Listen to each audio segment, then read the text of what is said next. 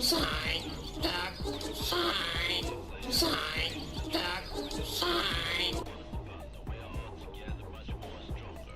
Sign, duck, sign, sign, duck, sign.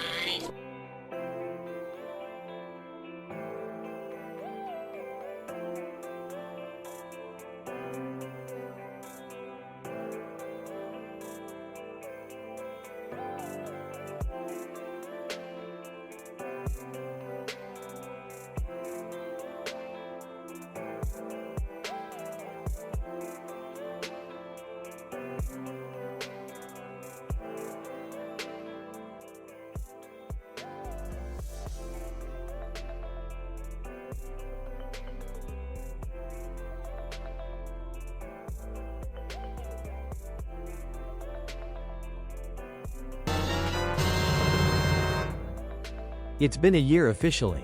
Love you, Kip.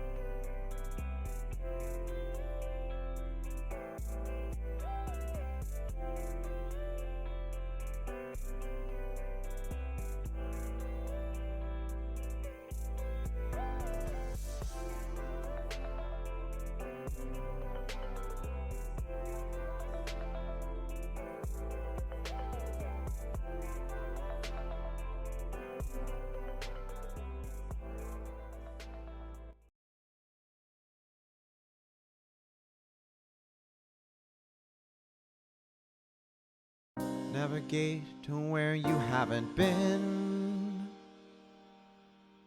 The operator's indisposed.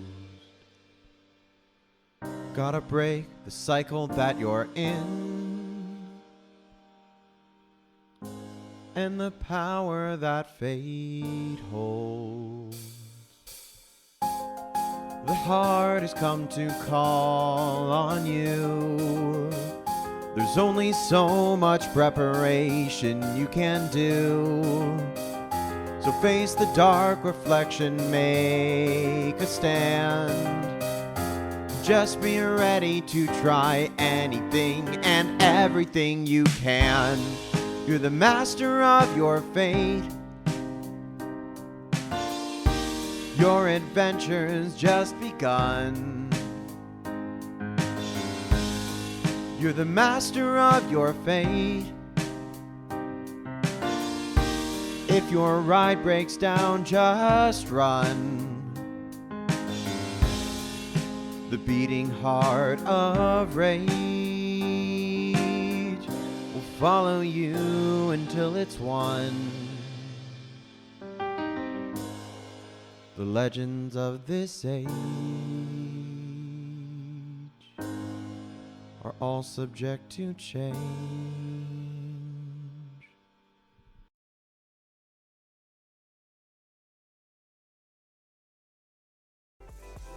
Chat, hello. Hello, chat. We've done it. If you had the chance, Ivory, would ya? Hello, everyone. Welcome back to another episode of Masters of Fate, our little sub-series here in the Change of Fate overarching series of Dungeons & Dragons that is interactive, made possible by you, our chat. How is everyone doing tonight? First off, first matter of business, Cayman, Ivory, thank you guys so much for the double raid. I don't know if you'd planned that or if it just happened to work out that way. Metaphor looks incredible. Insane that you said you fought a dragon. Didn't even know that was a thing.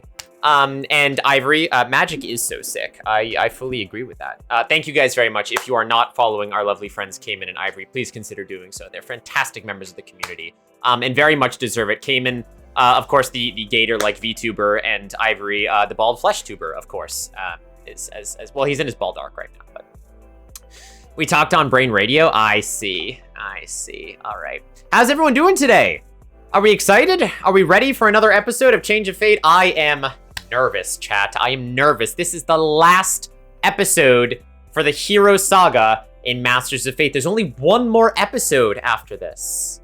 The Masters of Fate finale.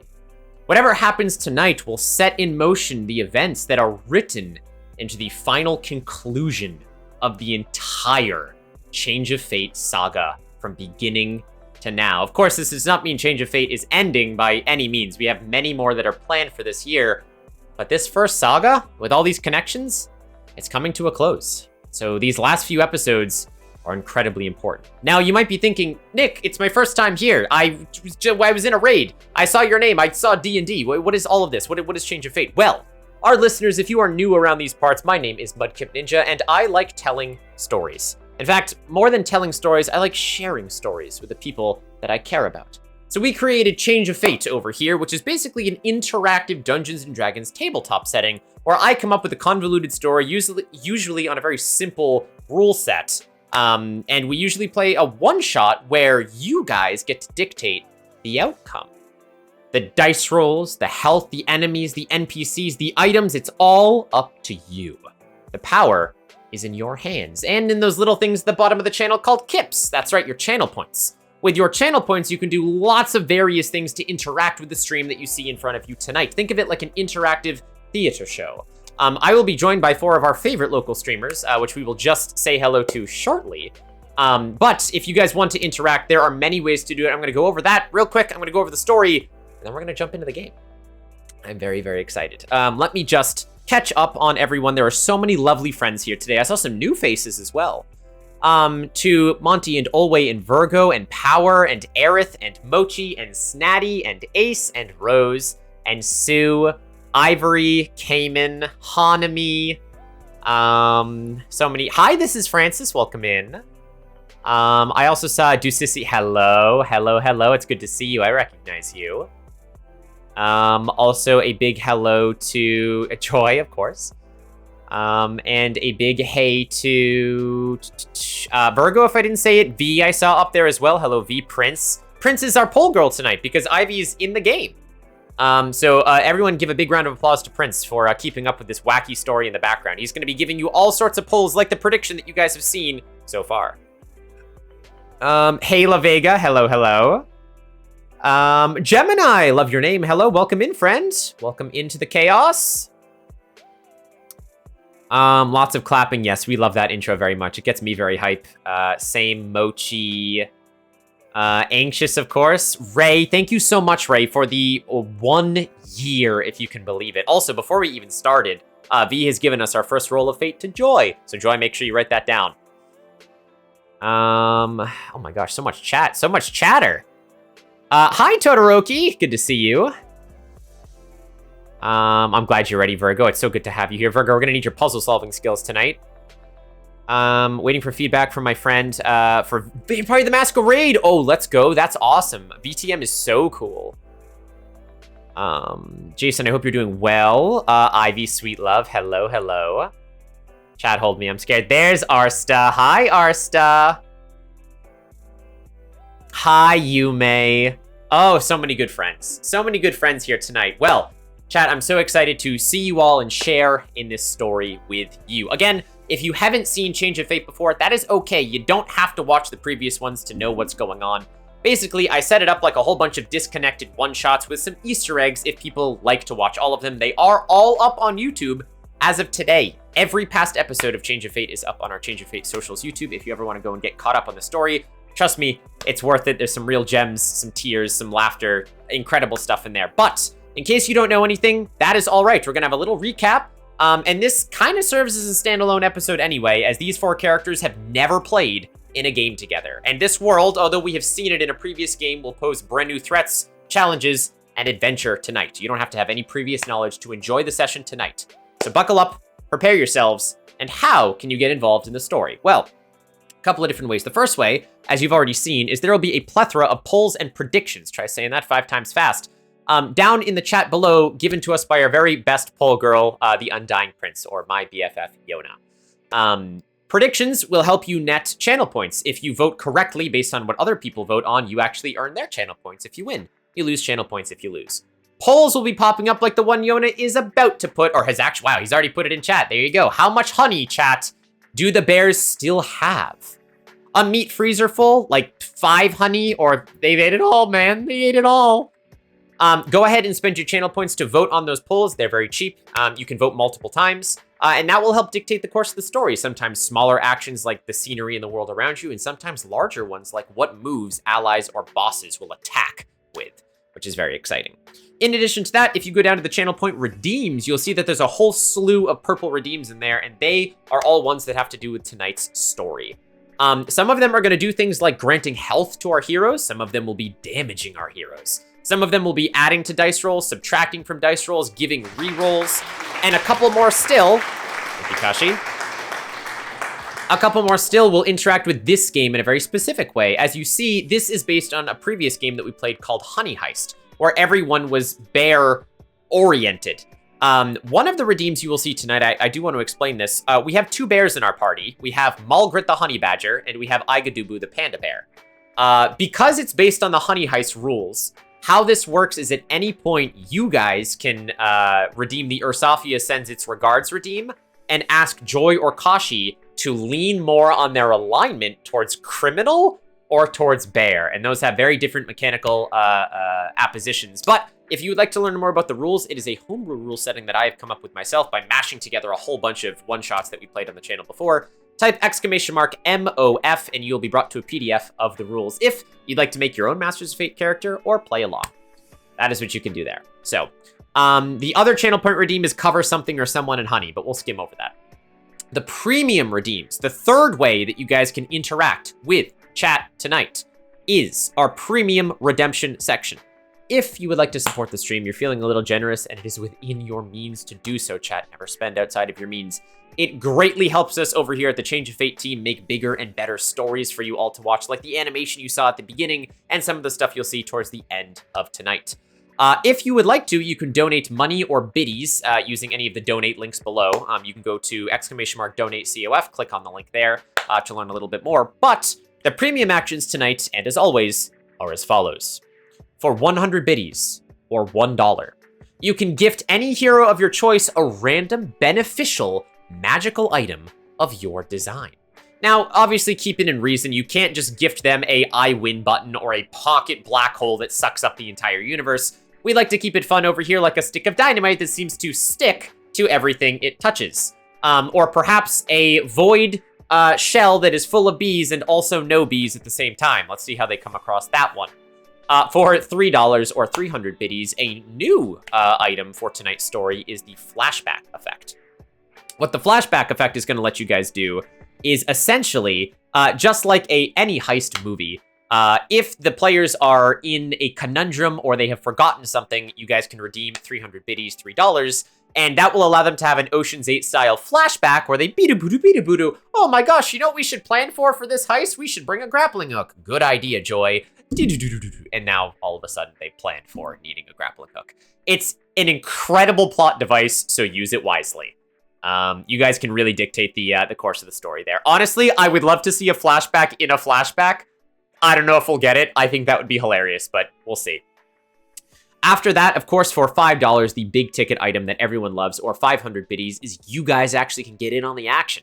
For 500 biddies, at any point, you can force any character to re-roll their dice. That could be beneficially or horribly, depending on how much chaos you want to cause. Either way, when you redeem that, you can type !roll, and your dice roll will be taken instead of theirs. So you could potentially save or ruin a major aspect of the game tonight for just 500 bits.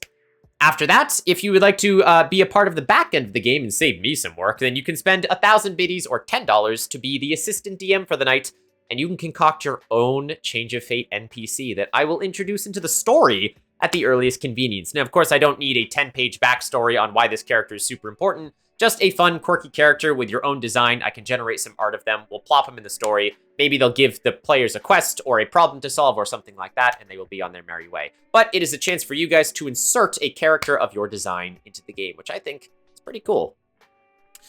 We also have, only for the Masters of Fate series, this is only for the last 4 episodes, is the Hero Designer. Tonight is the last night that anyone can redeem this. This is a one-time stream thing. Only one person can do it. Basically, if you spend 2,000 bits or $20, you get to design a special NPC known as an ally. These allies are more coherent with the story, and they are meant to exist with the party after tonight's story ends. And towards the end of the game, you'll actually be able to control them as a chat when you are deciding how they fight in the final encounter. So only one person per stream can do that. If anyone is feeling generous and wants to make their own OC or a funny cartoon spoof character in the game, you're welcome to do so. And finally, the last thing, as always, is borrowed time. If any of our lovely heroes should perish tonight in their grand escapades, and you guys would like to see them get to the end of the line for $50 or 5,000 biddies, you can revive them on borrowed time. Doing so revives them for the rest of tonight's story, giving them a proper emotional send-off when the night ends. But at least they will be able to give their absolute all before this adventure comes to a close. And with that, those are all of your interactables. Sometimes I will free ask you guys for a name of something. When I do that, I'm just going to shout it out, and all of you guys can shout a million things in chat. For example, right now, chat, I need the name of a popular porcupine that peddles his wares in the 99-acre wood. Go. Give me a name, chat. It could be anything. Just go ahead and shout it out in chat, and we will use it. Potentially. Reaches for wallet. How dare you, Mochi? Reaches for Mochi's wallet. So true. We got Rock, High Silver, Monty, Classic, Cynic, the Pokemon, perfect, Sanchez, love it, Binkies, the Porcupeddler, that's very clever, Sonic, guys, we've used Sonic, Porky C. Pine, I do actually quite like that, that's very good. Redeems for hounds or bees, or hounds with bees in their mouths, so when they bark they shoot bees as you came in, that's diabolical. Billy, Shad's the Edgeog, oh my god, I'm gonna go with, let's see. Let's go with, Porky Sea Pine, the Porcupeddler. That's what we're gonna go with there. Parsley. I do like parsley. Kevin B. Bacon. Nice. Incredible. Pippin. Ah, so close. So close. Porky Sea Pine, the Porcupeddler. Incredible chat. And that's how it works. Anything else I missed? Let me see. Polaris, save us, please. True. Bear family for life. Yes. We're going. We are going. I'm happy. Highly recommend the one where Tom Nuki shows up. No real reason. Of course. I love D&D, so when I saw this, I wanted to check it out. Awesome, Gemini. Well, I hope you enjoy it. Okay. All right, chat. I think that's everything. Hi, Dark. Welcome in. The family distractions are real. Okay. Look, chat. Tonight's story is going to be one of hatred and honey. As we return to the HoneyHeist world, we are going to bring 4 unlikely heroes together to thwart the reawakened Queen Bee herself, Beeyonce. Will our heroes be able to reclaim the keystone needed for Reginald's repertoire by the end of the night? We shall see. But I think first things first, chat, let's meet the cast, shall we? Let's get them in here. Let me just make sure you guys can hear them before I... Yep, there we go. We're going to pop over to our tabletop scene. I'm going to pop open the alchemy that I need. And make sure that I get in the game. Make sure the game audio is off for now. We will go tabletop and on deafen. Hello. Hello. Hi, team. Hello. How's it going? We're doing great. Amazing. We all totally went, go Pisco right before this. Totally. Yes, Yep. right before Totally. this. Totally Right before this. prepared. Up to this moment. Incredible. Yona, feel free to cash out that prediction on who is in what order, but we have Iga, Mulgrit, Dumpy, and Mumble, or the illustrious Kashi, Joy, Anxious, and Ivy, and we are going to go top to bottom here. But first of all, how is my lovely cast doing tonight? Are you excited for the final episode before the finale of Masters of Fate? Excited. Excited. Very nervous, very excited. Yes. Much Ready excited. to roll some dice and kick some ass and eat some bamboo. Yes, well, we So- love all of those In things. that order. In that order. Yes. We do. In that order. Actually, move bamboo to the front. It'd Yeah, be more actually, important. that's a very good call. I'm right there with you guys.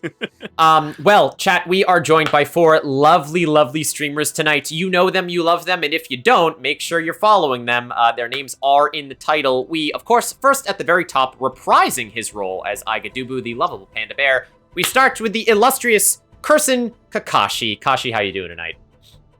I'm doing fan-freaking-tastic. I am so ready to go back to the 99-acre woods, Yes. sit back, relax, eat honey, and eat bamboo. But apparently there's Beeyonce who's back.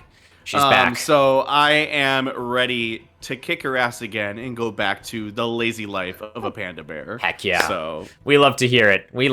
Also, welcome in, Mr. Nat1. I love your username. That's such a fantastic D&D I name. love that. Oh Let's my gosh. go. Whiskey cheers. Thank you. Joy, speaking of interactables, make sure that you know that V has given you a reroll already. Right. Chat, keep in Yes, mind, thank you, Oh. V. you can send rerolls, you can send health, you can send items. There goes my camera. That sucks. Oh no. No. You can do it all night. Don't worry, I'll be troubleshooting that for the rest of the night because my camera's just on the fritz. What are you gonna do? Ivy, quick, do a Mudkip impression. Sure. Hi, I'm Mudkip Ninja.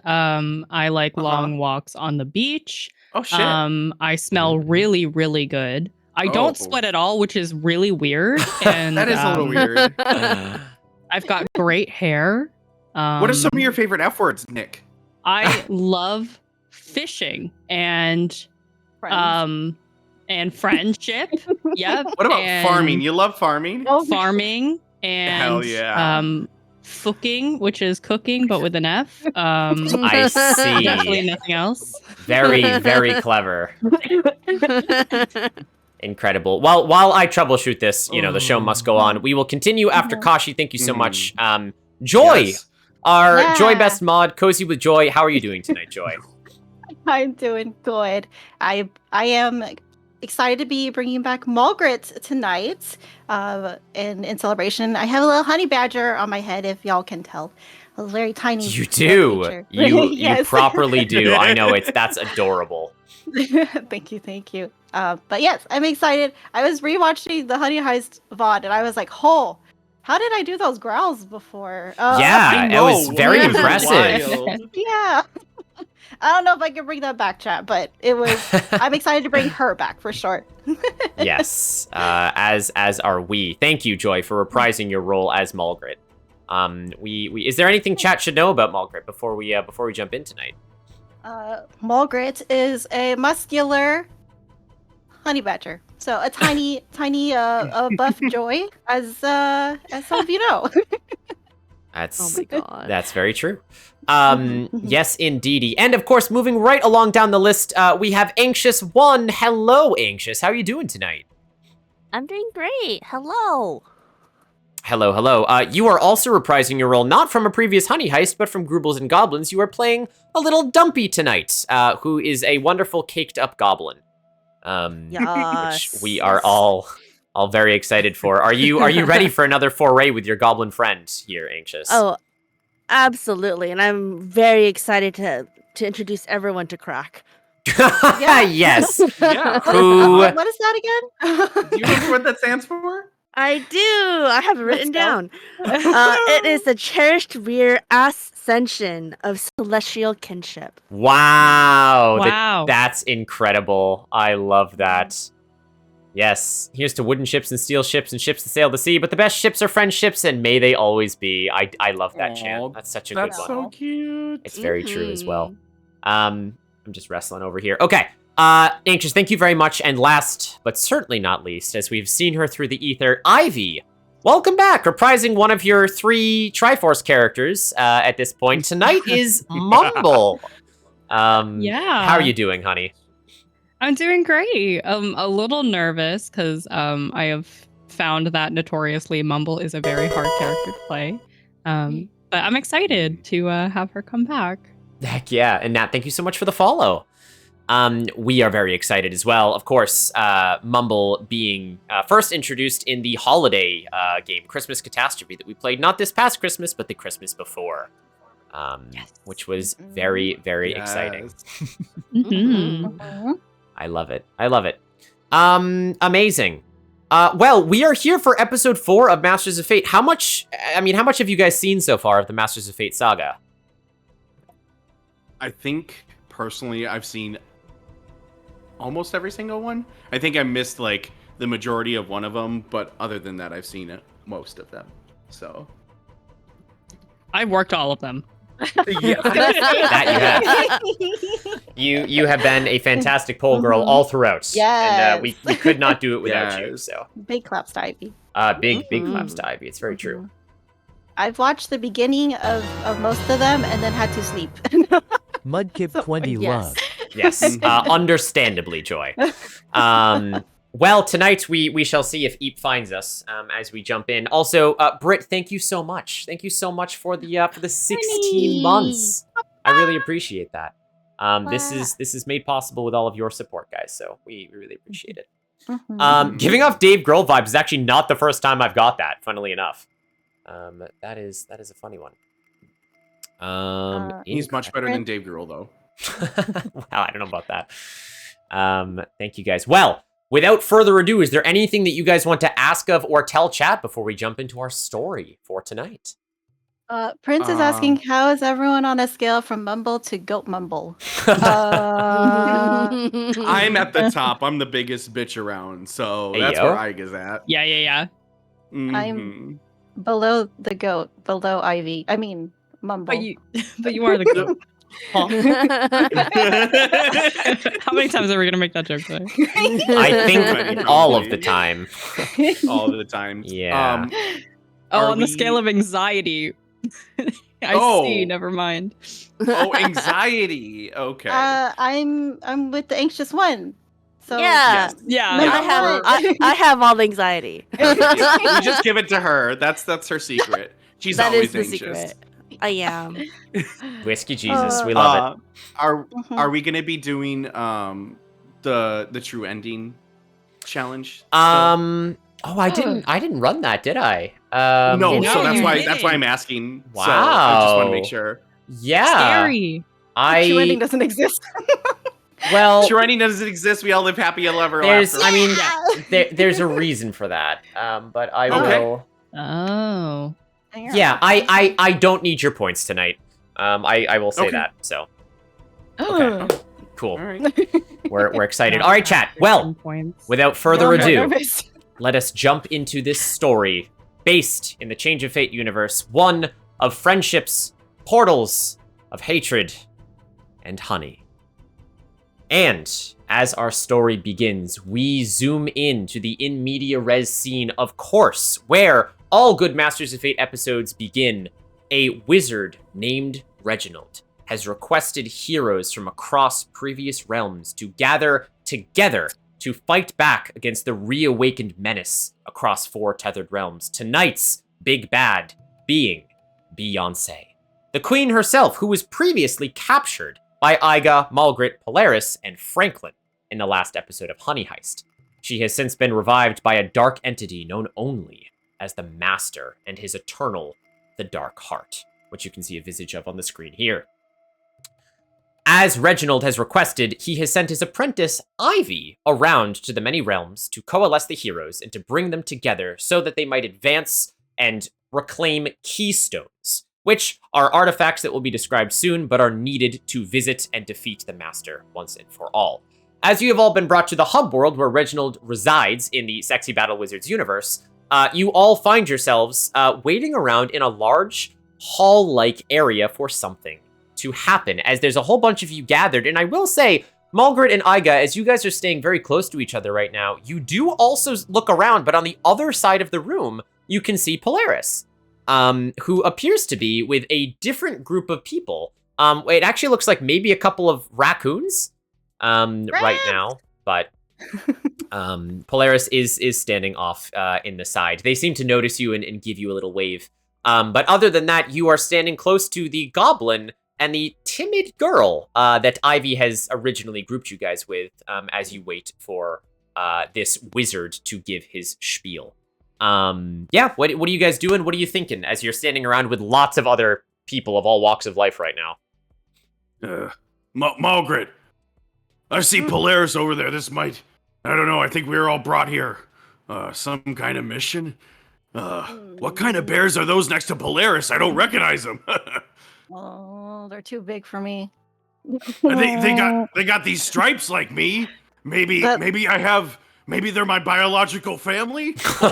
That'd be really cool. What do you But- mean I'm your family? I know, but you ever hear those stories on the news about those adopted kids always wanting to find their biological parents? Well, mine are kind of on the wall at a poacher's house, but I would love to find my brothers or sisters or cousins or even second cousins once removed. That'd be pretty cool. But Margaret, I do love you. Stick close to me, okay? Piper can be your second cousin, okay? Oh, true. I'm gonna like start climbing up on Iga on the shoulder. Like we need each other. That's all we need. I see. You're right. Malgrit, the small honey badger, climbs on top of Iga, the panda bear's shoulder, and we will see close-ups of these characters in just a second here. It's very true.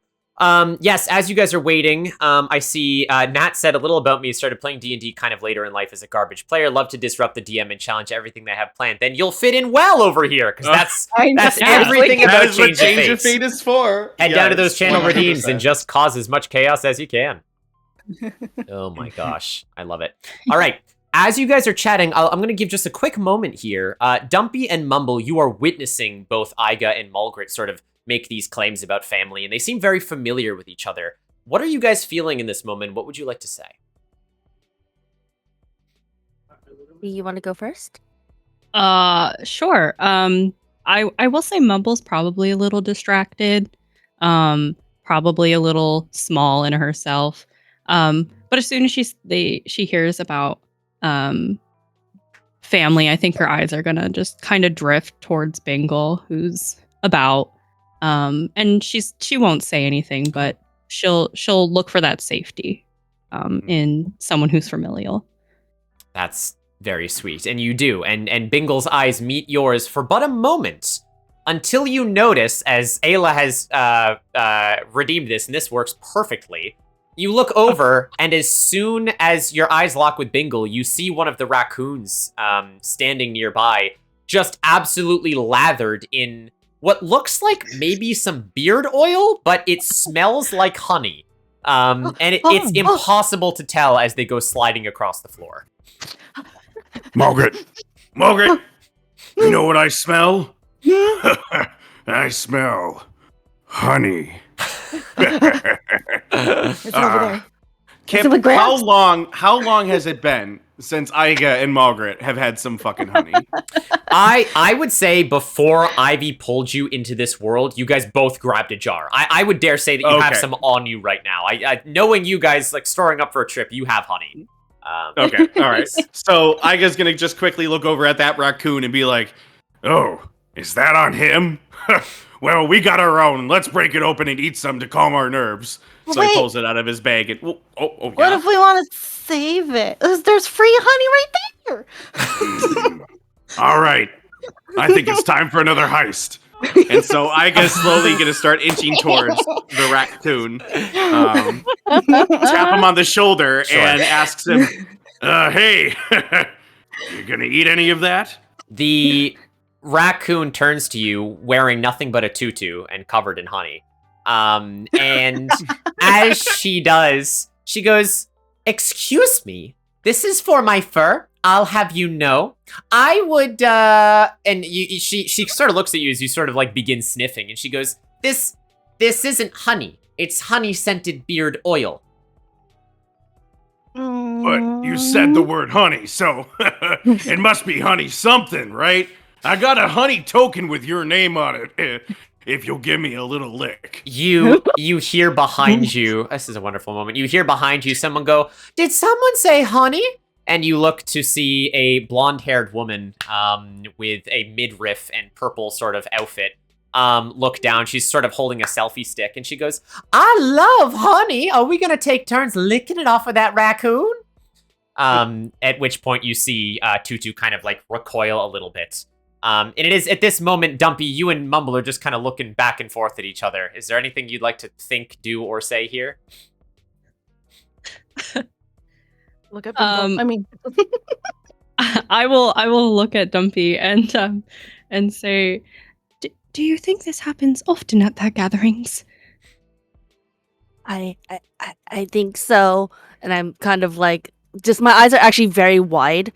Coming from Australia, the biggest rump in the room is actually Iga. Yeah. So I am questioning my faith at this moment, actually, actively. Now, see, the special thing about Iga is that when he sees any honey, when he smells any honey, his rump starts to bump a little bit. So it's moving a little back and forth and back and forth. And he looks at the raccoon and says, "I don't care if it's honey scented, honey, whatever.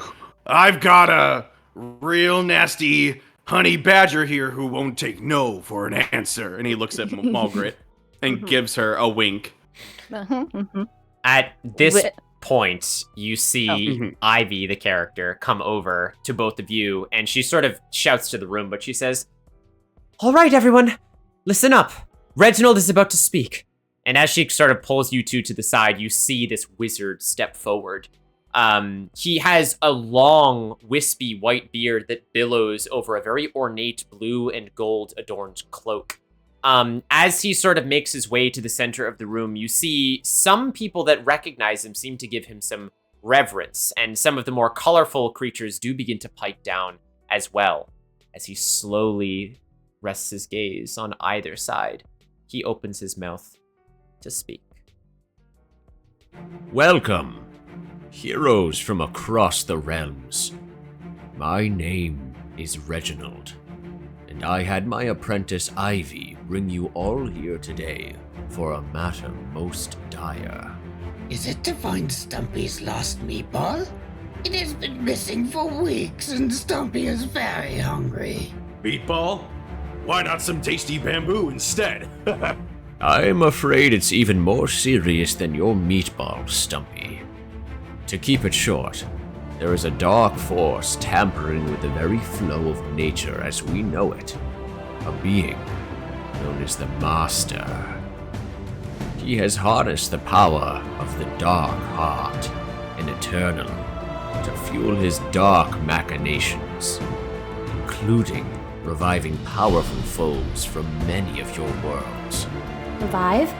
Isn't that supposed to be an impossible magic? I'm afraid it's not magic, Celia. It's something much older and much darker.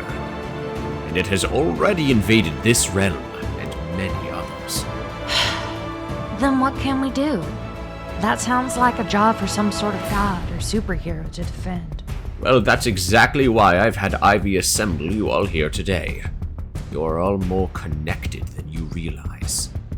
Your worlds have each played a part in this twisted story, meaning you all share a part in seeing it play out. Well, what can we do? We don't have any powers to combat something like that. Not even sure Nicomancer does. Separated? No, Golf. You are right. No one, not even I, can confront the Master to stop this convergence. But there is a way to reach him and save all of our worlds. But it requires the legacy of the Seven. Sir?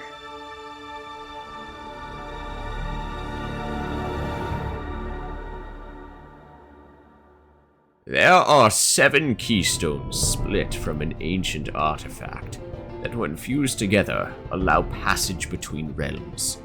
Primarily, the fractured plane, where the Master and his Eternal reside, gathering power. It is up to all of you to work together and reclaim these keystones from your returning foes, so we can reassemble the artifact and stop the Master before it's too late. What makes you think a bunch of scrappy, disjointed misfits could do any of that? Because you already have. You have each defeated these foes previously, and have shown incredible determination to save your worlds. I'm asking you to bond together, find strength in new allies, and once again, vanquish the darkness, no matter what form it takes, so that hope may return to us all. There are 4 tethered realms where these keystones lie. Some of you know these worlds and will guide the others. I have a keystone myself here at the Academy. The final 2, Ivy will help me retrieve. Me, sir? But I don't. This seems like a crazy endeavor, young man. And what if we fail? You won't. Of this, I am certain. For the only thing that should rest eternal is the power to decide our own destinies, and that includes our endings. This is not how your story ends. Oh, now, Ivy will open gateways to your realms. Face your greatest challenges, seek aid in new allies, and when you're ready, change the fate of our worlds. And just like that, we are back. Man, every time. Every time. Goosebumps. I love He it. said the thing. He said the thing. Roll the credits. Roll the credit. We're done. We're done. Fastest change rate ever, you guys. We end with licking a honeyed raccoon. That's correct. Mhm. You all take a moment as you are a bit shell-shocked from hearing Reginald say this. I mean, many of you piped up during that yourselves. And as the words fall over your ears, you take a minute to sort of let sink in what Reginald was saying about your realms, about the Master, about the Keystones, and the fate and weight of everything that was just said feels a bit heavy. But I will say, especially for Mumble, you start to put some pieces together as your eyes fall on Ivy, who you've been curious about since she has pulled you into this realm. You watch as Reginald kind of nods and steps down a little bit. As Ivy walks up to him, you see her whisper something, he whispers something back, as many of the groups that have been pulled here all sort of begin to walk around and sort of formulate. You guys watch as Ivy actually goes to the raccoons, and as she snaps her fingers, a huge rift opens in front of her. And she does the same thing for a group of skeletons. And as the four of you begin to talk amongst yourselves and wait, Ivy eventually makes her way back over to the four of you. And she says, right, well, just one more then. Are you guys ready? Any questions from Reginald's grand speech? He so does love his speeches. I'm sorry. Are you about to snap us away somewhere? Excuse me? Well, Mulgret, for you and Iga, was it? It will be just back home. Although this time you will be on a Bear's Grand Tour with Dumpy and Mumble. I don't understand. This heart. Why is it doing this? You see Ivy's eyes kind of fall for a minute, and she begins to say something, but she catches herself as she sort of brushes her hair away from her long ears and antlers, and she says, truthfully, Iga, I'm not 100% certain, but all I know and all Reginald has said is we need to stop it, and that, fortunately, falls to the four of you. We all have our part to play, but if there's anything I can do to help any of you. And as she says this, her eyes slowly bounce from the panda bear to the honey badger to the caked up goblin, and they fall on Mumble, the redhead with the ram horns. And her eyes linger on Mumble for a second before she shifts them uncomfortably away. If there's anything I can do, let me know.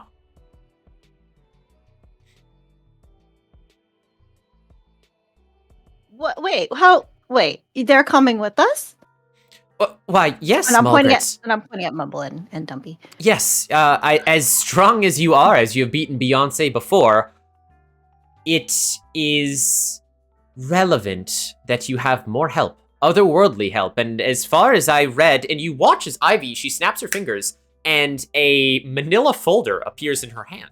And as she looks, she starts flipping through papers, and you guys can see various symbols and writing on it as she's flipping through it. Iga, you catch a couple of things. One of it on there says Alexandra, then it says Anki, then it says Franklin, and then you see Dumpy on a name file, and you watch as Ivy pulls it out, and she says, right, as far as I know, Dumpy, correct me if I'm wrong, besides being rather, you see her blush a little bit, well endowed, you also have some sort of connection with the divine, is that correct?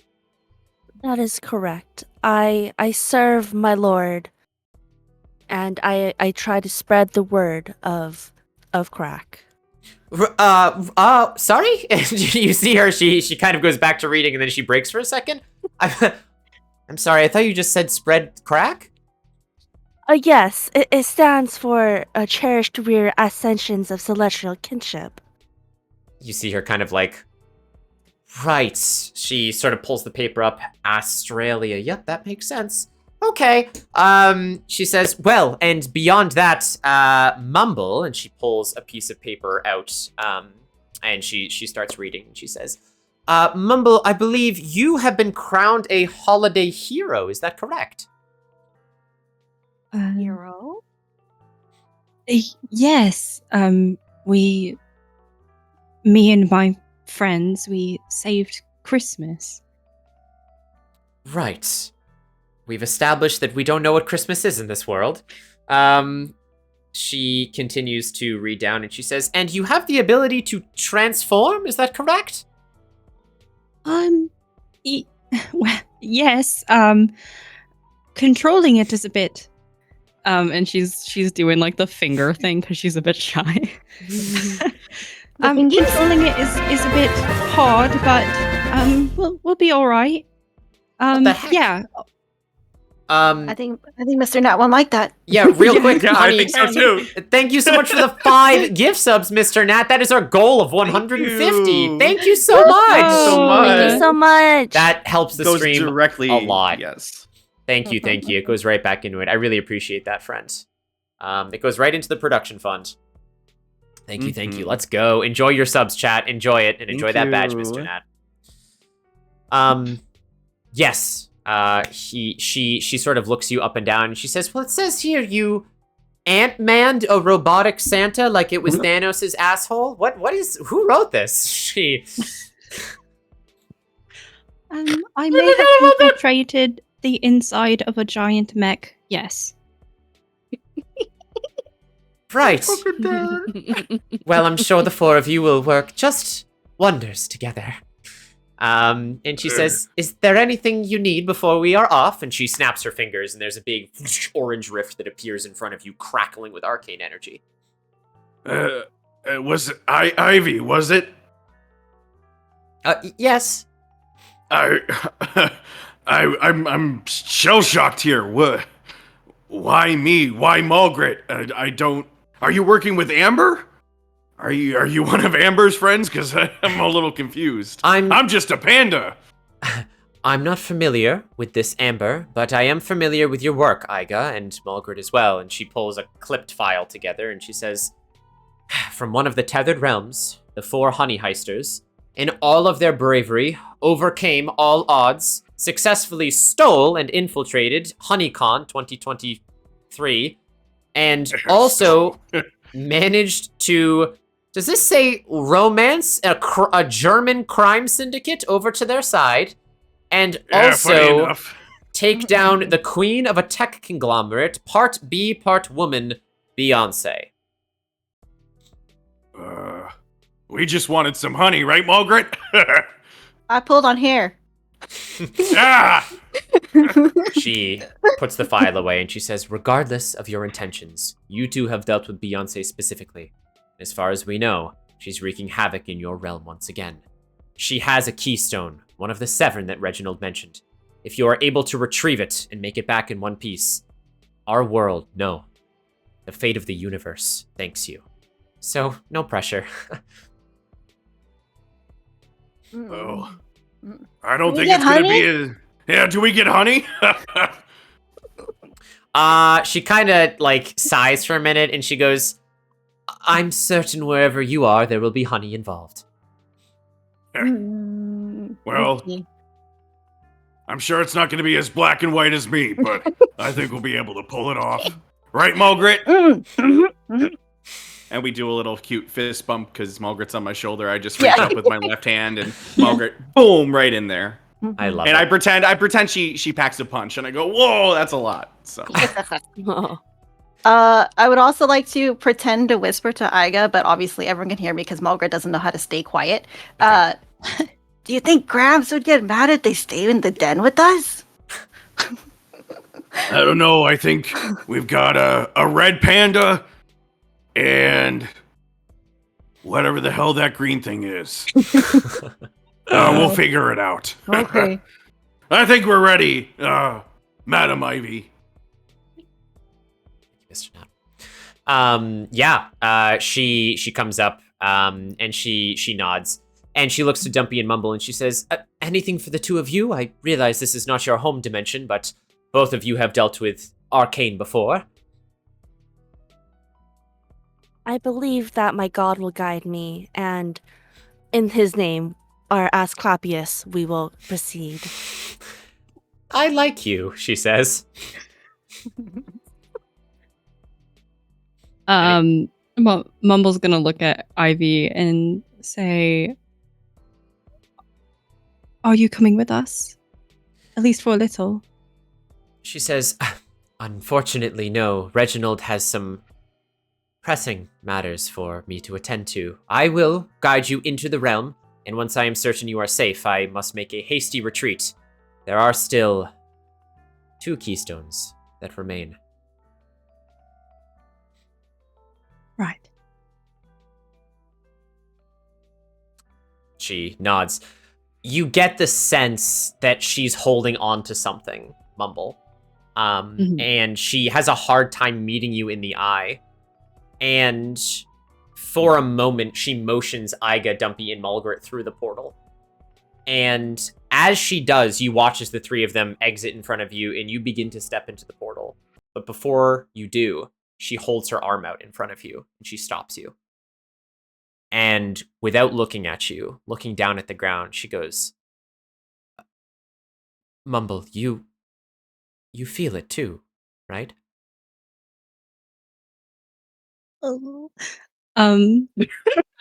Mumble's gonna look at the ground for a moment, and she's going to try to meet Ivy's eyes, even though she's looking away. And when she realizes that she doesn't, Mumble's just going to quickly just collide into her and hug her really tightly. There's And there's a moment while you do when Ivy kind of throws her arms up, not in defense, but in a bit of surprise, but reflexively holds Mumble around the shoulders. Ivy is ever so slightly taller than Mumble. And a raid. What a time. Oh my I'm about to cry. gosh. Welcome, Raiders. Welcome in, Raiders. Hello, Black Cat and friends. It's so good to see you. Friends, if you don't know what we're doing, you've joined us for one of our Change of Fate sessions, which is our interactive Dungeons and Dragons show that we put on with a whole bunch of local streamers. It's an incredible fun time. Black Cat, thank you so much for the raid. Make sure you guys are following Black Cat, a fantastic streamer friend of ours. Plays a whole bunch of games and is very, very good at all of the ones he plays. High energy, that one. And twerking to boot. If you guys do want to stick around and enjoy some interactive D&D, you can head down to the channel points below or type !donate COF to create your own NPCs, force rerolls of the characters, or even change the very fabric of the ending of the game. But if you got a raid run, please take care of that ASS and worship crack, as Dumpy would say. And please take care of yourselves there. Thank you guys very much. So many friends. So many good friends. Hello, friends. Hello, Killer. Hello, Black Cat. Hello, Winter. Lovely name. Hello, Carrie. Hello, Gamer. Hello, CD Rays. Hello, Joe. Wow, so many good friends. I hope stream was awesome, Black Cat. I hope it was amazing. Please consider following the man, the myth, the legend. My name is Mudkip Ninja. I'm joined by Kirsten Kakashi, Cozy with Joy, Anxious One, and my lovely partner, Ivy and Ixie. We're going to be playing some interactive D&D over here with a high production value, some very emotional moments, and if you want to support the stream, you can find out how with !donate COF. Without further ado, Ivy, you watch as, or Mumble watches as Ivy sort of, throws her arms around you. And as she does this, it's interesting, Mumble, because you feel very comfortable despite not knowing Ivy. But it almost feels like you are giving yourself the hug you've always needed. Yeah. Mumble's just going to pull back a bit and look down, also not being able to meet her eyes, and just nod really quickly to answer Ivy's question. And then she'll say, "We'll be back soon. I'll see you on the other side when I get back." She waits for a moment, and she says, I hope that is the case. I don't really understand, but this feels like both a hello and a farewell. And with that, she sort of pats you on the head, and she says, I'm sure Reginald will have answers, Mumble, but for now, we should focus on the Keystones. Right. Hey. And Mumble, huh? She holds your hand in hers, and she says, no matter what, just be yourself, okay? That's what I keep dreaming about anyway. And she smiles. Mumble's gonna nod really quickly, and say, whoever that is, I'll try my best. And you walk through the portal. As you guys come out the other side, we return to the forest. Welcome back, team, to the 99-acre wood. Wow! It's like we never left. We never left. Iga, you and Mulgrit exit the portal, followed shortly by Dumpy, and then a few moments later by Mumble. You step out into a world that you know quite familiarly. Perfect. Yes. 100%. As you emerge from the oh yeah, go ahead, Kashi. No, I'm not gonna cry because this is a song from my childhood. It's fine. Keep going. It's the song. Snow, I did see your radiance. Everyone is at full health right now, but modify destiny. Yeah, I'll give it to Kashi. Kashi can have a +1 on his next roll. Sure thing. Oh, thank you. I appreciate it. Remember that, Kashi. I will. I'm gonna write it down. We had another reroll. Kashi, you have a roll of fate from Tiger earlier. I don't know if you saw that. Yes, I got that marked down. Perfect. Yep, thank you.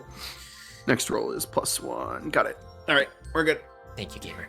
As you emerge from the portal, a gust of fresh air hits you. As your eyes adjust, you can sense sunlight shining from high above, poking through the canopy to create a dappled pattern on the forest floor you have emerged into.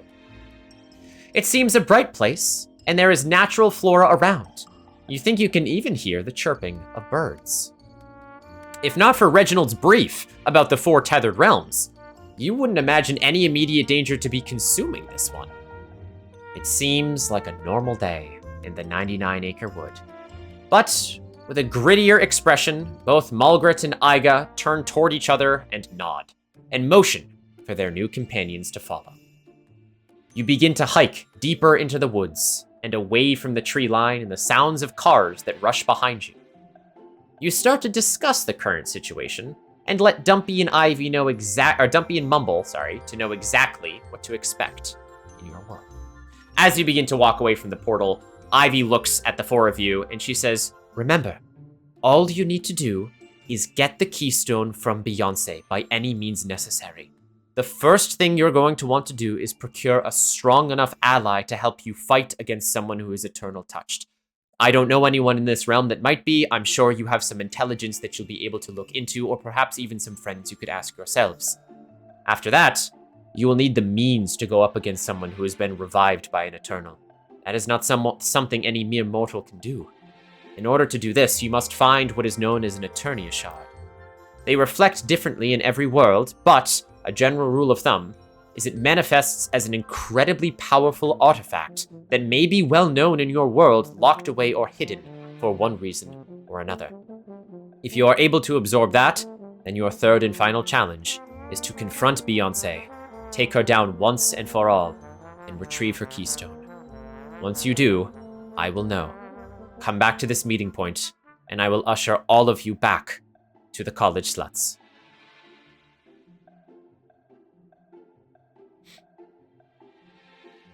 Well, that sounds simple. That's a lot.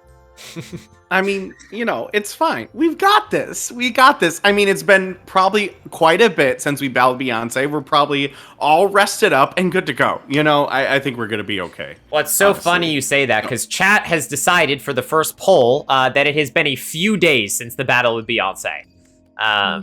So that's crazy. A lot has happened in 7 days. Chat, please. Chat, come on. We just wanted some honey, man. Yes, thank you, Mochi, for that. Okay. It has been approximately 7 days since you guys first thwarted Beeyonce, and in that time, she has been revived and had enough time to create a regime of her own. And we will see how that plays out. Thank you, chat, for voting. Also, chat voted earlier. Oh, we'll get into that. Okay, that's good to know. Okay. Incredible. Ivy looks to all of you, and she says, "Is there anything else I can do for you? I really must be getting back." I think Morgan and I are good. How do you bring them back? Or when do you bring them back? To their Around worlds? a timeline? Just as soon as you are able, Mulgrit. Every moment that we waste is another moment the Master gets closer to enacting whatever he's trying to do with that heart. All worlds are in peril. Wait. All worlds? Yes. There's more than one? You were just... Mulgrit, you were just in another... Remember the portal I just took you through? That was a different world, Mulgrit. That wasn't what the humans call a building in a hallway? No, that was that was a different dimension. I'm beginning to think bears may not grasp transdimensional travel, which might take... I can grasp bamboo. That's very good, Iga. I have a 6 bony finger. Panda bears have 6 fingers, if you didn't know, specifically for holding bamboo. I didn't know that. That's incredulous. Amber had a walkie-talkie. Do you have one? Do we call you on that? No, there's no What if we need help? Well, from whom might you can find help? You have Dumpy and Mumble. No, I don't use walkie-talkies. I use magic to... You know what? Sorry, I'm breaking up. The portal is closing. I have to... We gotta... Roger, Ivy? Yep, sorry. And you watch as Ivy backpedals through the portal, and the portal snaps shut behind her. Margaret, I don't think the connection was good. Where's your box? Wait, do you have a box? Did she give you one? And I look over to Mumble. I don't have a box, and she's just looking at Margaret, but her hand is towards the portal waving. So, what are your names again? Yeah, let's go through and introduce all of you, who you are, what you bring to the table. Also, Snow, thank you so much for the 200 biddies. That gives you 2 items of your choice to any character. So feel free to come up with those, my friend. I really appreciate that. Chat, keep in mind, you can interact with the story and cause as much chaos as you want with channel points or with biddies. Yes, as Iga asked this question, Iga, why don't you be the first? Why don't you introduce yourself? Why don't you sort of remind the party and chat who you are? All right, well, the name is Iga Mother Heckin' Dubu. I'm a panda bear, and I know one thing. Well, I guess 2. Honey and bamboo. Margaret here is my family, my sister, my #1 right-hand man. I was brought into the Polaris family when I was young. My parents died in a poaching accident, and I really want to talk about it. But ever since I joined the Ursa Mafia, I've been at home. I've been a heister and a thiever my entire life. So, if someone gets in the way of my honey, oh boy, they be damned if they do it again. I love it. Yes, an affinity for bamboo. And what role did you play in the honey heisting team? I was the thief of the group, You stealing things left and right, and my special trait is I can eat anything shaped like bamboo, even if it hurts. That's true. That is correct. It's a blessing and a curse there, Iga. Yeah. I mean, I did have to eat PVC pipe in HoneyHeist, so call back to that. I did that. That was yeah, wild. you did, actually. That's true. I forgot about that. As Iga says this and motions out, Margaret, you kind of take the hint. Would you like to introduce yourself next? Mm-hmm. I'm still perched on Iga's shoulder, Correct. by the way. Yes. Hi, Gramps! As Iga mentioned, Iga came in and was adopted into the Polaris family. Polaris is my uncle, but I call him Gramps because he's old and talks way too many old stories about before. And I'm the new honcho here in Ursofia. Although I think we called it Ursofia von Berenstein when we merged with Reginald's family. That's true. But I'm Margaret, or Grit, whichever. I am a honey badger. I might be small. I'm clenching my teeth at that, but I have no small power in me. I am full of muscle. I can carry Iga if I wanted to, and Iga shaking his head. And I pack a good punch. I pulled the hair of Beeyonce's, and I messed her up so badly, all by myself. And it's not true. And all by myself. And family is everything to me. And Iga is my best friend in the whole honeyed world. Oh. I love that. That's so sweet. Oh, I love you, Joy. You watch as Mulgret says this proudly as she sort of bangs her chest with her fists, still sitting on Aiga's shoulder. And yeah, that's Mulgret. Dumpy, would you care to respond?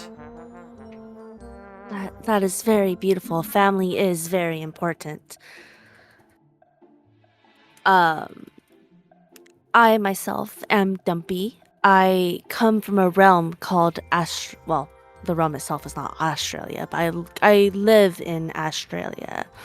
I am the cleric of my group. As I have profusely said, I am the believer of Crack, cherished rare accessions of celestial kinship. You guys will know the acronym very, very soon. I follow my lord. I will not use his name in vain until I have to pray, but I am a firm believer of the rump, and I am trying my best to save the world, as well as to help everyone get ascended through my tomfoolery. We love a good ascension. It's very true, Dumpy. And sorry, pray tell, what is your ass size? My ass size, I think it's supposed to be 5. 5, correct. If I recall. Yes.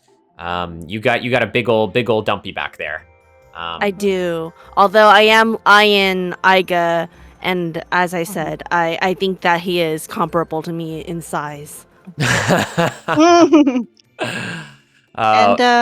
And for chat's knowledge, did we say that Dumpy is bigger than Mulgret? Yes, Dumpy is bigger than Mulgret. Yep. Yes. Incredible. Yes, you watch your goblin companion say these things about herself and sort of introduce her. Mumble?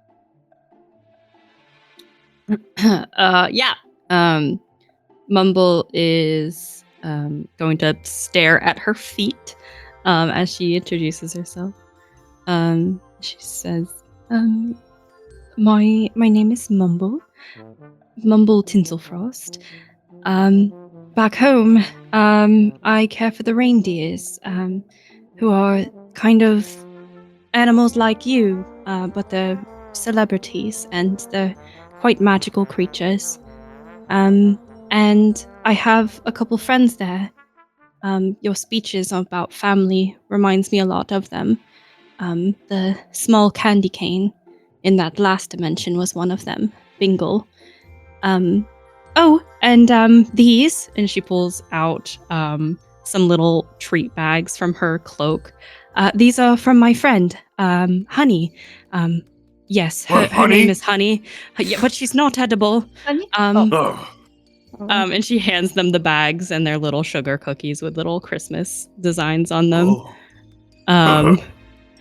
As you can see from my horns, I'm Getlin, so I'm able to transform into a creature known as a goat. Do you have those here? Wait, a goat?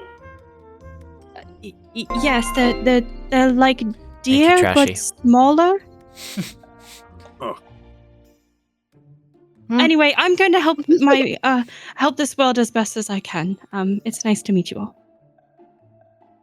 She says rather timidly. By the way, goats do definitely exist in this world. Wait, so you're not a red panda? No, I'm not. But I would love to meet one. Oh, me too. Well, it's nice to meet you, Dumpy and Mumble. Mumble. You said you got a family back home, Mumble? Yes. Bingle was one of them. The small red and white striped thing. Oh, striped like me? That's great. Yes. Well, Mumble, I want you to know one thing. Beeyonce threatened my family once, and now she's apparently doing it again. And I think, in turn, that means she's threatening your family. But I won't let her hurt Mumble them. nods and says, I won't let them hurt your family either. Dumpy Well- raises her hand really quick and is like, I have a question. I keep hearing the name Beeyonce. Who is that? Margaret, I still have a little PTSD. Do you want to describe who Beyoncé is? And then I'm gonna like jump to Dumpy. Okay, sure. Up to Dumpy and like kind of like stand up on my hind legs. Yep. Beyoncé is a so-called queen of the beehive. We were told you weren't supposed to mess with her, but we did. She came just some days ago. I don't know how to count. Go count on Iga's fingers. I don't know. Well, but it that was at many least days. 7, I think. Oh, That's okay. one hand plus one digit, so Oh, I think that makes 7. She tried to take all of our honey, the honey that was rightfully ours. But we messed with her. Totally not with Amber's help or the actual Queen Mecca. Oh, that's right. Yeah, you guys did call on the Queen unit. And she said that the artifact, the thing that we used to suck up all that delicious honey, was hers. She said that we stole from her, but we worked hard to steal that honey and that artifact. I don't know what the hell she was talking about. She brought all these bees, and we fought with Reginald, and I fought hand in hand, bamboo spear and bamboo spear, and we sucked her right up. But I noticed the other day, the bees stopped buzzing in that artifact, and she's not in there anymore. Being told all this, Dumpy is nodding, but you can kind of see that her eyes glazed over a little bit. That she's a little, she's a little confused, but she's trying. Sure. She's like slowly nodding. And then she'll raise her hand again. It's like, okay. So I think that person just now, Ivy, was it? I think she said we had to find someone. Do you know where we go? How do we find someone? This place is so different than Australia. There's so much grass and trees actually, but where do we go?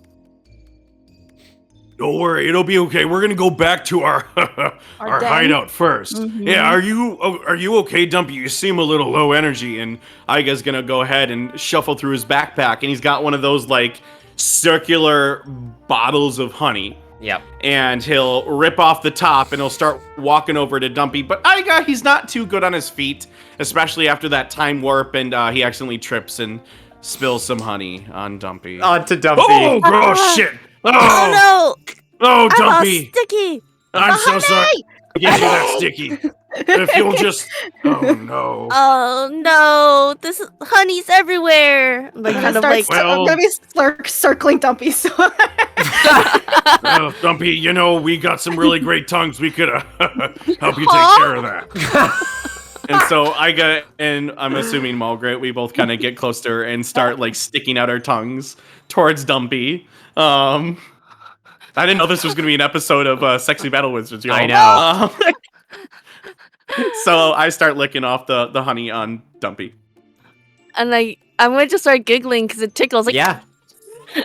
It's so funny. Thank you, Kashi. It's because I saw Snow redeem that, and I was going to say exactly what you said.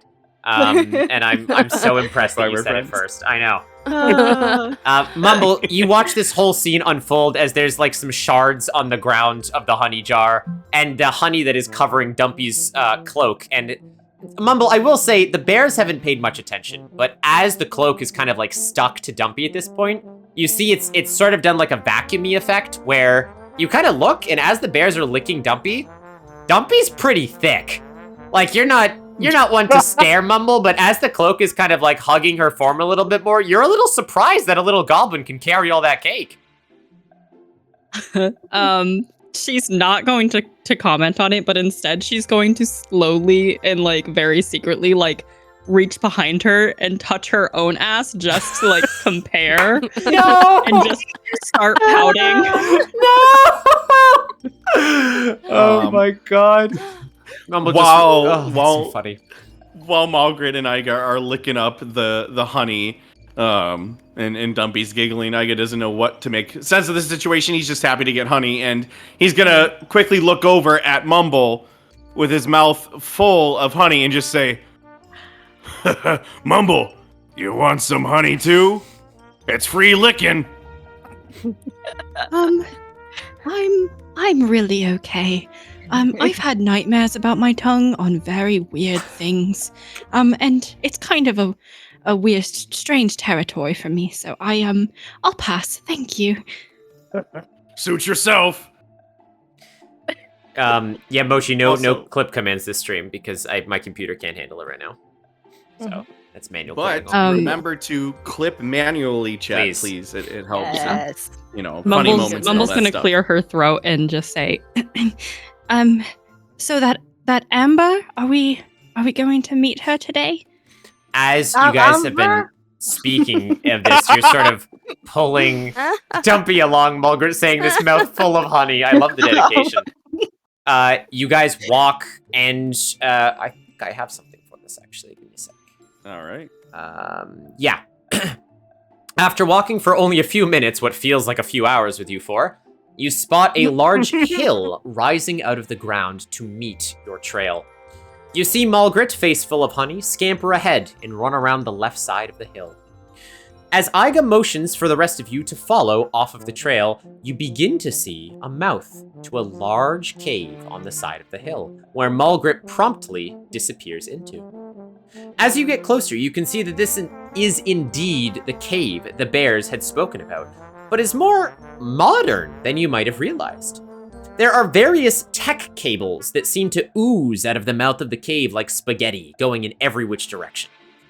The scent of bourbon and honey wafts out and tickles all of your nostrils, giving it an almost tavern-like aroma.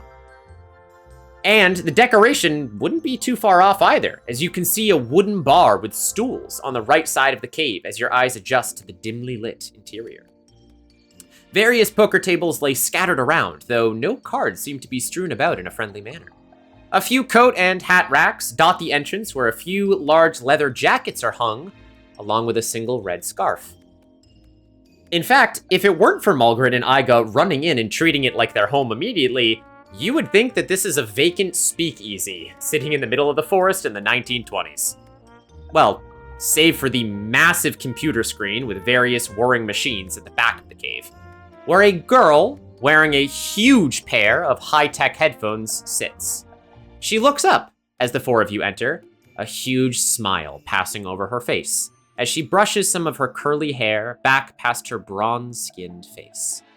Welcome to Ursafia HQ. Okay. All right. Cool. Home sweet home. It's good to be back after. How long were we there? An hour? I don't know. Trent, my man, can you hit me with bamboo-covered honey, please? It's been a long day, and we have a lot of work to do. You watch as across the bar, a hand slides, already made, Iga, of a cup of honey with a stalk of bamboo sticking out of it. Bartholomew? It's good to be back, friend. I made such a good decision to join a business with you. Our bamboo and honey business right here out of our own base. How you doing, friend? Would you like to explain who this is, Kashi? Yeah, sure. So early on in HoneyHeist, we were supposed to find blueprints for the place that HoneyCon 2023 was being held. Yes. And we got distracted by a little like lemonade style stand that had honey and bamboo. And at the beginning of HoneyHeist, we were so out of honey that we were desperate. And it turned out to be this snake on the side of the road selling his honey-covered bamboo on the side of the road. And towards the end of HoneyHeist, he set up in the 99-acre woods. And after Iga became friends with him, which is crazy because Iga hates vegans, and Trent's a vegan, but it's okay. Trent is a vegan. Yeah. Well, but Iga accepts Trent for who he is. We gotta call him by Bartholomew, right? Isn't that his? Yes, we do. But his nickname was Trent. His nickname was Trent. There was a whole thing about it, Chad. So I guess I shouldn't say hand. I meant tail when he was slithering. Yes, you're fine. But he sort of looks up at you and he says, "No problem, boss. Welcome. Who's the fresh meat?" Just kidding. A vegan pun for you. I don't get it. This here is Dumpy, and the other friend is Mumble. Mumble, Dumpy, you see a very dapper-looking snake serving some drinks behind the bar right now. Lovely. Nice to meet you. And I kind of walk over towards the I guess where he's serving. I'm assuming there's like bar stools there or something. Yeah, there are. Yeah, so I'll take a seat. I have a little staff. I'm gonna place my staff next to the bar. Sure. What do you guys serve here? Yeah, Mulgrit pipes up and says honey, and Bartholomew kind of nods. Pretty much anything with honey in it.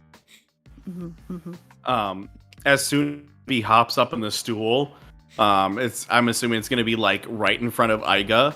And as soon as Dumpy puts her rump down, Iga is gonna just glance down for a second and just jaw drop and say, Dumpy, how much honey have you been eating? I love honey. How did you know that's part of my diet? Your ass is huge. Oh, thank you. Thank you so much for saying that. I've worked very hard for it. V, you sure know how to move then, huh? I love you, V. That is not how it works. It can either be Mulgrit or Iga. It cannot be Dumpy, as funny as that is. I just turned criminal? Yeah, you just become a criminal. It is now. I'm sorry. That's so funny. Dumpy, as this is said, Bartholomew kind of looks at you for a minute and says, "Wait, did you say your name was Dumpy?" Yes, that is me. I am Dumpy. Oh, this just came for you. And you watch as Bartholomew reaches behind the bar with his tail and promptly slithers a parcel in front of you. And it just, in scrawled children's handwriting, says, "To Dumpy." Oh. I wasn't expecting anything. Neither were we. We don't have a P.O. box. Oh. I would like to open it. Yeah, you do. Weirdly, Dumpy, inside is the first thing you notice is there is a small stone statue, like a little statuette that you could hold in your hand, almost like a good luck charm, that is shaped very much like an axolotl. It is made entirely of some gray stone. There doesn't seem to be anything else interesting about it. And next to that, there is what looks like a cupcake with a fuse attached to it. Oh. Huh? This is some very odd tidings. Do you think it's a message? I show my friends. Is this a custom here in the woods? Who would know that you are coming? I'm not sure. Maybe Reginald sends his regards, or Ivy? Reginald sends his regards. Reginald von Berenstein? Huh? Thank you, sir. Well, it looks like there's a fuse coming out of that cupcake. Maybe it'll be useful later. I think you're Maybe, right. why don't you pack that away? Amber, do you know anything about this? You shout across to the curly-haired girl who is sitting at the computer. If you guys would like to open tactical mode, you can see what she looks like. Yes, please, my wife. I mean, Amber, the brains of the operation. There she is, chat. There she is, chat. Thank you, Snow. Is it Rare's birthday today? Did it turn Rare? Hello? Happy birthday, Rare! Happy birthday, Rare! Happy Oh my birthday! gosh! Oh, can we get some happy birthdays in chat to the best Rare Happy son on birth- Twitch, please? Happy Oh, birth- big happy birthday to you, Rare. Thank you so much. One of our Happy biggest birth. supporters. Yes, Mhm. seriously. That's awesome, Rare. Big Yes. happy birthday to Happy you. birth. I hope you had a good day, friend. We love you very much. You see Amber here, as she looks up from whatever she's doing on the screen in front of her. It looks like she's playing a game that she quickly hides, as she turns to the rest of you, and she says, "Hey, Iga, Margaret, welcome back, guys, and whoa, who's your green friend, and why is she so thick? Oh, and hello there. Oh, I love your horn," she says with a cheery smile. I'm gonna. Everyone. Oh, go ahead, Margaret. Well, you can say whatever you were gonna say. I don't know. I had a weird urge to just pull on Mumble and bring her toward Amber. Like, come over here. Why don't we do this at the same time then? Yeah, yeah. I'll just say, Hi, everyone. This is the beautiful Amber. Oh, Iga, you're too sweet. I think you'll like her, Mumble. I will stumble my way, which is my name in an alternate universe, towards Amber, and just give a quick hello. I like your earmuffs. Oh, these things? No, they're just some tech that I whipped up recently. Here, you want to try? She takes them off her head and she holds them to you. She takes them and she tries to put them over her horns, but they don't fit. How do these work? Let me just. Right. And she kind of like brushes your hair a little bit as she holds it around the backside of your head. She can't really get it on, but you can hear some kind of music that's going on in the background there. It sounds like maybe some sort of girl band group, something KDA related. It's hard to tell. But she, well, never mind. And she takes them and puts them back on her head, or sort of around her neck. Mumble just stops in her tracks and she says, "Is this K-pop? I love K-pop." Her eyes kind of widen and she goes, "What? You know K-pop?" Yeah, the kids love it. My friend Jollibee has been making so many K-pop related toys for this Christmas. Oh my gosh, I do. Who's your triple B bias?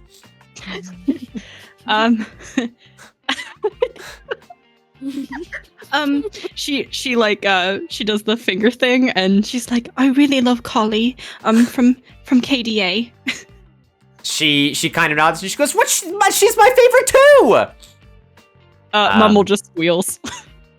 And she right. Sorry, getting ahead of ourselves here. Anyway, No.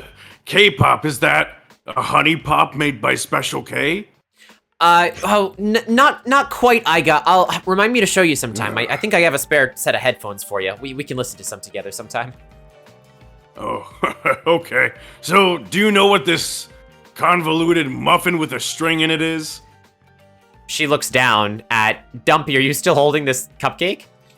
Yes, I haven't put them away just yet. She looks down at you and she goes, "Huh? Do you mind, small green person?" My name's Dumpy, and please, I would love to know what this is. Is this not a traditional greetings? She, heavens no. And she kind of looks at it. You watch her put her finger in it as she smears some of the pink frosting and she licks it. And she goes, first of all, it's not from here because it doesn't taste like honey and that's all we eat around here. Second, there's a hint of raspberry with a subtle note of sulfur. And she waits for a second and she goes, yeah, hey, Dumpy, this is a bomb. Oh. I love bombs. And then, like, I'll just, like, I'll be like, I'll kind of look at it real quick and then, like, they'll be, like, happily, like, stash it away into my pockets. Sure, yeah, you put it away. And she goes, be careful with that, but it should be fine until you light the fuse. Is that like a Bean-Aid? Because that's the only like reference. Yeah, that it's kind of like a Bean-Aid, Mulgrit, except for the fact that nothing but pain comes out of it, which I guess is exactly like a Bean-Aid. So yeah, it's pretty close. Yeah. I would too. Look at you, Margaret, always being so smart. I know some things. Mulgrit knows all. Hey, speaking of Yeah, which, you do. I was looking into our itemized storage listing that you asked me about, 3 days ago, and check it out. She sits back in her chair, she spins around, and she holds out what to chat would look like an iPad, but Iga, you don't know what it is. It's just a small screen in her hand. Mm-hmm. Oh, wow. Thank you. What all do we have in our inventory?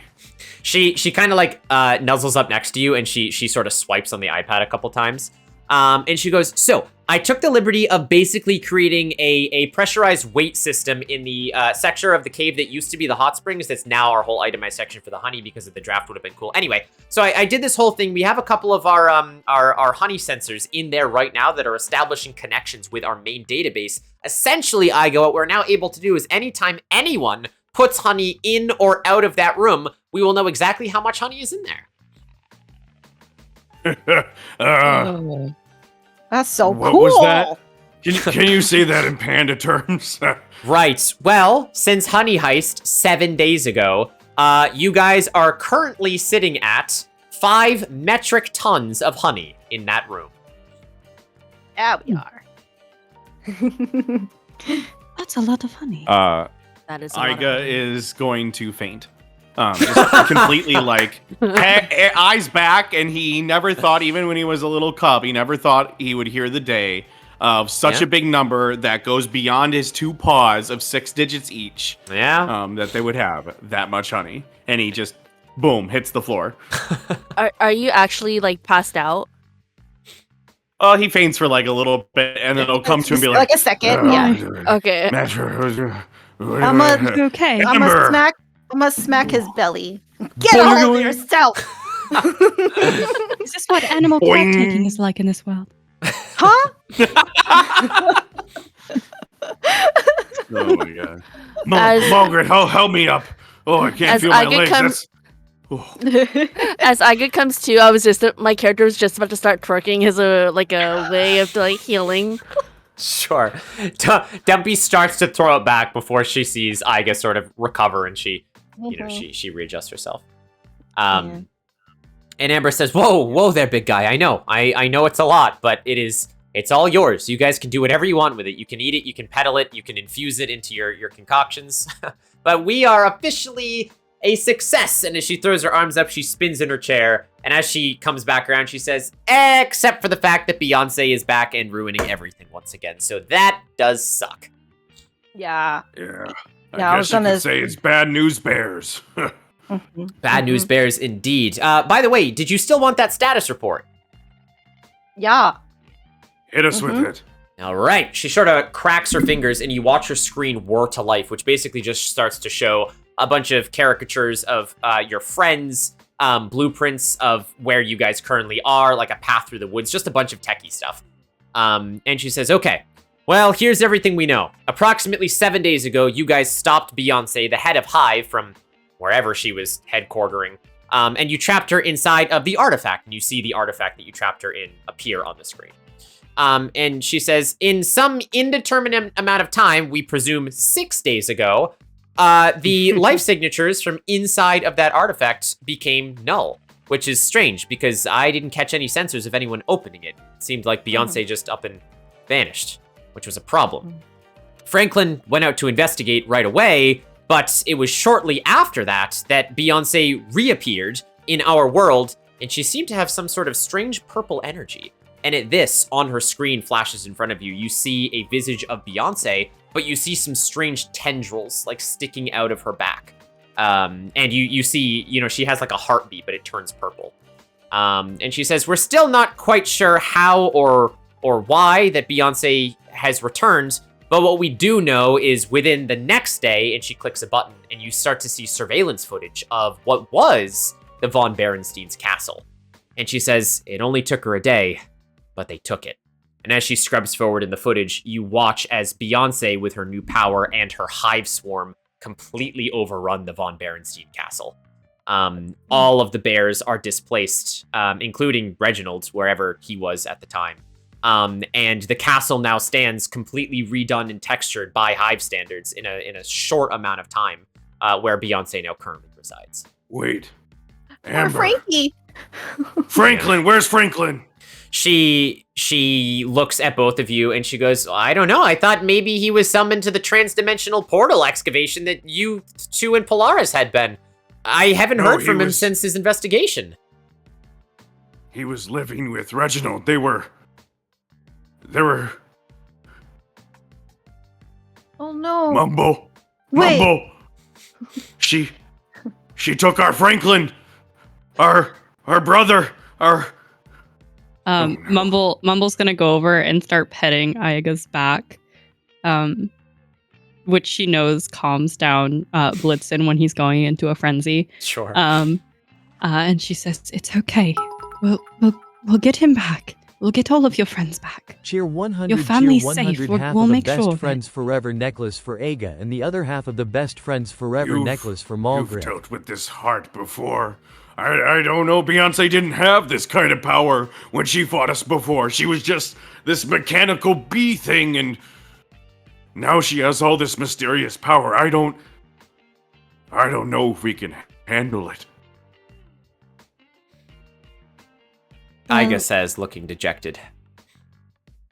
What hasn't changed is her mind, and those are easily broken under the right circumstances. So if you've done it once, you can do it again. As Mumble says this, yeah, I will say, Malgrit, you head over to Aiga, as you can see that your brother is clearly distraught here. And you, from around your neck, you pull your half of a best friend's necklace. And you hold it up to Aiga's half that he's also wearing around his neck, thanks to Ayla. Thank you, Ayla. Thank you, Ayla. Horrible. Everything's gonna be okay, Aiga. We just need to find Frankie. We just gotta protect their home. We can do it. And as you say this, Amber kind of cracks her fingers and she goes, so, about that, you guys were taken into another dimension, right? I totally put a tracking chip on Aiga when you went through that portal. Oh, I thought that was just a honey coin. Well, I mean, it was a honey coin, Aiga, but also, and she clicks something on her computer, and you watch as a blueprint of the college sluts appears on her screen. And she goes, fascinating. How did you guys travel to another dimension? We don't have that kind of power. This dear lady, she opened this big warpy woo thing, and we stepped through. She just snapped her fingers like it was magic, like Bill Nye. I thought it was just a door.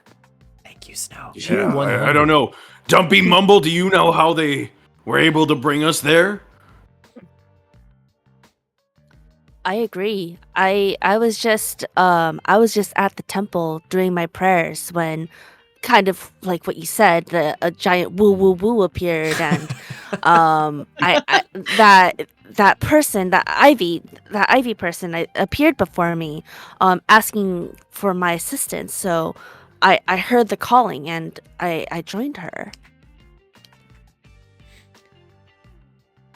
I don't know either, but I think just like, and she looks at Dumpy, just like you are proficient in your own magic, perhaps others can be proficient in their own as well. Hi, camera. Magic? Aiga is gonna go ahead and look to Amber and be like, Amber, can we trust these guys? These sluts, college people? Don't worry, Chad. I'm getting the camera back. Chad, I think we need a hype train to bring back Tip's camera. No, we don't. Don't tell them We need a that, hype Joy. train to bring back Tip's camera. I think the second the hype train comes through, Yeah. the For mechanics every over hype at train Twitch chat. instantly starts working on his computer. Right. You fund Mudkip Ninja's new graphics card. Tier 100 That's- Brazilian bum cream Well- for Dumpy. That's what we need. Yeah. Brazilian bum cream for Dumpy. Well, I know Ayla can't start it. Very generous, Ayla. Thank you. Dumpy, Ayla. you do remember you have a jar of ointment, Brazilian bum cream. For your bumba? I'll write this down. Yeah, you got a lot of items now, Dumpy. Mm-hmm. Oh my gosh. Beautiful. Thank you guys. I appreciate Hopefully you have it. some big butt pockets. Ayla, Yeah. a we small know. figurine Small of a figurine of a deer for Mumble. Amazing. Thank you, Ayla. Oh my Aw. god, you sweet bean. Thank you very much. Ayla's like, I will start this hype train on my own. Yeah. Yeah. I believe it. I believe in her. The solo conductor. Thank you, Ayla. That's very sweet. Sorry, I'm just trying to cool down my CPU over here. No, you're fine. You got this. Wait, hold on. And I look to Mumble and Dumpy. Magic? Do you have magic like Bill Nye? You remember Bill Nye, Iga? Oh yeah, He that was guy was magical, pretty right? cool. Yeah. We gave him whiskey and something else for his paper mache shit. It was so good. But he was doing magic left and right at the convention center. Well, do you know what Christmas Oh my is? god, Ray. I think it's a hype Tier train. 100, That's take what this. Christmas is. I Yay. this is a hype train. Christmas miracle. Oh my Hype train. god. Thank you, all sound alerts, please. It's okay. God, don't listen to that. Wow, that was so detuned. Oh, no. Oh my god, that was like a horror movie. Good thing That I was- can't hear it. I know. Thank you, Ray, for the hype train, guys. You sweeties out A hype there. Rain. Thank you, friends. Now, Train. remember, Ray, you can, it's 100 bits is the item, Yes. right? Yep. Mhm, Correct. mhm. Ray, you can give us an item of your choice there. As well as Snow has deemed, Mumble, as they're saying this, Amber reaches out to you and she places something small and hard into your hand. I bring it close to my face because it's very small and I need to see it. It is a rock. I bring it very close to my face, and for whatever reason, I have the urge to lick it, but I don't. I just sniff it and put it in my pocket. Incredible. She looks at you with wide eyes and she says, I don't know if you have these in your realm, so here you go. Rocks? Yeah. We do, but they're buried under lots and lots of snow. Thank you, though. I will treasure this. She nods. And yeah. Wait, Mumble, you said something about Christmas miracle? Christmas Mumble is Magic. Christmas the time where it's all white and we all sit around a campfire and we eat all the honey and we get gifts and it's more honey It's s'mores. Don't forget s'mores. from That sounds From- very similar to Christmas, yes. Santa Bear. Santa Bear? Yeah, Santa Bear. He comes once every year and gives us honey coins and honey sap and just so much honey. She just blinks and she mumbles to herself. I'll have to tell Bingle about this. I didn't realize there were more. Oh my god.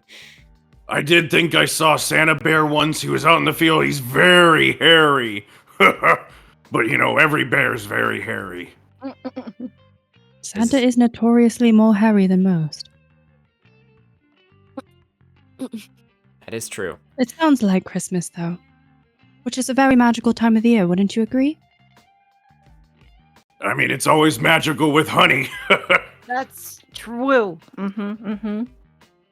So what about this Christmas is so important? Well, it's about togetherness and showing each other what you mean to one another. By presenting gifts, but also just being with one another. That sounds very nice. So like being in our mafia? In our software? Yeah. It's our mafia. Is every day this Christmas? I'm always Every- together with Yeah. my family. Every And I day's love it. Christmas at your bear den? Oh my god, Joy. Oh my god. Audible I question mark at the can't. end of that was perfect. Incredible. Yes, we have deemed, of course. There we go, I don't need that. Flesh is back. Come back. Thank you. We'll see for how long. Mulgrit, you have been given, as you look down by your feet preparing for your adventure, there is a can of Raid bug spray, but it is spelled R-A-E-D. Raid! Correct. Yes. This is my beam of light. Thank you. Amazing. Yeah, you say these things, and Amber says, okay. Well, first things first, right? There's a lot going on. We don't know where Franklin is. The castle has been overtaken by Beeyonce. You guys need to stop her again. Luckily, you have me from the get-go this time, and you've created a network of allies that we should be able to use for benefit's sake in actually taking down Beeyonce. Isn't that right? Yes. Well, what do we got, Margaret? We got Yogi. We've got the Berenstein Bears if we could find them. Yeah. Bill Nye? Bill Nye. Well, he might be off doing magic somewhere. But we could try and find him too. Should we go to Whole Foods? Margaret, the snakes are still at Whole Foods, okay? We can't. But Bartholomew's here. We could ask him to rattle them. Think of the other vegans. I don't want to deal with them. Oh, you're right. You're Everyone right. keeps saying vegans. What's a vegan? I don't think I know. You don't want to know. Don't want to know. Well, why not? I think it's taboo here, Mumbles. The vegans steal all our honey, therefore, we hate vegans. You hear from the back, Bartholomew goes, "Not all vegans!" Yes, you are what they call an exception. Vegan? You sound terrible. Amber says, well, it's funny that you guys are bringing up Bartholomew and the vegans here, because it sounds to me like you're going to need some help if you want to crack this case wide open. We can't just assault Beeyonce in the castle. We don't have the firepower for that sort of thing. So here's what we're going to need to do. And you see her screen flash on her computer.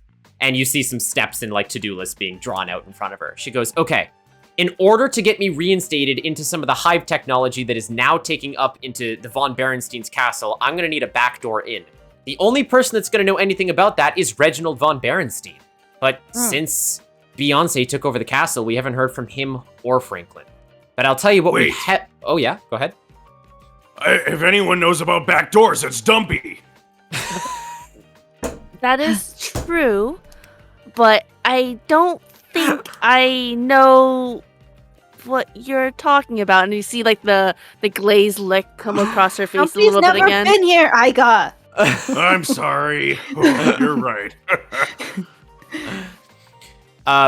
You watch as Dumpy sort of says this little sheepishly. And Amber says, well, what we do know is Yugi has been out on a bit of a reconnaissance mission since last time. Mika, thank you so much. Thank you for the 5 months. I appreciate it. Thank you, Mika. Sorry, sound alerts have decided to break today after my computer, but I really appreciate it. Might be for the best. Thank you, Prince. Inspiration. For who? For who, Yona? For For- me, I think. For you? I think it might have been. Or is it Takashi. or is it for anxious? I think he did it's say got- this man, so I'm assuming it's Yeah, me, I so. assume it's for you too. Yeah, Yeah, for thank context. you. There you go. Thank you, Mika. She says, if you are able to rendezvous with Yugi, I believe he might have a little bit of information on the situation when it comes to Reginald's whereabouts, or perhaps anyone else that may be able to aid you. As a matter of fact, I believe Bartholomew was speaking to him recently. Bartholomew! You guys head over to the snake's direction. He sort of looks over at you and he goes, well, in the time that you guys were gone, me and an associate opened up a food truck. Is that a truck made out of food? You didn't tell Iga about it? Well, I was waiting to tell Iga about it. But we are business partners, so it's fair. Yes. We've also hired someone else onto the staff, and they peddle just more than vegan tacos. They peddle information, which is where Yugi is right now. If you want, I can take you to them in their meeting, and you might be able to learn a little bit, and you can also check out the food truck. It's not Piper you're talking about, are you? Piper, that a sniveling skunk, it is not Piper. Okay. He still gives me the heebie-jeebies asking for Polaris's fur. Who does that? Poor Polaris was so upset. Thank you, Snow. I think. Let us know what you want to do with that. I appreciate that, Snow. Yugi Moto, yeah, the one and only. Yeah, Yugi boy. I guess we'll see Yugi. Yeah. What would you guys like to do? Does Amber know about, like, well, I want to kind of like backpedal really quick before we left her and just make sure that she knows that we have to find like someone to help us, but we have to find any Turnite shard and then use that to empower us, and then find the keystone and beat Beeyonce. So I kind of just will say to her before we leave, Amber, once we get all this and get powered up, we're gonna come back here and make a plan. It'll be just like the good old days. And by good old days, I mean a week ago. Yeah, a week ago. She says, all right, Iga, you know I trust you. Just make sure your new friends know what they're up against. And good luck in Jersey City. Before I leave. Yeah, go ahead. Do we have walkie-talkies? Amber kind of, Margaret, you love my, yeah, sure, you know what? And she reaches down and you see a box full of multicolored walkie-talkies that she puts on the table. And she goes, snatch one right yeah, Margaret, take your pick. They all connect back to Ursafia HQ. Humble, Dumpy. These things are called walkie-talkies. They're like an extension of a mouth. You can hear people from very far away. Take one. Oh. I'm gonna start shouting into one. Mumble will take one, but she'll press the button and say, Ivy? Oh. Oh, my heart. I'm gonna like shout into it, and they'll just right back and mumble. Mumble. Oh wow! Mumble, roll. Margaret. Mumble, roll a chaos check for me. Hey yo! First roll of the night. Let's go. Let's go. Oh no! I don't like that. You guys are RPing so well. I haven't needed a roll. No, you're fine. Oh wait, that's not how you do it. It's slash. Yeah, It's slash. Yeah. I'll just do this. Exclamation point! Though I get it. That is a 3. Okay. No, 4. Nothing happens. You do hear Margaret shout into the into the walkie-talkie though, which is momentarily deafening. Right before Margaret is about to shout, not knowing what this is, thinking that it was actually food handed to me, I was about to like bite down on, like, you see me like attempting to eat the walkie-talkie. Sure. And so when Margaret screams, you just hear muffled Margaret voice from my mouth. I see, yeah. Dumpy goes to like put it in, and you just hear a come out of Dumpy's walkie-talkie. That's amazing. Iga's gonna turn to Dumpy and be like, "Oh no! It goes outside your mouth to hear." Oh, okay. Amber just kind Iga of demonstrates face palms a little go bit. ahead. And she, look, before you guys get going, I did make an upgrade to the base in the last 7 days, besides the honey counter, and I've been really excited to show you guys. Oh? Is it an auto belly scratcher? Why would you need that, Iga, when I'm right here? She says as she starts scratching your belly. There we go. he really likes those. I'll say that's a bumble dumpy. It's the weight of my heart. Besides bamboo. And she says, no, Butterbot, attend us.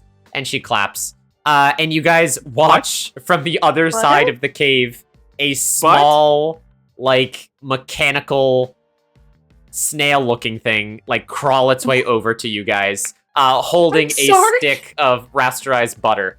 And it looks up at you all and says, "More butter for pancakes." Oh.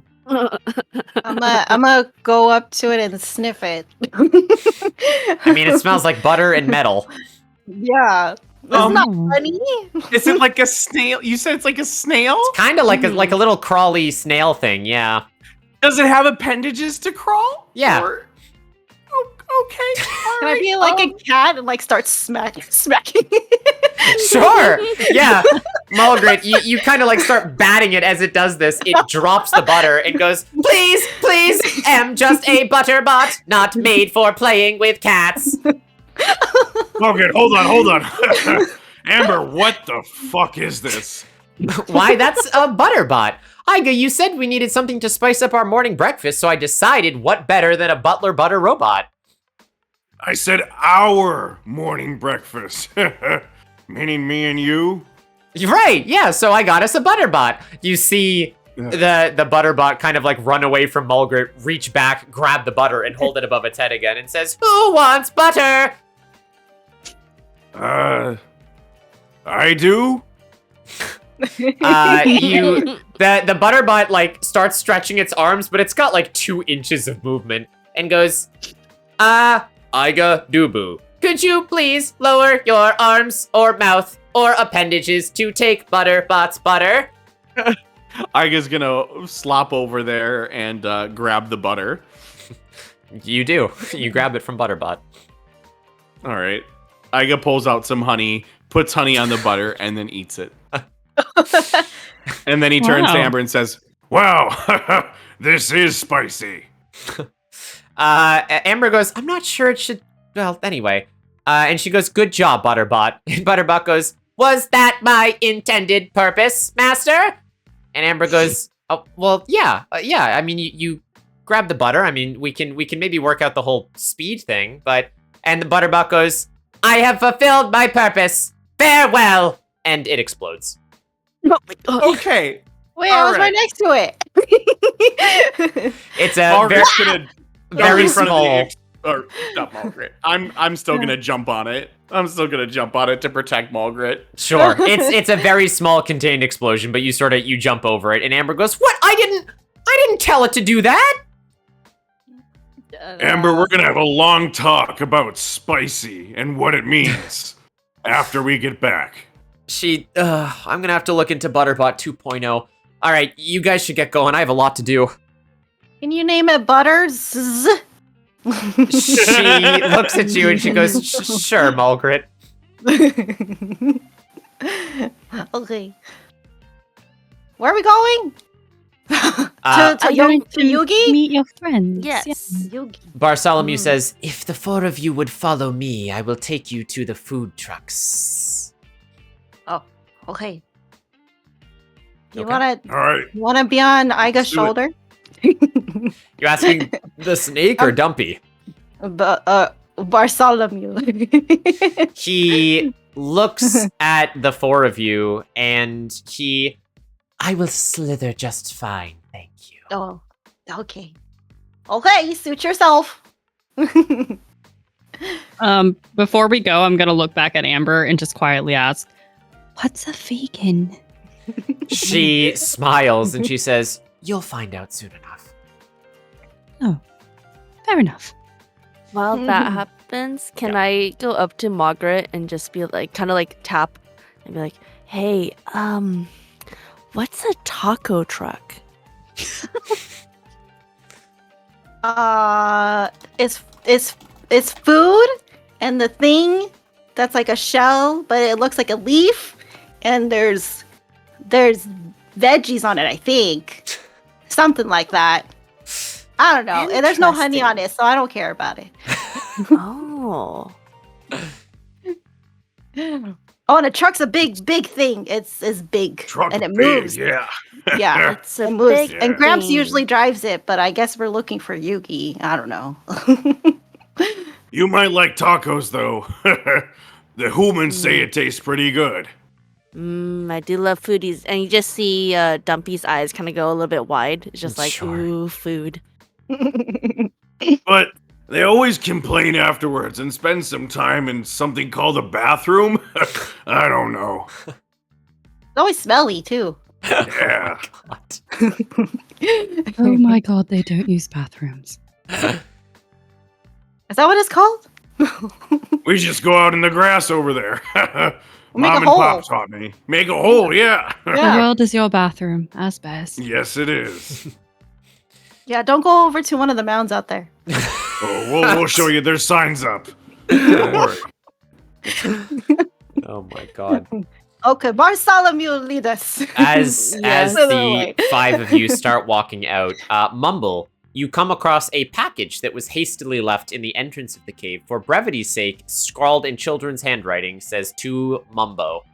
And as you open it, there is a jar inside of it with snow that seems to never melt to remind you of home. Ooh.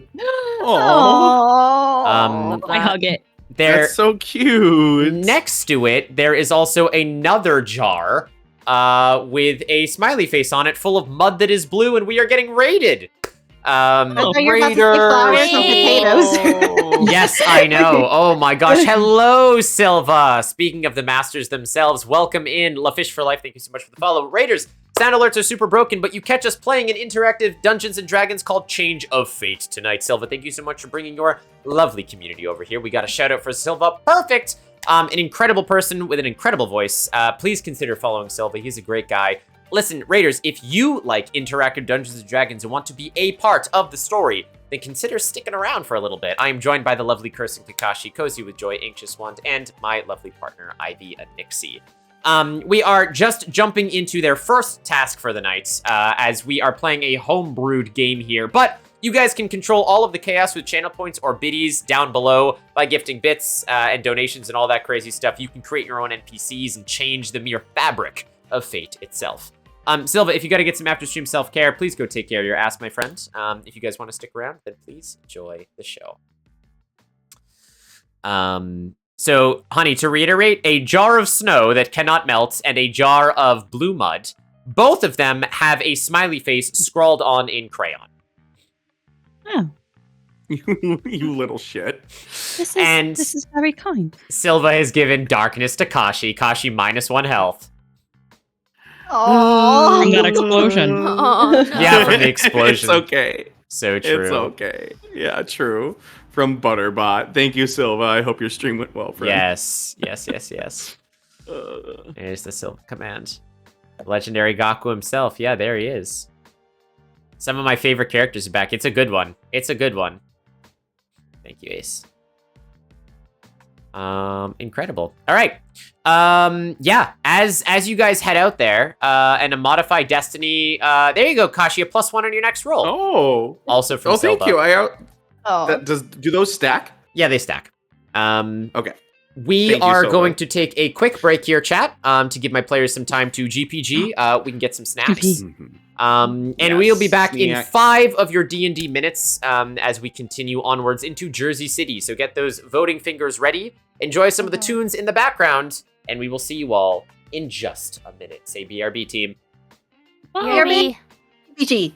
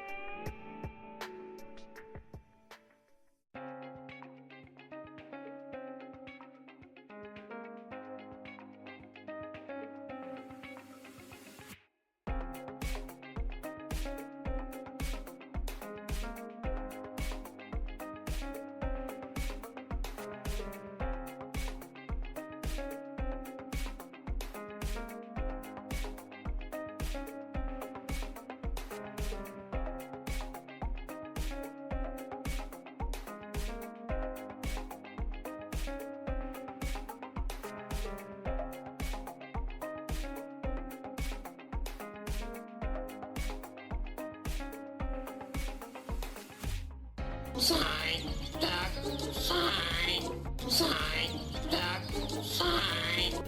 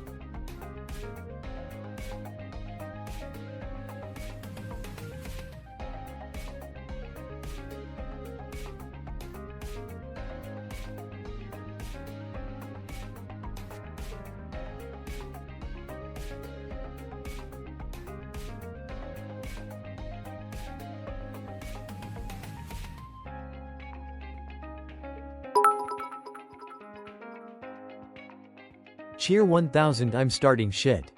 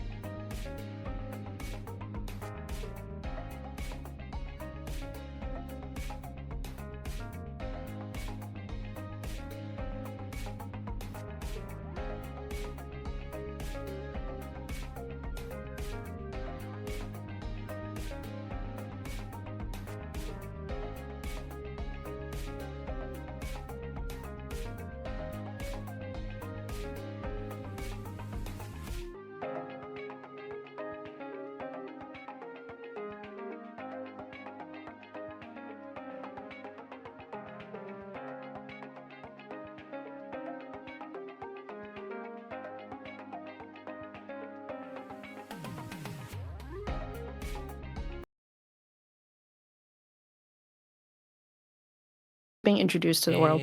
So And hello? Hi. Hello. Hi, we are back. Welcome back, team. Hello. How you guys Wow. doing? Great. Good. Got Good. more water, got a snack. Donuts. Mm-hmm. Donut Donuts. time.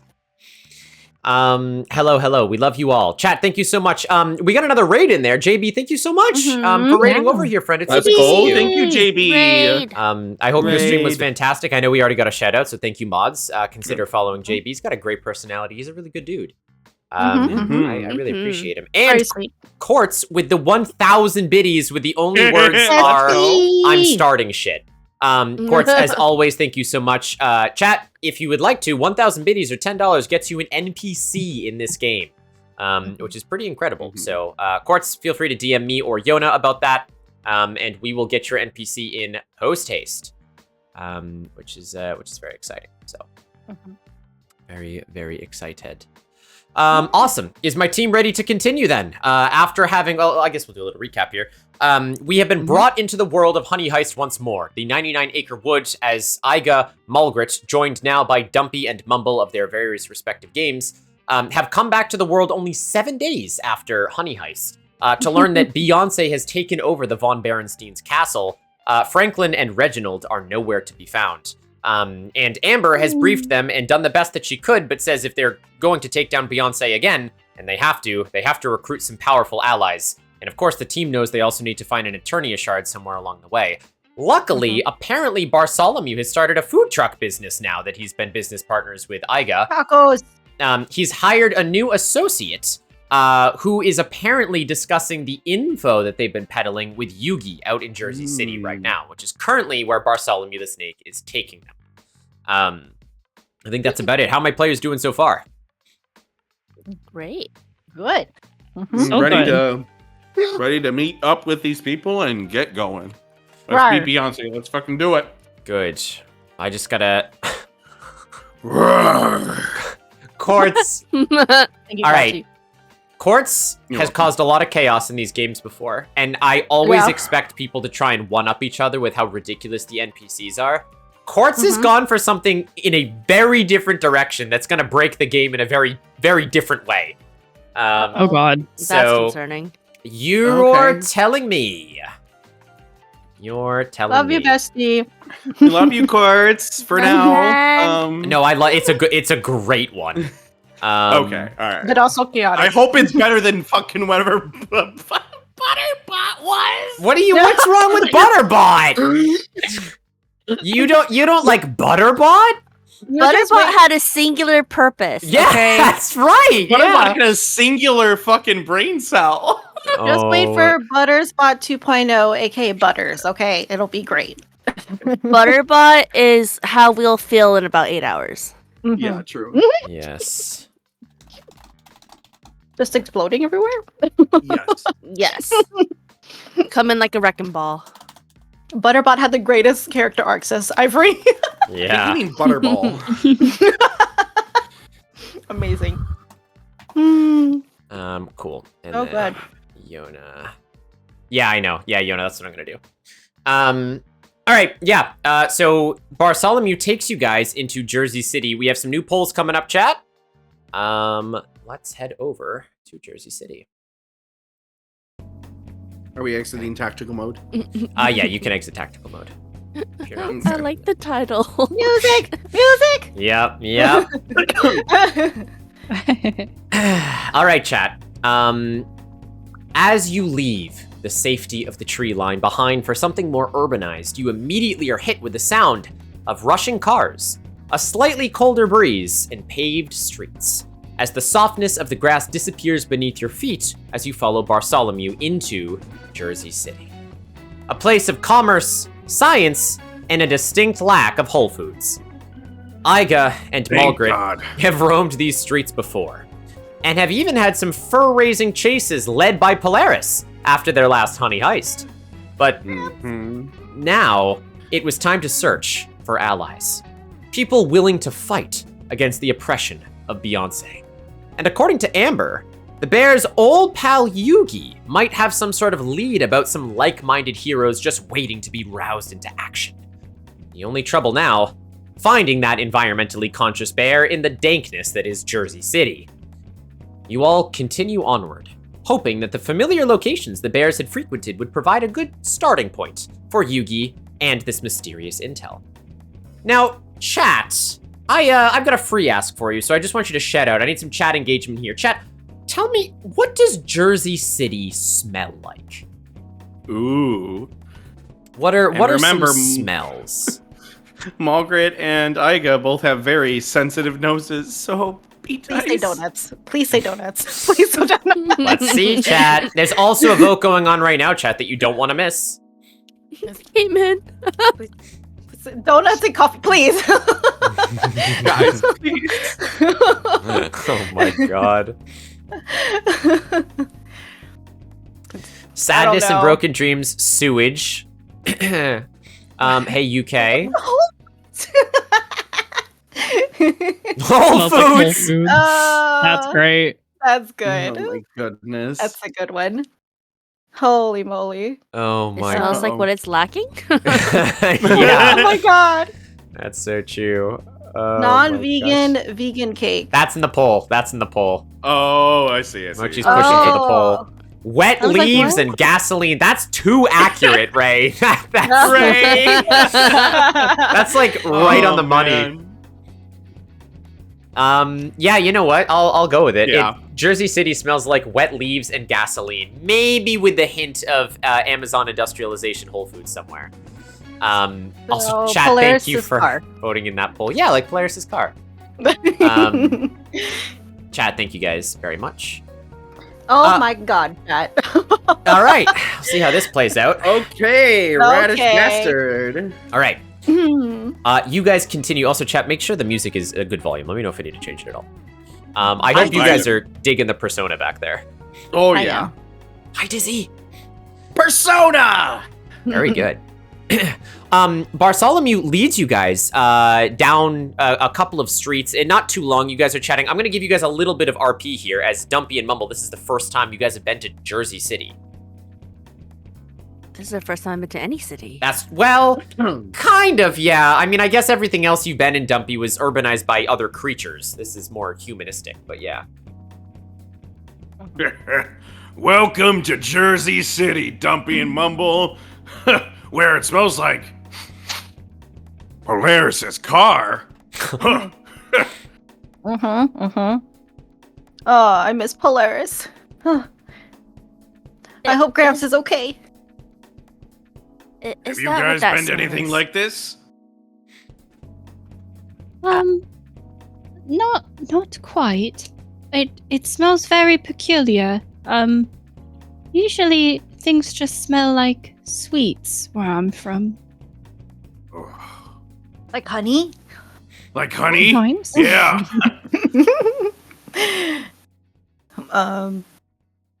We get snow here, right? I assume. Yes, Yeah, it we get does. snow here, yeah. Okay. Yeah, it's not the season of snow right now, which I think you're familiar with, Mumble. Does the snow make the stench better or worse? I don't know. We hibernate during that time. I don't know. Yeah. Wait, stench? What do you mean stench? This is the smell of riding free. It's the smell of the heist. Yeah. Uh-huh. Is that what that smell is? And Dumpy's kind of like trailing behind everyone because, you know, they wouldn't know where they're going. So Dumpy was fully under the impression that maybe like one of either Margaret or Igo was like passing gas or something. Sure. It's just like, oh, that's the smell of freedom, huh? You okay. betcha. Anything to add, Mumble? No, she will visibly be overwhelmed though, because this is This is a lot for definitely her. not Christmas Town. No. So just for a visual, you guys know Disney's animated Jungle Book, the one Yes. from way back when, from our childhood. Oh, yeah. Iga is dancing just like Blue. Yeah, just like Blue. Aw. In like the I want to be like you, really just Aw. shaking his booty. He's really happy to be back in the city. And he kind of like rushes over to Dumpy and says, "Hey, doesn't this get you excited?" And he's moving his booty a little bit. Yeah, and Dumpy is fully confused because she doesn't know any of the customs of this world. So she sees Iga dancing like he's kind of like he's throwing it back just a little bit, not like fully. And so like she's not like full on like twerking, but she's like dancing along like, yeah, this is fantastic. And her internal dialogue is like, I guess we're praying right now. We're just praying. Yep. Are you gonna join, Iga? Oh yeah, I'm gonna start throwing him back a little harder. No, yeah, is Dumpy gonna join? Oh, Dumpy, come on, Dumpy, let's go. I wanna be like you. I don't know. Don't know the song. You just gotta feel the honey in your veins. I'm feeling something. Mumble and Mulgrit, you watch as Iga convinces Dumpy to start shaking it. And you're both convinced as this happens, the ground underneath her goblinoid feet begins to shake. I'm gonna turn to Mumble and speaking of honey, to help with the smell, maybe you want some honey, and I'll start taking out the jar. Okay. And then as I'm like pitter-pattering over to Mumble, I try to climb on Mumble, but of course Mumble is, I would assume, just like, whoa, wait a minute, and then that makes me drop the honey, and then but I also fall off as well, and then I fall in the honey. Why my honey? A comedy of errors as Mulgrit misjudges the distance, the honey shatters, and Mulgrit lands with into the sticky pool of honey. Oh my honey. Okay. Please be careful. You're very slippery right now. Mumble, you're starting to get some PTSD from when the reindeers frolic through God only knows what. Yeah. I'm gonna pull out my jar of snow and take a very small handful and just like put some in my hand and just rub it on Mulgrit's face to clean her up a bit. Sure. Better. Can you see?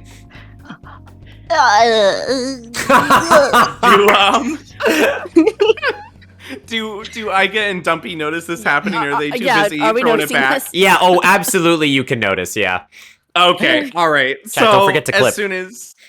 As soon as he sees his sister having issues and fall in the honey, Iga's gonna rush over. Sure. Oh, Mulgrit, what did you do here? Here, let me help you. And Iga, as if he has done this before, takes his left hand, puts it around softly Mulgrit's neck, grasps the bottom part of Mulgrit's body, and just starts. Oh my God. And as he's doing this, he's like, Mulgrit, how many times do I have to tell you to take care of your goddamn honey? Do you two lick each other often? Hey, you can never let good honey go to waste, am I right? Or am I right? My honey. Can I get some Ivy Annie licks in chat, please? Thank you. Amazing. Mumble, due to being overwhelmed in the city, yeah, that's a -1 from you, Mumble. Makes sense. Makes sense. Mm-hmm. Oh my gosh. Mulgrit, you are more or less, you have like that thing that happens once, when you're a kid and you play in stuff like mud or you get honey or glue on a part of you. It's like mostly scrubbed off, but there are patches of it still on you, and it's like a little annoying, but you don't super care because Iga's licked a lot of it off of you. You just have some spikes on your back now of where your fur has kind of been matted. Right. Yeah. I'm like kind of stretching in a way, like in weird places, because I can feel it in weird spots. Yeah. I'm just like, okay, maybe I need to take a bath. It's been like a month, I think. Mulgrit, roll a determination check. What? Sorry? Determination check. Determination? Oh, gosh. Okay. You got this. What is mine? Okay.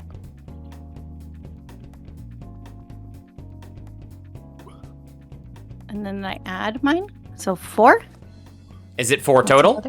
Yeah, 4 total. Okay. Uh-oh. Mulgret, as you, still feel a little sticky from this honey, you take a minute to think like, it's honey. I must taste delicious right now. I'm excited to take, whatever. I'm going to take on the city. Oh, no. You take not another step forward before you fall flat on your face back into the honey. Oh, no! Oh my goodness. Yay.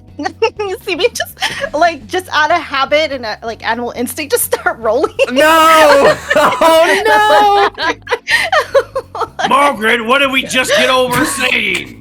What are you doing? Wait, I'm just pathetically licking at myself. Mulgret, roll a chaos check. Okay.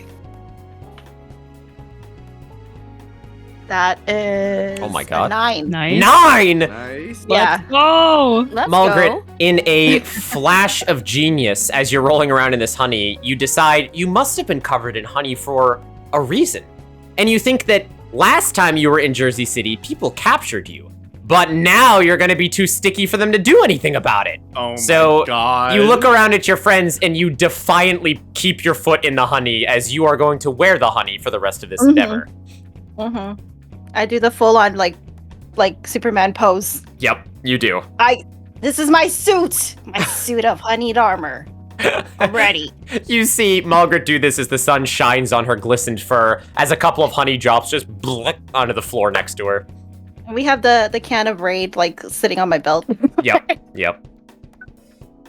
Iga is gonna blink a bunch of times staring at Mulgret because she has never shown this side of being so sassy, but I guess we're in the sassy streets. Yeah. So he's gonna crouch down and he's gonna say, Margaret, is this really what you want? You betcha. What? You got a problem? Huh?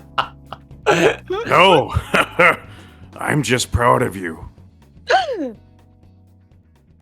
He said how. and so Iga's gonna grab her and put her back on his shoulder. All sticky and everything. Yes. All sticky and everything. It's not the first time he's had something sticky on his shoulder, so it's fine. Bartholomew says, well, if we're all done playing around, we're almost there. Lead away. With the Iga's gonna quickly turn back to Mumble and be like, You okay there, Mumble? Did you get any honey on you that I can lick off for you? No, I'm quite clean, thank you. All right.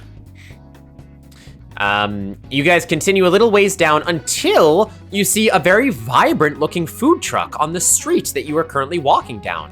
Bartholomew slithers a little bit ahead, and you can already make out, it says at the very top, deliciously vegan treats on the food truck itself. As Bartholomew slithers up to it, you can see a familiar black-furred bear standing just outside of the food truck waiting for some food.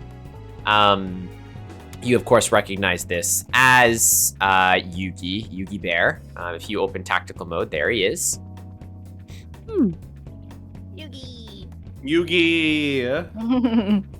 Oh, Mochi! Mochi! Let's go, Mochi! Wow. Mama! Oh my gosh. Mochi, tell me you're redeeming. Make the final ally. Is that what you're trying to do here, Moch? You know she is. You know she she is. is. My God. 100%. Mochi. Let's go. Mochi. Let's go. Well, Let's Mochi, go. DM me, okay? And Chad, if anyone else wants to get NPCs in tonight, do it in the next section now, because we're gearing up for something good now.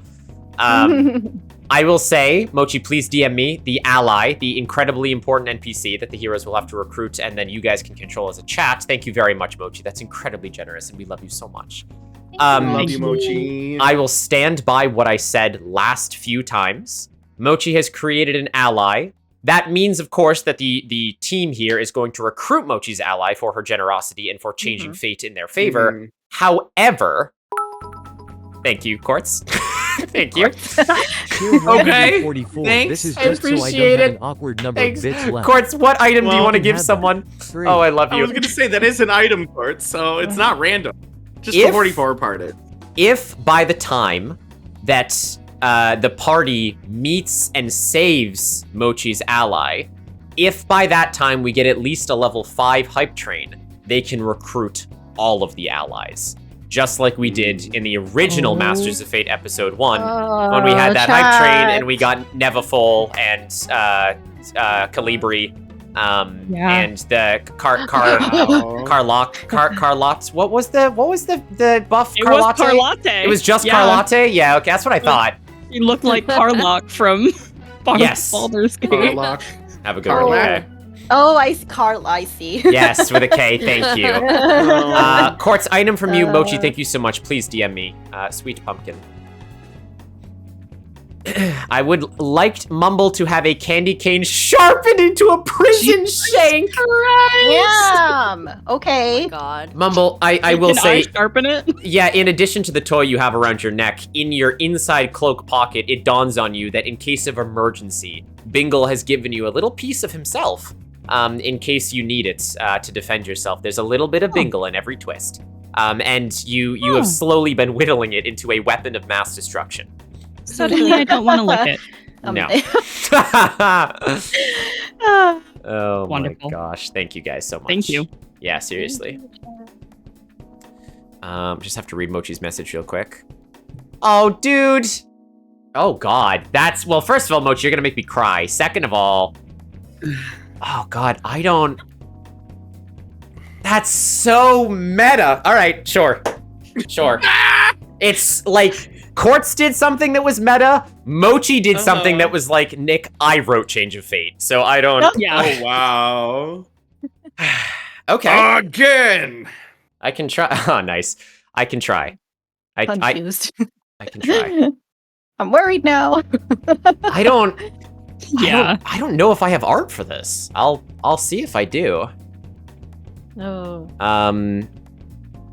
Can you guys give me a little bit of role play here, just while I talk about vegans or something while I look for this? Well, just a reminder for chat. You can't have another hype train until like 15 more minutes. Just as a heads so up. just Yeah. unless you want to like invest in lots of bits right now to Might be a do bit. like an item, or we prepared for that, or change their fate for the reroll, which we haven't really gotten to yet. Assistant DM, which is very similar to what Mochi did, just a little lower on the powerful scale. Concoct an NPC of your own, 5 or sentences less, that will be introduced into the game. That's 1,000 biddies or $10. RP. So that's really exciting. Yeah, this is RP. And also make sure to check out Change of Fates on YouTube. Exclamation point.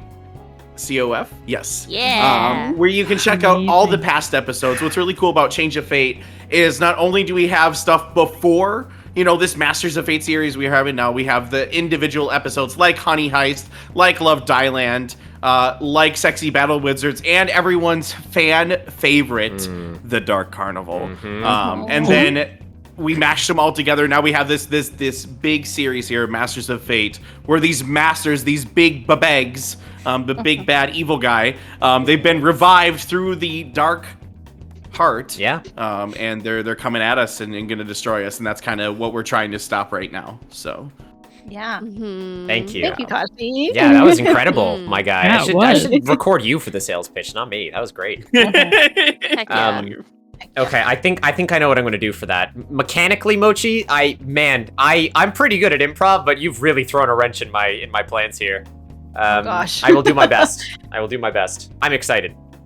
Also, chat, I will say, for no ominous reason whatsoever, there are 3 NPC slots left. That is all I will say. So if anyone wants to make any more, there are 3 slots left.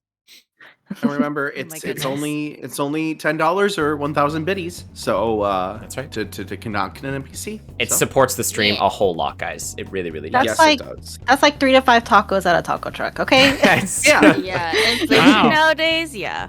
Oh my god. Instead of Not on this tacos, you fill your bellies with entertainment. True. I hope. All right. You guys, as you're approaching, Yugi turns to you and he goes, "Oh, my friends! Well, hello there, Iga, and hello, Margaret. Welcome to the vegan delicious food truck. To what do I owe the pleasure of seeing you out on the mean streets of Jersey City?" Yugi! Why are you catering to the vegans? He looks at you and he goes, "Au contraire, Margaret. I am catering to no one but the nature conserve around us. Only you can prevent wildfires, Joy. We know this." With delicious what treats? Wait, Yugi, I didn't know you knew the great philosopher, the Smokey Bear. That's amazing. He was actually my second uncle. Oh my god, not even removed? Not even once. Look, don't ask me for a family tree because it ironically burned down. Wow. Oh no. Well, Yugi, we have a problem on our hands. Beyonce is back, and only 7 days after we sucked her up. I know, it seems like no time at all has gone by and yet the entire forest is in a flicker. We've already had the animals of the forest begin fleeing to other places. It's all up in arms, I tell you, Aga, it's all up in arms, which is why I've been talking to our new associate over here who knows a little bit more about where some of the people are hiding out. Why don't you say hey? And as Bartholomew is sort of like still next to you guys, looking at the food truck. Oh, I'll show you, by the way, if we change our map faces here. I believe I have a picture. Yeah, there's Bartholomew in the food truck. There it is. Wow. Oh my god, that's so cool. sick. Yeah. I love it. Amazing. As Bartholomew leans in the food truck, chat's fate moment here. I need you to name the chef that Bartholomew has hired. Not only do they is this a point redeem? No, this is a free ask. I'll take a free ask here. Ooh, free ask chat, let's go. Just shout him out. I will say they are also a snake. They are also a vegan. What is the name of Bartholomew's chef for hire? Vinny the vegan. I'm pretty sure you actually did that one last time, Ayla. He's trans-dimensional. Larry, pretty good, pretty good. Modify Destiny, Mumble, that's a +1 to you. Yay, vegan Let's wow. go. Steve. Brilliant, Steve the Snake. Vinny is short for Vince-Consin. I'm sorry. Wow. Yeah. Celery! Alright, celery's so good though. Oh my god. Yeah, alright, we're going with celery. Sorry, that's like 10 out of 10. Oh my god, Jeff Celery is the good vegan. too. Yeah, I love Slim Just Jeff. Jim. That's great, Slim Jim. You guys are great. Those are all great. Yugi says, "Let me introduce you to Celery." And you watch as a green snake, who I don't have a picture of, pokes her head out of the truck. And she goes, "So nice to meet you. I've been hearing all about you over the last 5 days." Iga's gonna turn to Yugi and be like, Yugi, you know how I feel about those damned vegans. Yugi looks to you and says, "Look, Iga, you left me with no choice. How do you think we're supposed to fight back against Beeyonce if we don't have to expand our horizons a little bit? With Franklin and Reginald out of the picture, we have to stoop low. And I mean way low. I'm talking the basement of the Whole Foods that was closed on 32nd Street low. I'm talking as low as it gets in the sewage pipes that lead straight to Jersey Shore low, Iga. Look, I'm not proud of it, Iga, but we gotta save the forests." Wait, are you telling me that these are the snakes that got released into Whole Foods? Look, I can neither confirm nor deny, but we have more pressing matters at hand than the corruption of Whole Foods in our fair city right now. All right, so Iga's gonna walk up to Celery. He's shaking. Well, at least his knees are shaking. His ass is not. I'm sorry, Dumpy. But his knees are shaking, and he sticks up his neck, kind of like, yeah, kind of, because you can totally see me. Kind of tilts it up a little bit, and says to Celery, "All right, Celery, give me one good reason why I should trust a vegan." As you say this, Celery looks frightened. Give me a determination roll, Iga. All right, sounds like a plan / roll. I'm gonna look at Dumpy. Do you know what a vegan is yet? Again. I think Dumpy. Oh, Dumpy's muted. Yeah. I I'll overhear that from Mumble, and then I'll be like, I'll point at Celery. That. A snake. All right. So I rolled a 1, but I have +3 from determination and +2. Okay. From chat. So overall, 3 + 2 + 1 is 6. That's just a success. Nice. As you say this, Celery kind of, and you watch as her tail kind of flickers, and you notice as this happens, you hear a shaking sound. It turns out she's a rattlesnake. As her tail kind of shakes a little bit back and forth in fear. And with her tail, she grasps onto something, and she pushes it in front of you, and she goes, "Free sample?" The rattling is gonna scare Mulgrit. I'm gonna hide behind Mumble. I'm literally, I guess Ted is just gonna sit there and go back and forth, back and forth, back and forth, back and forth, staring at the rattle, kind of hypnotized. Sure. And doesn't know what to do. Yeah. I will shield Mulgrit with my cloak, but I will approach the truck. Oh yes, Mumble. I will try a sample. If is there any meat in this? Ayo? Ayo? Quartz? Hello, yes, please Cheer let 1000 Cayman make an yes. Please let NPC. Cayman make an NPC. I think Cayman really wanted to make Slim Jim. Quartz, what the heck? Thank you. That's so sweet of you, Quartz. Thank you so much. Oh my I gosh. gotta get another roll of fate. Aggressive support. Yes. Thank you, Hanami. I love you, bestie. Yes, Iga has another fate roll there. Thank you, Quartz. Yes, Cayman, give me a description on Slim Jim. Throw me a DM, friend. I need some more fast AI hours. Oh my god. Thank you so much, Quartz. Seriously. Yeah. Hun, I think I read your account out as well. Oh. Jesus. It's all right. Got it. Thank you. Chat, you're amazing. You are amazing, chat. Seriously, I really, really appreciate you. There's 2 NPC slots left.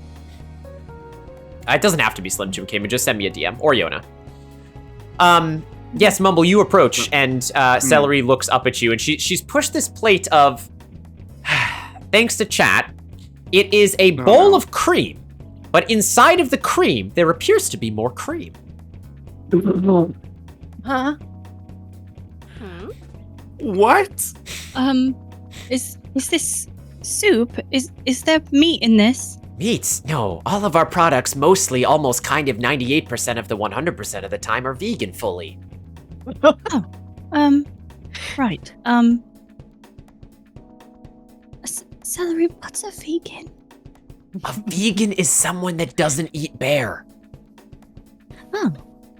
Wait a minute. Who eats bear? Vegans?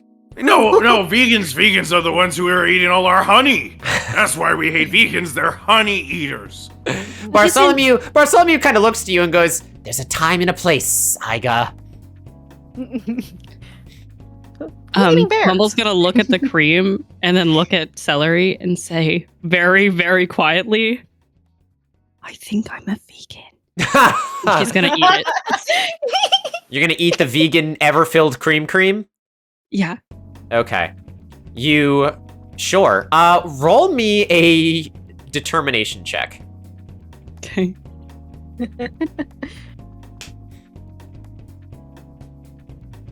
Oh. Nice. Let's go. That's a 10. Wow! Perfect success! Yeah. Congratulations, honey. Well, you can track that perfect success for you there. You'd get a health back if you were missing any help. Yeah. So that's pretty good. Well, Mumble, not only do you take a fistful of the ever-filled cream, you find out you are not lactose intolerant in this world. B, it tastes like the filling of one of Honey Souffle's pastries that you can taste here. It reminds you a little bit of home. It is so sweet, you can actually gain +1 on your next roll. Nice. Let's go. This is delicious. Celery looks at you and smiles and flicks her forked tongue. Thank you, family recipe. Oh, I love that. Families are so important. And she's gonna slightly look back at Iga. Sure. Iga's gonna look at Mumble, then look at Celery, then look at Mumble, then look at Celery. And then he's gonna extend his hand ever so slightly. I'll take a free sample too. Yeah, you are also served some ever-filled cream. Celery smiles. Roll me a determination check, Iga. Wait, did that roll? It looks like it flash rolled. Yeah, click on it. I believe Yeah. it. Yeah, you got a 6. Yeah. Okay, all right. 6. I got a 9 then. Nice! So, success. You are also not lactose intolerant. Congratulations, Iga. Yes! Let's go. Yeah, it tastes delicious. I'm gonna be honest, Iga, you think it's sweet, but you know the one thing that it's missing. But before you can open your mouth, Celery goes, "Oh, Bartholomew told me about you. Here," and puts a side of honeyed bamboo next to you. No. Iga is going to stare at Celery and... Wait. You know that nothing is sweeter than honey? Celery goes, "Yeah, it's literally our motto, courtesy of Bartholomew." And you look up, and sure enough, on the menu chalkboard at the bottom, it says, "Nothing is sweeter than honey. Iga Dubu 2023. Iga's gonna just, like, have the biggest grin across his face. He's gonna swipe the bamboo honeyed stick up into his hand and put his arm around Celery and say, "You know what, Celery? You're all right. You're one of us. Cheers!" And he breaks the bamboo honeyed thing in half and hands the other half to Celery. Oh. Celery looks cautiously at Bartholomew, who nods, and Celery eats it. Weird for a snake to gouge bamboo, but they do anyway, because it would be rude not to. And it is at this point that Yugi says, "Our new friend Celery was just telling us not only do they make a mean cream, but they also seem to bake some information into every bite, if you know what I mean." Iga's gonna stare at the free sample of the cream that he hadn't finished yet.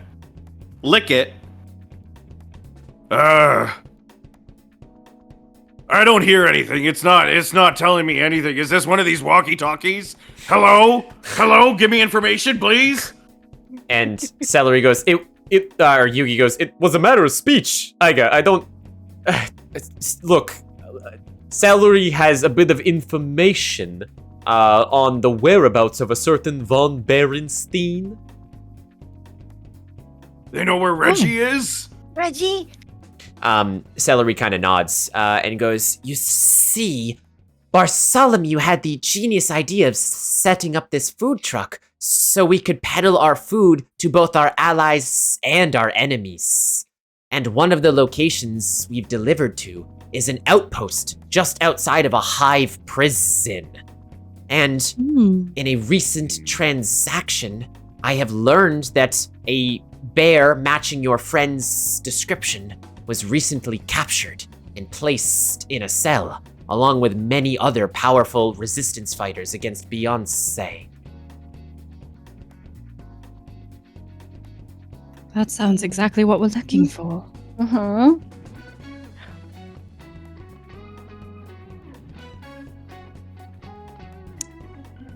What should we do? Should we find out the location of this prison? Yugi pipes up a little bit and he says, "Well, I knew you'd be interested because we need our boy Reggie back, but we gotta be a little careful here because, you know, something that is hive-oriented is bound to be full of, how you say, a technology. And that is something that us bears have a hard time fighting against. So we want to make sure we know what we're doing before we got our fur in the twist, if you know what I mean."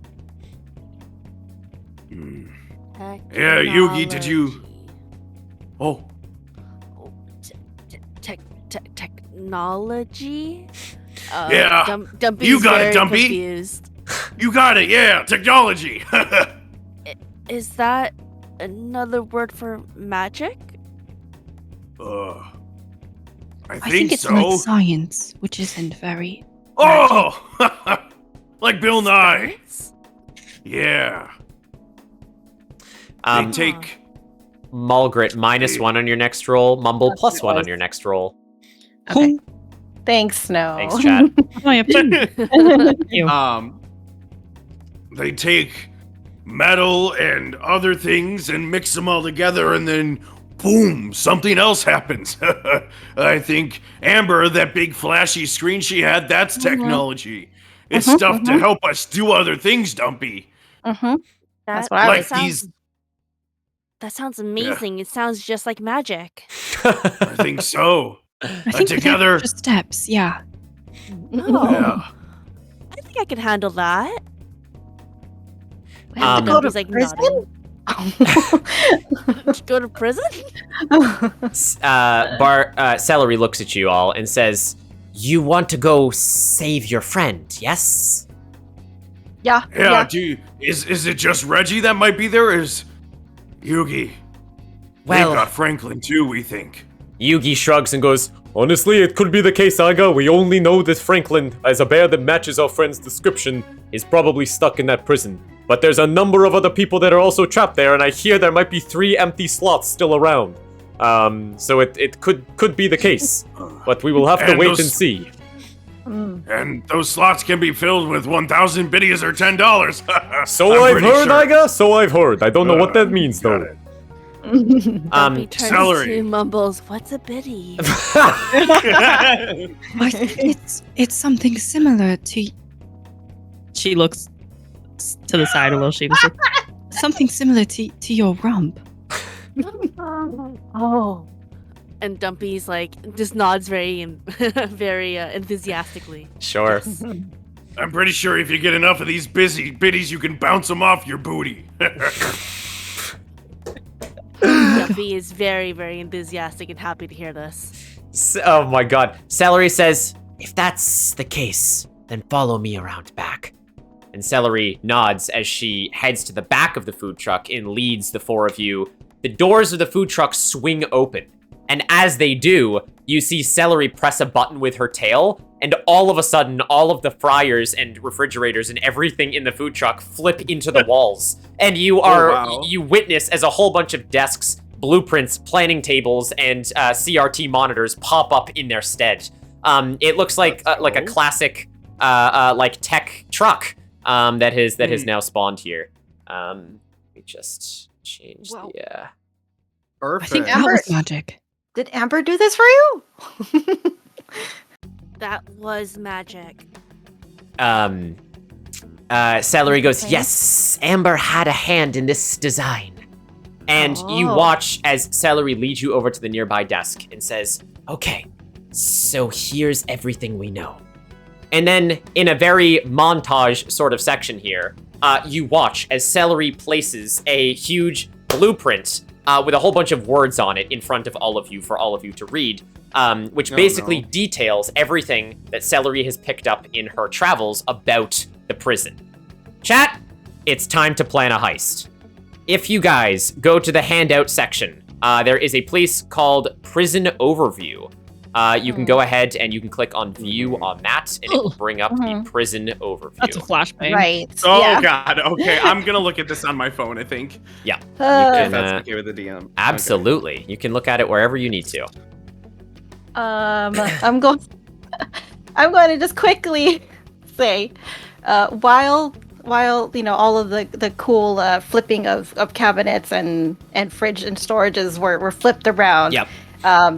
Before that happened, as Mulgret was entering into the truck, Mulgret spotted a honey jar, of course. Of course. Wanted a new honey jar, was hoping to swipe it, and was about to reach for it, but the ricochet of the things flipping made Mulgret swipe the hand at the jar, but that could be caught by surprise. It lands on her head. No. And, it was open, of course, because that's how fate works.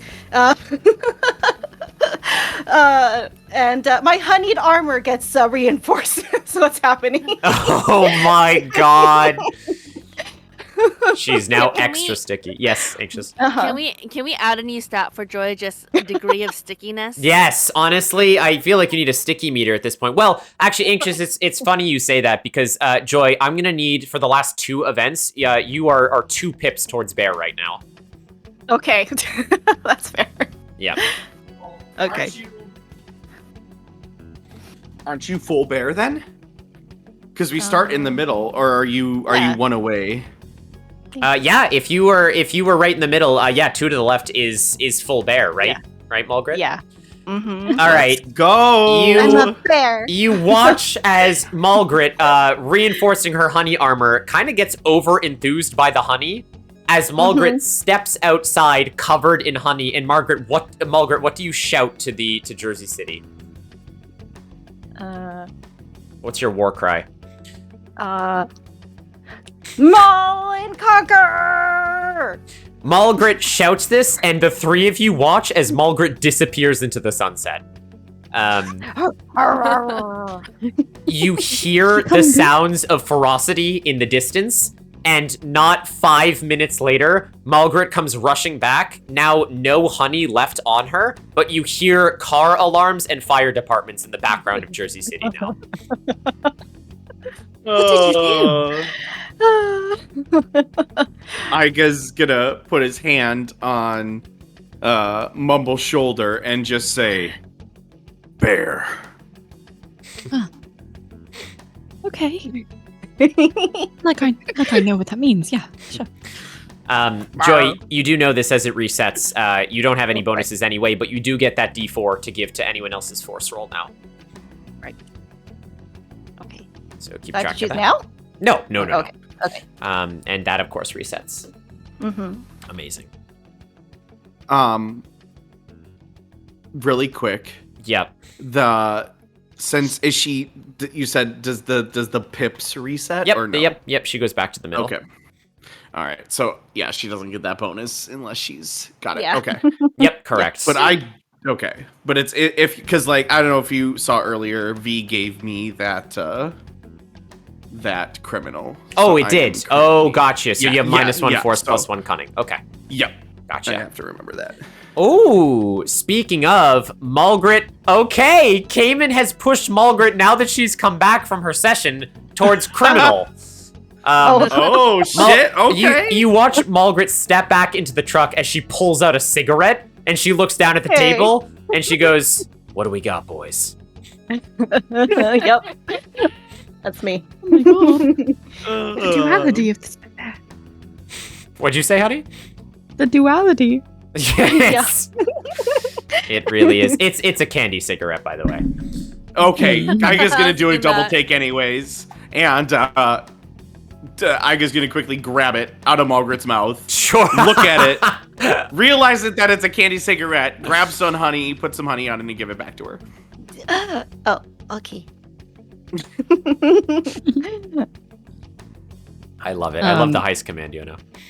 Mumble is. I'm guessing this is what we're seeing in the truck. Is Yes. This is it. this information. Mm-hmm. Mumble's just gonna look at Celery and say, "This is quite overwhelming. How are we supposed to get in this place?" And she looks at you and she says, "I'm gonna break it down like Ocean's 11 style, okay?" And I'm not gonna do the voice just for brevity's sake, or we'll be here all night. Celery tells you, and I quote, "Get ready. This is your heist plan. You guys are trying to break into a Hive-operated prison, which is just on the side of Jersey Shore. This is everything, at least, that Celery knows. There is an outer camera security system that seems to be powered from solar panels on the roof. The security system's only blind spot, while all 8 cameras are up and running, is the roof, and a sewage line, which empties into the sea.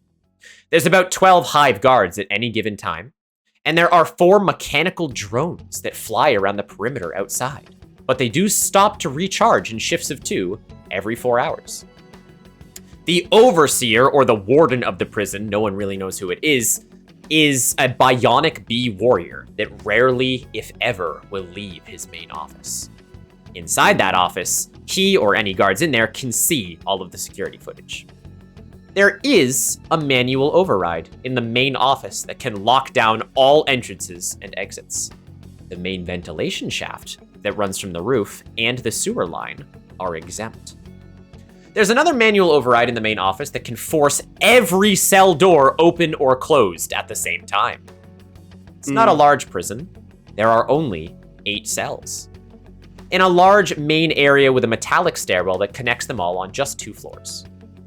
All of the cells are electronic, and they require hex code from one of the guards or from the overseer himself to open. There is no guard quarters. Uniforms and all other equipment for the prison are shipped in from Hive HQ, and they're delivered into the loading bay on the western side, which is where Celery and Bartholomew peddled their wares. There is a screening room on the entrance of the prison where the guards check the identity and safety of the guards. All lights are powered from the solar panels. The main power for the cells is controlled in a generator somewhere that Celery doesn't know. And the only other room is a small rec room with a minuscule kitchen, bathroom, and Hive zone where guards could upload relevant data into their Hive network. And, chat, we're gonna need another poll here because chat gets to decide an added security measure for you guys to deal with. Love that. Yep. Chat. I will say, I'm gonna give you guys as players some planning time here because if you go to your other handout section, we have the blueprints of the prison. If you guys go ahead and click on roof, for example, and click view, I spent a very long time drafting up actual blueprints for this place. Oh my goodness. So cool. Amazing. Let's go. Yep. Baby? Yep. Huh. Change of fate, baby. There are 3 levels. You can see them all with all of the connections here. We have the roof, we have floor 2, and we have floor 1. And as players, you guys can speak in character if you want. I'm gonna let you guys plan a heist. How are you gonna break into this prison? Oh God. Oh. All right. So. Mumble is going to immediately see the first line and say,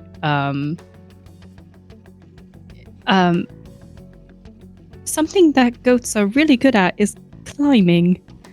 I can get on that roof and do something about the solar panels. Oh. That's an idea. Wait. And maybe you two are small enough to infiltrate from the sewers or follow me up somehow. A goat? What do you mean a goat? A goat? I turn into a goat sometimes. Iga is intrigued. Chat, there is a poll right now. There's a poll for that added security measure. We'll come back to that. We should figure this out. You're right. So what I'm thinking is the first line, right? It says there's an outer security camera system that seems to be powered from solar panels on the roof. So if we go during the nighttime, that means that the generator that was mentioned where it's somewhere in the main building. So what I'm saying is maybe we act at night. The solar panels obviously can't collect energy, but they still have that generator that is powering everything, right? From my understanding. So if we go at night, lose the solar panels, and then find that generator and mess it up, they'll lose power. But here's the problem, right? We need the power to open up the cells. Yeah. So I'm thinking at some point we figure out a way after we get everyone out, we cut the power to cause a distraction. But to avoid some issues, the security cameras are going to be difficult to deal with. But I feel easy escape if we get rid of that generator and go at night so they're not powered on.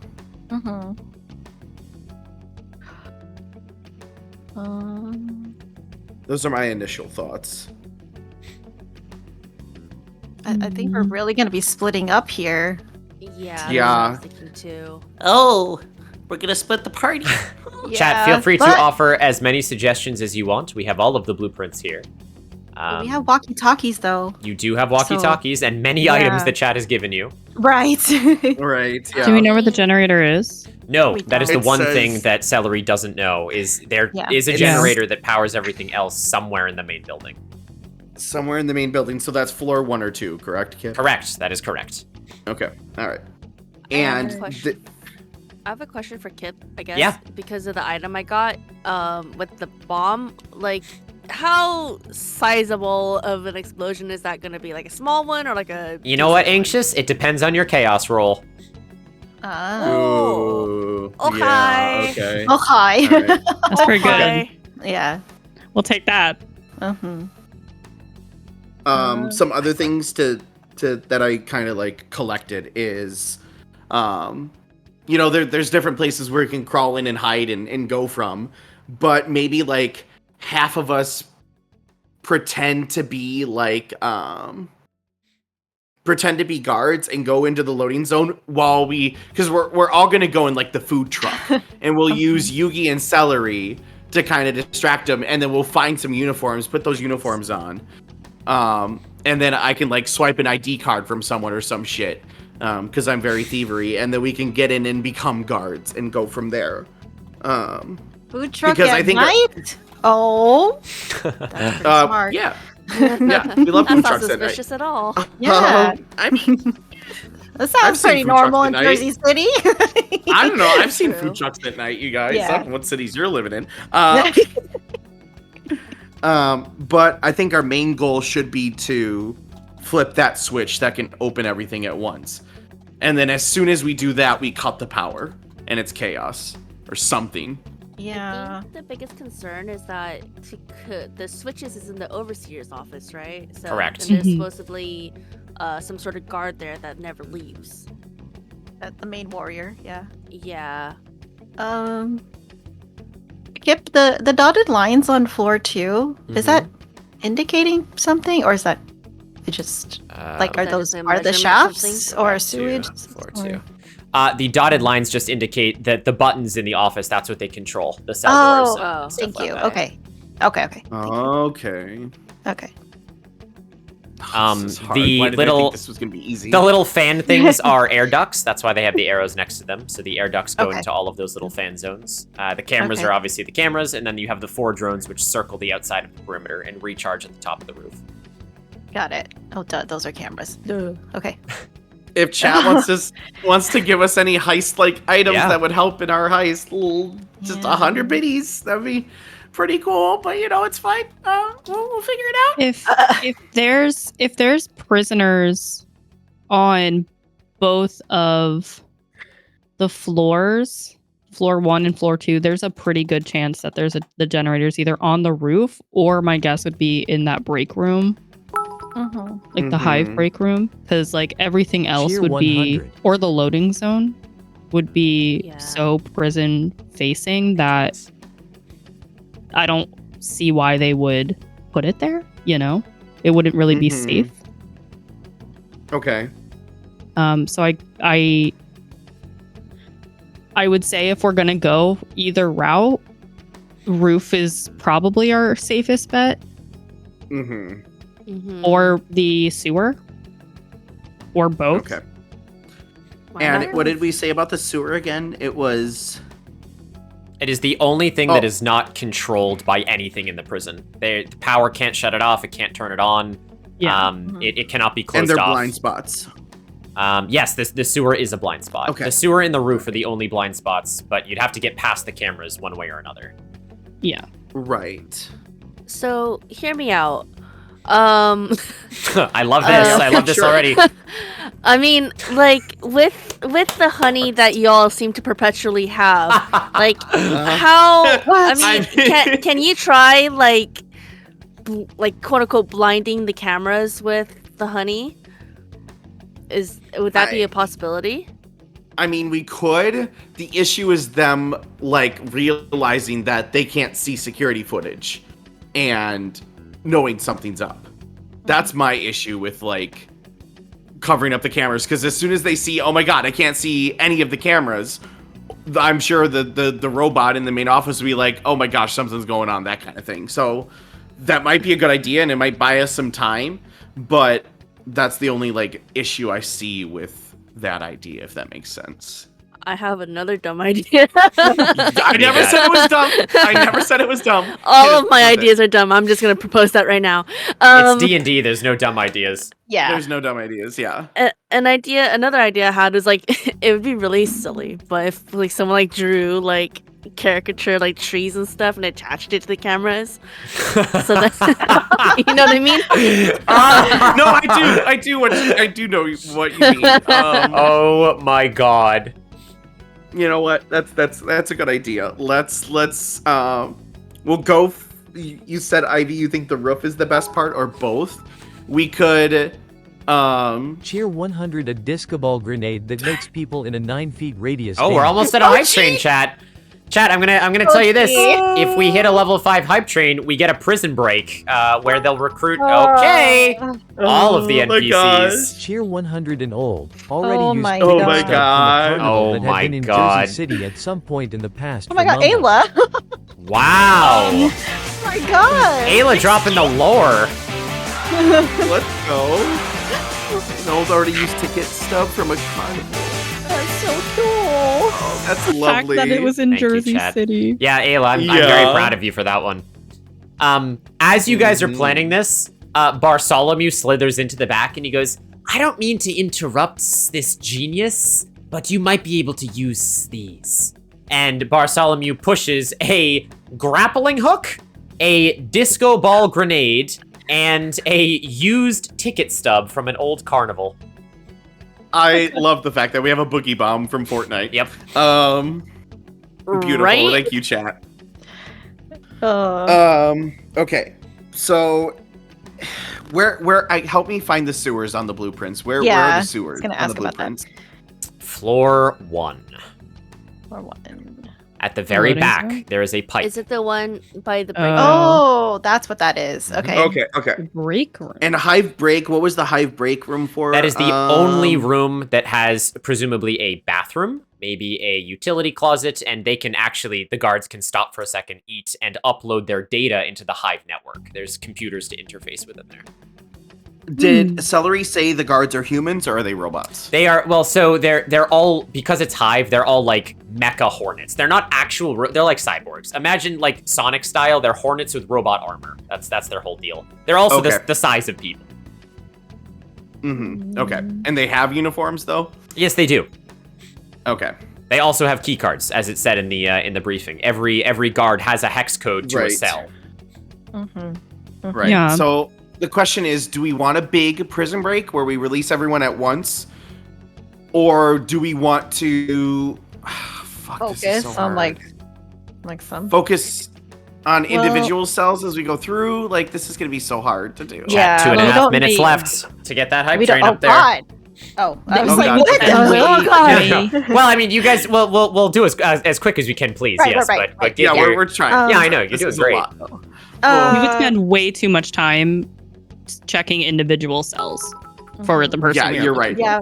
I think we got to do Cheer a whole prison 100, break hey, because then wanna that'll give cause Dumpy even a more like utility destruction fanny and pack, chaos, if anything. completely Right. full of Yeah. just Yeah. So, pebbles. who wants to do what? What I'm thinking is we have a Thank you, team Quartz. that operates off of the roof that can go in and do whatever they need to do up there. Is there an entrance from the roof There's only into Yeah. the building? there's an air duct.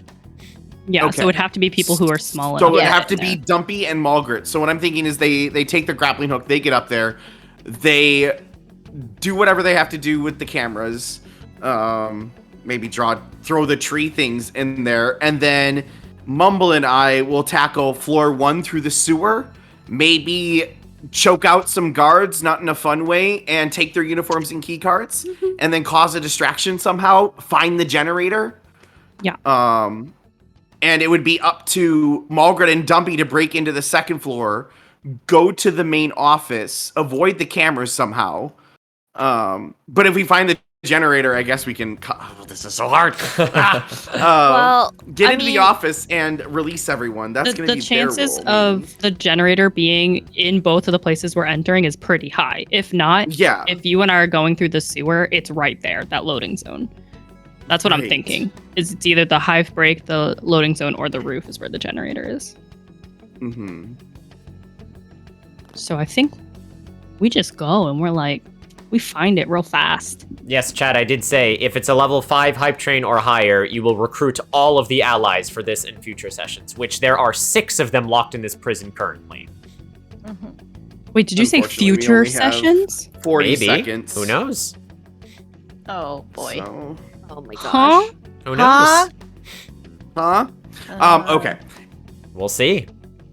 So that's my general idea. If anyone wants to add or fix it, like I said, we could go through the loading zone and fake being a guard that way if we don't want to go through the sewer. But I think team small up on the roof and then. Oh my God! You holy shit, you guys! Honey, you can't. Let's go, Ivy. Hey. Let's go. Is It that was a lot. No, that's not. That was- Ivy. Oh my Ivy the God. character. Is, Yeah, that was is Ivy the constrained, character. You know. Yeah. Oh yes, Not Yeah. thank Mumble you, Ivy the Ivy. character. Well, we're Okay. level 4. Arsta, thank you for the 10 We're gift 60%. subs. By the way, Oh my Quartz. god. Oh, my almost there. Oh my Almost there, God! Chad. Oh, is this the Amazing. ultimate Thank prison you. break? One Thank is you full of guys, goodies, Arsta. one is full Seriously, of thank pocket you. sand, Oh, for contains the lint. We're not there yet. The One honey is full of heist. tiny stained We're not glass. there We yet. are almost We're there though, almost chat. there. We're very close.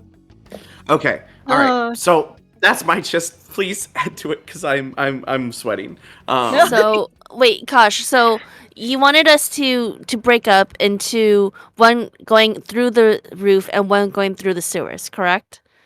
Yeah. And then I was actually going to suggest, because Mumble suggested that they could turn into a goat, it would actually make sense Oh, for them yeah. to go up. I was You're going to right. suggest that Dumpy also tag along because I have the bomb. I could also pass the bomb along too to anyone. Either we could blow up through the sewer or blow up through the roof. Alternatively, if you wanted to go with the outfit distraction tactic, I like the idea that you said with the going through the taco stand, the food truck, but you Okay. can also like basically like, oh, where's this, the food truck? Then the hive people go get food. You knock them out, take their clothes, and I guess somehow pretend to be shiny robots as bears. Right. I mean, Tier we're wearing the 100 uniforms. We got the 1 key cards. I Snickers think it bar. would work. You know. Right. Yeah. So Because that could also work too. So either we could Right. split up that way, or we could do no, or I go like through that. the sewer. I like that. Yeah. So you and Ivy would be up top, and me and Mulgrit on the bottom. Then. I think so. What Yeah. what does everyone feel? Okay. Okay. I haven't done yet. Oh my God, And- Mochi. oh my God, Ninja! 400 items TBD. Amazing. Guys! What the heck? We did it! We did It's a full prison break. Oh my God! All right, now for every Applause. NPC that you guys save, they will become an Etherean ally. So All right. get him out of the prison, Pressure's guys. on.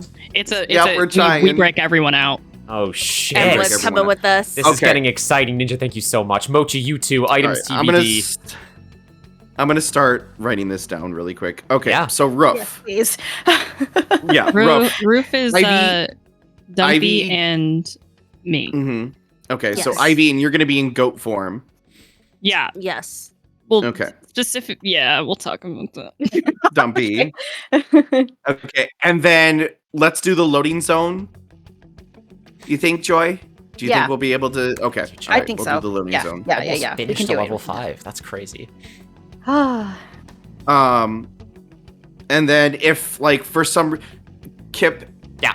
they don't know, they don't have any idea where the generator is. They don't know No. if it's inside or outside. It Nope. could be either. It could be either. Okay. It's the one piece of information you don't know. Okay. All right. So we're gonna have to be on the lookout for that generator as soon as Yeah. we get to the different parts we're at. Yep. Yes. Okay. So we're gonna go to the loading zone. We're gonna knock people out at the food truck. We'll get Yugi, Trent, Celery to all help us. They'll tiny use little their snake boombox tails, that only knock plays them out, back put them in the to back of the back. truck. You could be our getaway getaway driver too. A getaway driver too. Yeah, exactly. Perfect. Yes. Keep the car running. Awesome. We're gonna enter through the loading zone, and then Joy and I are gonna search the living fuck out of the place for the generator. Okay. And then we'll be in communications throughout the entire way on walkie-talkies. In the meantime, on the roof, you guys are going to put fake shit in front of the I like Dumpy's idea. of the trees and whatever the surroundings. We're gonna put drawings on by all the cameras, and I don't. Yeah, and we're still going at night, I think, right? So we won't have to worry about the solar panels giving power. And then, of course, Ivy can help with that. And then you guys sneak your way through the ducts. And then you make it to floor 2, where you're going to have to either A, search for the generator. And if it's not up there, then you make your way into the overseer office, where you get ready to pull the switch. Now, the biggest question is, guys, how do we deal with this person who does not leave that overseer office, that main guy? I think that is our biggest obstacle that we haven't tried to, address yet. And Use the bomb. I do have the bomb. You do have the bomb. I very quickly, I know you guys are hot in it. I just more items for you to all add to your list. Make sure you guys have your items list here. Each of you gains a utility pack. Dumpy, you have a Batman fanny pack just full of tiny rocks. Love it. Mumble, you have one full of pocket sand. Cheer 100, cheer 100. Yes. Mulgrit, you have one full of bees. Yes. And Kashi, just live bees. Yes, and Kashi, you have one full of tiny stained glass tiles. Hey yo, like ninja stars. Let's go.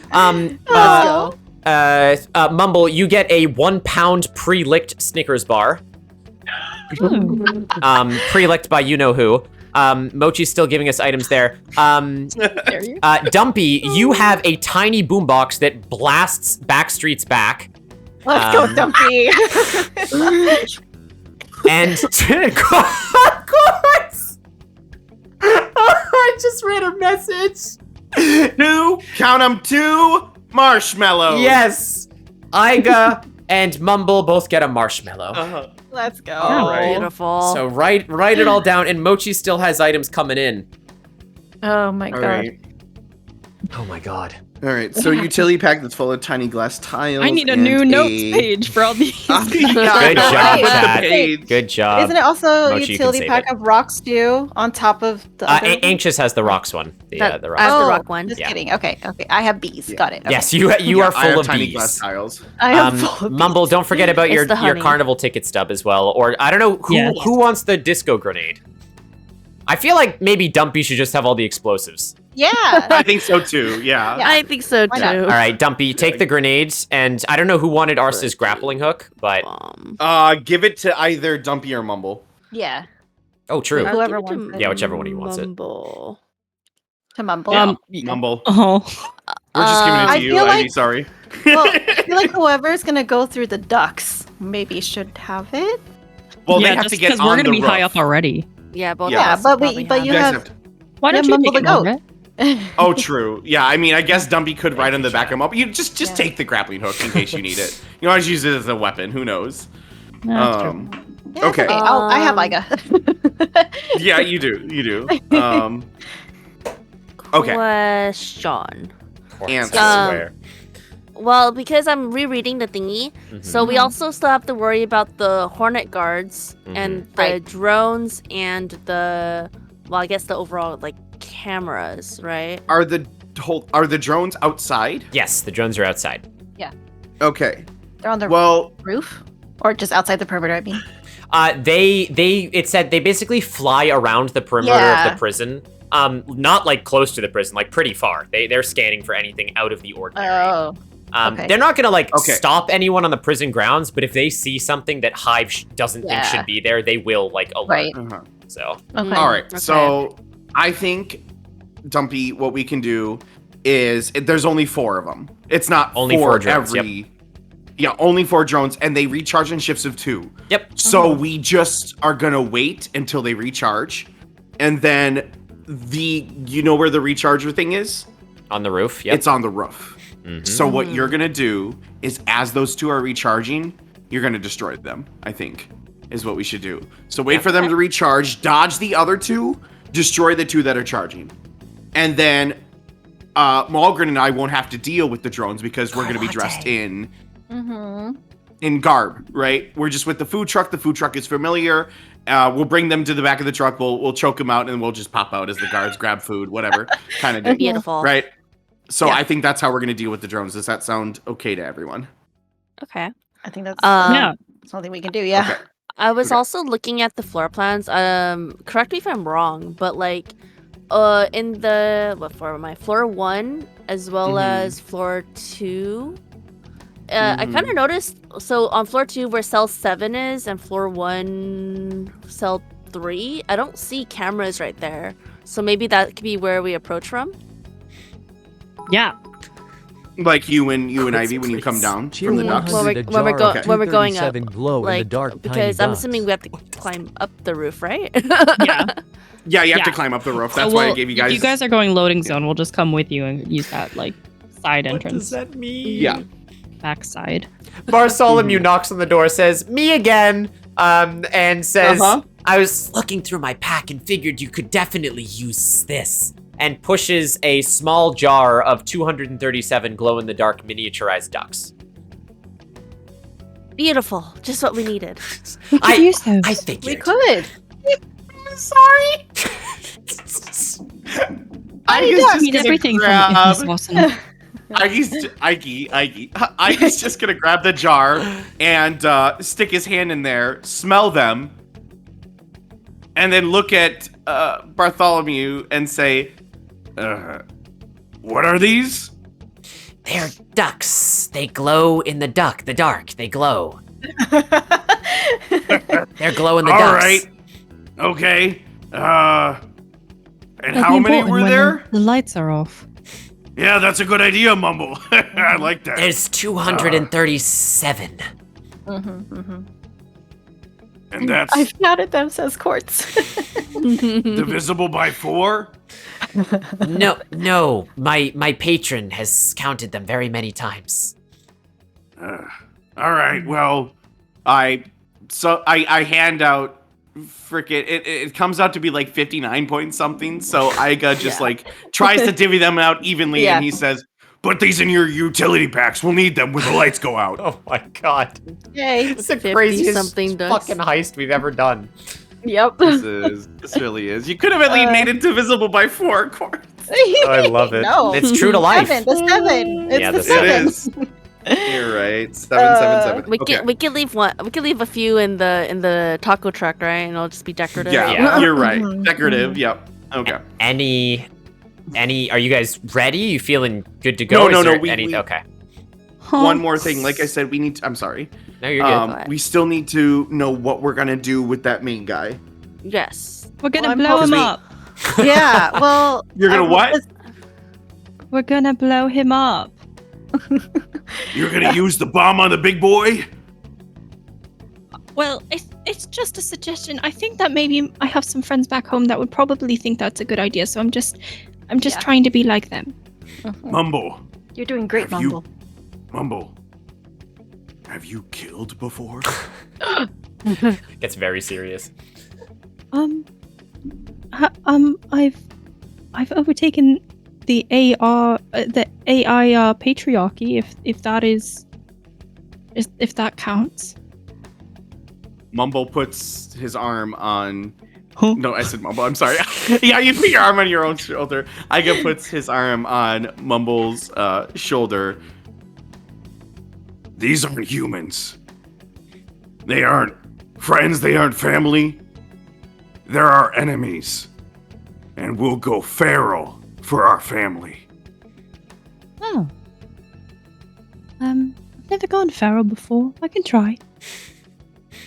Dig down deep in your little Mumble soul Mm-hmm. and let it come out. And then Iga's gonna look down and come up and. Wow. Mumble's just gonna look up with wide eyes and nod and give a thumbs up. Yep. Good talk. And Iga's gonna go back to planning. All right. Okay. I think we're ready. Yeah. to So go planning on wise, a heist. Yes. I think that the one extra thing, because I will be with Mumbles, and I do have the boogie bomb. So worst case scenario, like I will probably give Mumbles the bomb cupcake. And I will hold on to the boogie bomb and boogie bomb the bad guy, and then Mumbles will have time to light the bomb to bomb the bad guy. Bomb time. All right. Okay. Kip, what season is it right now? It is fall. Okay, so it gets dark pretty quickly. Yep. I say to maximum what as soon as it gets starts to go dark, we will head over there in the food truck. Dumpy wants to ask a question. Yeah. Do we have a lighting device to light said cupcake? Oh shit. That's a good Mumble is question. going to move her hair and show her earring that Bingle has given her, which specifically warm her ears in the cold. Wow. And she will say that these might do the trick. They will do the trick. Quartz, please. Cheer 100, the physical manifestation of Yoda's mental state. Bartholomew comes back in and says, "One more thing just found in my backpack," and pushes a detuned piano into the truck. How does that fit in here? Iga's gonna go ahead and walk over to the detuned piano, press a key, ding, stare at it, and say, play us a song, piano man. And he's gonna look at Bartholomew. Bartholomew kind of wiggles his tail, but Yugi cracks his paws and he goes, "Allow me, big guy!" And Yugi sits down at the detuned piano and plays a very out-of-tune Claire de Lune. Wow. Is that our hype music? Yeah, that's your hype music. Iga's gonna slowly wipe away a tear. No. Quartz, I love you. Oh. All right, I think we're ready. Yeah? Is my heist crew ready to try? We're gonna try. Okay. A reminder to chat for 300 biddies or $3, you can cause a flashback to this moment. So if they have forgotten anything, you can always cause them to flashback. We plan for this. I'm ready. All right. Are you guys ready? Would you take a... Yes? On our way there, Mumble is going to quickly explain that she has to be scared in order to be in her goat form. I'm sorry? Iga, I need you to scare the ever-living snowman out of me. You want I gotta roar in your face? Yeah, I thought we had a heart-to-heart back at the taco truck. Yeah. Yeah, just give me a scare. Let's just do it. Just get it over with. Okay. So Iga is going to turn around really quickly and slap himself in the face a couple times. Says, "I'm a bear. I'm a bear. I'm a motherfucking bear." And then he's gonna tuff his fur, show his teeth, and then act like he's gonna do the biggest fucking greatest roar you ever did see. And then he's gonna get really close to Mumble's ears, as he's gonna say, "I'm gonna like a motherfucking grizzly bear. I'm gonna take each and every single one of your bones, break them like they're bamboo, and eat them for lunch."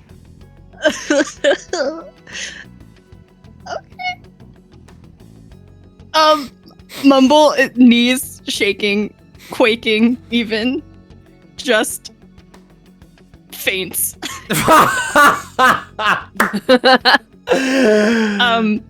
And in her bundle of clothes, she just shrinks to a pygmy goat. And then she takes her time and gets out, and she says, "Yeah, that worked. Thanks." And now she's just. I've still got it. You see a small pygmy goat speaking where Mumble once stood. Mumble, is that still you? Yeah. We're just gonna breeze right past this.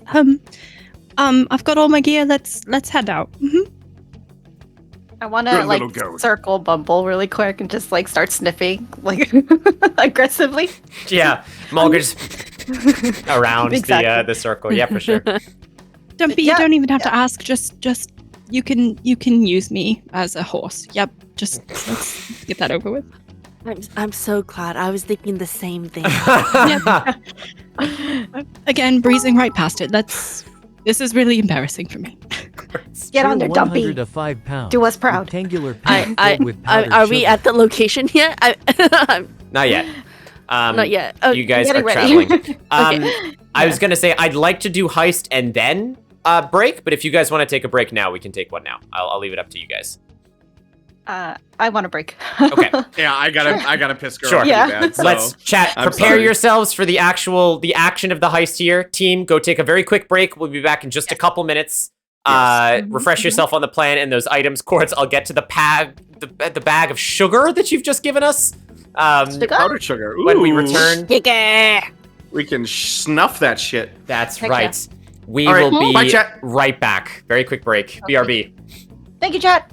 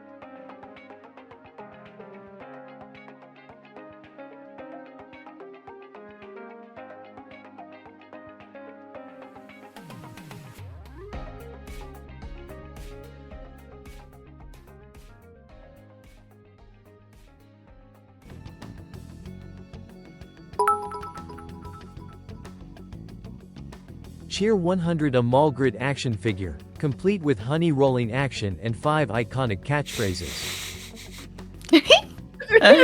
Oh my goodness. Someone go check on Quartz, please. Just give me like 5 hours. I will be over there. Oh my god, bestie, please.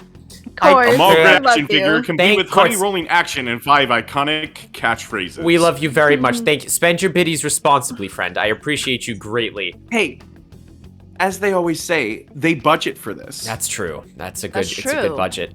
A 5-pound rectangular pack filled with powdered sugar and a Malgrit action figure, which is gonna be weird in a world where Malgrit exists. Complete with honey rolling action and 5 iconic catchphrases. We're manifesting that as a Change of Fate merch. Mm-hmm. That'd be great. Oh my god. Mm-hmm. Hi, Lexi. Oh my god. Is Lexi's birthday today or tomorrow? I think it was the 2nd, question mark? I know Lexi had a birthday soon. coming up too. Happy early birthday, Lexi, if it is. Happy birthday. I just paid rent today. I'm set to spend. There we go. Okay, There you go. well. Also, friends, Kip made an announcement while we were on break, but now that we're all back, please do not forget about the secret puzzle redeem, which is, I think it's just a question mark, and for 7 channel points, with just over half the stream left, you have to solve it by the end of the night. It'll really help us out. If you do, you will see the true after credits scene. Otherwise, you may not. You got this, chat. That is what we shall see. Hey, welcome back from the break, everyone. We spent a good time plotting for the heist of a century. The bears, the goblin, and the goat all have to break into a hive-sanctioned prison just off of Jersey Shore, because apparently that's where Reginald is being kept and some other allies that might aid their cause, as chat has deemed all of the allies that they can rescue will aid their cause, which is a good time. So, I want to see some fun. I want to see some heist action. Are the 4 of you ready? We pumped for this? Yeah. Okay. That being said, let us transition over to a break and bear rescue. Oh, really quick. Gosh. Really quick before we get there on the ride over, I'm gonna be like well, wait. Are we still there? Hello? Yeah? You're here. Okay, sorry, Discord cut out. Okay. So I'm gonna be in the van, I'm gonna be like, all right, bear huddle. And I just gesture to everyone to come into a huddle while we're riding in the van.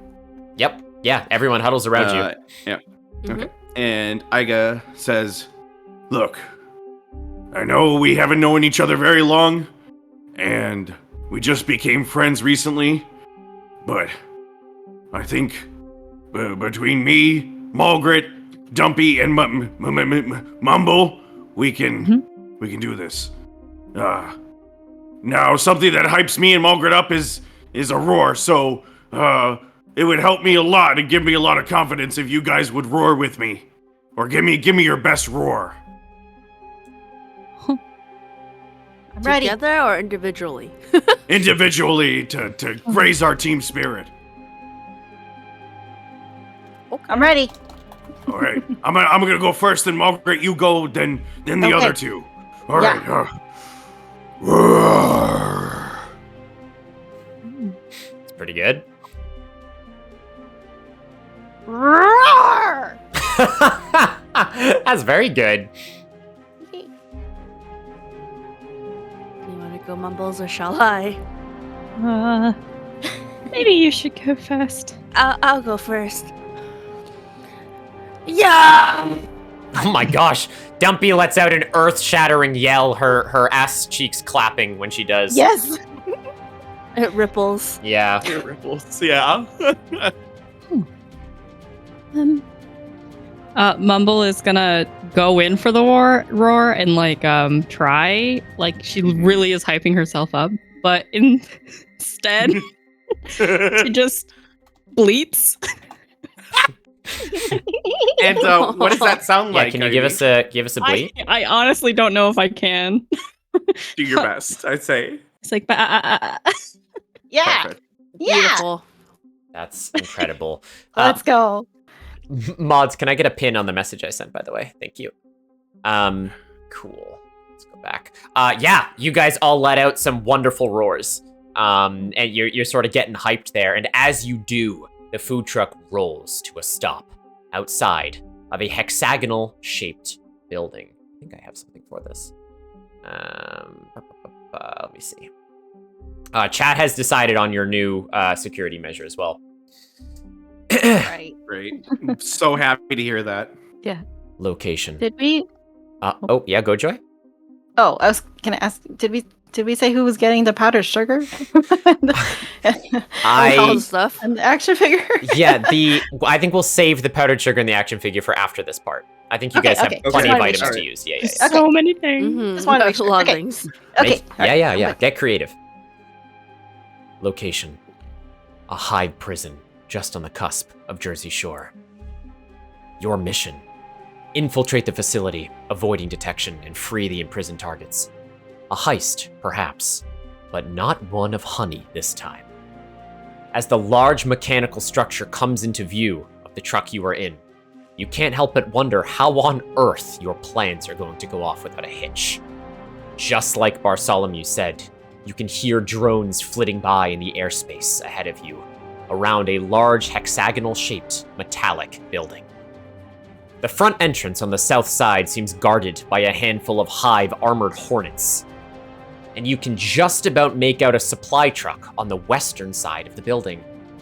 Security cameras oscillate, painfully slow, taking in each subtle movement with their wide range. And from your vantage point driving in, you see a lack of windows on this prison, but also notice the rather large solar array poking out from the top, the roof of the building. You all take a breath and ready yourselves as you stare at each other to go over the plan one last time. A mistake here could mean the difference between getting your friends out alive or ending up behind bars yourself. All right, what would you like to do? No pressure. Iga is going to take his thumb, find one of the black stripes on his body, rub it, and there's already two black stripes under his eyes, but he does the football makeup and also wipes not them edible. underneath. It is insulation foam in an ice cream container. Okay. He's gonna turn to, is Yugi still with us? Like, who do we all have in the truck with us besides? Yugi actually said that he had to go take care of something else. Bartholomew and Celery are both here. Oh, perfect. Iga's gonna turn to the snakes, and he's gonna say, "Look, you two. I know we haven't known each other very long, but I'm counting on you to help us out in this heist. I need you to use your magnificent snake bodies to choke some guys out for us. Can you do that?" They look at each other, and Bartholomew says, "I wouldn't have gotten into business with you if I couldn't, Iga."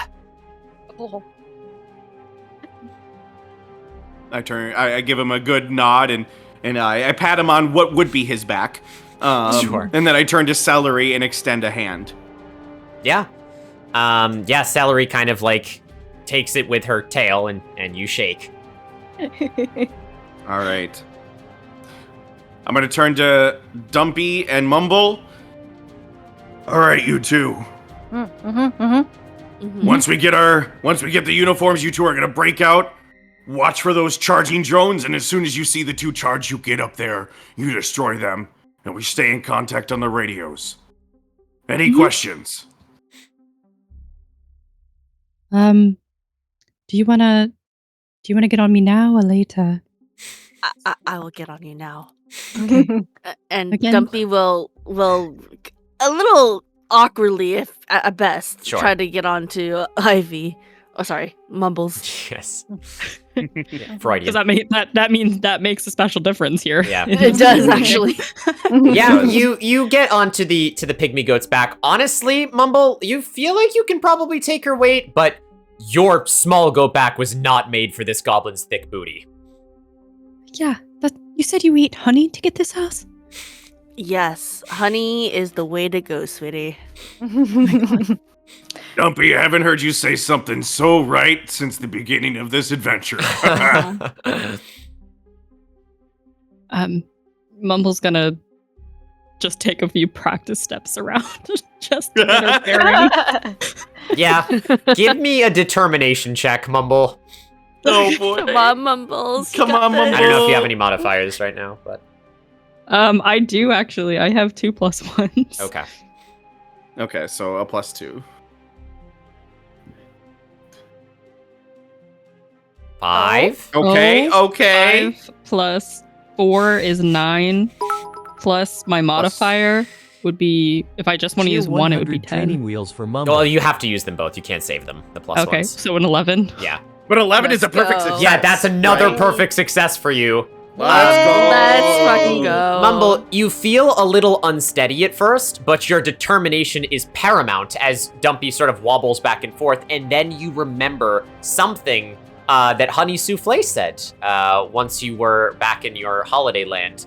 And she said, you know, just put one foot in front of the other. And as you remember this, you slowly begin to step out the door. And you remember something that Bingle said was, don't pay attention to that, get some fucking training wheels. And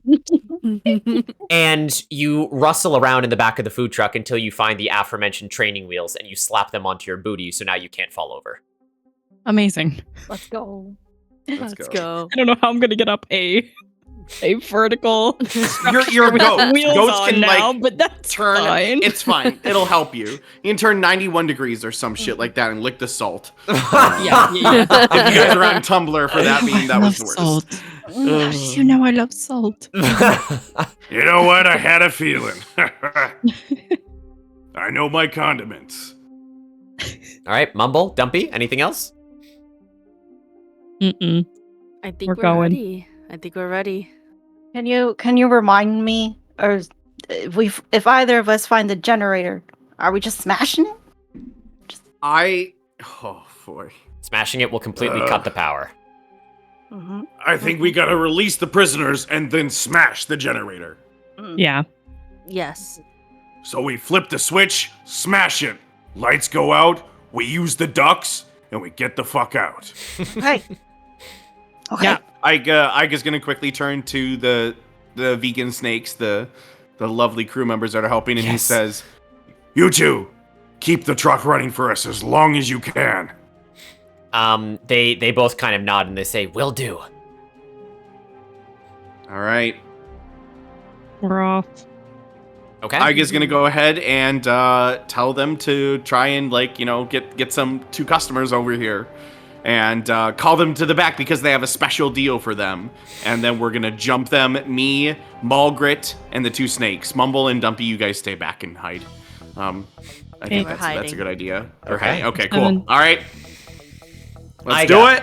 You and Malgrit wait as you watch as both Celery and Bartholomew slither out of the truck. Not a few moments go by that you see them come back to the front of the truck with 3 Hornet guards. They fly up and you watch as Celery slithers into the back, sort of motions to you that this is happening. And you watch food start to be prepared, and Bartholomew's kind of giving you guys some side-eye as the Hornet guards are just waiting, buzzing outside. They don't seem to be paying any attention. All right.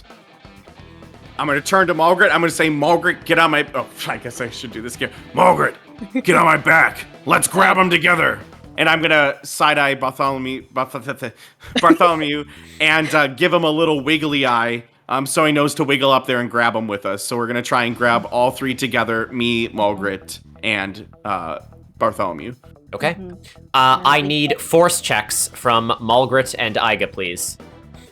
And the force check I had, the bonus force check, I give it to someone else? You can Was give it to yourself. It is a one-time D4 that can be applied to Okay. any force check for you or your allies. And we Okay. can wait till after the roll. You can wait till after the roll. Yep. Okay. Okay. Nice. I might need it, Joey, Okay. because I have -1 in force right now. So Oh, okay. Here we go, Okay. Chad. I do have 3 fate dice. So let's see how this goes. Let's go. I have 1. Let's get those rolls. Okay. That's a 8 for me. Okay. Okay, Not that'd be a bad. normal success. We're going with Aiga. Oh. Oh. 4 plus 2 is 6, minus 1 is a 5. So I could use that D4 or I could re-roll. Joy, do you want to give me that D4? Because if you give me it, I win. Well, no. Ayla has just given you a +1 for Iga. Let's go. Then it's a 6. That's it, chat. Ayla. Let's Let's That's go. how you change Oh, the it's fate. Straight out here. I know. Wait, I'm sorry. Wait, I forgot that I had a rearranged providence from Snow earlier that I had to Oh, use the on my minus next 1. roll. Yes. Yeah. Oh, the minus 1. Still Okay. 7 though, was right? 7 then? Yeah, Yeah. you're good. Okay, 7's Yeah, still that's good. still a success. So Let's go. just wanted to say Yeah. that I'm using. I appreciate that. Yeah, Malgret, Iga, in tandem with Bartholomew, you all kind of nod to each other as Iga and Malgret let loose a roar and jump out of the food window, sending ever-filled cream everywhere. As the hornets don't even have time to react, Iga jumps on a hornet, Malgret jumps off of Iga onto a second hornet, and Bartholomew constricts around the third hornet. You guys thrash back and forth for a little bit until you beat them unconscious, and their wings flitter to a stop, and the three of them are on the ground unconscious. Okay. We're taking the uniforms, checking them for like key cards and everything. So yeah, we're gonna go ahead and Iga will say this so you know. All right, Malgret, tear off a little bit of their clothing because it's a little too big for you. Take some off, wrap it around, and then take their key cards. I'm already ripping at one. Iga's gonna turn to Dumpy and Mumble and say, "Well, there's 3 here. Do you guys want to take a uniform just in case?" Yeah. Dumpy, you should take one and then just say it's bring your pet to work day. Absolutely. For brevity's sake, the three of you do your best to finagle into these ripped guard outfits that are made for anthropomorphic hornets. So for Dumpy, it's a little all over the place. Malgret is very small and clunky, and Iga has ripped through it like a workout shirt. But regardless, you're all still wearing them. Okay. We all have the key cards too. Well, which one of you wants to be my note taker? Oh God. Taking notes. Taking notes. Okay, Ivy's got it. You take the 3 key cards. I'm just gonna, for fun's sake, so we don't take a million years here, if any of you use a key card, I'll just say your character has it. We don't need to be like, who has the key cards? It's fine. Okay. Yeah. The first key card has this on it. All right, hold on. Oh no. The second key card has this. How dare you? And the third key card has this. Oh, I know exactly what this is. Are those colors, Ivy? Yeah. Yeah. God. Well, what did it say in the blueprint chat, guys? It said that the guards all had a hex code. I don't know what a hex code is. I thought that just had to do with the color. hive. Yeah, well, Kashi, that is the joke. It's because they're bees, it's all hexagon.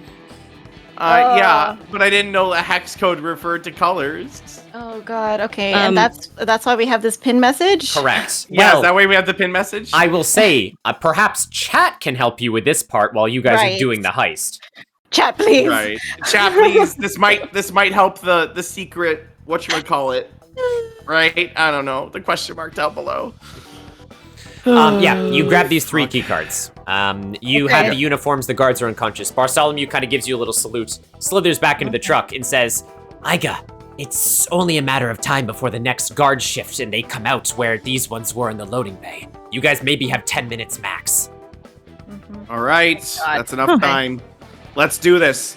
I turn to Dumpy, I turn to Mubble, and be like, all right, again, wait for those, Oh, wait, no, since Dumpy's wearing the uniform, we don't have to worry about the drones anymore. Well, Dumpy is still on a goat, but yes, Dumpy is wearing a uniform. I mean, I brought my pet to work day. Exactly. All right. Well, if you two still want to wait, for the drones, like we plan to, go ahead. Yeah, To go recharge I think on we're the gonna rocket. So we're gonna go over there and like go towards that wall that doesn't have the camera. Yeah, the we're gonna camera. pretend to be like patrolling. Okay. Yeah. All right. And then we can scale up that way. All right. Malgret and I are gonna work our way into the loading zone and into the prison. Okay. Okay. And we're gonna. Yeah, go ahead. Just really quick. And Yeah. while we're looking and going towards the loading zone, we're gonna look around for the generator.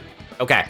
For both of those actions, Iga and Mulgrit, I need a cunning check from both of you, both to sneak in and to look for the generator. So you want two Just one, just one cunning check will be enough. Yeah. Okay. Dumpy and Mumble, you guys run around the back of the building and you wait until 2 of the drones break their formation, which they do, and they flit to the top. The other 2 are not within eye shot right now, so Mumble, if you can manage to scamper Dumpy all the way to the top of the roof before the other drones make it around the backside, you'll be scot-free. And remember, we still have Joy's D4. Yep. You have a shit ton of well. items, too, like a grappling hook. Yeah. All right. Mine is specifically for force. Yes, yours is for force checks. Thank you, Joy. Yeah, true. Yeah. Thank you. I all right. I got a 6. Yeah. 6 Okay, total? I'm gonna roll. Total. Oh, that's close. Oh my All right, gosh. I rolled a 6 plus cunning, you said? Yep, cunning. 6 plus 5, 11. Whoa, my perfect God. success! Let's go. That is a And I health heal- back. I heal. You do. Yep, I got 7 HP. Let's go. Oh, chat, we are in it now. We are in Iga, it. you and Mulgrit, you roll into the loading zone, guard uniforms on. Mulgrit, you slink behind the nearby crates and you begin to sort of look around. You can see that as the loading zone opens up into the prison proper through a set of sliding doors that seemingly have no lock, there are a couple more guards on the first floor. And Iga, as you look around, there's not much else in here. There is a bottle of water that looks very suspicious. In addition to that, there is a large 5-pound bag of what appears to be cocaine, but you're not sure. Crack? Maybe this is from that church that Dumpy's always talking about. Let's go ahead and grab this, Margaret. Okay, you're gonna have to carry that. Oh my god. You got it. Yeah, you grab the evidence. Bottle of water? And a bottle of quote-unquote water. Okay. Okay. All right, I'll add that. So, Okay. Oh, I see it. Okay. There is no generator in this room. It is just a couple of boxes of other guard uniforms. There's a couple of honeycomb for the bees to eat. And that's pretty much it. Mulgrit, for your size, give me a second cunning check. Okay. Dang it. Okay.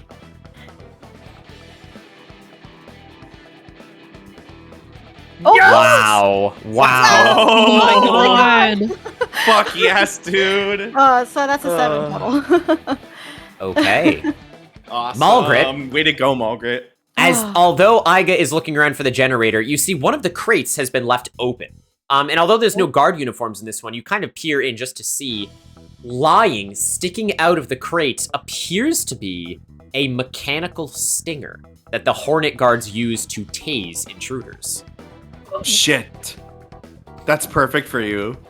I immediately grab it. Okay, you can think of it like, I'm trying to, the best way, in your hands, it would be like you're holding a carton of milk with a sharp end, and if you used it, it would mechanically sting people electrically. Oh, okay. Like the long nail in Hollow Knight? Yeah, kind of like the long nail, a little stubbier, but yeah, kind of like that. Yeah, okay, All right. okay. Got it. Are there Okay. any guards around us right now? Not in this room. There, you can see through the sliding doors. There are about 2 that you can see on the first floor, but none in your room. Okay.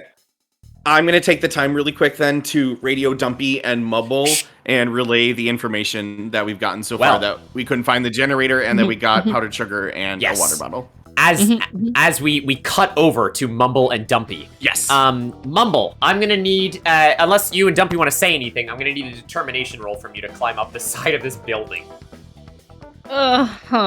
Use the grappling hook. I'm gonna just I'm astride Mumbles. I believe in you, Mumbles. You got this. And even if you don't, I got this. And then I kind of take out the grappling hook just as a backup. Yeah. If this goes south, just squeeze me really hard with these ginormous thighs of yours and just fucking send it. I believe it, but we got this. I believe in us.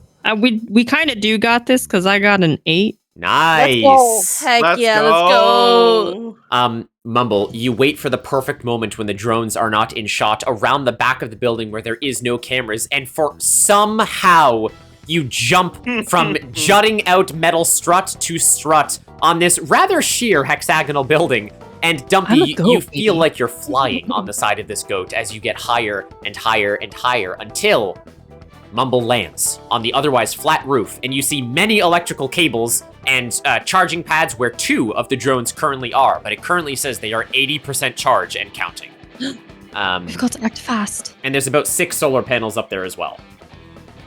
I still have my staff, yeah? Oh yeah. Which one is closest to me? The charging or the solar panel? From the edge of the roof, probably a solar panel. A solar panel? Yep. But wait, I'm sorry, just to clarify, Yeah. it's nighttime, right? It is nighttime, correct. Okay, so I'm gonna go for the charging pad. Yeah, go for and it. just kind of, I'll yeah. rush us both over there. Yeah. Mumble, darts, Mumble, zip, that zip, one. zip, zip, zip. Yeah. I'm gonna pull out my my pointed candy cane and have that in my mouth and not think about that it's part of Bingle. Sure. And with as much force as I can get, I will try to smack it into the camera of the drone that's charging. Dumpy, you want to do the same with your staff? Was that your idea? Yeah, I was gonna try to like just use it kind of like a shillelagh and just like whack it. Classic druid. Yeah, give me a force roll from both of you if you're going to try and smash these drones. Oh boy. I might need some help here. We do have Uh-oh. Oh, yeah. What's the total from both of you? 4. 4 is 3. a fail, and 3 is a fail. I give my D4 to Mumble. Okay, Oh, Mumble, God. add a D4 onto this. Oh wait, we also got to roll a fate. Oh, a roll of fate from Ayla to go. Mumble. All right, let me try that. Yeah, do the reroll Well, first. Dumpy needs something too, right? Yeah. Let's see the reroll from Mumble first, and then Okay. Joy can decide. Oh God, that's so much worse. The chances. I So- just imagine us like rubber hammering it, just like I know. What is the total there, honey? With that one, that is a 2. Okay, so that is a critical failure if we stay on that. Just so we know. Cheer 100 a fake spider on a stick. Cozy with Jesus? Okay. A modified destiny to Dumpy, a +1 to Dumpy. Yeah. Dumpy, what does that make your total? Is that a 5? I think that makes me a 5 because my force is a 3, right? So that'd make it a 5. Yeah, that's just not enough. You need 1 more point. A D4 How much to is a Dumpy reroll? then? You could give a D4 to Dumpy. I mean, it'll ensure that Dumpy succeeds here. Yeah. D4 to Dumpy.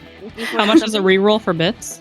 I think it's 300. Right? The reroll is chat gets to chat makes the roll. It's 500 biddies for a reroll. Okay. That's how much it is. Okay. Yeah. So should I wait or should I do the D4? It's up to Joy. Well, and the team. the D4 and the team, with yeah. yours would be a success. Correct. Right. Mm-hmm. I'm happy to give it to Dumpy. Yeah, I think we should have 1 success here if we can. Yeah, at least 1. Okay. Okay. That should get us to an 8, right? Okay. Yeah, that is a success on Dumpy's part. And unless there's anything else to change from Mumble, I believe that is a critical failure for Mumble. Yay! Chat, 500 bits? Anybody? Well, I mean, we had 2 critical successes. The universe had to balance. I know the I know. universe said, "Hey, knock that off." Dumpy, you take your okay. All right, Cozy with Jesus. Interesting. Dumpy, you take your shillelagh staff and you smack into the drone, and you watch as sparks and the drone just crumples beneath you. Charging pad broken. Mumble, you take the Bingle shiv and you go to sort of jab it in there. But as you do, all it does is dislodge the drone, and you hear a small resuming flight pattern as the drone takes to the sky once again. Oh no.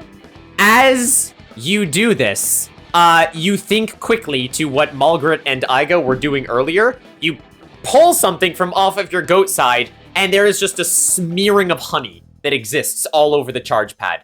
The drone tries to fly away, but is stuck.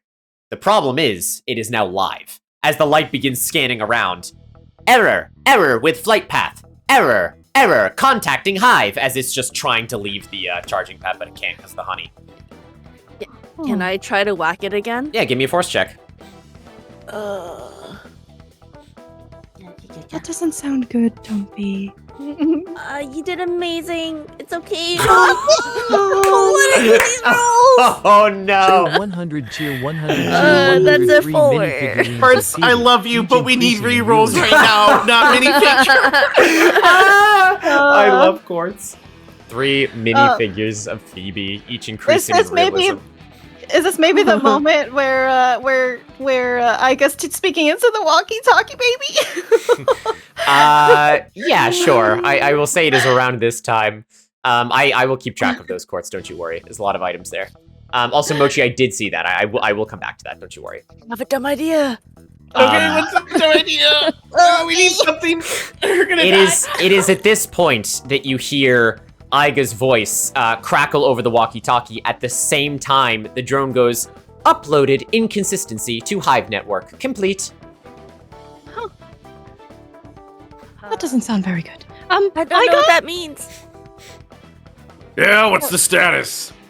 Papa Bear, we are having some technical difficulties. I believe that they know about our whereabouts. That they may have taken our picture.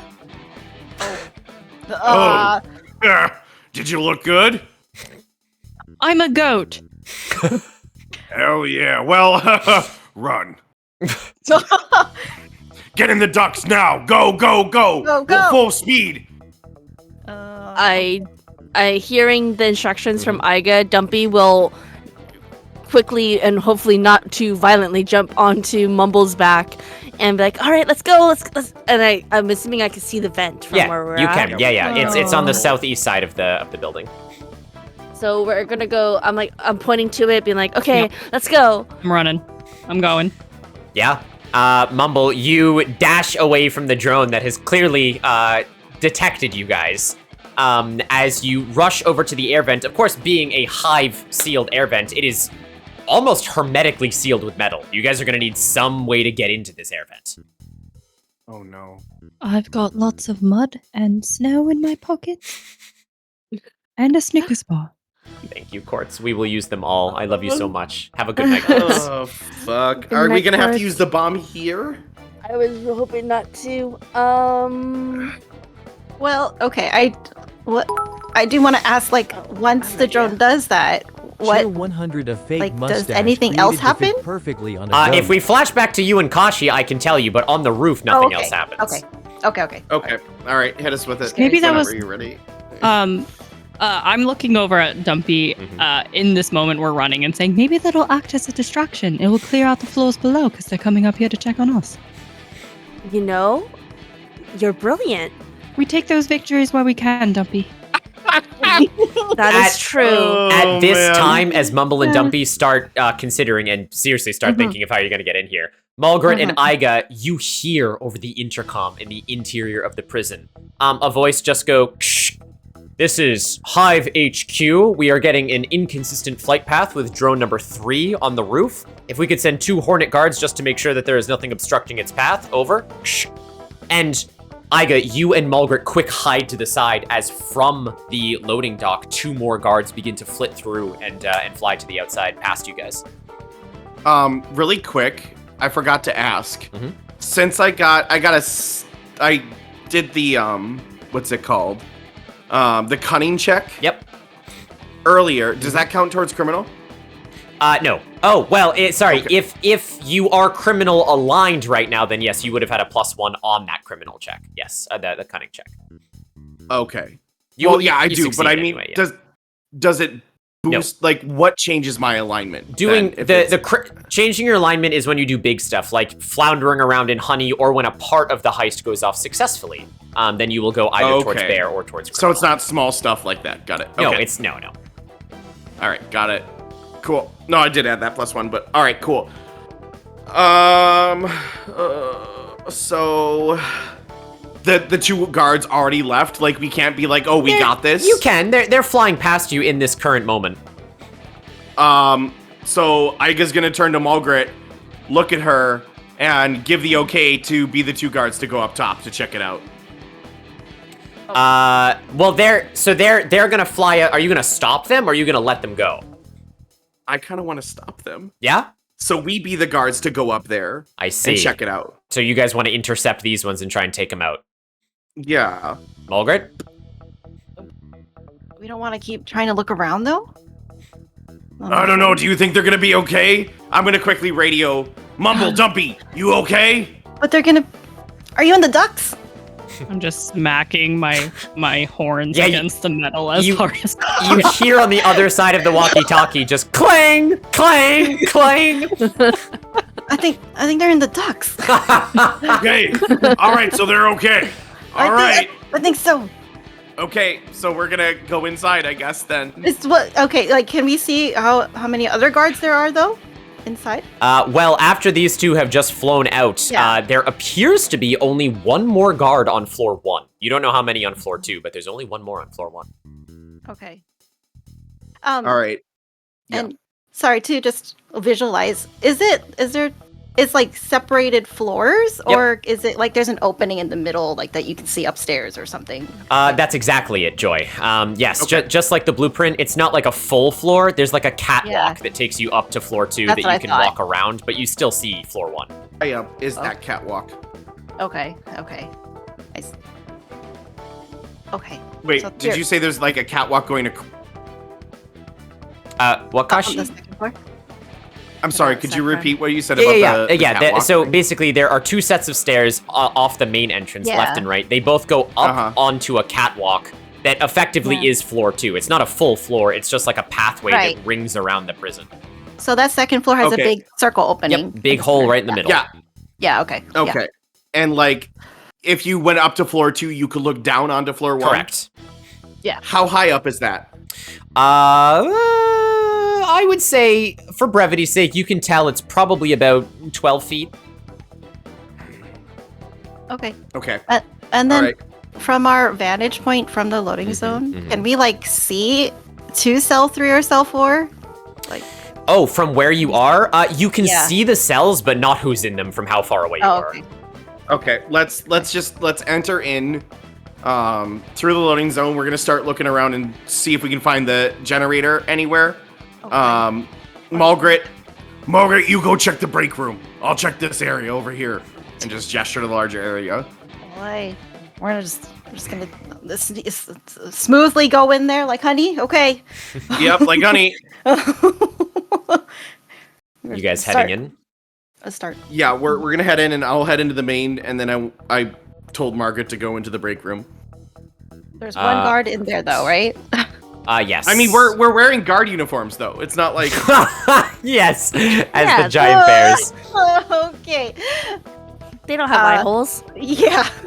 Don't worry, we got a disguise. It's fine. It's fine. Okay.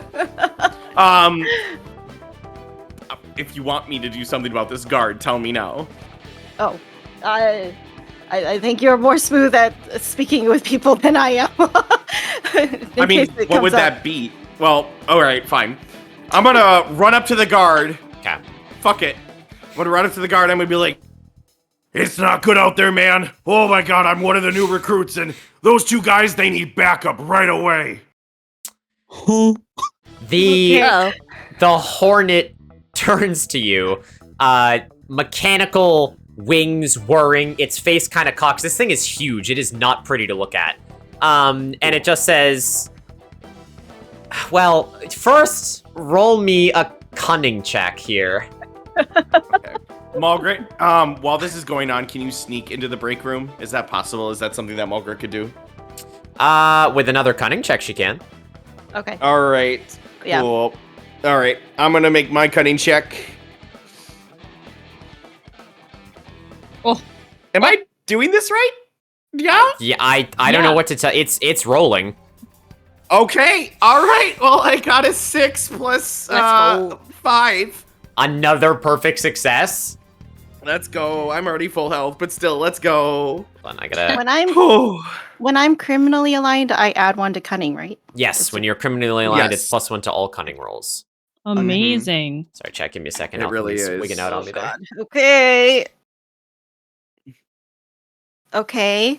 That's a 5. 5 total. 5 total. Oh, joy. That is a failure. What did you get, Iga? What was your total? 11? 11. On Yeah, that's gotta count for something. a perfect success, as Mulgrit is sneaking around the back, and you say this to the guard. The guard kind of cocks his head and says, well, what's out there, Guard 7? Is this to me? Yeah.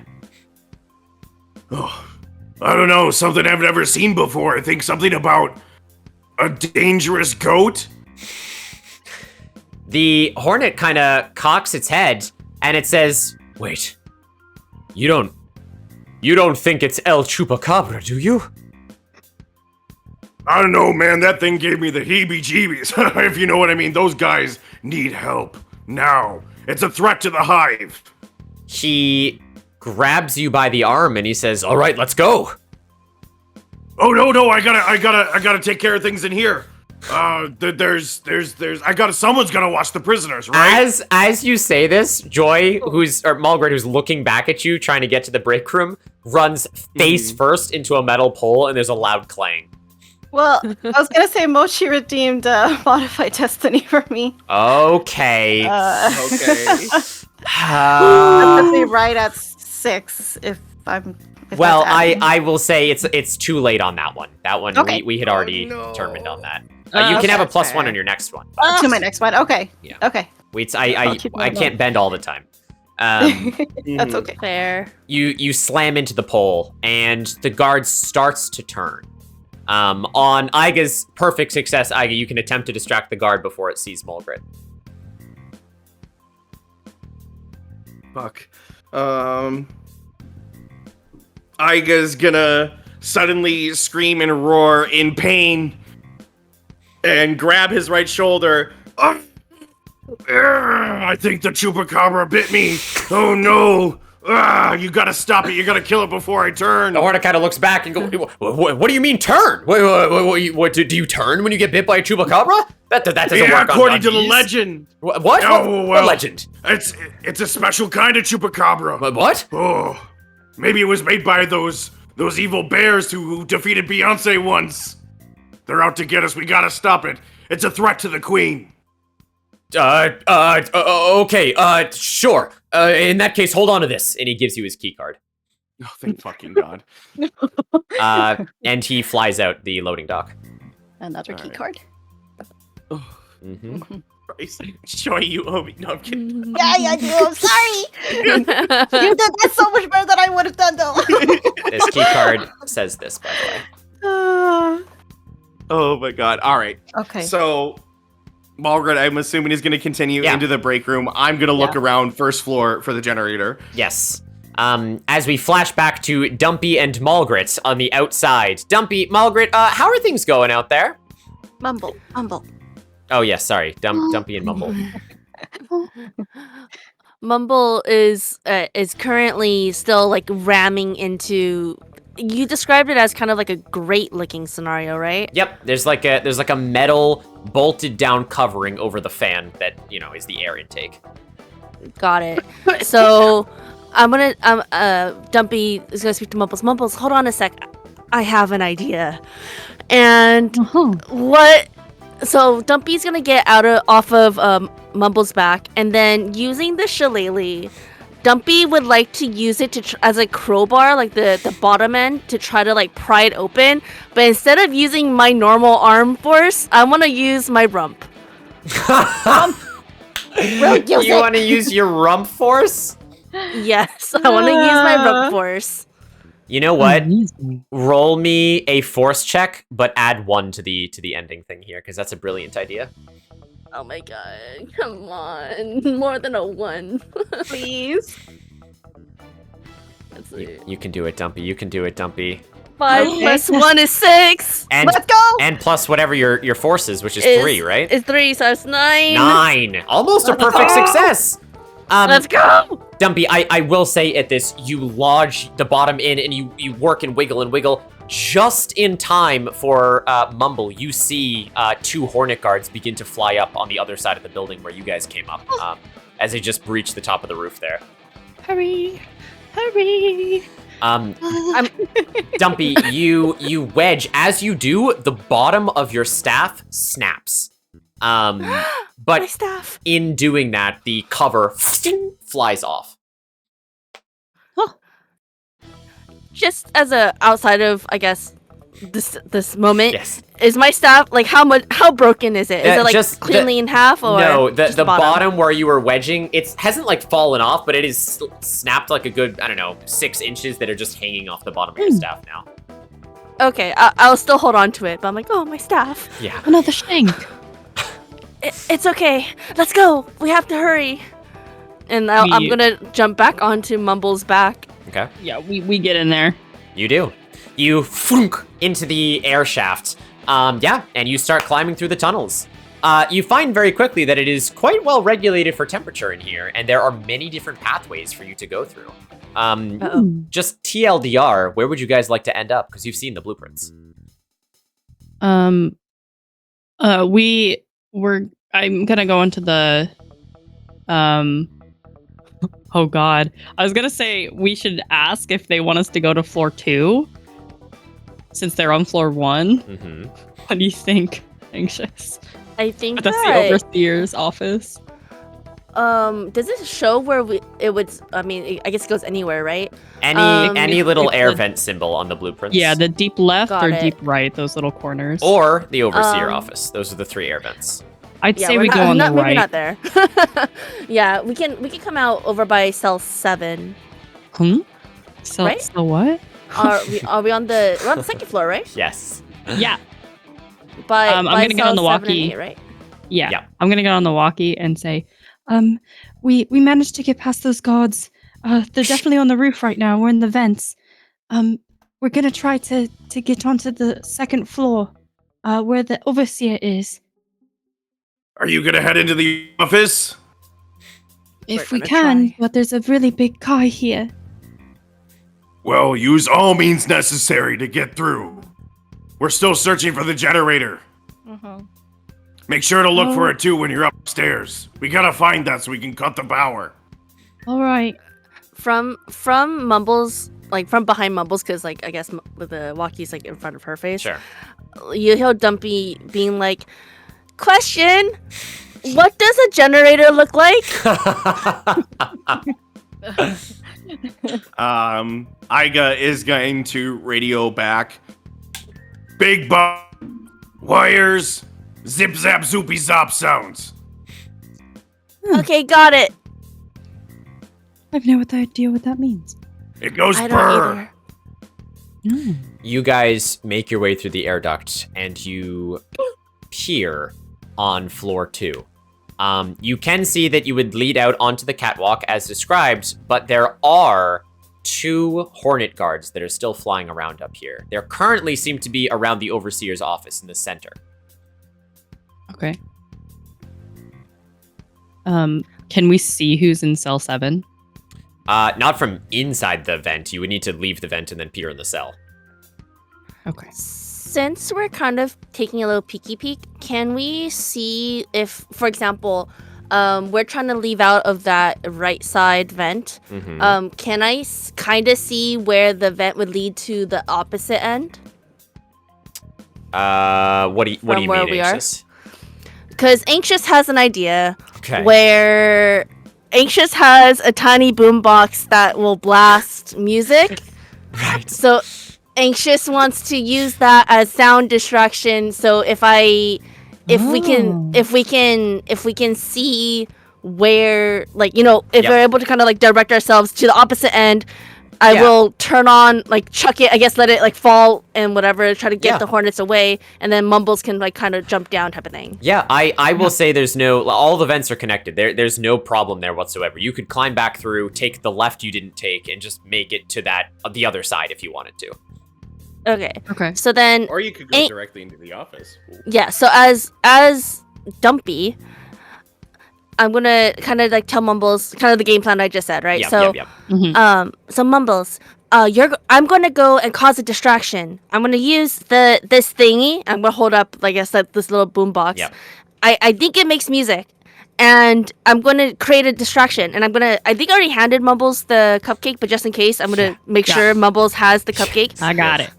So use this, and I'm also gonna hand Mumbles my. I guess I'll hold on to it. But yeah, so I'm gonna cause the distraction and jump back into the vents to try to hide from them, and you're going to go and try to get to the overseer.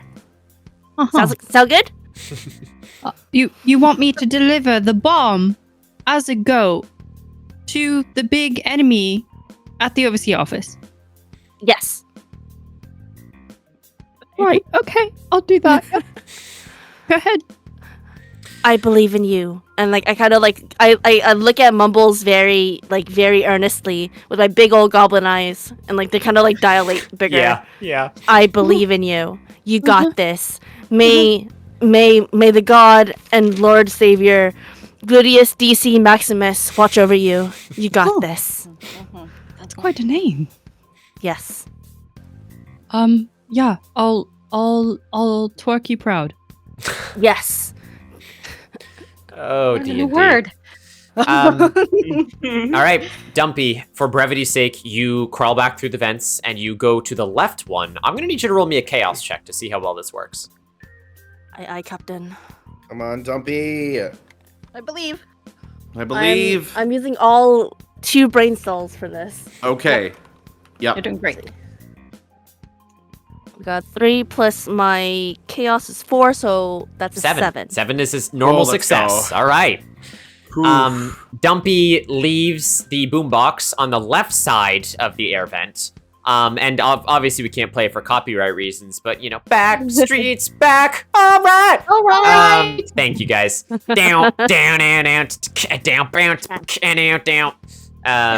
Starts blasting out of the boombox. Mumble, you see from your vantage point on the right air duct that both of the guards kind of what? And they immediately fly over to that air vent. Okay. You can leave your air vent if you want, or you can go back through and then into the overseer's office through the air duct. Your call. Where is can we see the overseer mech thing?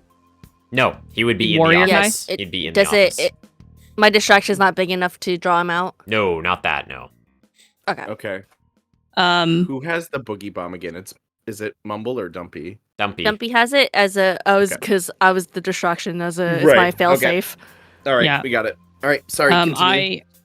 I will go through the vents and go to the overseer office. Okay. Mumble, as you're doing this, Mulgrit and Iga. Mulgrit, you have made it into the break room, and Iga, you're just kind of panning the first floor? Yes, correct. Searching for that generator. Any sign of it. Well, Iga, I'll say cells this. Yeah, the cells too. As you are looking around, Two, you yeah. poke into some of the cells. You guys are just gonna have to bear with me because there's 5 billion images. You said bear. Yeah, I did, didn't I? Well, first things first, Iga, you peer into cell 1. The first thing that you notice, and I will share this with all of you guys now, is you have a new handout. Hello? Oh, a new handout? Mm-hmm. Oh. There is your new handout. It is called Prison Hex. Oh. Am I supposed to be hearing 2 different Oh my god. musics? No. Okay. If that does happen, you can leave and rejoin, or just turn off the music for a bit, but yeah. All right, I'll be right back. This is what you guys see. I have it up on stream as well. Oh boy. Okay. This is as players, these correspond to the cells. So as Kashi goes up to the first cell, where a key would fit in, there is just an orange hexagon. in cell 1. Oh, okay. I don't get it.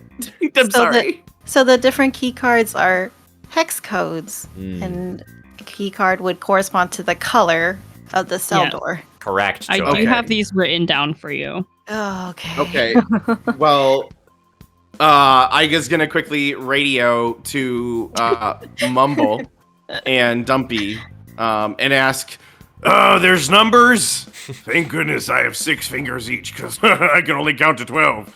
And colors. Mm-hmm. Do you know what that's about, Mumble? On these cells. Well, the key cards did have colors on them. So Wait, maybe... the key cards, they got numbers and letters, yeah? How are those colors?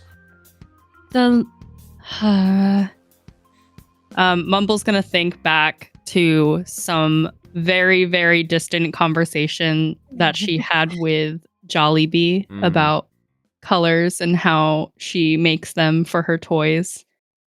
Sure. And she's gonna say, I think that the colors mean something. They're like a special code that mean a certain color. And she'll say, what door are you trying to open? And what color is it? Wait, are we opening the doors or are we doing... I thought we were gonna do a mass prison break and break open everyone at once. Right. So, should we have to worry about the colors? If you want to do the button in the overseer's office, you don't even have to worry about the hex code. But if you did want to free people first, you could use the hex code cards that you have. Mumble, do you think breaking out of here we need people on our side? I think we could use all the help we can get. Let's fucking do it. Cell number 1. It's like this deep, like, burning orange. Right, okay. Did any of those key cards start with an F? I think that's what Jollibee said. Yeah, F0741E, I got it right here. You could try that one, but I don't know what will happen if it's wrong. Oh, there's another orange one. Number 6.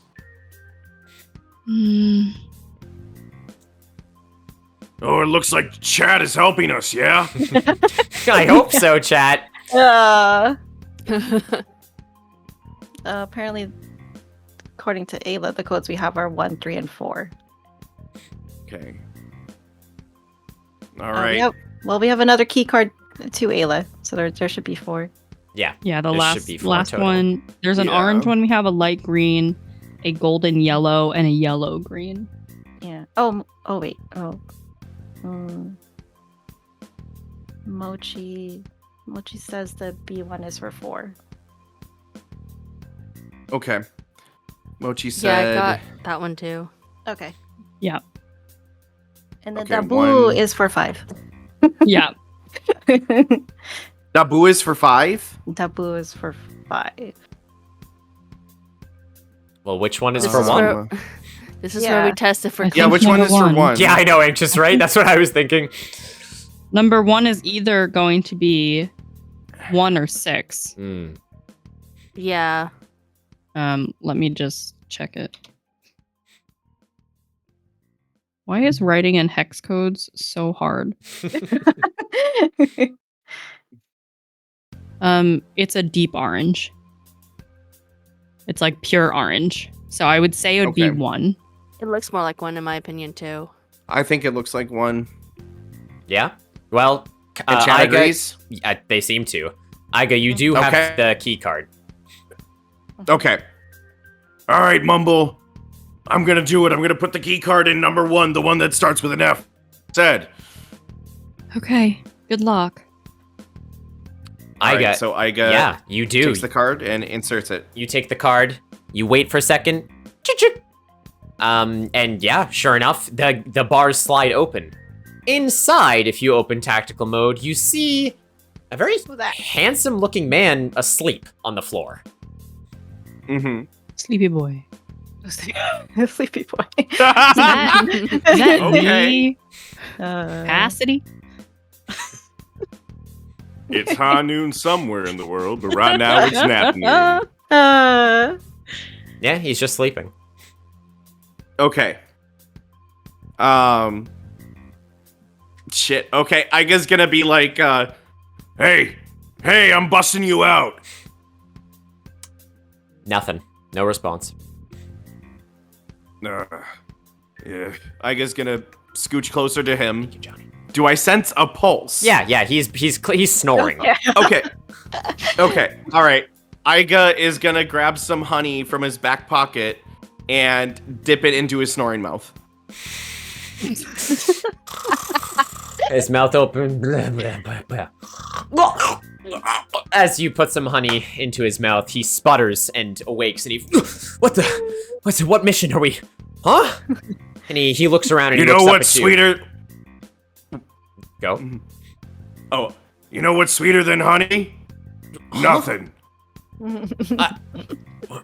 Right? Who the? Name's Igadubu. I'm breaking you out of here. Let's go. Breaking me. And he sort of looks around at the open gate behind you. How did you? Never mind that. Thank you. My name's Tom. Tom Snooze. And he shakes your paw. Nice to meet you, Mr. Snooze. We still gotta break everyone else out of here. So, are you willing to help bust a bunch of people out and come with the bears? This isn't the first mission. And he falls asleep talking to you. Hey, Tom. Hey, wake up, buddy. Where are we? Come a little bit. Rogue protocol. Huh? What's going on? Oh my Oh my god. Do you need something to keep you awake? Iga puts down his backpack and grabs the powdered sugar and hands it to Tom. Here, this'll give you a sugar boost. Oh, I know what this is. And you watch him kind of turn around, and when he turns back to you, his face is covered in powdered sugar. You know, I eat honey like that sometimes too. Oh my god. Can you wake up to the blasting music, if only. You see him like, whew! All right, bear, let's do this thing. He says, you know, you're not the first bear I've seen. I'm pretty sure there's some other bears in this prison. Really? Yeah. Is one of them tall and very German?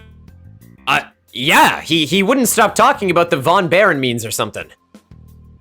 Reginald, we're coming. Let's go, Tom. Follow me. Which cell? Mumble gets a roll of fate as well. Yeah. Thank you, Mochi. Have we had any luck in finding the generator? Either me or nope. Well, that's why we gotta do it one at a time. Mulgrit, you in the break room.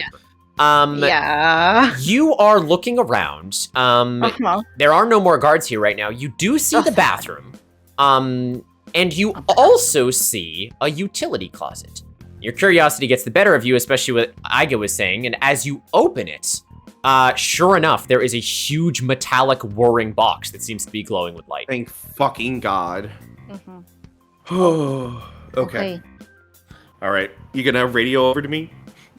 Yeah. There's a bathroom though. Is the door closed?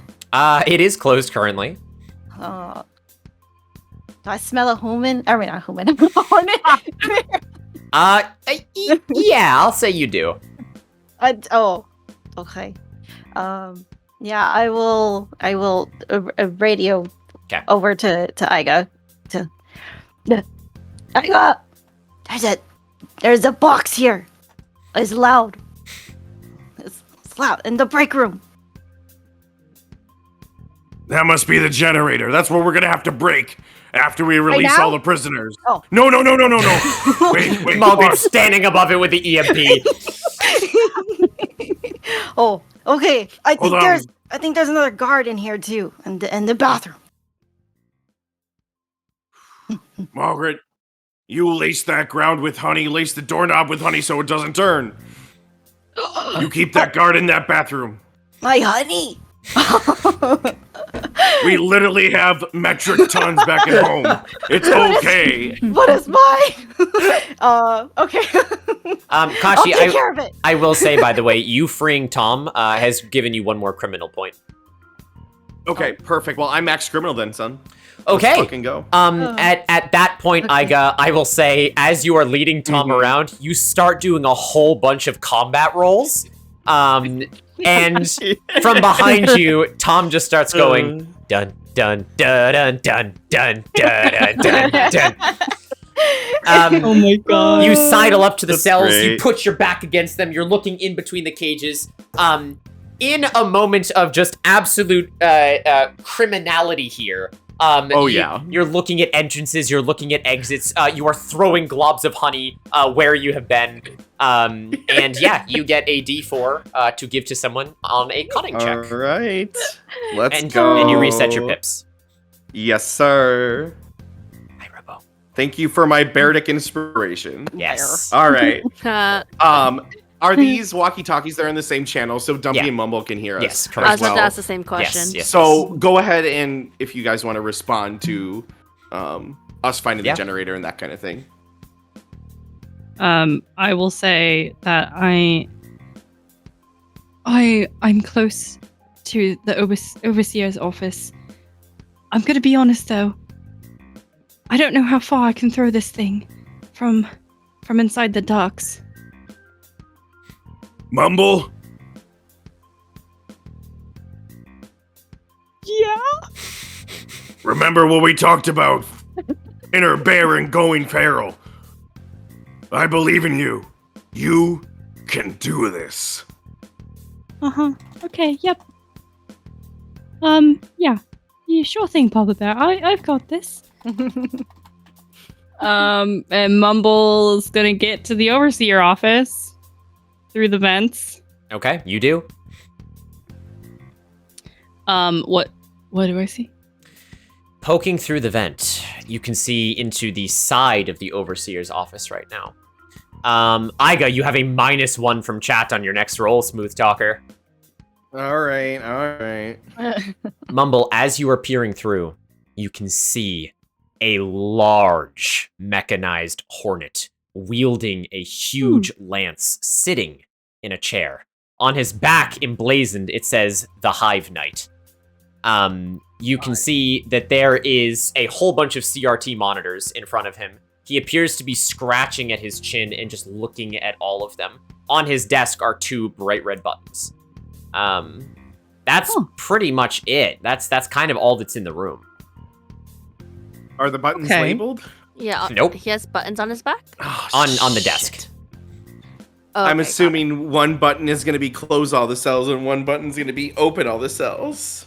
Actually, one of them is close/open every entrance. One of them is close/open every cell.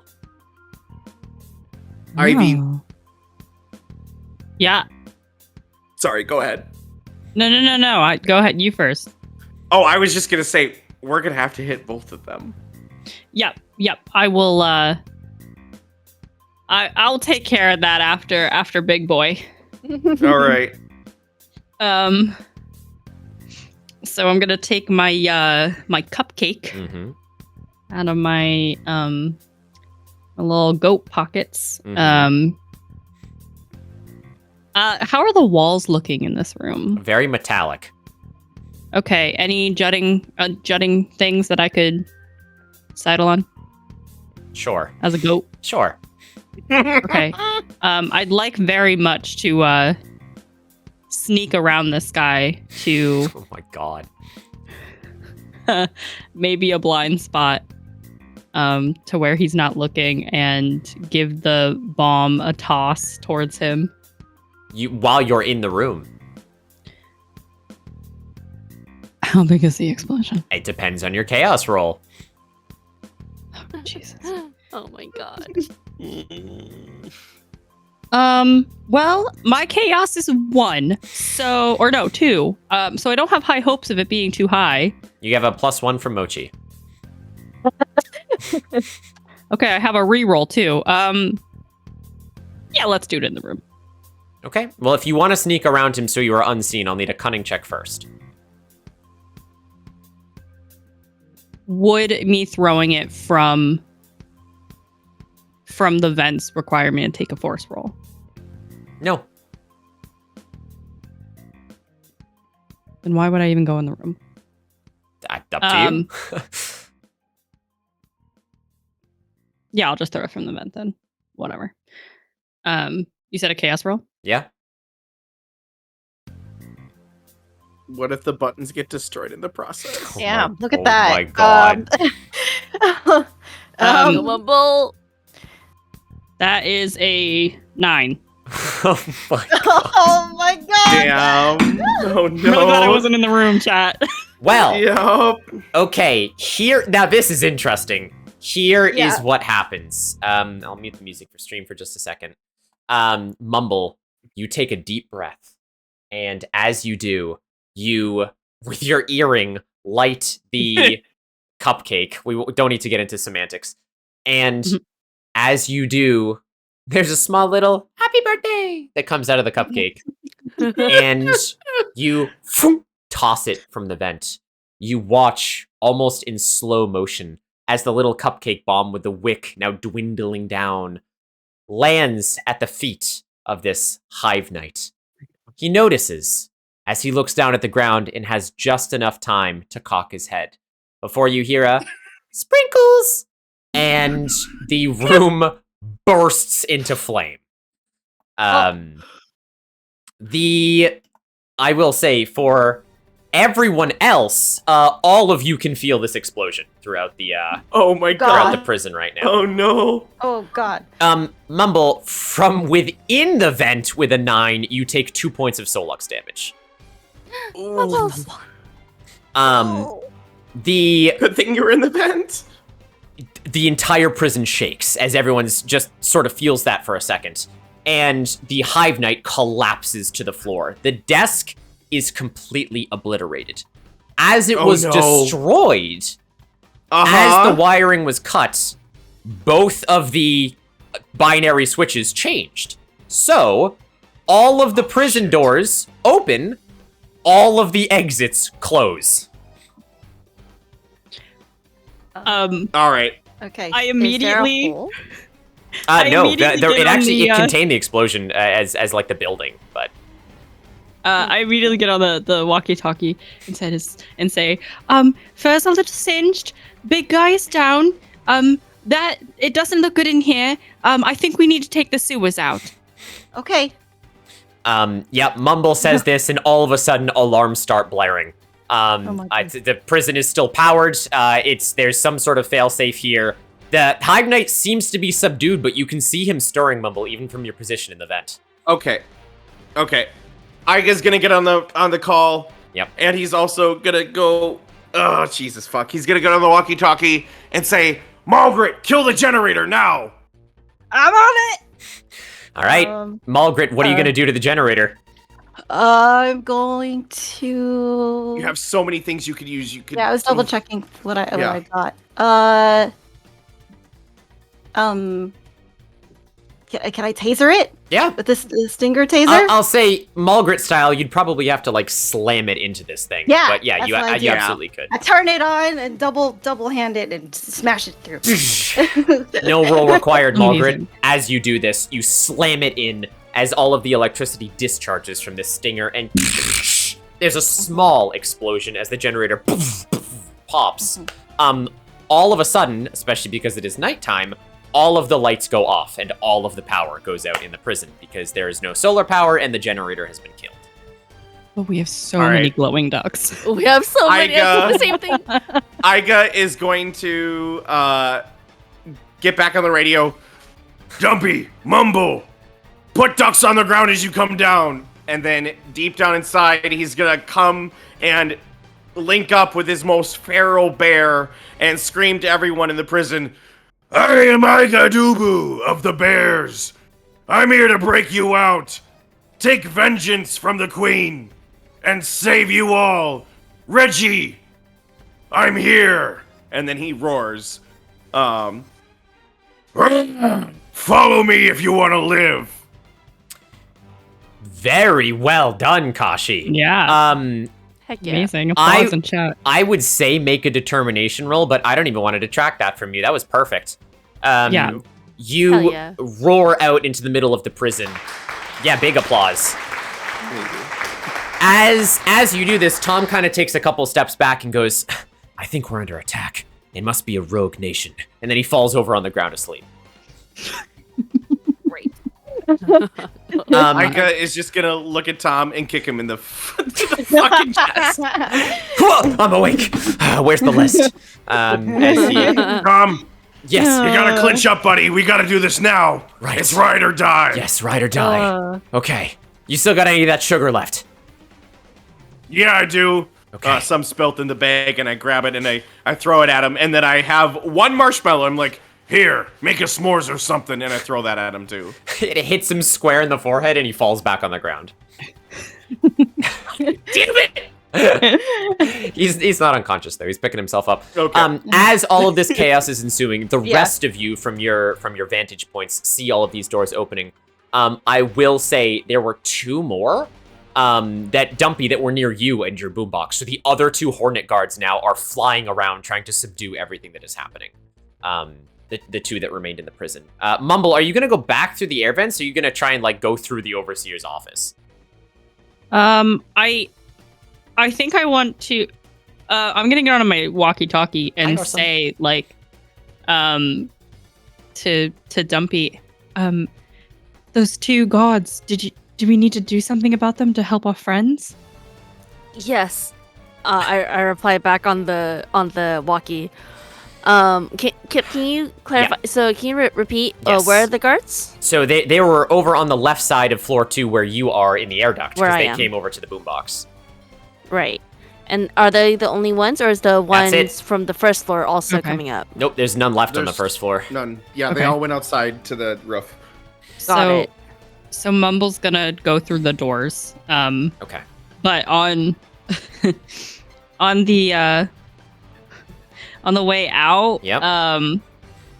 she's gonna take the jar of blue mud and smear it all over the like eyes of the robot, so if it does wake up after that stirring, Nice. it can't see. Sure. Very well said. Okay. Mumble, well, I'll start with Dumpy. Dumpy, as you are saying this, and the guards are kind of like flying around at this point around the air duct, panicking. From cell number, what would that be, 6, the one closest to you, Dumpy. Now that the door is open, you see a hulking figure step out of it. They appear to be covered in some sort of yellow fur, but their muscles are unlike anything you have ever seen before. As they step out wearing nothing but a red shirt, you hear a, "Oh my god." Oh bother. And no. No way. Oh my god. Oh my you god. watch Oh as my god. a bear flexes his shirt off, steps out, grabs both of the Hornet guards, ties them into a pretzel, and spikes them to the floor below. Oh my god. And he looks around, and his eyes fall on you, Dumpy, in the vent, and he goes, "Did I look good while doing that?" Dumpy needs to know. Dumpy needs to know the cheek sizes on this bear. It's at least your size. That is a poo zaddy if I ever did see Oh one. my god. Oh my god. Brethren, are you also a follower of our Gluteus Maximus? Well, I do about 600 squats every day, if that's what you mean. So you're devout, and like I go jump down towards this hulking bear, like kind of like friend, arms up, and just like super like excited, and like maybe start doing a little like booty bump, but not like a full twerk or anything like that. Sure, absolutely. Oh my He fucking looks down and God. goes, Aha! I see a worthy training partner. Yes, you can admire my beauty.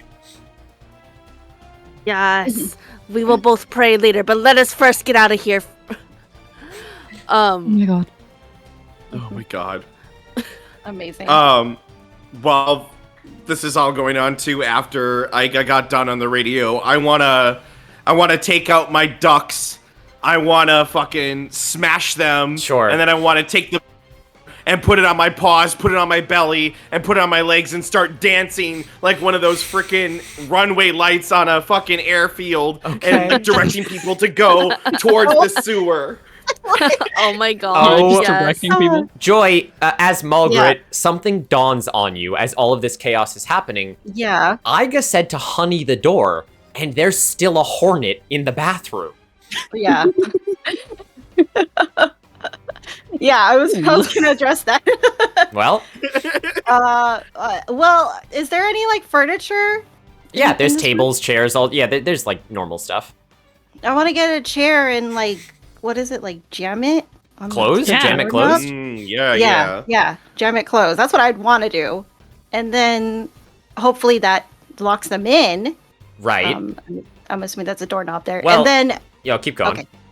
Oh, and then I want to look for the hive zone thing. You're in the hive zone right now. It is the break room. Oh, you mean like the where they do the data terminal stuff? Yeah. Oh, sure. It's just on the other side of the room, opposite the closet on the left side. Yeah, I mean, you see a big terminal interface with lots of whirring screens that are all flashing red right now. Yeah, I want to destroy it.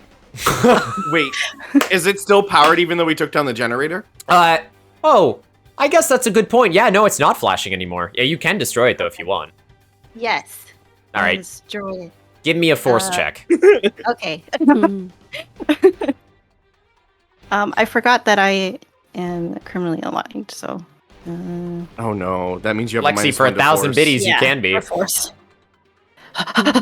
Yeah, -1 to force, yeah. Oh, Oh, she rolled a 6 though. Let's go. So 9. 9. Nice. Amazing. Mulgrit just cracks her go. paws and BAM! With one hook, the screens are shattered. Yes. Very good job, Mulgrit. And I'll do that, and then grab another chair and bolt out, and also lock down. Okay. Double chair. They're thorough. How do we do this? What's the best way of doing this? Iga, God, I just have so many to go through. Iga, you. I know. I'm sorry. No. As you are doing this, from a cell behind you, from one of the other cells on floor 1, you hear familiar. Iga, is that you? Reggie. And you turn to see a familiar Von Berenstein. Frankie's love. Behind you. As he looks at you, his eyes widen in the dark, and he throws his arms around you, and he says, Iga! Oh my god, it is so good to see you! Especially in a time like this. Reggie, I'm getting the bears back together. It's been 7 days. Yeah, I know. Right, but Reginald kind of smiles, and he says, Aye, damn right, son. So with that said, I can trust you of his Polaris and Franklin and Margaret, yes? You have come to bust us out of the prison. Reggie, we don't know where Franklin... We don't know where Franklin is.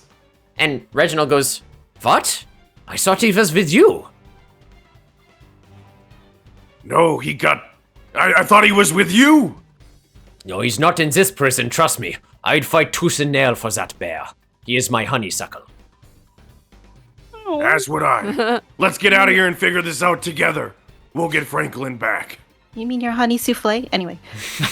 Hey, yo. Too many cross streams. Yeah. Reginald says, Fight. We will find them later. For now, we need to get everyone out. What is your escape plan? The doors are sealed shut, but there's a sewer we can crawl through. In the hive break room right over there. And Iga points and does a little spinny thing with his arm. Oh, the loading zone. The loading zone. The loading zone. Oh, you want to go out the doors are locked. Yeah, the loading zone got sealed. Oh. Yeah. You're going through the sewer. Mumble said we got to go through the sewer. We're big enough. We're all big enough. We should be. It was the air ducts that had the size problem. Right. Oh, sorry. I forgot there were sewers from the hive room. And well, they're like it's Joy. Funniest part is they're off the bathroom that you have locked.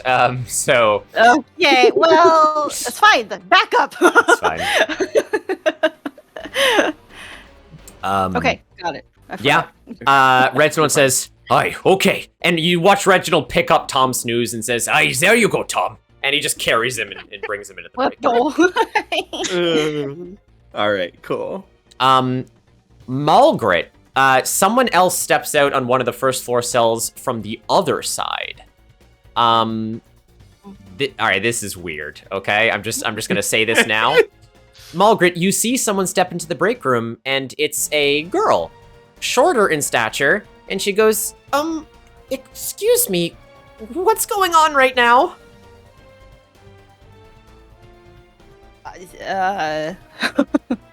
I'm just waiting to see who this is. Yeah. Oh, sorry. No, it's okay. You look up. She's shorter in stature. She's wearing a Pardon dress, and she appears to have blue hair. Huh?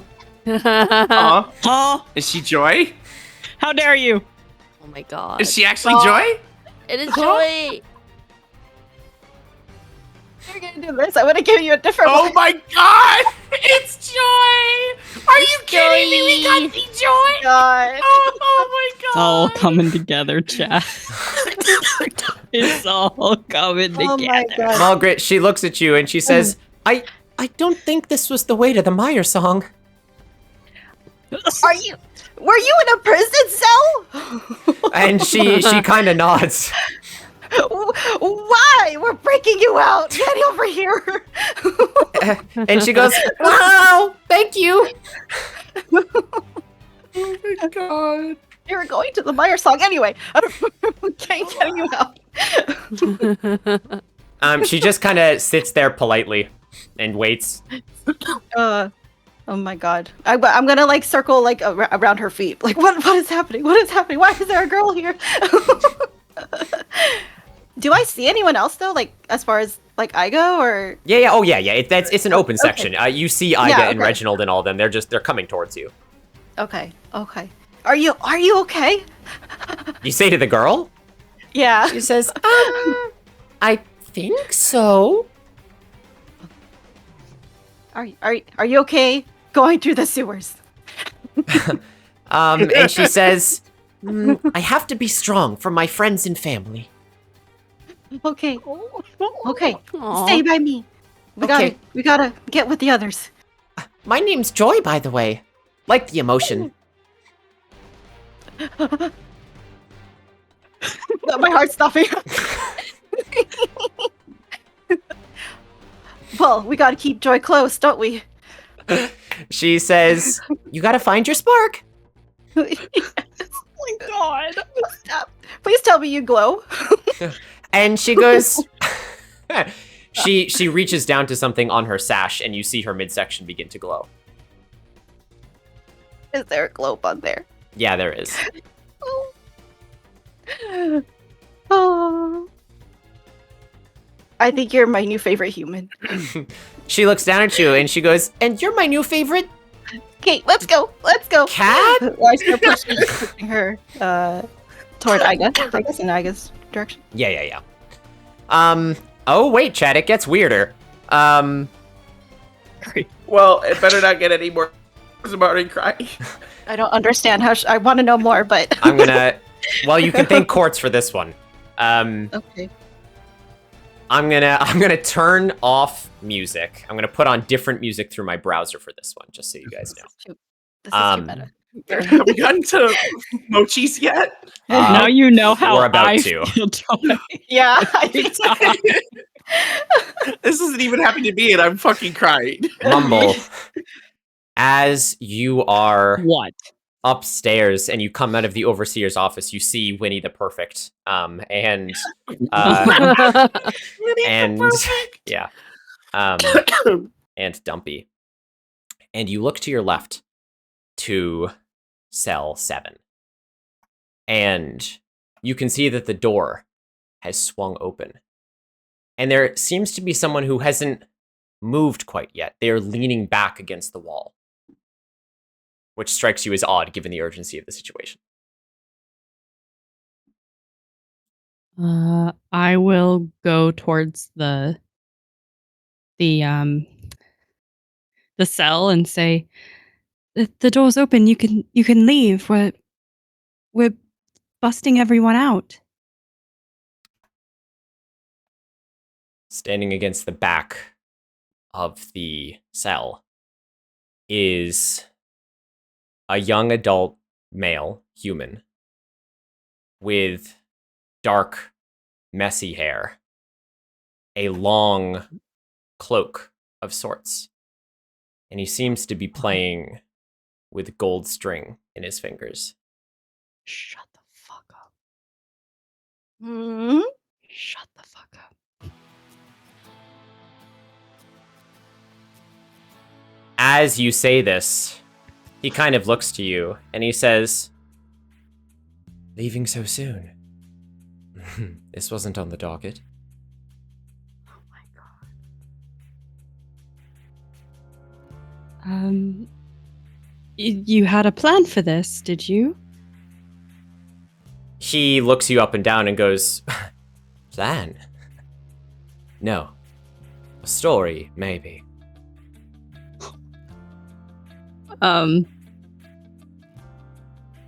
Upon seeing him, Mumble is going to feel this sense of calm that immediately transforms her back into her normal self. Sure. Fully clothed, chat. From the explosion, her hair is now a bob.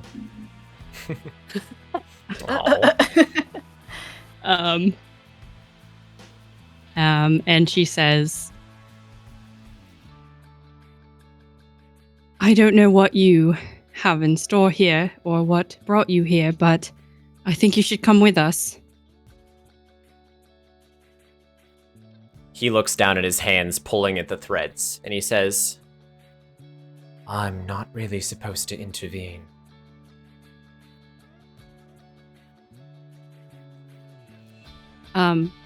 Mumble will look around the place and say, "Would you rather stay here then?"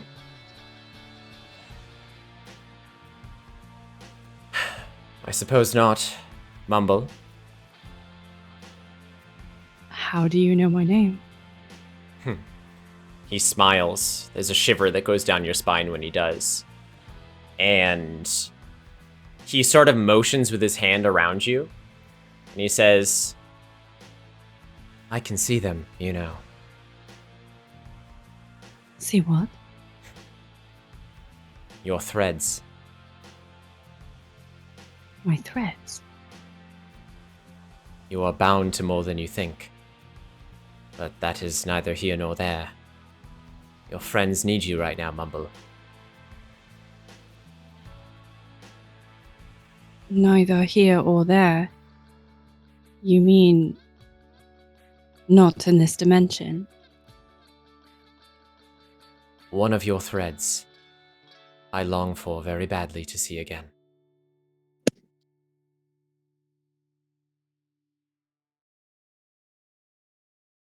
We've lost Ivy. Yeah. Yep.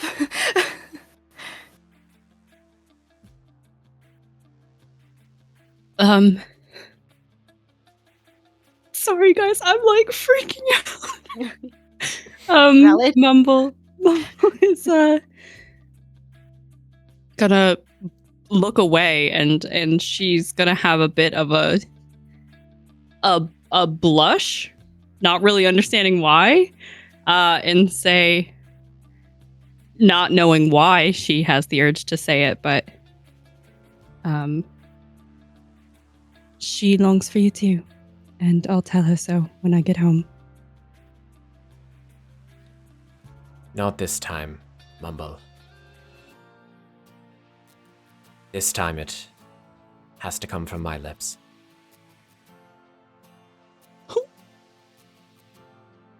And he says, "I may not be much help, but if you'd let me accompany you, that would be enough." Mumble just nods, and backs away from the cell out of the door. Oh, where are my manners? You can call me the Scholar.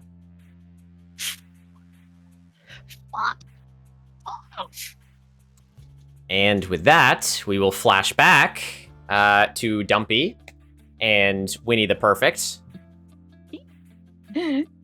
Just for funnies, I just imagine us like doing squats while we're like kind of suddenly like near each other. Oh my gosh. All right, music's back. I had to play very, very specific theme there in the off time. As Dumpy, as you and Winnie make your way to the bottom, you hear a voice from behind you, Dumpy, just goes, "You think you're breaking out with old Gex, do ya?" Huh? I turn around to the voice. You turn around, and if you appear in tactical mode, there appears to be a sharply dressed lizard of sorts behind you. Huh? Cayman? Cayman's cousin? And he says, "Oh, thanks for freeing me, but I figured you could still use a little bit of help from old Sticky Fingers over here." And he kind of like, moves his hands back and forth a little bit. At this point, you look off to the left. For no reason in particular, Mumble is covered in honey. I was really hoping his name would be Nuggy, but anyway. Not quite. I mean, I turn to this individual. I mean, we could use all the help we can get, but I don't think I've seen a goblin without ears like mine. Can I ask what happened to your ears? He sort of looks at you and he goes, "Oh, what's wrong with my ears? What do you mean?" Does he have ears? Well, he has like little slits. Oh, you do have ears, but it's a shame that you had to cut them down to blend in.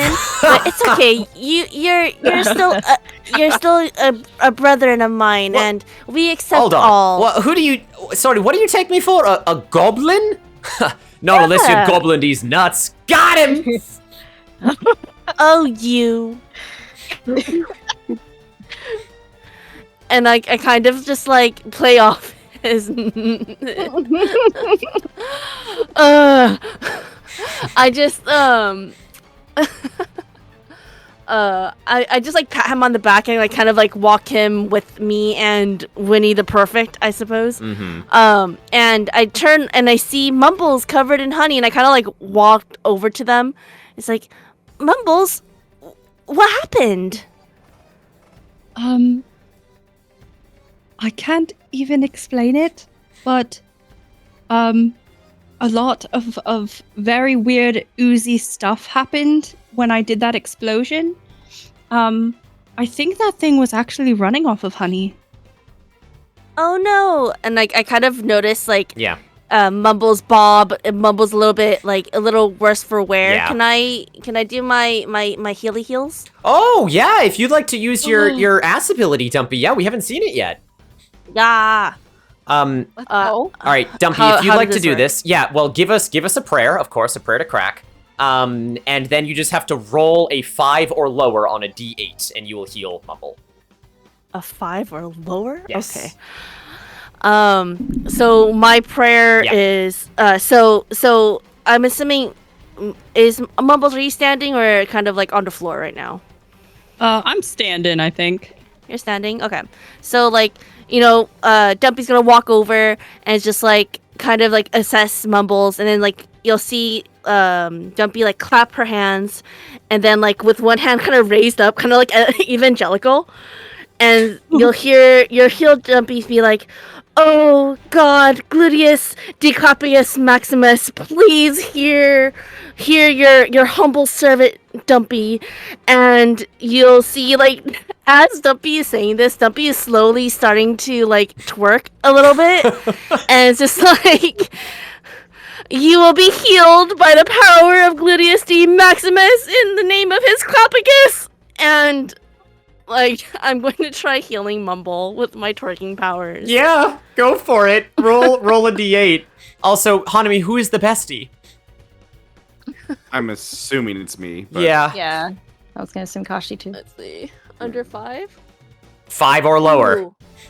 Let's go! You got Okay. it. Mumble. Oh my God! A lot of very strange things have just happened to you. Not the least of which is Dumpy in an evangelical prayer clapping her goblin ass cheeks as she holds her broken staff. You have had quite a day, but nothing feels as strange as a shaft of light that appears above Dumpy. And Dumpy, only you hear this, but you hear a, yes, my child, thank you for praising crack. Twerk me. And Mumble, you feel a tingling in your ass. And sure enough, a healing sensation radiates from your gluteus maximus, and you regain 2 soul lux. Oh, yay! Yay! Oh, that's wonderful. Thank you so much. Is my ass bigger now too? No. Oh. I hear Mumble ask this, and I'm like, it's okay. I have the Brazilian bum cream. We can work on it. It's okay. That's true. Right. The bum cream. The bum cream. The bum cream. And I'm gonna end my prayer with twerk B. And we are there any more prisoners on this level? Thank God. Okay. No, we did it. You, for brevity's sake, all of you go downstairs with all of your NPCs in tow, and you all meet up in the break room. All 1, 2, 3, 4 plus 6, 10 of you. Really quick. Can I retcon that we left a walkie-talkie in the van for the snakes? Sure. Okay. All right. Iga's gonna get on the walkie-talkie and radio over. Hey, snakes! We got another means of escape. Get the fuck out. You just hear a tss, over. All right. All right, everyone. Do we got everyone? Let's get the fuck out of sewers. Yeah. Okay. All right. Let's go. So we grab everyone and go through the sewers. Well, Malgrit kind of looks at you a bit sheepishly, Aga, because the way to the sewers is through the toilet. I think there's a horny guy in the bathroom. The bathroom. Oh, all right. But there's 10 of us. I look. Yeah, true. I'm gonna look over and see the big yellow dude. Yep. Hey, big yellow guy. You up for breaking down this door? Oh, allow me. He puts a muscular hand on your shoulder. He's about 7.5 feet tall. Oh my god, that's taller than me. He's so big. Oh my god. He steps over to the bathroom door. He rolls up his non-existent sleeves, and as he motions towards it, he just puts a fist through the door.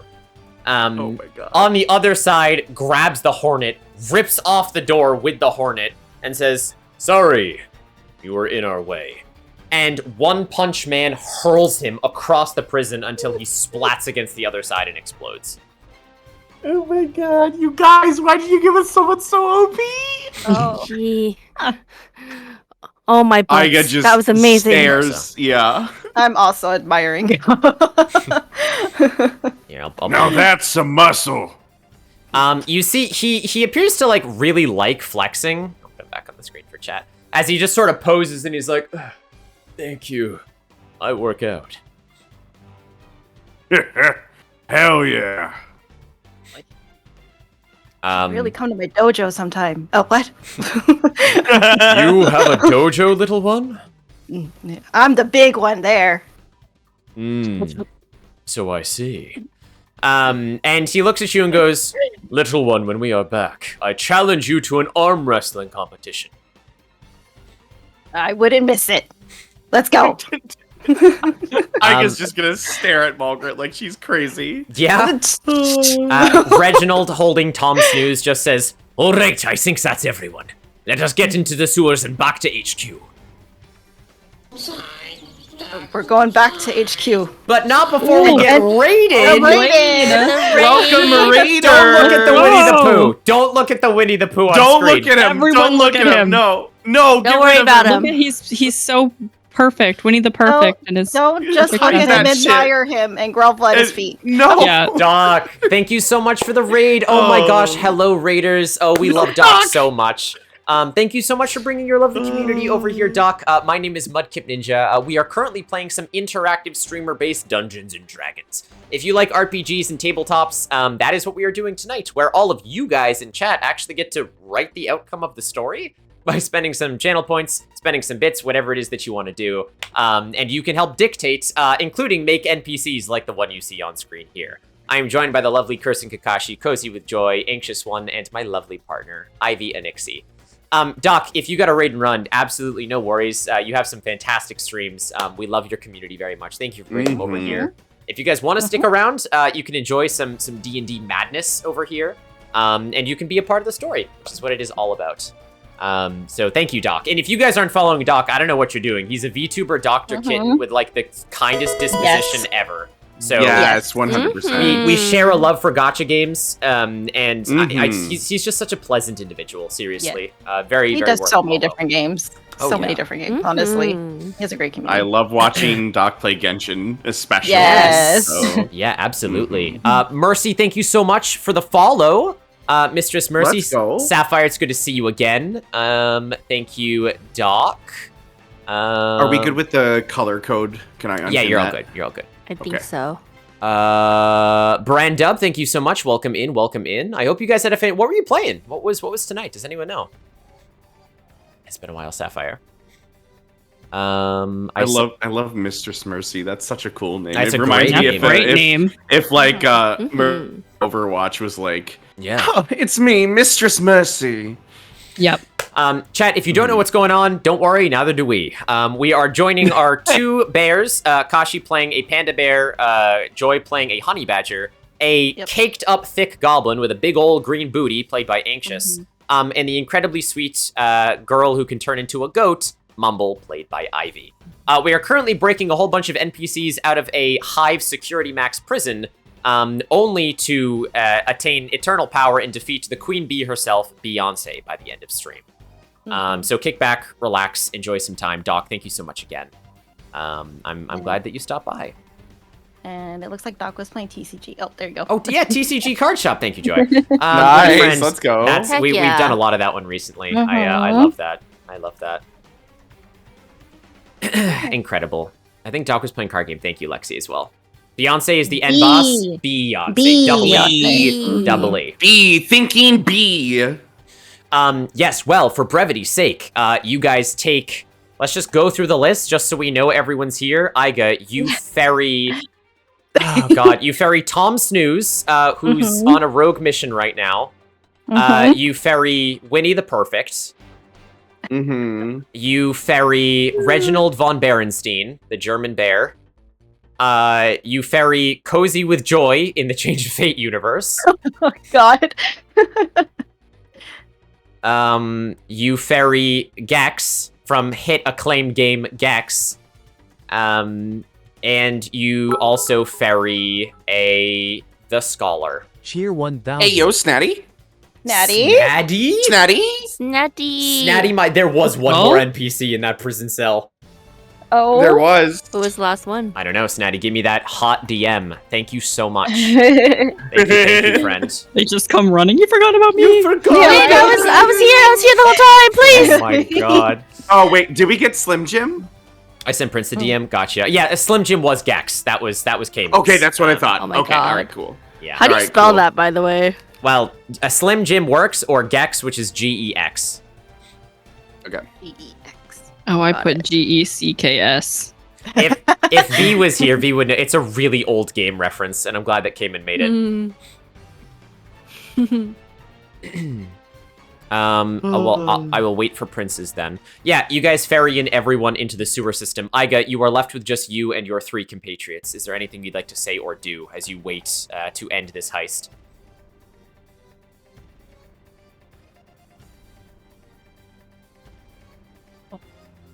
Kashi? Sorry, I was taking a breath. No, it's okay. I was drinking water really quick. So I look at Mumble, I look at Dumpy, and I look at Margaret, and I give him a little cheeky smile, and I say, "Did we do it? Are we good?" Mumble's gonna nod and say, "Yeah, I think the bears are back together again." Mumble, you're really taking in the bear spirit with that honey on you. I knew you had it in you. Just please don't lick me.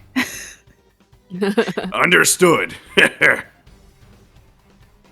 Felt pretty good up there. I've always wanted to blow something up. I've dreamed about it once or twice. You did amazing! I told you could do it. Oh, that was you? Wait, that was you who rocked the whole prison?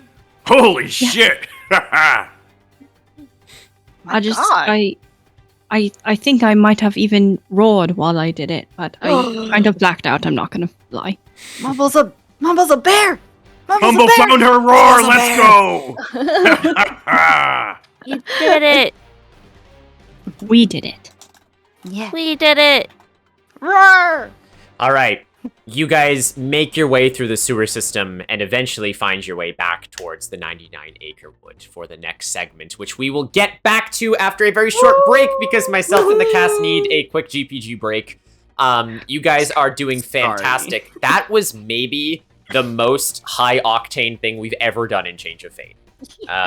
So Definitely. I'm very impressed with the four of you. That was a fantastic heist from start to finish. You broke 6 NPCs out of prison, and you did technically get noticed, but the fact that Mumble knocked out the Overseer, Dumpy distracted the guards, Iga and Mulgrit just defusing the first floor immediately, and then all of the you guys you cleared it. You did a great job in there. It could have gone a lot worse. So. We did it. Thank you, chat. Thank you, chat, for helping us along the way. We'll do a quick recap, too, when we get back as well, Yes. for those of you that are just joining I'm us. going to let you guys go on a quick break. I'm going to actually play the Reginald opening video while you guys are on a break, just for all of the new people who want to get caught up on the story. 100%. Sounds good. But they won't be able to hear you. So we'll see you guys in about 5 minutes, all right? Okay. All right, Sounds see you, good. chat. Get Thank some you, water chat. yourself. Chat, if you are new to Change of Fate, it is our interactive Dungeons and Dragons show where you guys can be a part of the story by redeeming channel points, spending some biddies, which really helps support the show and the network. And you can just sit back with us, relax, and have a good time. All of our streamers here are playing characters that have been played in previous games before, but every Change of Fate is kind of like a one-shot. We use a wacky homebrew rule system which focuses more on hilarity and role-playing than it does on mechanics. If you want to learn more about it, I made it. It's called Masters of Fate. You can type !MOF in the chat below, and that will let you learn everything you need to know about it. But if you want to stick around and see some of the production value that you guys have to look forward to in Change of Fate, because we are sort of in the middle of a session right now, then you can go ahead and take a look at this. Welcome, heroes from across the realms. My name is Reginald, and I had my apprentice Ivy bring you all here today for a matter most dire. Is it to find Stumpy's lost meatball? It has been missing for weeks and Stumpy is very hungry. Meatball? Why not some tasty bamboo instead? I'm afraid it's even more serious than your meatball, Stumpy. To keep it short, there is a dark force tampering with the very flow of nature as we know it. A being known as the Master. He has harnessed the power of the Dark Heart, an Eternal, to fuel his dark machinations, including reviving powerful foes from many of your worlds. Revive? Isn't that supposed to be an impossible magic? I'm afraid it's not magic, Celia. It's something much older and much darker. And it has already invaded this realm and many others. Then what can we do? That sounds like a job for some sort of god or superhero to defend. Well, that's exactly why I've had Ivy assemble you all here today. You're all more connected than you realize. Your worlds have each played a part in this twisted story, meaning you all share a part in seeing it play out. What can we do? We don't have any powers to combat something like that. Not even sure a Necomancer does. Separated? No, Golf. You are right. No one, not even I, can confront the Master to stop this convergence. But there is a way to reach him and save all of our worlds. But it requires the legacy of the Seven. Sir?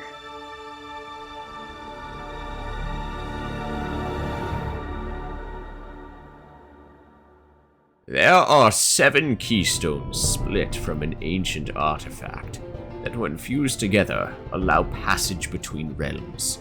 Primarily, the fractured plane, where the Master and his Eternal reside, gathering power.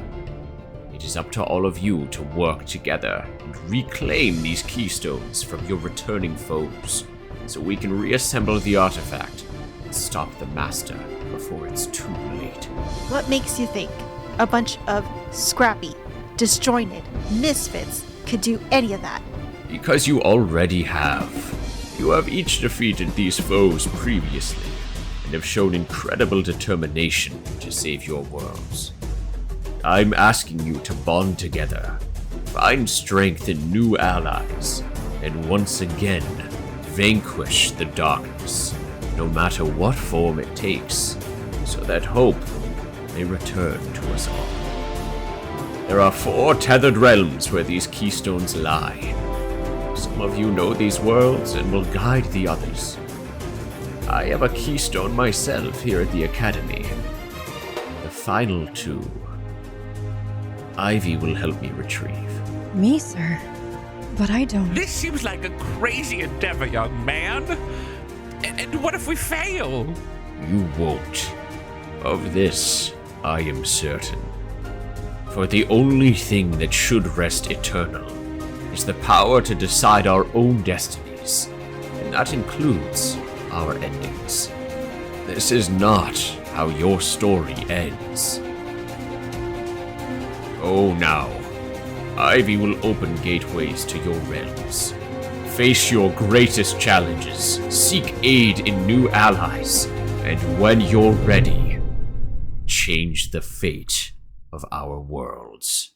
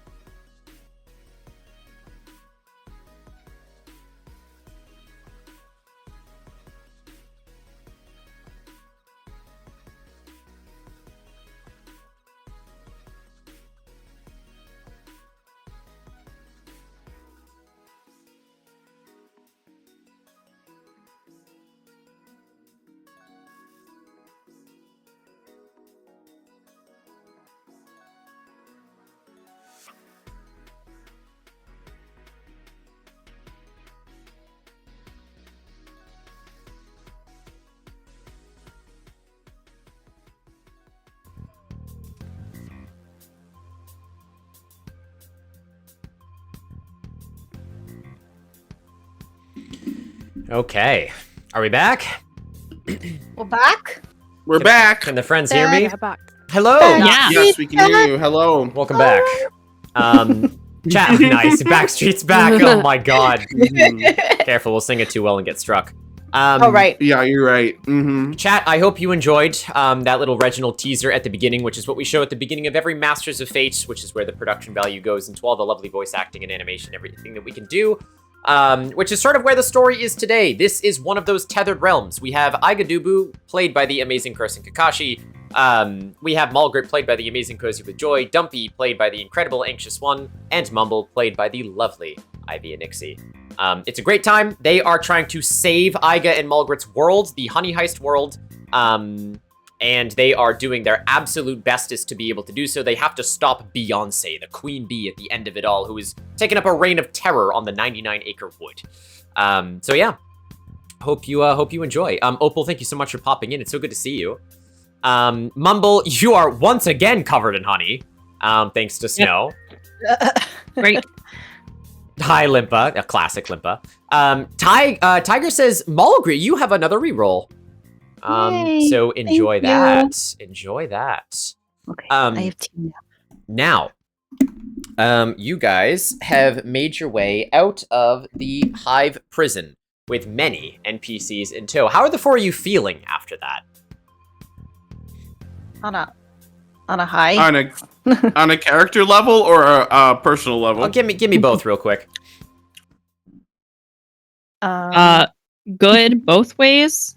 Mumble definitely took a little bit of a beating there, but after Dumpy's twerk healing, she's feeling brand spanking new. So she's rocking a new hairstyle. Amazing. Yeah. Were you guys expecting some of those NPCs? No. I was Absolutely not. expecting. Well, I think we were expecting Winnie the Pooh, but that's about it. I was expecting Reginald. Yeah? Yeah. Well, that's true. fair, Anxious. That's it. That's a damn good point. Mm-hmm. Aiga, you have a +1 in your next roll from Mochi. Now, Thank you, Mochi. I did also want to point out, a while ago, before we got deep into the heist, Mochi, presumably accompanied by Rose, redeemed the secret redeem, the ARG that was down in the channel points below. Did they get And it right? says blue feather, red hook, and yellow hexagon, which is absolutely correct. You feel Let's So go. good at this. you feel something shift, and there will be consequences. Thank you for solving the ARG. Oh my gosh. We love you, Mochi. We love you, Rose. Thank Good you job, guys guys. for working on that. Good Yeah. job. We appreciate you. Why that word? Why consequences? Anyway. I know, it's so ominous every time he says it. Consequences Yeah. can be good and bad. Ah, that's Okay, That's true. but the connotation of consequences negative. So Well, back into our wonderful world of not yet. Never mind. not yet. Not Not yet. yet. Not yet. Hold that thought. Dipping our Hold toes. that thought. There is an Aerith. Aerith, thank you. Oh, too many sabers. What? What were you playing, Aerith?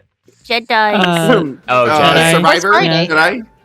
Aerith, Yes, it is. thank you so much for bringing your lovely community over here. We hope you had a fantastic stream playing some Jedi using the Force. We have plenty of Force rolls over here.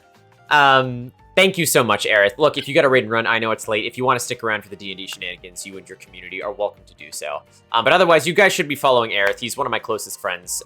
Streams so much amazing stuff. Great voice actor. You guys will follow him up very quickly. He's a great guy. We love Ella. Or fall to your knees, whichever one comes first. I wasn't going to say that, Kashi. Yo. Thank you, Snow. I appreciate it. Yes, thank you, Snow. Good night. Bye, Snow. Huh? Good Says night. Mochi. Mochi, you know. Mochi, you know. In the interest of time, you guys make it back to Ursafia HQ, followed by your swath of companions. It is Make at this point that Amber kind of turns to you all, and she goes, "Well, welcome. Oh my gosh. Aiga, can I speak with you in private for a minute?" You can speak with me privately anytime. She calls you over. Aiga? Yes, Amber. I got. What are all these people doing in our cave? Yeah, so we talked to Yugi and bada bing bada boom, we had a prison heist. Uh-huh. See, about that, look, you have what looks to be a yellow-furred muscular bear, a lizard cracking jokes, a small and scared-looking girl, some dude that's playing with string, some guy that's already fallen asleep on our one bar stool, and Reginald, thank God. At least you brought Reginald back. I call them the Bear Ventures. What do you think? Da da da honey, it's a honey heist. It's HoneyHeist. Oh my God, Bear Vengers! I can't. I see that you got Captain America on your screen right now, playing that new Rivals of Marvel. Whoa, hey! Don't look at on your PC. Don't look at that. Hey, that's fine. Don't pay attention to my games. Anyway, she says, okay, well, I'm glad you at least got Reginald, and she sort of calls Reginald over as well. And he says, it is good to be back, but I was expecting Franklin to be with the bears. Franklin was not as a prisoner, now I'm worried about my little honey boo. Amber kind of nods and turns to you, Iga, and goes, I hate to say it, but Franklin's gonna have to fend on his own for a little while. We have to trust that he knew what he was doing. We've got bigger fish to fry. Look. And she points to you, she points to the screen, Iga. And you see on the screen, there is what appears to be a legion of bee soldiers marching out of the castle right now. Oh, wait. Margaret, Dumpy, Mumble, we've got a problem. Crimp Semple. I kind of like... Yeah, we over to Iga. Yeah, I kind of will motion you guys over so you can see this too. What's going? Are they headed our way, Amber? Are we not even gonna have? We haven't even found the shard yet. I know. She says, they've been amassing. I don't know if they're coming here. They shouldn't have our location. I work very, very hard on jamming our signal constantly, but it looks like they're in a direct path. How did this happen? None of you let any info slide, did you? I don't think so. I look over at Iga. I don't know. Did we? If it's someone, then there might be a traitor among us. A traitor? And Reginald goes, whoa, let us not jump to conclusions. We may be many at this point, but I still don't know where the von Berensteins are. But I have a bit of an idea. And he says, what we are going to need is firepower to get into that castle, to fight Beeyonce once and for all. Perhaps Franklin is already there. In order to do that, I'm going to need some time. There is a workshop in the middle of the 99-acre wood. I'm sorry I didn't tell you about it because I was working on a present for Franklin. I hope you can forgive me. He kind of looks and pleads with his bare paws towards Amber and Iga. Hello? A Butters raid? Amazing. Think fast, Chuckle Nuts. Oh my, it's a classic. Think fast, adventurers. Oh, how PG of you, Butters. Thank you. Welcome in, Raiders. You've caught us in the middle of an interactive Dungeons and Dragons session. Hello, Butters. How are we doing? How was your stream? What were you streaming? Feel free to get cozy up. My name is Mudkip Ninja. We are playing some interactive D&D tonight where you guys, as chat, get to dictate the outcome of the story by spending channel points, bits, or naming things when I ask you to shout silly names into the ether. Like, can someone in chat give me a name for a worm that is eating a bird, please? I would like a name for a worm that eats birds in the morning. I am joined by the lovely Kirsten Kakashi playing Iga Dubu, Cozy with Joy, that is playing Malgret. We have Anxious One playing Dumpy, and Ivy Nixie playing Mumble. Chat, if you're not following Butters, please consider doing so. She's a fantastic wolf streamer. She streams all sorts of games. She loves horror. We know that. She's a great horror streamer. But she plays everything and anything, and she's an incredible supporter with a very, very passionate mind for projects. So if you like this sort of thing, you definitely want to check her out. Amazing artist. An amazing artist. And an amazing artist, that's two. Cricketoon, love that. Sir Simon, Thomas, Nancy the Predator, that's pretty good. Blathers! Oh no. You're gonna summon Ivy. Chompus. Thank you, Snow. Thank you. We love you. Then failed it until dawn. What did you do? Sorry. Oh, no. Poppy playtime. Poppy playtime. Of course it was. Oh no, Butters! Oh, Butters, I know that Gosh. feeling. We know that feeling. Poor old Reliable. I know. I'm so sorry, Butters. Yeah, I'm gonna go with Cricketune. I like that. That's pretty good. Until Dawn's a very fun game, though. I love that one. It is. I love that game. Oh God, Amanda the Adventure is horrifying. Oh God, Butters. Wait, why is that horrifying? It's a horror game. It's Butters being on brand. Yeah, I thought that was the name of the worm. No. It's a game that masks itself as like a game for children. Oh, it's so horrifying. I hate it. I hate it. Thank you. It is a cool game. But... Carlotte. Yeah, there we go. Carlotte. Well, if you guys want to stick around and help us change fate, you are welcome to do so. But please take care of yourselves after a very long stream, Butters. We love you guys very much. All right, yeah, and he says, I hope you can forgive me. Yeah. To the warehouse thing. I'm sorry. He said he needs to take time, right? Well, yeah, he said, basically, there's something I was working on in the forest. There was a workshop of sorts that Franklin did not know about, because I was working on a present for him. I told my von Berenstein family, if something were to happen to me or the castle, if Olympus has fallen, then they shall retreat into there. So, I can imagine that we may have some more firepower in there. And there's also some things that may help us fight against Beeyonce. So, Iga, Amber, Mulgret, I administer you to rouse the Bearvengers and hold down the fort while I work on your final approach. Understand? Do you have the shard we're looking for? It's something that is like an artifact, a magical artifact that gives us power. A shard? He thinks for a minute. A magical artifact.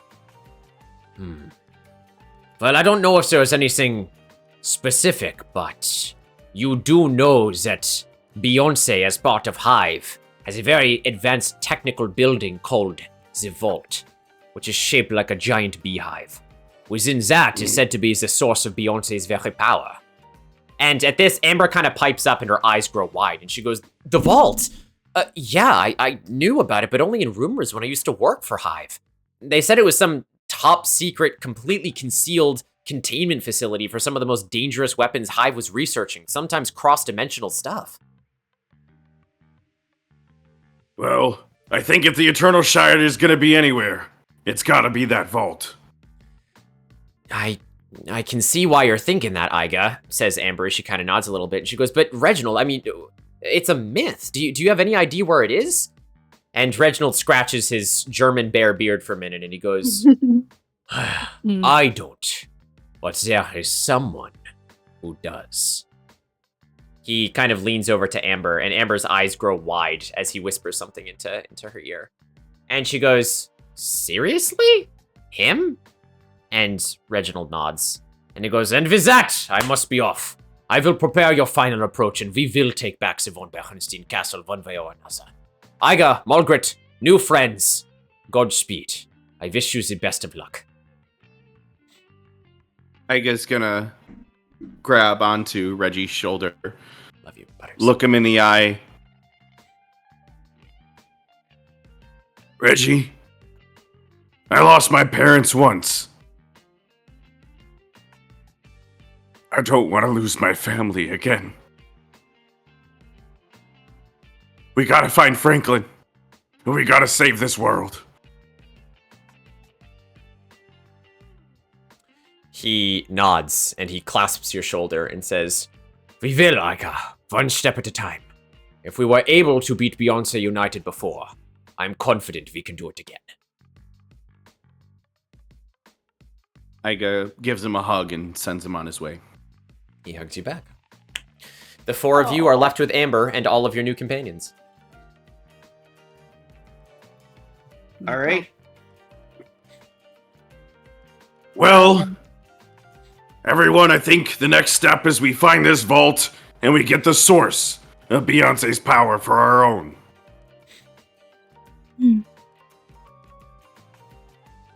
Lead the way, Papa Bear.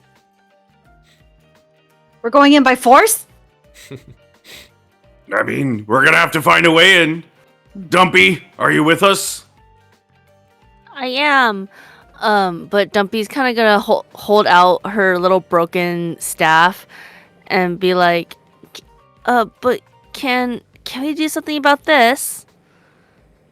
Amber! Kind of like offer it. Amber kind of looks and goes, is that natural balsam? Dumpy, what's this made of?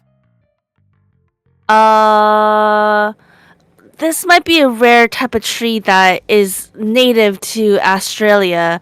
But I mean, do you have some sort of maybe adherence of some sort? Like, I mean, I kind of look over at the honey. Like, honey's been sporadically thrown everywhere.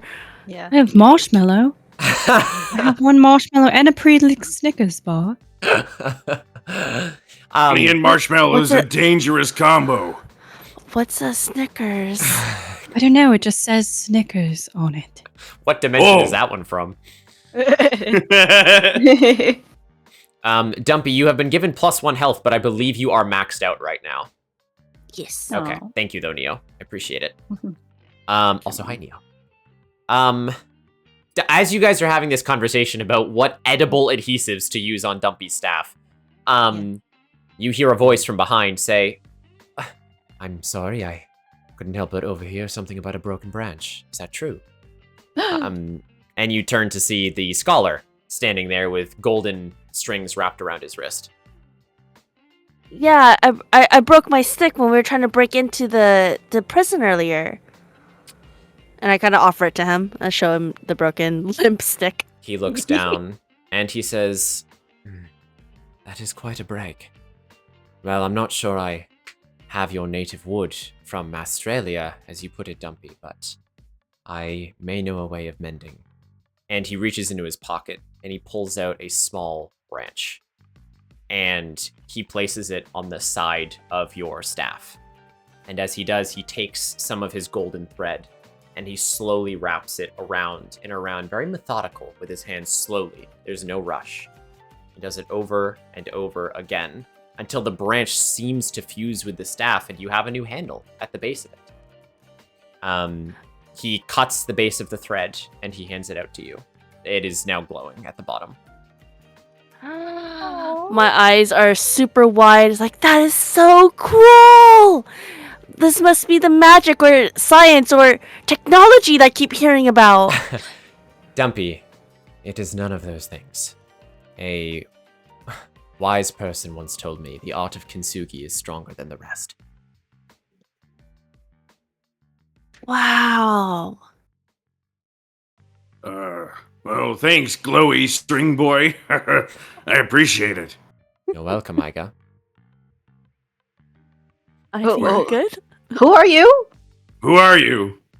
Oh, as I said to Mumble, pay me not much heed. My name is the Scholar, and I believe I was conscripted by someone not of this world to aid you in your quest.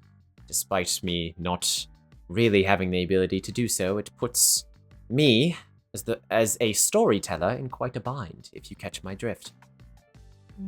Are you a friend of the deer person? Ivy? He kind of stops playing with his strings as you say this, and his kind of expression falters for a second, and he goes, something like that. She's very important to me, yes. Well, another friend of Ivy's is a friend of ours. Even if she doesn't, like honey that much. All right, gang. I is gonna go ahead and, like, fucking waves his arms in with all the NPC crews, and Amber included. Oh my god, all right. Bear Vengers. The Bear Vengers. And he is gonna go ahead and be like, all right, we gotta find this vault and we gotta find it fast. We don't have much time. Amber is gonna give us a roundabout way of trying to find it, and then I guess we'll going on a bear hunt. Well, not a bear hunt, a shard hunt. We'll call it. Who's with me? Tom wakes up for a minute. Skyfall. Listen. It's a James Bond movie. Wasn't even. Anyway. He he looks around and he goes, look, if we're trying to crack into a vault, it's going to be harder to do with a lot of us rather than just a couple of us sneaking around. But if the goal is to just grab this shard and smash, then we might want to think of a very tactful approach here. Do we have any idea what might placate us in that? Tom! Oh, we lost him again. Yeah. Do we want to smash the shard? Asking around. I don't believe so. We need to bring back Ivy and Reginald. Yeah, I'm asking as Mulgrit. I thought we're taking. I think according to Ivy or Reggie or whoever, that it's the source of Beyonce's power. Or Reginald, someone said that. So if we take it for ourselves, we can have it for our own power. The idea that Ivy had originally put forward was to find whatever the relic disguised as the Eternia Shard disguised as the relic, whatever it is, and smash it to gain the power. Oh, All right, yeah. Thank you. Yeah, no worries. Okay. So we gotta be there, I think, when it's smashed, right? Correct. All four of us? Correct. Okay. Mm-hmm. All right. Well, do we know exactly where these soldiers are headed? Are they headed here? Should some stay They're here and heading prepare here. for a fight? I will say this, that because of what Chad has done, you have the power to empower all of your allies with the Eternia Shard as well, but they also have to be present. Oh, really? Yes. They have to be there. Okay, so we do want to bring, or we could bring the shard back. You could bring the and shard smash it back. at the home. Correct, yes. Okay, all right. Well, Winnie the Perfect looks at you as you guys are talking about this and looks at Mulgrit and says, I think our arm wrestling match will have to wait. But if it's defending you need, all of us are in agreement. Except for that thread guy, we don't really understand his deal. We are happy to stand and defend this HQ if it means we have a family and a home. And you already see Joy in the corner is straightening up stuff behind the bar. She's like putting stuff away. She's cleaning some of the honey stuff off. You can see her organizing some stationery in the corner. You see that Gex is sitting at the bar cracking jokes to Bartholomew, who has returned with celery. Yugi is nowhere to be seen right now. You assume he's out somewhere. Reginald has also walked off because he's, he needed to go do his stuff. Winnie is currently talking to Mulgrit. Tom is sleeping on the floor right now. And the scholar is just listening and standing with his back against the wall.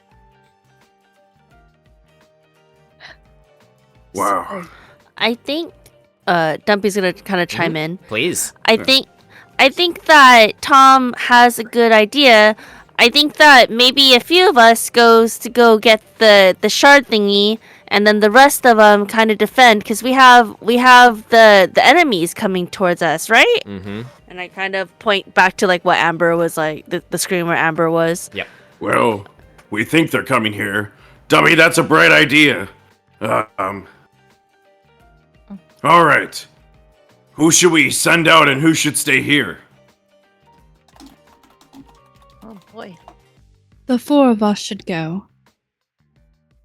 Agreed. You think so, Mumble? We're stronger Yes. together. It's what Ivy tasked us for to do, so we should all be present. All right. I think we're gonna need a little more muscle than Mulgrit. Mumble, but as you say this, by the way, that sentence and that sentiment, although the scholar is looking down, like classic anime protagonist, foot against the wall, you see his lips widen into a smile.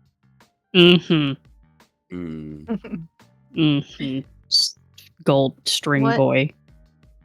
What should we expect at the vault? I want to turn to Amber. Yeah, great question. Amber Yeah. kind of scratches her head and she goes, look, I know I'm X high, but I was only on like the entry level stuff, which is why I know so much about computers. When it comes to what's in the hive, I only know rumors, Mulgrit. There could be anything from weapons to artifacts that Hive was studying. I mean, Hive was originally founded by Beeyonce, but no one really knows how she, became what she is. A lot of people speculate she was a scientist and there was a genetic mutation that she discovered by testing on herself. Some people believe she was cursed by a god of this world. Other people believe she chose to become a cyborg after a horrific accident rendered most of her body useless. I don't know if I stand by any of these claims, but whatever she used to get to where she is, it's something not mundane. And if that's the kind of stuff that they keep in the hive, I can only imagine the types of stuff that's down there. Although that being said, I don't think anyone but the queen has access to the vault. And how are we gonna get in if we go in there? Well, to sort of move you guys in the right direction, Reginald gave me a lead, but I don't know if you're gonna like it. Oh, if it's our only lead, that's all we got. What is it? That's all we got. Yeah, give it to us, please.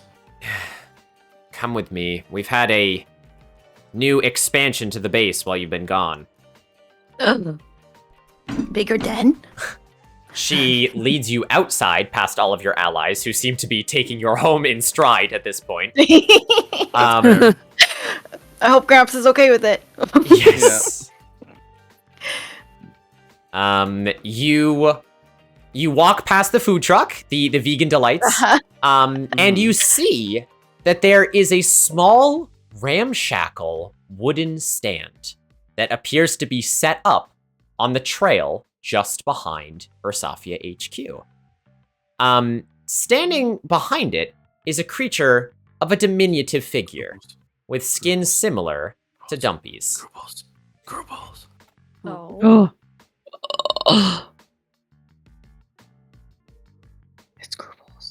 Who's that? Amber looks at you and goes, Oh my god! Oh my god. I'm fucking dead. Amber looks at you and goes, why don't you just ask? He says his name is Groobies, and he's supposed to set up shop here. I can't get rid of him. I've tried. Rubies. Rubies. And Dumpy. Oh, go ahead. Okay. I was just gonna say, Dumpy immediately recognizing the ears and the similar disposition is gonna basically like, brother, like just like run up to them and like kind of jump around them, like all excited. It's like, oh my goodness, it's a brother, it's another goblin. You're the second other goblin I've seen here, like pointing to. Yeah. Oh sure, Dex. Dex. You're the second other goblin here. Oh my goodness, another brethren. What are you doing here? And I'm just super excited. Yeah. Just, like kind of like talking over myself. He looks at you and he goes, hello. What do you mean? Groupies is not goblin. Groupies is bumblebee. Buzz. How big is Groobies? Small. About this, maybe a little bit taller than Malgrit. Slightly shorter than Dumpy though. All right. I'm very skeptical of this Groobies, and he's gonna bend down and flick out one finger and one claw and get close to Groobies' neck and say, Are you with Beeyonce? Because if you are, your neck is mine. Groobies doesn't know who Beeyonce is. Groobies was doing the whole bee thing before she put a ring on it, so Groobies doesn't think so. Seeing that Iga is like threatening Gribbles and Dumpy vehemently believing that this is another goblin is like hugging Gribbles like a giant, like, just like a big ol' hug, like, Sure. No, I'm protecting. Okay.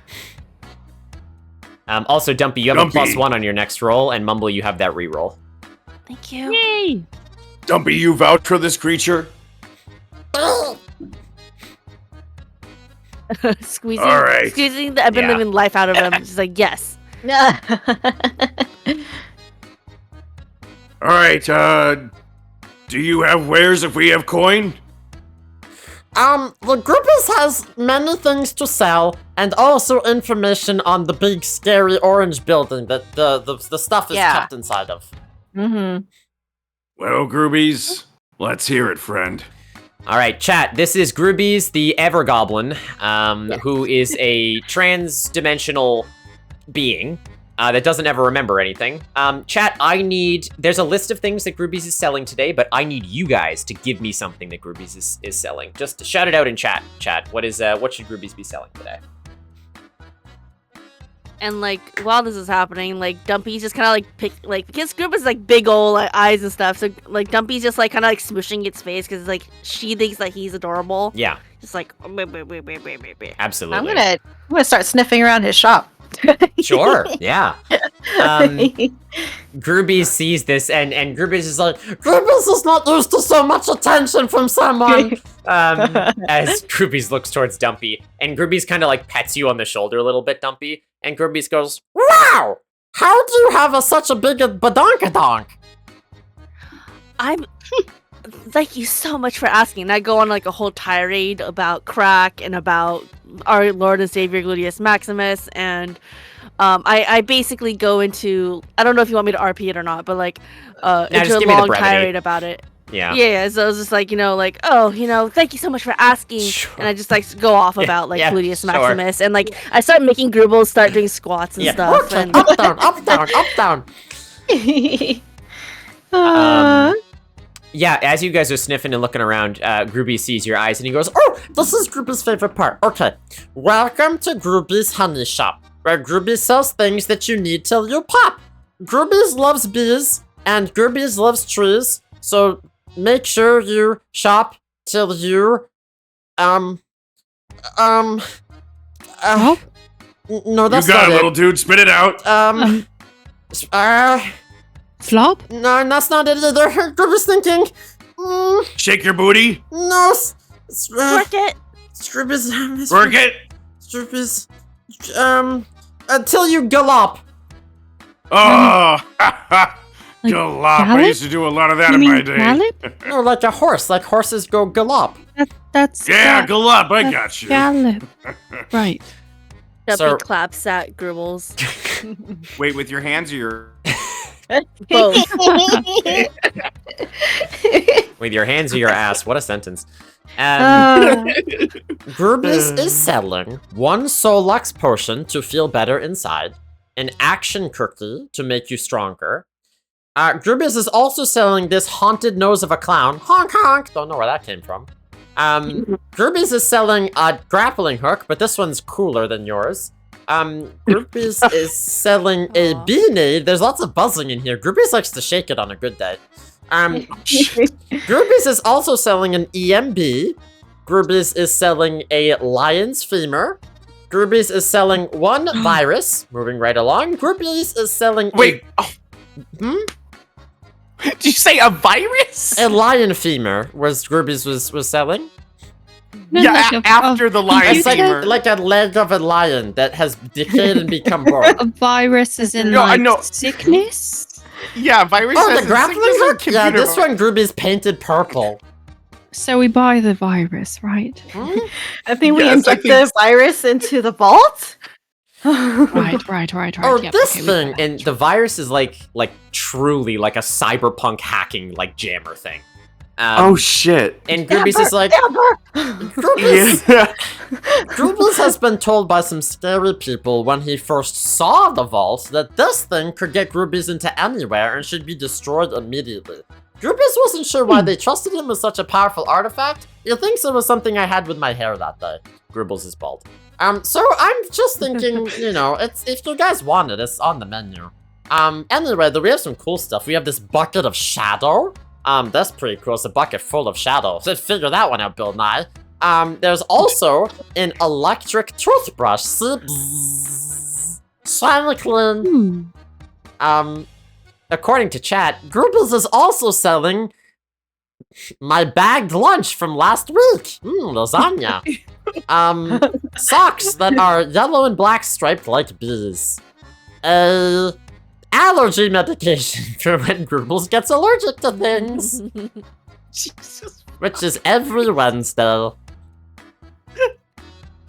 And an egg. An egg. Yep. Egg? Egg. Egg. Egg? What sort of egg is it? Oh, Groobies will show you. And Groobies reaches underneath this wooden stall and pulls out what is the size of an ostrich egg. Oh, wow. Egg. Egg. This is my egg. Sometimes I sit on it like a mother bee. Ruby's is a mother. Is that what mother bees do? That's all bees. Wait, was that fish? Oh, Grubis doesn't remember now, but Grubis will continue to sit on it. So you're not a bee?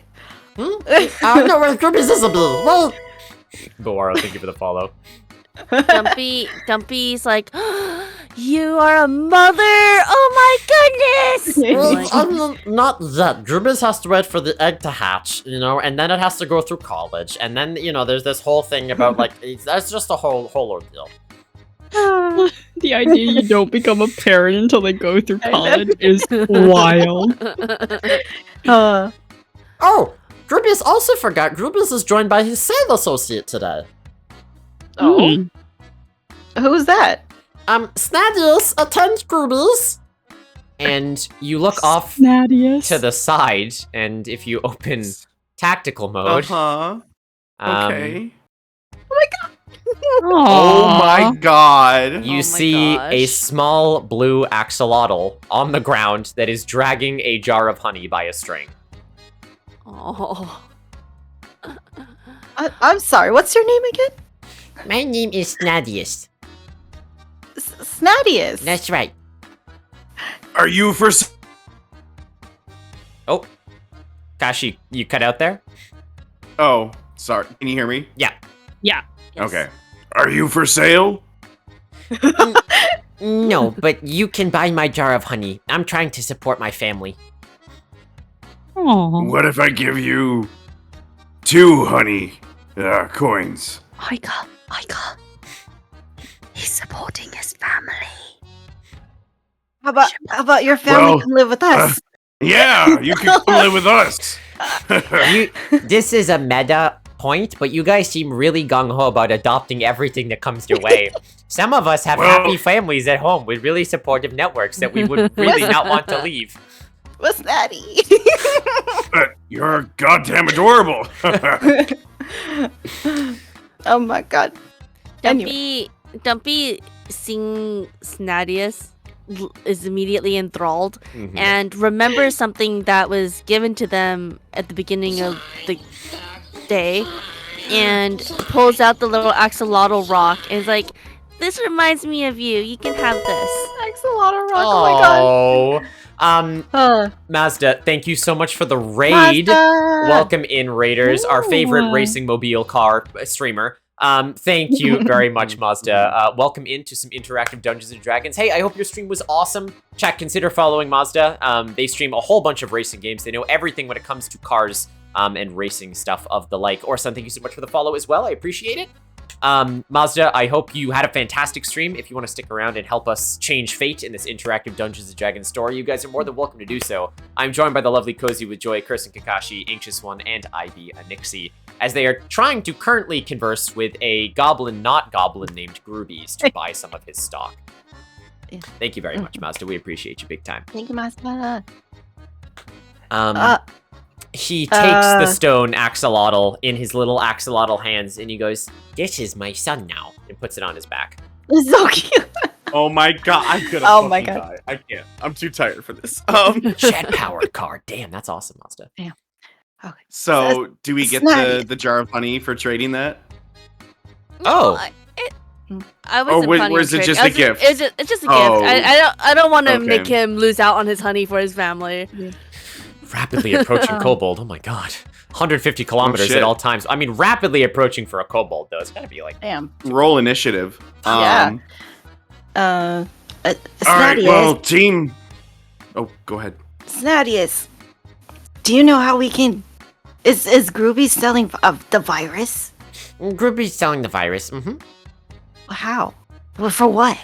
Well, Grooby's, he's been training me. You should only accept shinies from strangers, unless they're a very good dancer. In which case, you can dance with them sometimes and fill the gap of loneliness inside. But Grooby's, don't tell him I said that. Huh? So shiny and dancy. Okay. All right. Mom, Dumpy hears this. Dumpy hears this, and noticing that friends really wanted the virus, we'll turn back to Grubbles, right? Yep, yeah. And we'll be like, pull I still have the disco bomb ball. So You do. So Dumpy will take it out of her, I guess, pack, and kind of be show it to Grubbles and be like, can I trade this for the virus? Ooh, you have one of Grubbles' favorite lollipops. That's okay. What flavor is it? It's a Backstreet Boy flavor. Grubbles has never tried Backstreet nor Boy. What is that like? Can you relate it to something? It tastes like Backstreet's back. All right. I like cake. Yeah, it's a throwback, actually. Grubbles loves cake. Grubby says, yeah, you can give me the lollipop for the virus thingy. Yay! Sure, he gives you the hacking device and you give him a disco bomb. Yes. I mean, he's got to eat the bones somehow, right? Oh my. Snattius kind of like pulls on Grubbles' elbow and says, should I do the thing? And Grubby goes, no, let's just do the thing.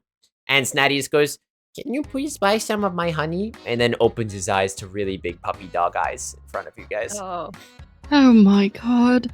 I will buy Iger's your gonna honey, please. Drop to the ground and meet his tiny little eyes. God. And say, I will give you whatever you want for your honey. Okay, I just need like, $20. All right, so Igadubu fishes around in his utility pack of tiny glass tiles and pulls out 10 tiny glass tiles. Okay. And holds it out and says, is this enough for you? He looks at you and looks at Groobies, and Groobies goes, Shan. And Snattius goes, okay, yep.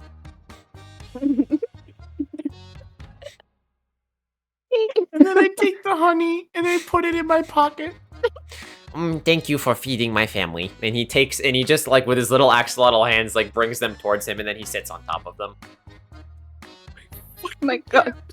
This is a wild apprenticeship, I will say. Yeah, it is. Groobies wildly looks proud. Mm-hmm. Well, he's sitting on it, so yeah, I'd assume so. Yeah. And Groobies goes, they grew up so fast. Mm-hmm. Oh my god. Is there anything special about this honey, Kip, or is it just straight up honey? It's just a jar of honey. So I'm gonna tug on Groobies more. Okay. Like on his wing or something. Sure, yeah. Groobies, Yeah? wait. Mm-hmm. What? How do we get in the vault?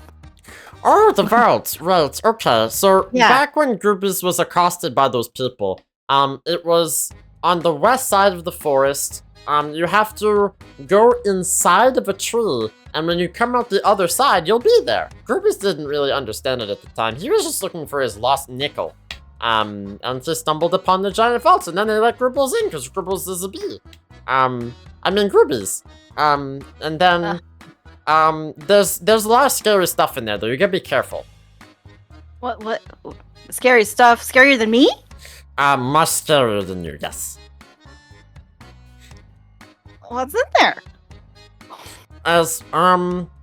So Groobies remembers there's lots of, what's it called when the stuff floats around the flowers? What's it called?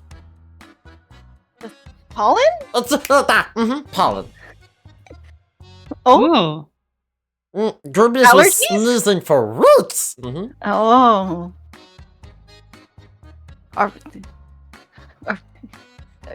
Well. You're allergic to pollen.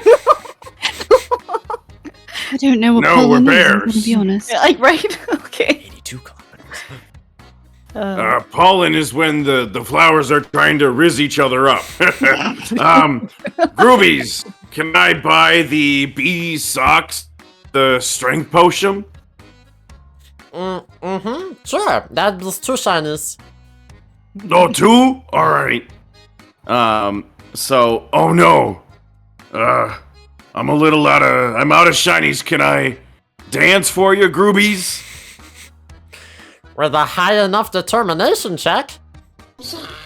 God, and let me shake that booty to the raid. Ellie and Nia, welcome in. Kashi twerk for the raid? Hey, yo. You gotta dance for them now. Dude, that's so true. Alien, welcome in, Raiders. Hello, hello. My name is Mudkip Ninja. For those that don't know, we are playing some interactive Dungeons and Dragons tonight. If you like that sort of thing, if you want to be a part of the story, then feel free to stick around. You can use channel points or biddies to create your own NPCs and cause chaos in our written game. I am joined by some lovely local streamers, Curse and Kakashi, Cozy with Joy, Anxious One, and Ivy and Ixie. We're having a great time over here. Elian, thank you so much. If you guys aren't following Elian in my community, I don't know what you're doing. Incredibly charismatic, lots of energy, plays so many awesome games, and has an incredible demon VTuber model to boot. It is so late. Great voice actor to boot. Incredible. Yes. Yeah, he'll help you sin the night away. It's so true. Nipple lasers galore. Yeah, again, yes, it's very true. We do have nipple lasers. We do a lot of gotcha stuff over here, some interactive D&D. If you guys want to stick around and help aid the story, we are currently trying to buy things from a goblin who's not a goblin. But if you guys got a raid and run, no worries whatsoever. We do this stuff all the time over here. So Elian, seriously, thank you again. I don't know, let us know what you were streaming, but I hope you're having a good time. Yes, Mephisto, Elian is super funny. I very much agree. I very much agree. It's a good place to hang. Let me just catch up a little bit. I see lots of familiar faces. Sniper, hi Sniper. Hello, hello. Sniper, no sniping. Actually a horse. Ayo, can one of you give me a name real quick for actually a horse? Thank you. Perfect. Lava 2 King. Hello, hello. Welcome in. Giant Tabby. How giant we talking? Hello. Antares Luna, welcome in. And Nia, of course. Hi, Nia. Wampus Fierce. I love that name too. Fantastic stuff. Thank you guys. Final Fantasy 16. Oh my gosh, I still gotta get around to that because I've loved all the previous ones. That's awesome, man. I hope you had a good time there. Wampus, thank you so much for the follow. Welcome into the Kips. We appreciate you. Yes, everyone's talking about the laser nips. It's true. Alien, it's kind of your bread and butter over there. It's a sight to see if you haven't. Bread and body at this point. Yes, we collide all the verses, Sapphire. We collide them all. Thank you. All right, are you guys ready to jump back into it and give our lovely raiders a show? Yes, let's do it. Yeah. Let's do it. Okay. Groobies looks you up and down. Are you gonna dance for the wares, Kashi? Yeah, I am. You betcha. Roll a determination check for me. As Groobies looks at you, cocks his head, and turns to Dumpy and goes, excuse me, Mrs. Dump Truck? Does the panda bear of your team usually like to dance on all fours? Since I've arrived, yes, he is. I think I have converted him to crack. Oh, Groobies has heard of crack. Groobies wasn't sure it was something you could follow, though. You've heard of crack. I'm so glad that the Lord is spreading our lore. I'm so happy. And Dumpy's gonna also start like twerking a little bit. Groobies gonna turn to Mumble and Mulgret and goes, it's weird when Groobies feels like the voice of reason in a conversation, not gonna lie. That doesn't happen often for you. No. But you're a bee. Yes. But you be the bee. I'll be the Kashi, what'd you get? So I got a 5 plus 3, which is an 8. Okay. Hey. So I take my right foot and I swing it out to the right and put my right hip out and put my arm on there and then do the same with the left. And then I go right and left and right and left and continue. And then I do a little twirl with the booty. You do. And then I turn to Groobies and I say, was that good enough for you? Groobies is clapping and Groobies goes, Groobies loves that so much. You can take the potion and stuff that you wanted. All right, so I take the strength potion, and just for meta, what exactly does it do if I take it? It's +1 soul lux. It gives you health back. Oh, okay. Cool. And then I took the bee socks. I had the bee socks, yes. Groobies wonders if you guys need anything else from his store. We have the virus. You got the virus. Or if you want to know anything out about the spooky vault that you guys are going to. Were there... Uh, Dumpy would like to know if there were any like guards when he was Oh, over by the so vault. Grubis knows people aren't usually allowed into the vault. There are a couple of guards in front of the hive, usually. But Grubis doesn't think there's any inside the... Oh, that reminds me though. What is everybody's biggest afraidness? Afraidness? Mm-hmm. Running out of honey, obviously. Oh yeah, that's scary. Grubis had nightmares about that. Mm-hmm. A flat ass. Oh. Sadly. Grubis couldn't even imagine a goblin with a flat ass. That's a different game altogether. Thank you, Sapphire. Grubis looks to Mulgrit and Mumble. Being weak. That's very vulnerable of you, Mulgrit, but you're not weak. You're the strongest honey badger Grubis has ever met in the last 5 minutes, and that's saying something. And snakes. And oh, okay, yeah, fair enough.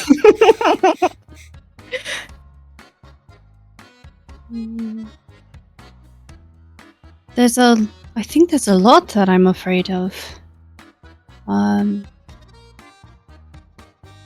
Probably being unhelpful. Or a burden. She kind of looks away as she says it. Or Iga roaring at you? Oh yeah, that was very scary, yeah. Grubis doesn't know what those words mean, but it feels like you need a hug. And Grubis comes over and gives you a big hug, Mumble. Oh, Mumble's gonna kneel down on her knees and give him a big hug back. Aww. Grubis thanks you and he goes, "You're not getting a discount, but this was nice." That's alright. We already have what we wanted. And I really wanted a hug. Well, Grubis was gonna say his biggest fear is spiders, okay? And as far as Grubis knows, there's a spider in there. Oh. You can't just smash it? Grubis is not good about smashing spiders. Oh. Don't worry, Grubis. I'll smash that spider for you. Yeah, spiders are small. Oh, okay, if friends are enemies of alright. spiders, then you guys are all good to go. All right. How big is the vault? It's pretty big. It's like a big hive shape, and there's a big elevator that goes woo woo woo woo and takes you all the way down. And then sometimes it sings Careless Whisper. Wait, no, that was me. I was singing Careless Whisper while I was in the elevator. Anyway, what are you gonna do? Guilty feet, right? Got no rhythm.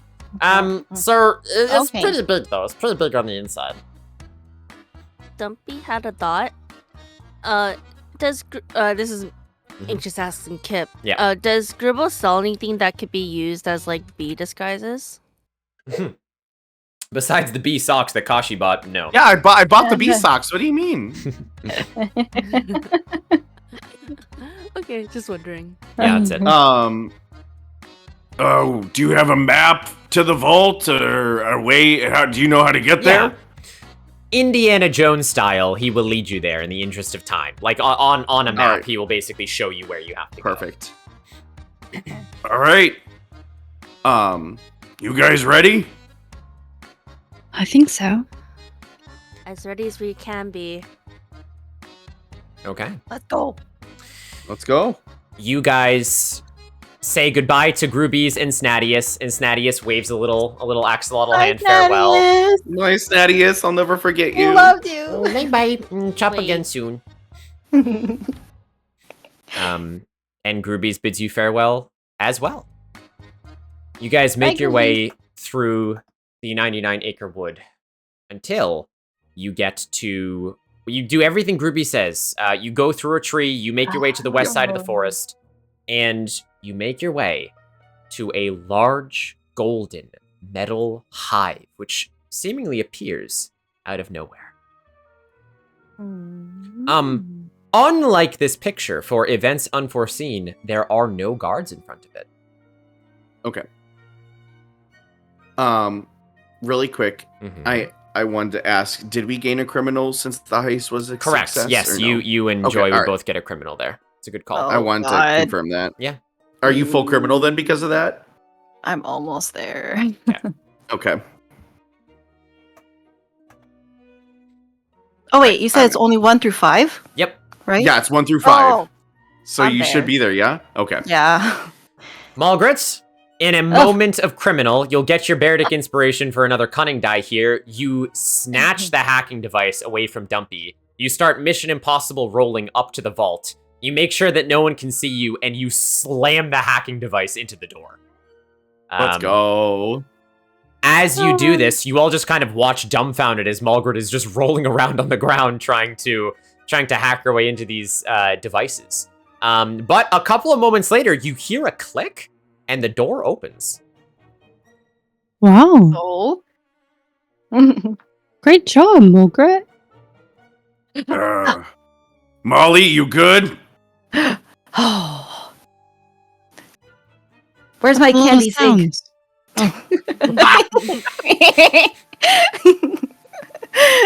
Did you finish it last time? I don't know. I don't think so. I think I'm good. I'm good. Just take deep breaths. Okay, we're good. All right, remember.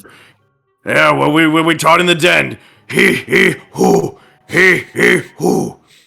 He, ho. He beautiful, you got it. All right, let's go, you guys. Okay. Tyga's gonna start going into the vault. Anything from Mumble or Dumpy? Nope. Following Iga. Yeah. Okay. You guys make your way into the vault building that is shaped like a large hive, realizing you have no idea what is going to befall you in here, but you are looking for some sort of artifact that begets Beeyonce's power. That way you can claim it for yourself. Sure enough, as you enter, the door shuts behind you mechanically, and the floor beneath you begins to lower.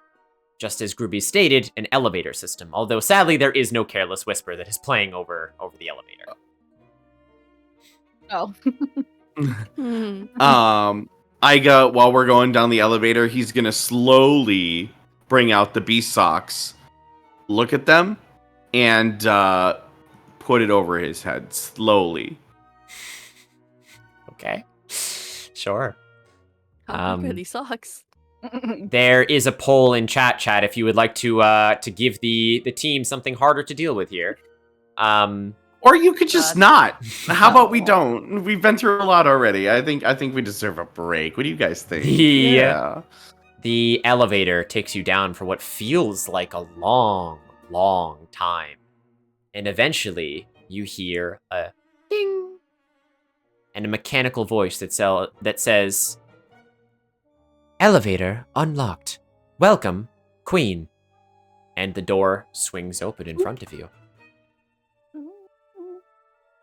All right, what do we see? Queen. Oh wow! It did. Oh my god! Okay. Malgrit, you have a -1 from Terra. No. Rude.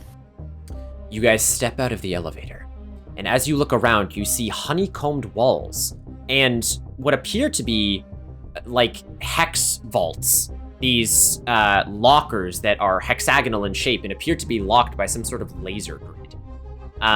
It's quite a large vault. There's ambient orange lighting that appears to cascade from the ceiling around you.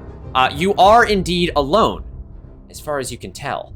It's a very big room, and there isn't a lack of sound, but there's small sounds that are hard to make out.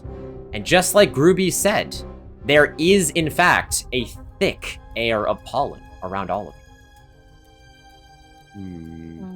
Whoever has the least amount of fate dice would be Dumpy, I believe. I don't think she's got one yet. Maybe? A reroll? I think I have one. Oh, well, whoever... does Anxious have the lowest? Is it the least? I don't have the least. Yeah, I think Anxious. All right, Anxious gets the reroll. Thank you, Hana. Mochi. Oh. Joy, back up. So is it just honeycomb like the picture all around us, and is the walls made of honey, or? The walls appear to be made of some sort of synthetic metal infused with honeycomb. It smells like honey, and it looks like the inside of a hive would that you guys have seen before. although everything is very metallic, it is not just made of wax, but it is made to resemble the structure of honeycomb. Okay, and it doesn't seem that the virus that we put up inside the door hasn't affected this area. You said there's like... No. Okay, all right. There are a bunch of these sealed lockers that all seem to have a laser grid in front of them. And it dawns on you that you guys are a little out of your league here. Despite being seasoned honey heisters, I mean, this is all Hive technology. Is there space in between the bars? Small enough or big enough? Okay, all right. It's latticed. Ugh. All right, well, Iga's gonna walk in and lick the wall. I mean, yeah, he's gonna lick the wall. Just to see if it's actual honey. It tastes awful, like acid and arsenic. Oh. Margaret, this is all a lie. This place needs to be burned to the ground. Okay. Mulgrit, Snatty has taken you one more towards Bear. Okay. Thank you, Snatty. Okay. All right. Okay, no licking. Got it. Okay.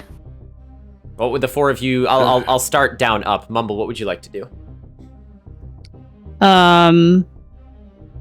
I figure that we should at least look around. So I think she will just ask the question here.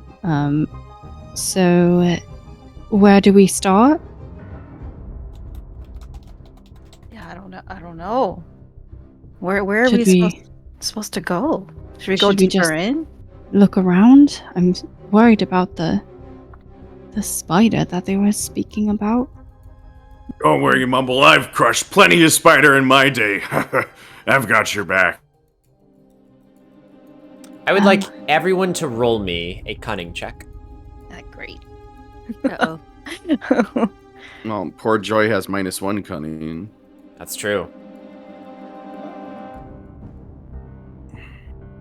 We'll do totals top to bottom, so when Kashi, you have yours, let me know. Oh, I had a question because I haven't been able to roll since Mochi's initial modified destiny for me. So I have two modified destinies for Mochi and then Terra's. So do I just add them all together or just? It's a +1 total. Okay. Just double checking. So should I add all those right now? Yeah, if you have any modifiers left that we haven't had since your last roll, yeah, you'd add them onto this roll. You always use them on the next available roll. I got a 9. Okay. Iga got a 9. Mulgrit? Yeah, after all the math, it's just a flat 3 that I got. Oh God. Okay. Yeah. Are you kidding me? Oh no. Yeah, well, because I had 2 plus -1, and then also another -1 from the bear. Oh yeah, So, that's yeah. true. Dumpy, what did you get? If I did my math right, I got an 8. Okay. Because I have 2 modifiers. Okay. And Mumble? 6. 6. Okay. I could re-roll. Use one of my fate dice. It's up to you, Mulgrit. Welcome back from the ads chat. I'll Did use you it. add actual cunning to it too? Oh, right. Well, it's still a 4. Yeah, 4 is still a fail. Right. Yeah. You can re-roll if you want, Joy. I'll use one fate Okay. to re-roll. Pressure's on, Joy. Oh, it's a 5. 5 is still just a failure. Okay. Wasn't meant to be. Yeah. All right, Joy. The three of you, Mulgrit, Iga, and Mumble, you begin to saunter around in this honeyed prison, this honeyed vault. You are all looking for any sort of semblance of how to get into these doors, or, something that may hold the key that you are looking for, the relic or artifact. I will say, Mumble, as you're looking around, you see in one of these hex cells that is locked under lock and key, a strange gun that looks almost extraterrestrial in design. It's this sleek purple gun with these black needles sticking out of the top. Iga, as you are doing the same and walking around, you see a cell that has what looks like a piece of shiny, delicious, glowing honey wax just sitting on a pedestal inside. Okay. And Dumpy, you come across a vault door. And as you look up, you can read that it says something on top of it. It says Specimen 225. And as you look inside, you see that there is a small, it almost looks like a cloud. It's like a ball of very fluffy fur or mist. It's hard to tell. I'm dumb. I still had a 1d4 for cunning checks. God damn it. You can hold on to it. I know, but I forgot. I could have used it for joy. So.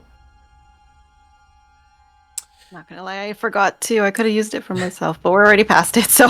Yep, it's okay. Joy, as you're looking around, you're kind of looking up towards the ceiling to see if you can find anything, and you step backwards into something, and you hear a schlick crunch underneath your foot. Oh, God. As you look down, you see that you stepped in some sort of pod. And as you lift your foot, there is a goop that is not honey that is stuck to your foot. As you kind of like shake it a little bit. Oh no. As you have done this, from the goop emerge small slug-like creatures. Okay. There are about 4 of them that pull out of this pod and begin to slither around the room. Is anyone else noticing this? They're all who's near her. That you're all in separate quadrants right now of the vault. Yeah. I see. Okay. Okay. I still have my walkie-talkie, right? Yeah. Yep. Okay. Well, I'm gonna radio in. I don't think I'm alone. Well, yeah, we're here with you, Margaret. Wait, my foot like just stepped on something? It's not like stuck. No, it's not stuck. Is it stuck? Oh, I thought it was stuck. I'm gonna start backing away from the creatures. Okay. You hear a small mechanical voice, Malgrit, come from the section of the wall that was near this pod on the ground, and it just says, "If the larvae are not returned to the incubation zone in 5 minutes, total hive lockdown will begin." And do we all hear this voice? Yeah, I'd say you all hear it. Larva? Are these larvae? Say it into the Malgrit's just sort of Margaret, shouting. did you do something? What did you do? And Iga's gonna start running around trying to find Margaret, and comes upon her and sees these things writhing on the. Yeah. What did you do, Margaret? What's going on? No. We gotta. Are these larvae? I don't know. I'm like, Ivy, or sorry, Mumble, Dumpy, help! Hearing this, I'll wander over. Yeah, I will also go over. Well, actually, I'll say Mumble in this instance. Mumble, as you are walking over and following the clap of Dumpy's cheeks, you notice that the pollen in the air, especially looking at Dumpy's cheeks, has begun to cling to all of your clothes.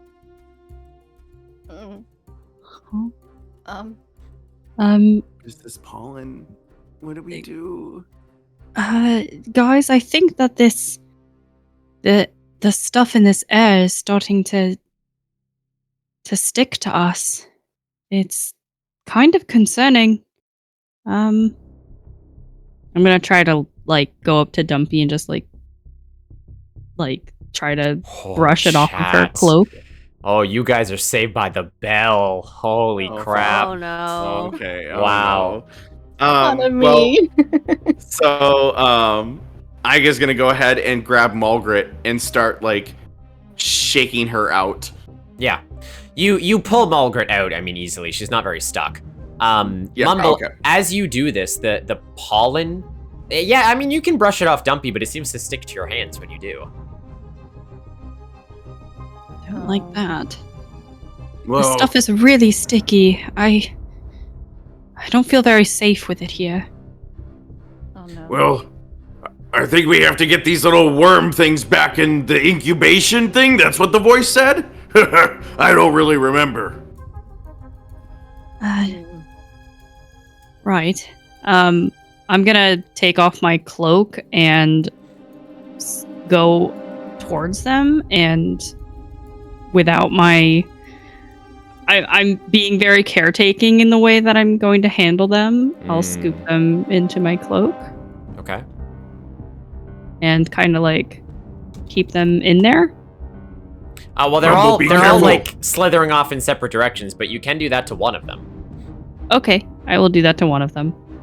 Mumble, be careful. We don't know what those things are. Do you? No, but it's a creature, and I feel okay touching it. Mumble, roll me a determination check. Oh shit. Oh no. Can I assist Mumble since I was near them? If you want to touch the one Mumble's touching. I'm using a reroll. Okay. You can, Anxious. I'd say you could. Oh god. 4 plus 3, that's a 7. Thank God. 7 is a success. Oh gosh. 7 is a success. I'm just gonna grab something real quick so we can see this. Just like this, Chad. Thank you, Mochi. Still works, Mochi. Yeah, I'll use it next time. All right, you have a timer that is ticking. Oh, fuck hell. Great. All right. All right, so Mumble, you reach down and you grab it with your cloak. It is kind of fleshy to the touch, and it lets out a little. It's all right. I've got you. All right, well, we gotta find whatever this incubation thing is and stat. Yeah. We gotta get the other ones too. All right, so did you see where they went off? There's 3, you said? Yep, there's 3 left. There's 3. all right. Oh, 3 left. Iga's gonna run up to one and grab it. Yeah, roll a determination check. I will say there's one on the wall that Iga's near, there's one on the ceiling, and there's one that is sitting on the lasered lattice of a nearby cell. Uh-oh. But it's not zapping it? Nope, not zapping it. They're all scattered. Oh god. Okay. All right, well, I'm gonna go for the one on the wall. Yeah, give me a determination check. Mulgrit, Dumpy, what are you doing? Mumble has one in her hands. How the heck are we gonna get to the one on the ceiling? Oh god, Iga. I got no. I am using one of my fate die. Does your staff do something, Dumpy? Amazing. For the one I on was the about to say, ceiling? I can use my staff for the one on the ceiling. Okay. And there's one on the laser of the lab Yep. in the lab. What? There's one on the laser laser grid lattice. of a cell, yeah. On the laser grid of a cell. That Yep. sounds dangerous. Like, Joy, do you see the image where the bee is like Yeah. on the? Yeah, that's what it is. Like it's on the Oh. laser grid. Oh. Okay. Okay. I'll head for that we one. got less. We got about 3 minutes left. I'll head for Yeah, that okay. one. Yeah. Okay. Iga, what did you get? After my reroll, 6, so 9. Yeah, success. Iga, you rush up to. Are you just gonna grab it with your hands? Yeah, I'm just gonna grab it with my bare it's hands. your big panda bear hands. You grab onto this larva, and it feels slick in your hands, kind of gooey as it kind of wriggles in an uncomfortable way. But you're holding onto it. All right. Can I run over to Dumpy? Because Dumpy doesn't have one yet, right? No, Dumpy's Correct. is reaching her staff towards the one on the ceiling. Yes. Dumpy, let me help you. Yes. Please. I'm gonna pick Dumpy up with consent and raise them up towards the one on the ceiling to grab it. Yeah, Okay. and I'm gonna use my staff to kind of help me give me extra. Yeah. Give me a determination check, Dumpy. Oh boy.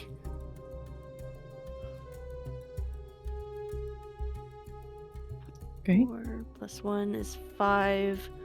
Yeah, it's a 5. 5's not enough. Oh no. Can I use a reroll then? If you would like to burn a reroll, you can. I'll burn one 2 of them minutes. at least. I believe in you. Someone else do something. While this It's is going on, only- oh no, it's It's a 5 That's again. Yeah, I'm not very determined. I give up we already. gotta start looking. We gotta start looking around too, where this incubator is. Is there anything that looks like? Yes. I'm gonna A start warm running around place looking that- for it. Yeah. Yeah. Okay. Mumble is. Yeah, Mumble, it doesn't take you very long. We have lower stakes from chat. So you find a big pod-like device that you cannot imagine anything else but these things going in. I toss my whole cloak in there. Yeah, you do, and you hear a little zip sound. I'm still heading Yep. for the one that Yeah, was. Joy, what are you in gonna the- do? Tell me. And then Dumpy and Agi, you might have to think of a plan B here, because Dumpy cannot reach can't reach it. He has a plan B. I'm not really 1 minute. sure what I'm seeing, so I just try to reach up to grab the lava. TLDR, Joy, you can grab it, but if you miss or touch behind it, your hands will be fried. Oh. It is safely on lasers, and you don't know why. If you were to touch lasers, you would fry. Can Mumble run back and pull out the rock and just throw it at the thing to detach it? Sure, roll a force check. I have one single rock in my. All right, Dumpy, what's your plan B while Mumble rolls? My plan B was I have the grappling hook still, don't I? You Can do. I try using that to get Yeah. the thing. No roll needed. It's a 5 without my +1. It's a 6 with my +1. Okay. Okay. Dumpy, you All right. fire the grappling hook, and yeah, it does. It falls off the ceiling, and it splats on your face. All right, Mumble, where are we going? Mumble, where do we Follow put me. these? I pick up Malgret and the larva, and I just start running and hoping they're following Okay. me. And Yeah, I follow you. the larva in Yes, there. yes, yes. All right, anyway, plop the larva. I Yeah, plop mine you- in. Zip, zip, zip, the one from Anxious's face. Oh, Carrying my God. Malgret like Get a it off my baby face, and rocking please. her. I grab it off her face and throw it in. And as it slinks in, you wait. And you hear very close, a -1 to you, Dumpy, from Ray. Oh my god. You Damn. wait, and you hear a voice says, Larva returned. Resuming, stationing, functioning capabilities. The cosmic comb still intact. Hive crawler not dispatched. Hive crawler? Okay. Okay. Yona, can I get a What round did two, it say please? about a comb? I'm rocking Malgret back and forth like a baby in my Okay. hands. Okay. All right, you guys, we have to find some sort of control panel. We gotta get these lasers down. Do we see anything that looks like a thing like that? From your vantage point, yeah, I'll say you can. There is a panel that you can come to towards the back of the vault, still looking around. You guys are all caked in pollen at this point. All right, chat, another poll for you. Yeah, right. you head up to the control panel, and yeah, you see a screen. Okay. Iga's gonna get really annoyed with this pollen, not understanding why. He's gonna take out his honey jar from little axolotl dude and dump it all over him. Try and wash the honey, or wash the pollen off of his fur with the slow viscous honey. It just cakes more pollen into your fur when you do. All right, that's fine. It's fine. It's all good. All right, what do we see when we get up to the control panel? It is a blank screen that just says awaiting input. Does it have a keyboard? It's just a touch screen. All right. What's the stuff on the touchscreen? It's just waiting. It says awaiting input right now. Iga Did bends you scan over something? and gets really close to it and says, "Open." You hear voice not recognized. You have 2 attempts remaining. Oh God. Oh fuck! All right. Okay. Ugh. Shit. Fuck. What Is do there we something do? in here that can speak? The lady above, but I don't know how to get her. Do you think it Well, has they to be did- the lady above? I don't know. I have no idea. It asks. Go ahead. Do you think it has to be the queen bee that you guys keep talking about? But we have no way of getting to her right now. Can we? I'm gonna go ahead and hop on the walkie-talkie. Amber, we got a problem. It's Yeah. asking for some sort of voice recognition in the vault. Does Groobies know anything about that? There's a lot of static on the walkie-talkie, but, chat has lowered the stakes for you. Thank you. You hear barely Amber's voice come through the other side, and she says, "Shh, Iga, yes, reading. Sorry, did you say something about a keypad?" Yeah, this like control panel for inside the vault. It just says, yeah, it's asking for a voice recognition. What do we do? Shit. Okay, hold on. You hear some typing on the other side. Yeah, I remember we were installing high voice recognition into some of the earlier systems back when we were still building the first complex. But you have to remember that they're bees. It's not a voice recognition, it's a sound recognition. Presumably you would need Queen Beeyonce's buzzing or something that sounds exactly like it. Either that or, unless the queen has any children we don't know about, I'm sure that it would be the same thing for the DNA. You said we were hearing noises earlier. Is there somewhere a bee? Wait, children? Children? The larvae are children. Larvae are children? But we put them back in the incubator. We can always take one out. We could take, yeah. Wait, do I still I have don't the like that slime idea. on my face? Yes. Oh my god! I pick up Dumpy and I just put her face. Mumble picks up and drags Dumpy across the touchscreen. But Dumpy says across the touchscreen. You wait for a couple seconds as the goo is left residue, and the mechanical voice says, "Welcome, Madam Queen. Access granted." Oh my god. Mumble! Dumpy! Iga gives them the biggest bear hug. I can't believe that worked. Okay. I can't either. Oh my fucking god. I'm holding I can't. both Margaret and Dumpy in my hands now, and I just put them down slowly and say, I don't know what came over me. I am so sorry. And I just back away really slowly. Oh no. I'm so sorry. My honey spread to Dumpy. Yes, Dumpy, as you've been picked back up and Igo is hugging you, you are now covered in honey and slime. Oh, artsy. What a messy place. What a great combo. Asian. Oh my god. The screen now Oh, says, "Please select the hex code of the vault you wish to open." Oh god. What are the options? All right. There's a whole bunch of different colored hexagons on there. That's all you see. You see a whole bunch of different colored hexes. Okay. I will say, for brevity's sake, Dumpy remembers when she was reading Specimen 255. Above each vault, there is a colored hexagon. Okay. And I will share this. Did we see what color each of our vaults that we saw were, or no? Sure. Yeah. Okay. Yeah. I mean, you can open what you want. You also all get the sense that you have not found the ultra power relic yet. Right. Yeah. Right. Right. Dumpy saw a really interesting creature. Dumpy kind of wants it. What did it look like, Dumpy? It looked very fuzzy, and I want the fuzzy. Fuzzy? All right.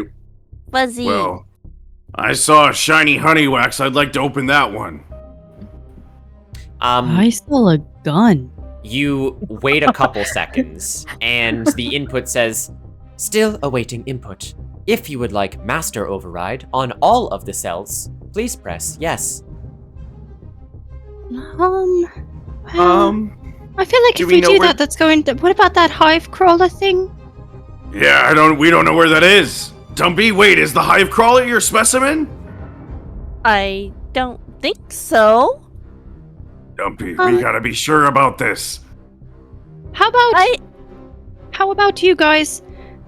I'm gonna go back to my vault and grab the gun as soon as we open it, and you guys just press yes, and then if something is to happen, I just shoot the gun. So we're doing all of them? Maximum override? Oh my god. I think that Or just- Mumbles is suggesting the one, and then we do all. As Iga says this, the screen Uh-huh. goes, maximum override accepted. No! Fuck. Mumble go! Mumble runs. Mumble runs go! for the gun. Okay. I got run to the shiny honey wax. hold on. It doesn't just open everything. You see something pop up on the screen. It says, in order to activate instant override, please activate input this hex code. Oh god. Okay. And if you guys look, you what? have a new handout, which is just called new handout. Okay, no title. Oh. Just okay. Chat, help. There are 6 inputs. Oh god. Wait, okay. 6 inputs as in like 6 letters? Yep. Okay. Shit. All right, chat, we need your help. It also says hex code will change and lock down in 10 minutes. 10 minutes? Is this a hex code for this color? That's what you need. Fuck. This What is this color? it's like a light yellow. If we're going by like primary and then secondary, Grumpy. God.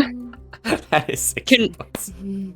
can we see what they are, or do we have to put in the actual numbers and letters? No, you gotta put them in. Okay. It looks Yona, like we it can might roll be another an one. F, right? Yeah, it's definitely an F. That's what they start with. F. How do we know? Because it's yellow and green or what? Yeah. I'm so- Yes. Ugh. Yellow is how they'll start. Then Can someone repaste that hex color picker for chat if they'd like to help? yeah. Let me know if put this it is in. the right website. I am Sapphire. Oh, okay. There we Thank go. you, Anxious. Yeah. I need this pulled up. You have over 8 minutes, guys. Help us, guys. Help us figure out this color. Let's see if we're colorblind. Great. I'm not. Don't worry.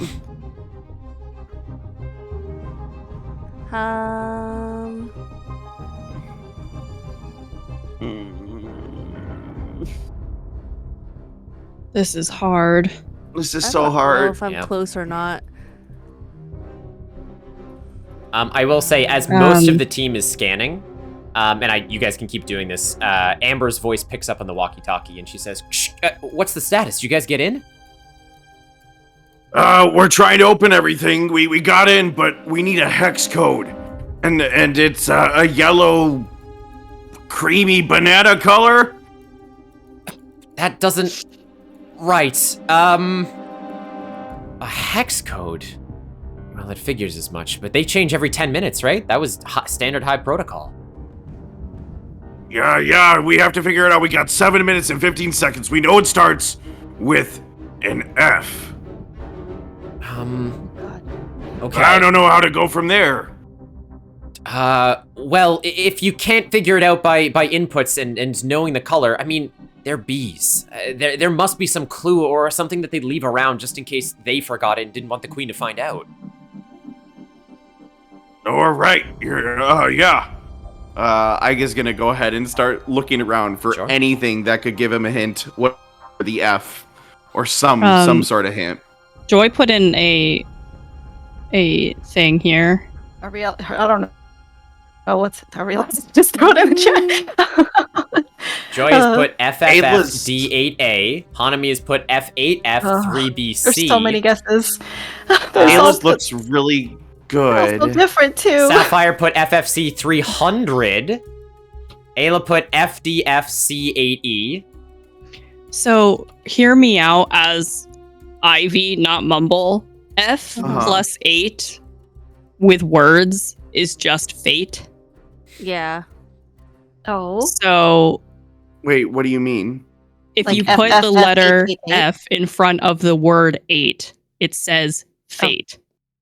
Okay. And Okay. fate is the name of the game. So like Right, it is. I'm in Kip's head right now. You can try. Mhm. I typed in Ayla's and it looks very similar. Mm-hmm. Into the color picker, it looks like that yellow. Yeah, type as many as you guys want. I will say, looking at all of these and typing them in myself, all of chat is very close. Yeah. Okay. Yeah. This is insane, Nick. I know. All right, I guess searching around, do I find anything? Yeah. Any hint? roll a cunning check, Chief. I mean, I'm not gonna make Okay. you guys just input a hex code. There's other stuff to go on. That's crazy. You put this one color on here, and you said, "Give us a hex code." There are 16 million hex codes. Yeah. I know. It's not the only way to solve it. All right, 3 plus 5 Yeah? is 8. Yeah, Kashi, you find, Iga finds etched into a nearby honeycomb. I will say, you guys have the F. I'll give that to you. You know it's F. Okay, yeah. Kashi, I type in F2. Yeah, you find etched into the honeycomb, the letter D. All right, I think it's F, and then the next letter's D. Well, I will also say, Iga, you know that it might not have to be in order, but that is just a letter that you found. Oh God. Awesome. No, FD does sound right. If you put in FD, Yeah, I mean, it's like looking into the code. All right, so we have FD.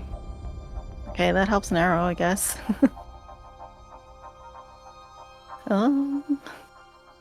Can we see? You said we can anything input else? as many times as we want. Yeah, you can try, yeah. What do you want to do? I want to Amy? put in FD70. FD70. Okay, yeah, you input it. You wait, and it says, within a margin of 10%. All right, Iga's gonna go over there and try FD8E.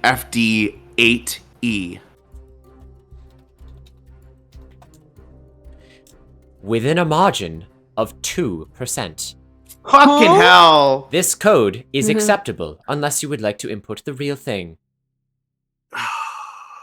Huh? You Shit. accept it, but don't. That is incredibly close. I will say, because you have 3 minutes left, someone in chat did actually say the exact hex code that I have. Oh my. Oh, really? Yeah. Then I'm gonna go. Ayla's really close to mine. Which one was that? Right, the one of the. Hold on, I'm gonna scroll up. Oh my god, can I scroll mouse, Is please? that FDFE8E? FDFE 8E? No, it has to be FD. I mean, Right? that's, well, this one is in a margin of 6%. Okay. Ayla's. Okay. All right. So it has to be Kashi's. It's got to be like one thing is off. Yeah, one thing is off. 89? No, it was 8E. So, is it a number that changes at the end or a letter? Try 9E, FD 9E. That is within 3%. It's further away. Okay. Do you want me to? I'll tell you this because you guys have got close enough for the puzzle. One letter is off, and 2 letters are off. That is it. 2 letters are off. And someone said it in chat. Yeah, someone said it in chat. Uh-oh. Oh, fuck. Well, that's confusing. Okay. Minute and a half. No, it's got to be FD.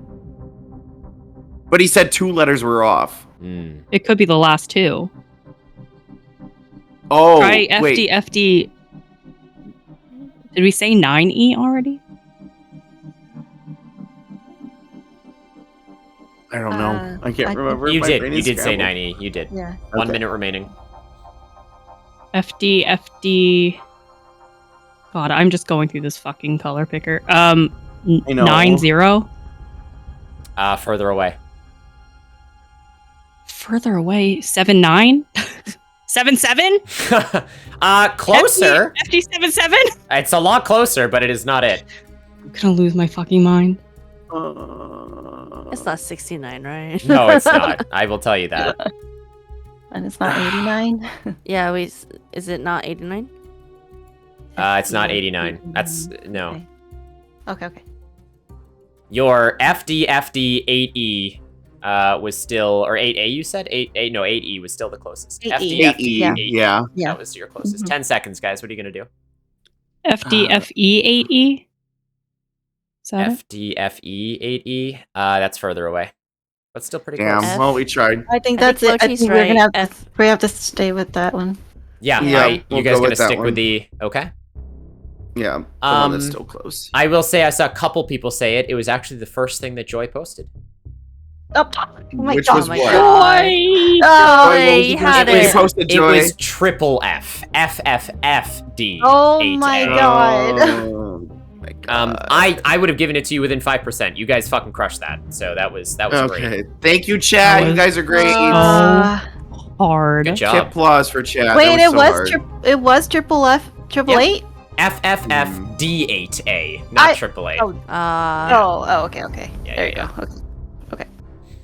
You guys were all very close. So Chow was really on that. I'm glad for that Yeah. puzzle. That was good. Good job, guys. My brain hurts. Yeah. That took a lot out of me. Well, as you do, Okay. all of the doors open with a shoot, and all of the laser grids disappear. I am rushing to the gun. Sure. I am running to the shiny hungy wax. Sure. I'm gonna go to the specimen. Okay. Mumble, you pick up the gun. It has a label above the prison cell that says The Needler. Needler. Kashi, above yours, it says Sugar Wax. And again, Dumpy, above yours, it says Specimen 225. Can you describe the specimen again? It's like a small, imagine like a big cotton ball. Okay. Cotton ball. I'm going to approach it a little weary because Okay. I don't know what it is. Okay. I still have my stick, and I would like to maybe gently prod it to see if it does anything. You prod it, and it stretches in a weird, non-Newtonian way. And it opens a mouth. It has no eyes, but a tail sprouts from behind it. And it smiles and goes, Oh. It goes, what? Just You stop. cut out a sec. it's a bark. A Oh my bark. god. A tail?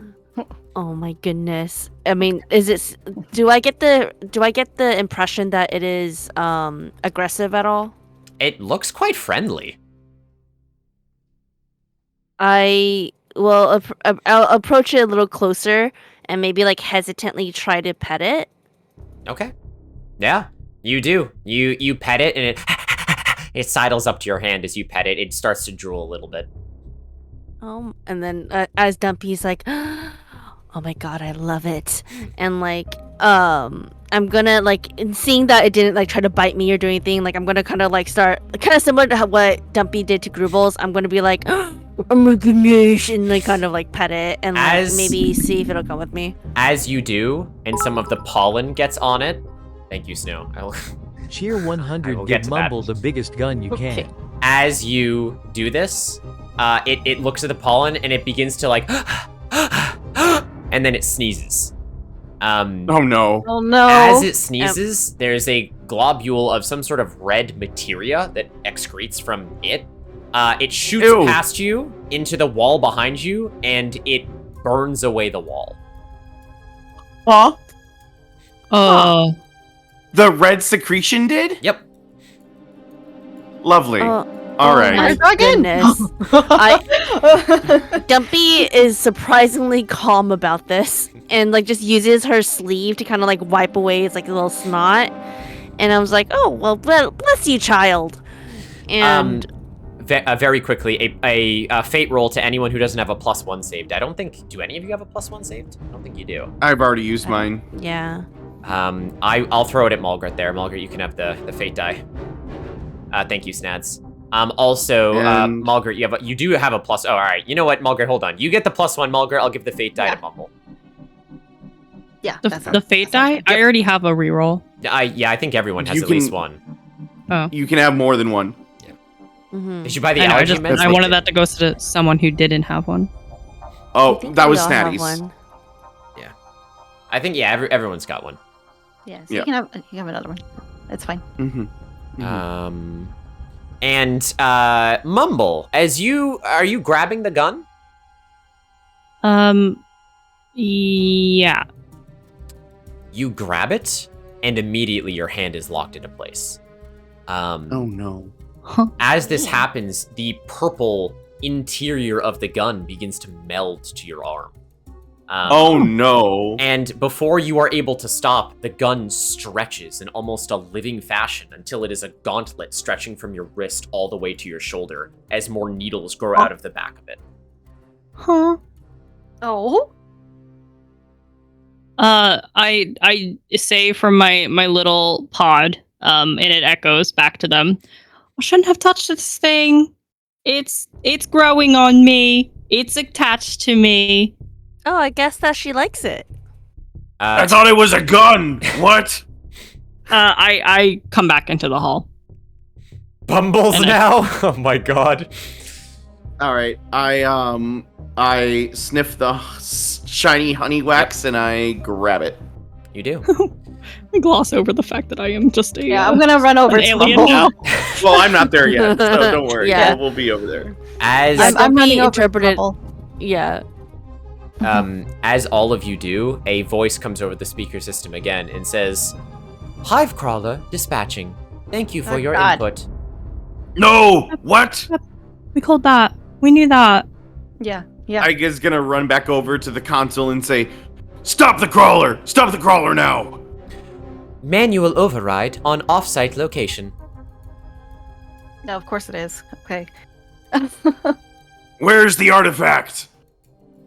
Artifact in question. There are 337 artifacts in this vault. Oh my fucking Artifact we should that probably gives the queen power. Searching database Queen's artifact. Did you mean cosmic comb? Yes.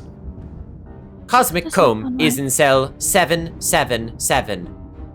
Oh my fucking god, you little... Of course it is.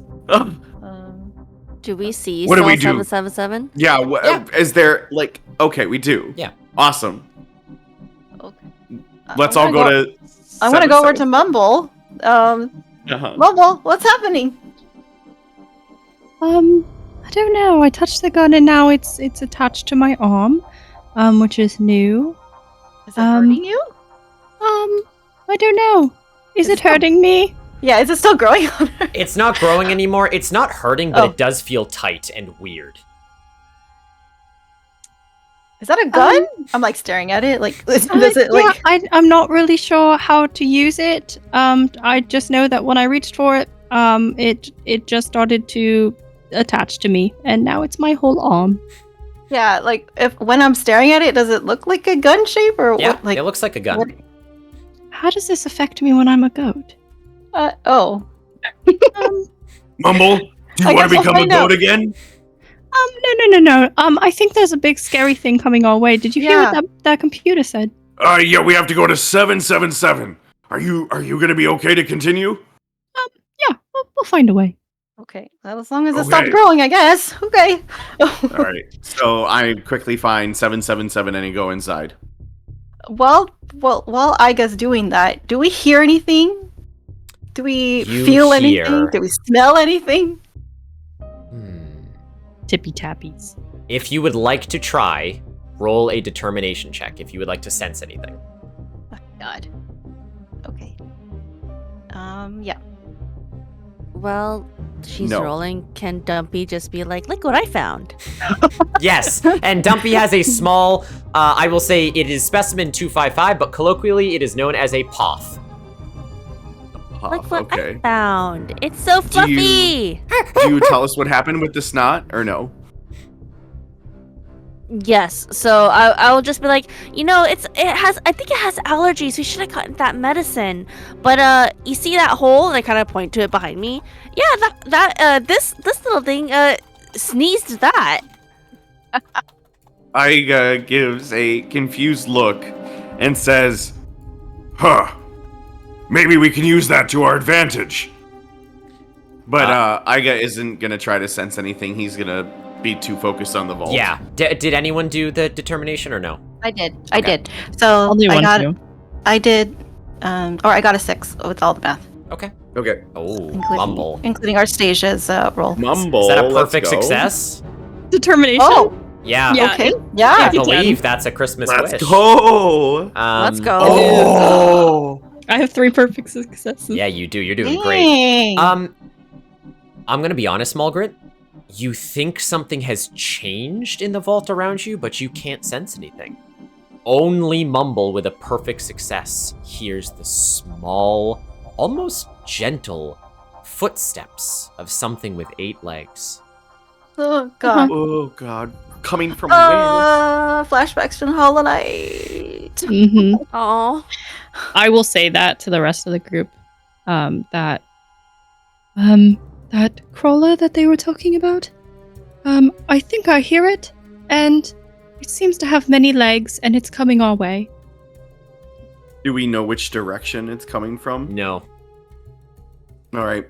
Well, I'm gonna go into 777, and what do I see? I'll say for brevity's sake, you all do. Yeah. You all enter the vault, and there, on a pedestal, against the back of the room, is the cosmic comb. Do I have it? I don't think I have an image of it.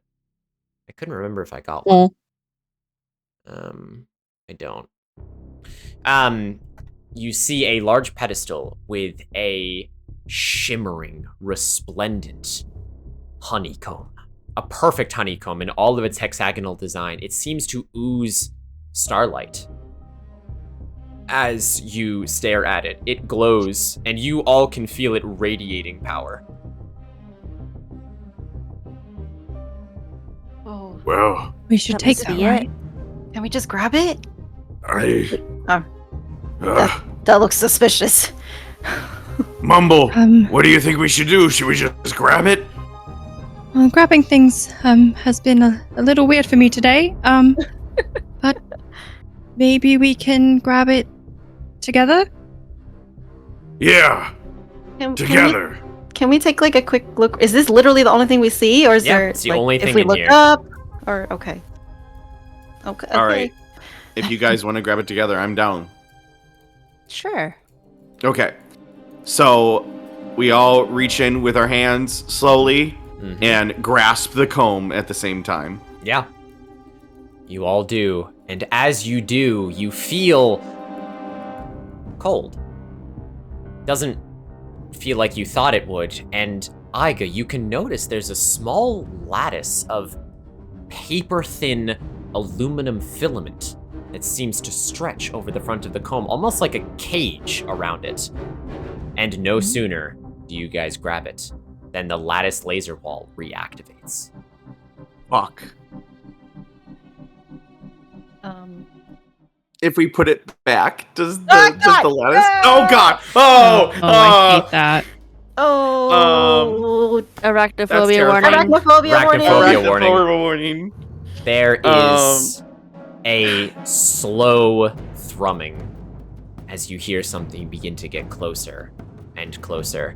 You are now all behind this laser grid, and the pedestal that was holding the cosmic comb descends back into the ground.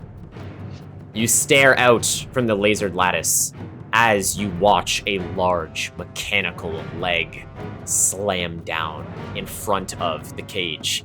Yet, it seems to make very little noise as it does. The creature brings its head down, and you can see this thing is entirely mechanical. It is made of whirring parts, stamped with hive technology. Mercy, thank you for the 500 biddies. Let's go. Thank you. Mercy, thank you. If you would like to save that, you can roll for any character with 500 biddies. If you would like to. Whether it's a roll you don't like, or someone rolls bad, or you want them to roll bad, thank you, Mercy. you can definitely give them. So, is it as we grab it, the thing's going down, and then we turn around and see this? Yep. And this thing slowly looks into your cell, but it does not make a move. Instead, there is a projection that comes out of the front of it. And you see none other than the Queen Bee herself. Oh no. Beeyonce looks to you. Let me just...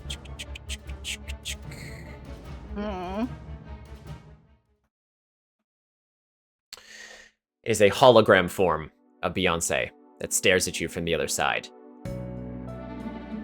I think it's this music.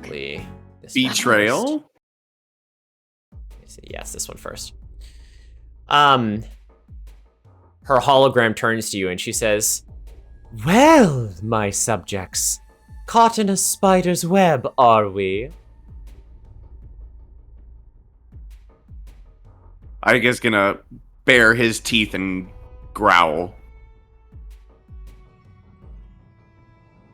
I'm growling next to him. My, you are the feisty bunch. And yet, you were the ones that walked willingly into our little trap, and now I have you exactly where I can keep an eye on all of you in my unbreakable hive vault. Thank you so much for leading us to you. I appreciate it.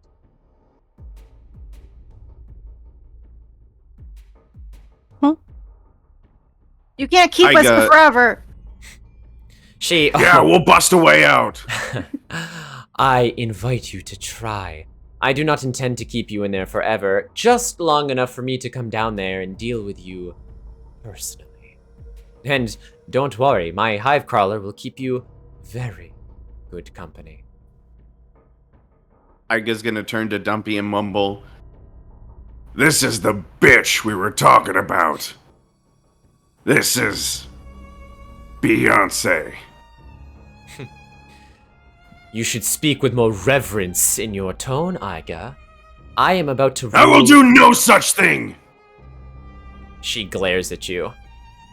Insolent fool. Your life hangs in the balance of me, your divine ruler. You have no power in there, and you best remember it. I am about to rule all of the 99-acre wood, and then the realms as we know them. I will not let you and your little ragtag bunch of adopted family get in my way. And you, she kind of looks past Iga and Malgrit to Dumpy and Mumble. You two shouldn't be here. You're a long way from home, sweethearts. It's a sad thing you've been caught up in this spider's lies. Huh? Dumpy's visibly kind of confused at this last statement.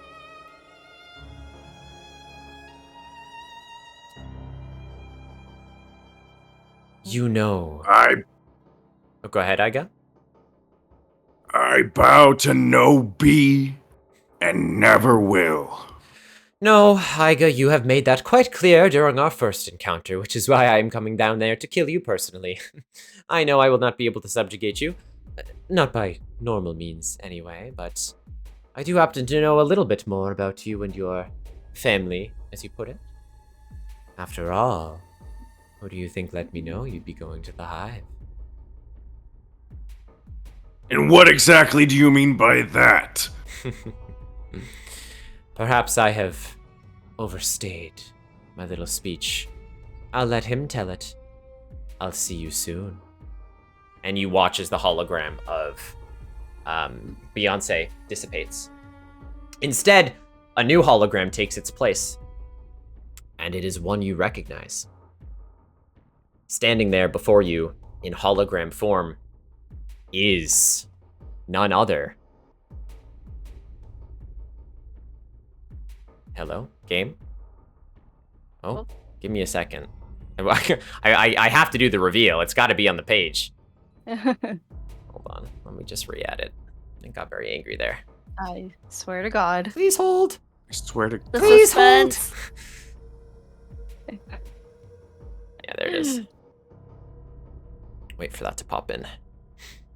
Alchemy's chugging. None other than Yugi Bear.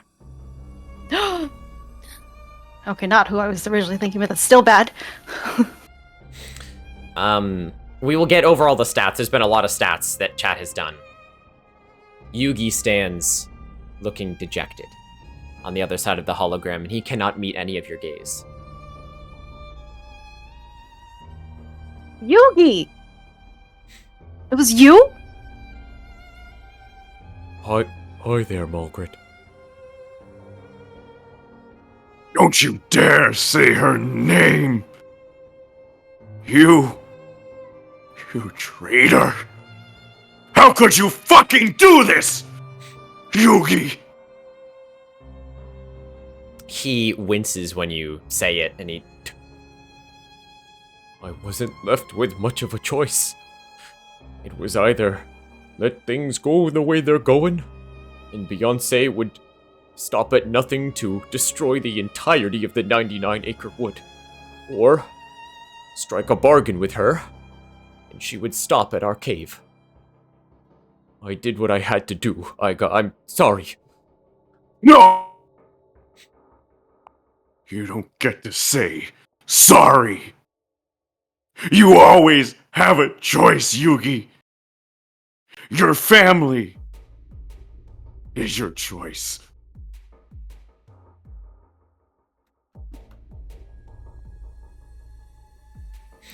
Iga wipes the tears from his eyes and says,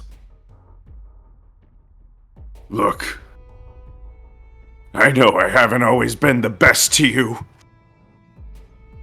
Forgetting your name at the beginning, but I was always so scared to get close to people because they always leave me. They always get sick and tired of dumb old Iga. The guy who's always laughing. Well, Yugi, I guess I'm laughing now. Then he turns around and sits down. Stumpy's gonna walk over to Iga and just give him a hug. Yugi. This can't just be it. You can't just leave us. I'm sorry, Margaret. I wish there was anything else to do, but after Franklin's disappearance and more animals getting killed in the 99-acre wood, someone had to do something. You didn't believe in us? I don't. Margaret, roll a cunning check. Oh.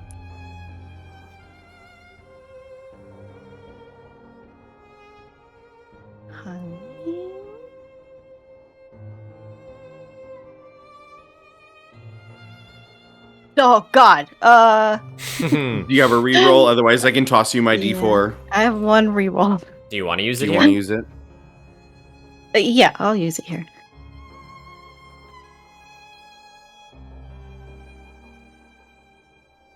Much better. Much better. And I have a +1, but technically, I'm gonna toss you. Yeah, I was gonna say technically I'll I'm toss in you. bear alignment, so yeah. I'll toss you my Bardic inspiration. Yeah, I was gonna say Mercy does also have a roll. Oh. If you, but I guess you need to get a 6 at that point. Mm-hmm. So it's up to you. I'll take Kashi's D4. Sure. Yeah, Mercy, hold Yeah. on to it. Okay, so 7. 7. Yugi looks to be of sound mind. He looks to be himself. You really can't fathom why. His actions don't really represent his means. And you notice, as he kind of looks away and twitches a little bit, there's a glint of purple in his eye that you don't recognize.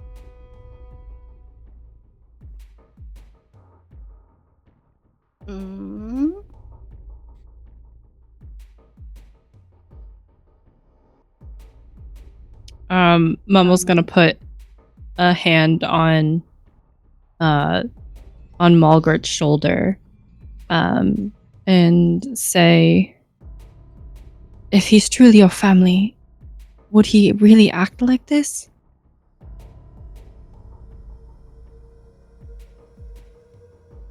I believe in my family.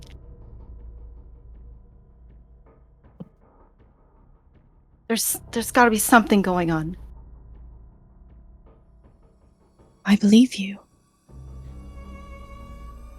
You guys have about 30 minutes till she gets there. Use it wisely. And his hologram disappears. No. Yugi!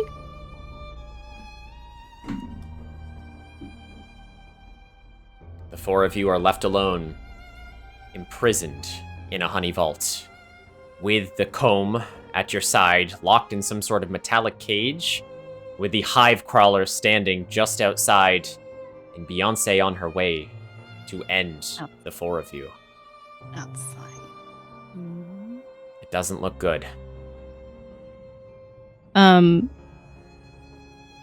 What do we know if we use Anxious's new pet Cloud? If it were to sneeze on this honeycomb, would it destroy it, or would it destroy the protective barrier? You don't know? We could try it. The hive crawler's outside the gate? Like, yeah, you not guys are in? effectively in a cell. The hive crawler is Okay. waiting right outside Right the cell. It's like outside, a okay. guard dog, yeah. Got it. Okay.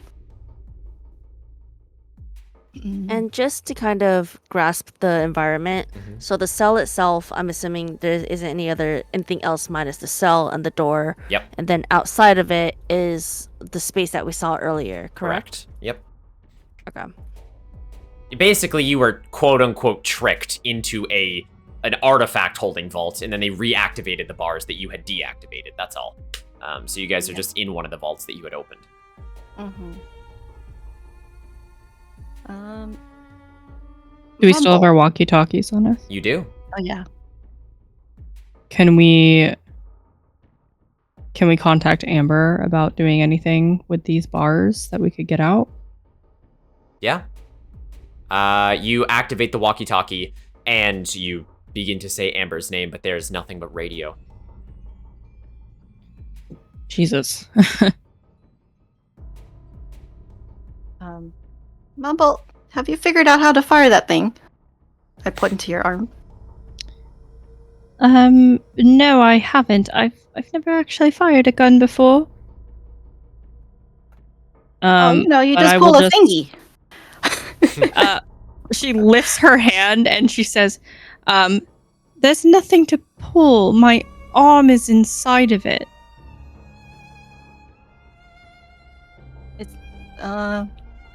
I mean, if I look at it, is there like a trigger or something? Like on that side? It looks like it would respond to Mumble's muscles. Her muscles, like she has any. Okay. I don't know, Mumble. Use the power within you. See if you can just aim it and shoot. Okay. And if it ricochets in this room, Oh. Right. Okay. Well- She lifts it and she points it towards the spider and or the laser field. Sure. And she just closes her eyes and squeezes every muscle in her body. And suddenly Gotta turns do those into a goat. Kegels. You do, Mumble, and as you do, yeah, the gun fires a needle.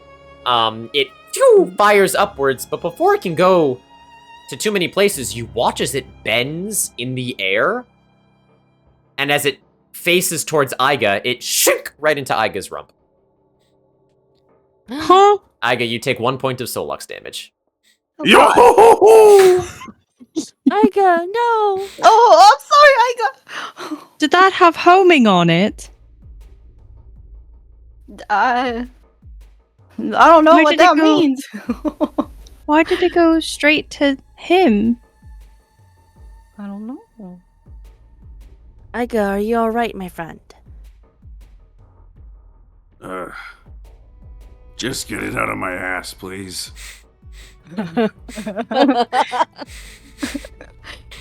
Dumpy, being the closest to Yeah. him, will attempt to pull this needle out of his rump. You do. You do. It hurts a little bit coming out, but you do it, Dumpy. Not as Looking at- much as what just hurt 2 seconds ago. Yeah. Taking a look at the needle, is there anything special about it? No, it kind of looks like a bee stinger, but like manufactured.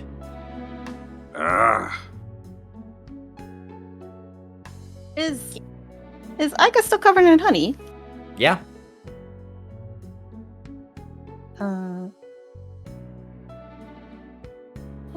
Or is it going after the biggest booty? Huh. Can Dumpy try using this metallic stinger to try hitting it against or stabbing it towards the metal lattice around the honeycomb? Yeah. I mean, you sort of scratch into it best you can. I mean, you make some scrapes for sure, but the walls are made of something pretty hard. Okay. I was thinking of Ivy's idea personally. Let's make this thing sneeze and blast the wall around the cell to break out. We also have to fight this big, giant spider outside. It's fine. Well, that's why I was It's trying to all make sure good. we knew how the gun works. You can still, aim you can aim my little pet at the spider and the You- door. You take a minute, and as you are thinking of these options, there is a feeling of dejection that hits all of you. As Mumble and Dumpy, you don't know Yugi that well, but he seemed to mean a lot to Malgrit and Iga. And to be struck with a level of betrayal to hand them over to the enemy just doesn't feel right. Iga's clearly hurting, and Malgrit doesn't know what to make of it. You, Mumble, you remember what Iga said to you when you guys were leaving the cave for the first time about protecting your family. And it resonates something within you. You're not sure why, but you put your hand over your heart, and you go and you sit down next to Iga.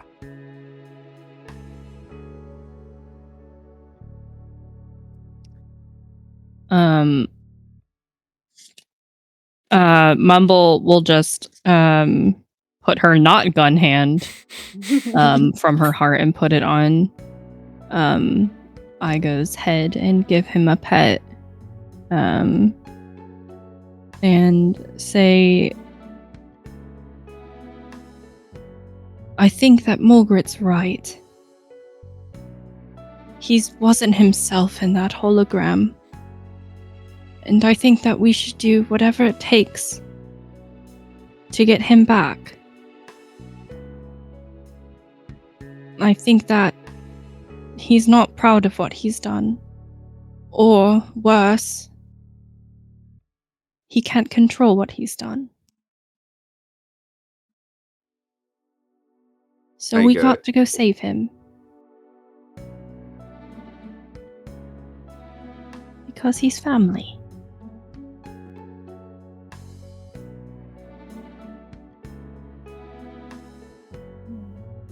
He slowly looks up, and you can notice if you have a cat, and cats get very, goopy eyes. You can tell that he's been crying, obviously. And he looks up at Mumble with, tears still in his eyes, and he says,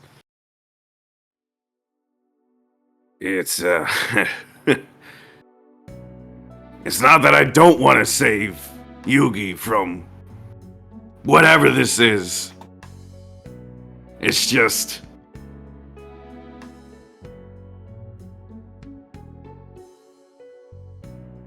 They're the ones who make me strong, Mumble. I've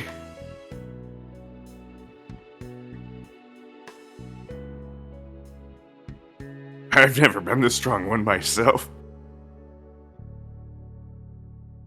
It's always been those around me who have been strong, who have saved me. I don't believe in myself. I don't believe in what I can do.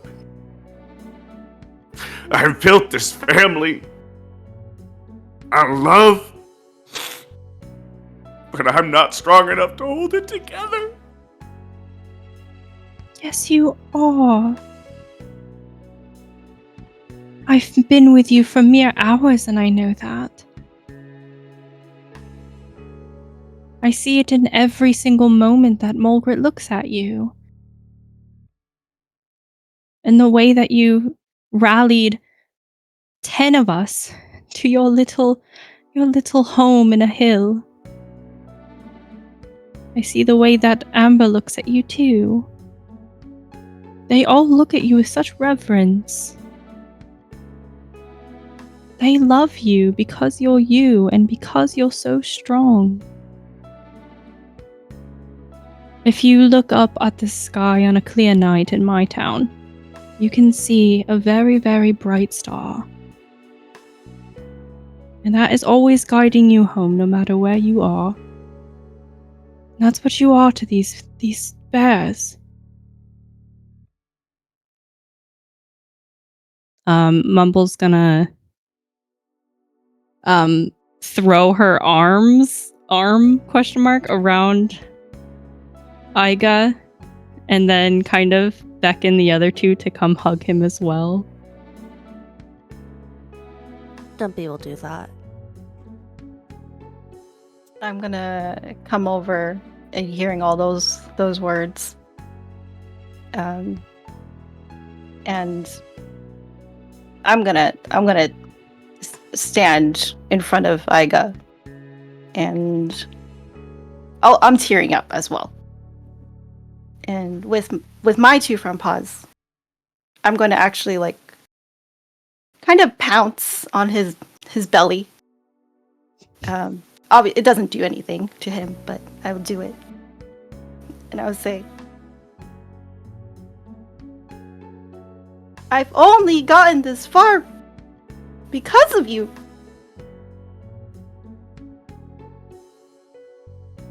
You're the one that always kicks me up to get me going. You have always been someone I looked up to. So, no more tears. We got a family to save.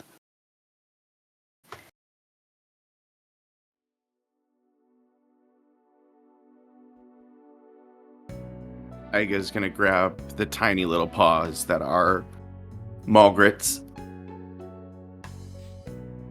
And he's gonna look in her eyes and he's gonna say, "You know what, little Molly? You were always the one to spark joy in my heart. You, Polaris, Franklin, now Dumpy and Mumble. All I ever wanted to be was a leader. Someone to give people all the love and energy that they deserve. And you keep me going. Every day. We're the bears, bitch. Let's do it." Iga, you're always the one igniting my spark. We're doing this together. As you say this, Mumble, you hear a voice that echoes in your head. And it just says, there she is. Good job, my star. Time to come home. And as you say this, as all of you are clutching each other, I need an Oscar for Kashi, please, if we could. Yes. Yeah. Seriously. Yes. That was very good. Dumpy, you don't know why, but as you are scratching away on this wall and shedding your fur against it, you're getting honey all over it. And Mumble, yeah, big applause for Kashi. That was incredible. Thank you. Mumble, you don't know what comes over you, but you stop Dumpy's hand as she's doing this, and you trace a heart out of the honey into the wall. And no sooner do you do this than you feel a heartbeat in your own chest. And the voice once again goes, now we can.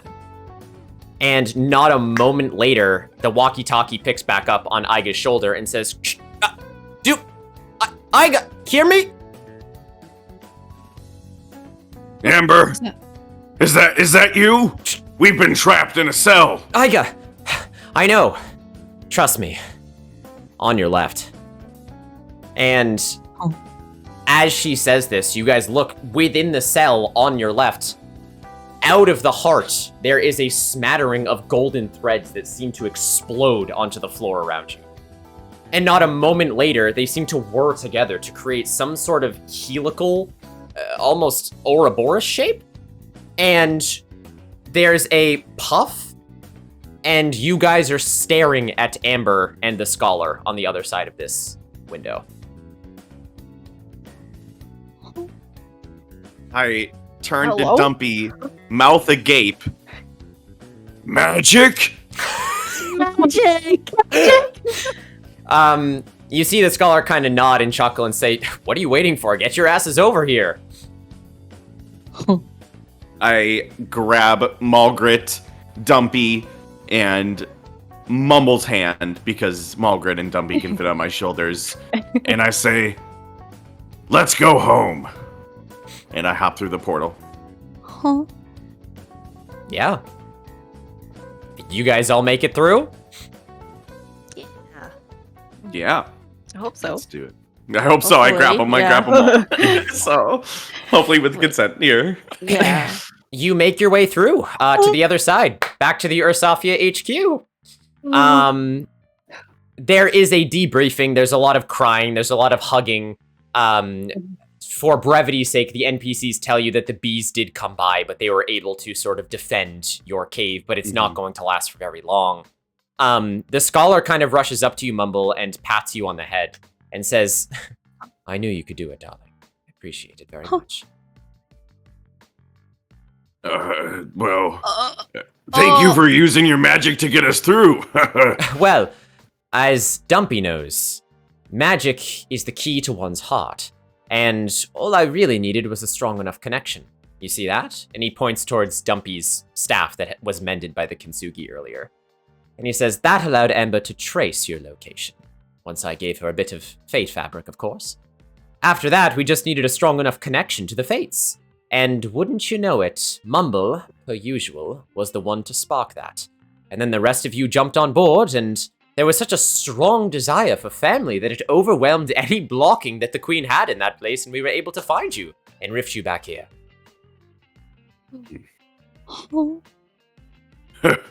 That's our Mumble, the goat.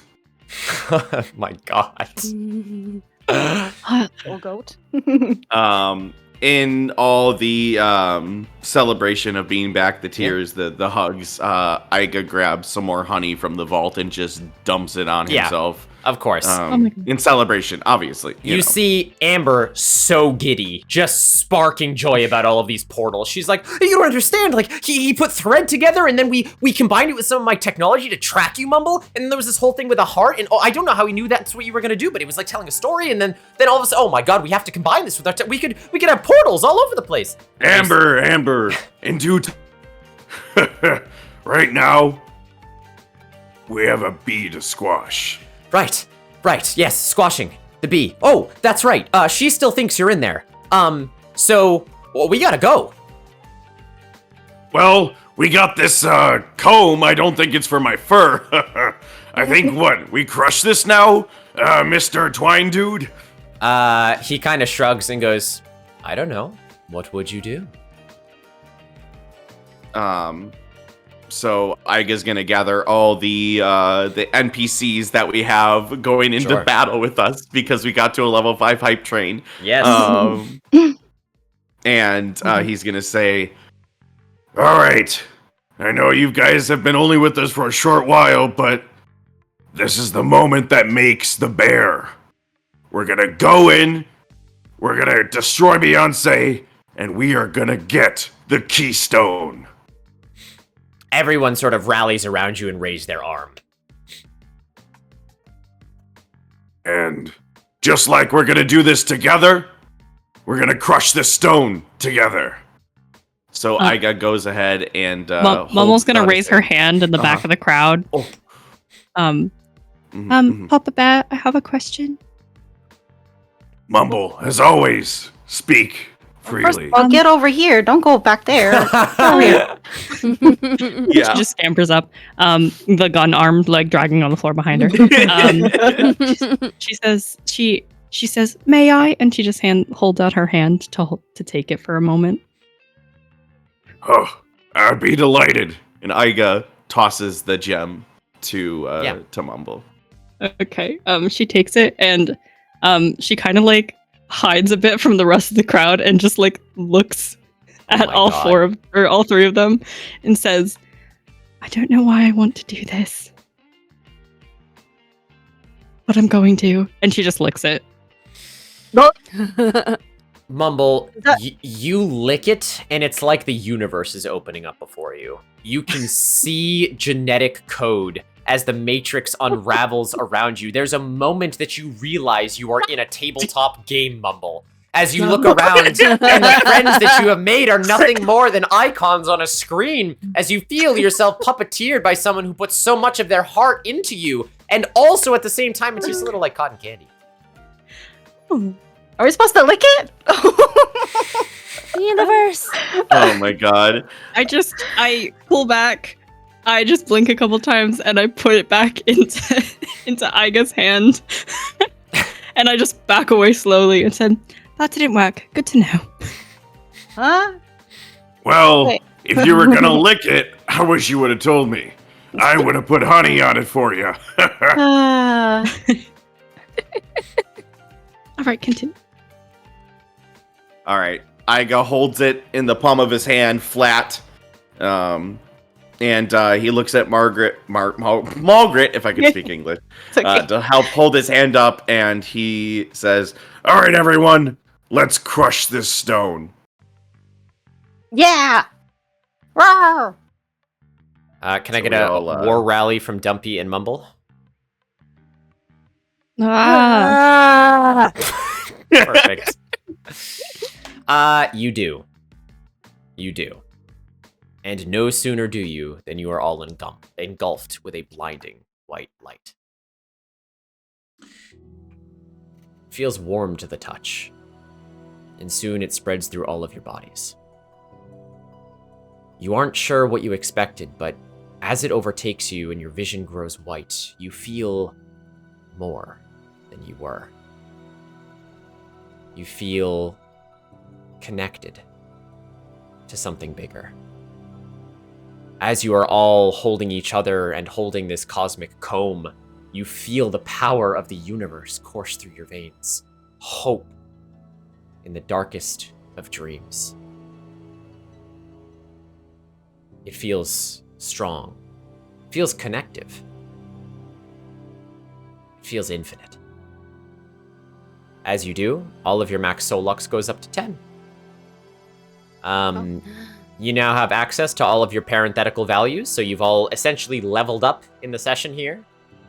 And you have unlocked the ability for fate rolls, although I don't know how much longer we have here, so we will see if they come up. But of course, with some great RP that I would have given all of you in previous sections, you can now change your own fate with some fate rolls. So, congratulations. Awesome. You have been touched by an Eternia shard and have the power to defeat Beeyonce. Let's go! And with that, chat, we are going to take our final break as we GPG, grab a snack and or coffee, and we end the session of Masters of Fate Episode 4. We'll be back in 5 minutes, chat. Don't touch that dial. We love and appreciate you, and we will see you soon. Bye, bye, bye. Bye. Be back.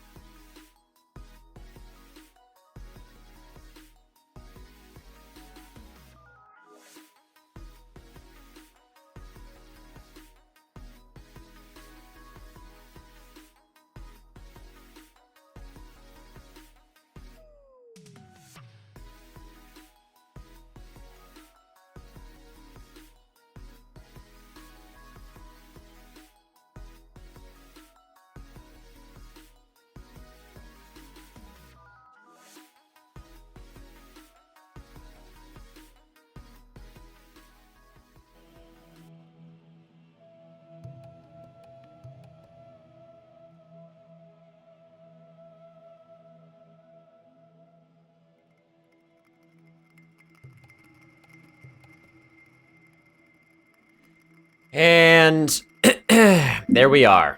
We are back. Hello, my players. Hello. Are we still awake? Are we Hello. still alive? We fell asleep in the middle there. Alive. I Of don't that blame break. you.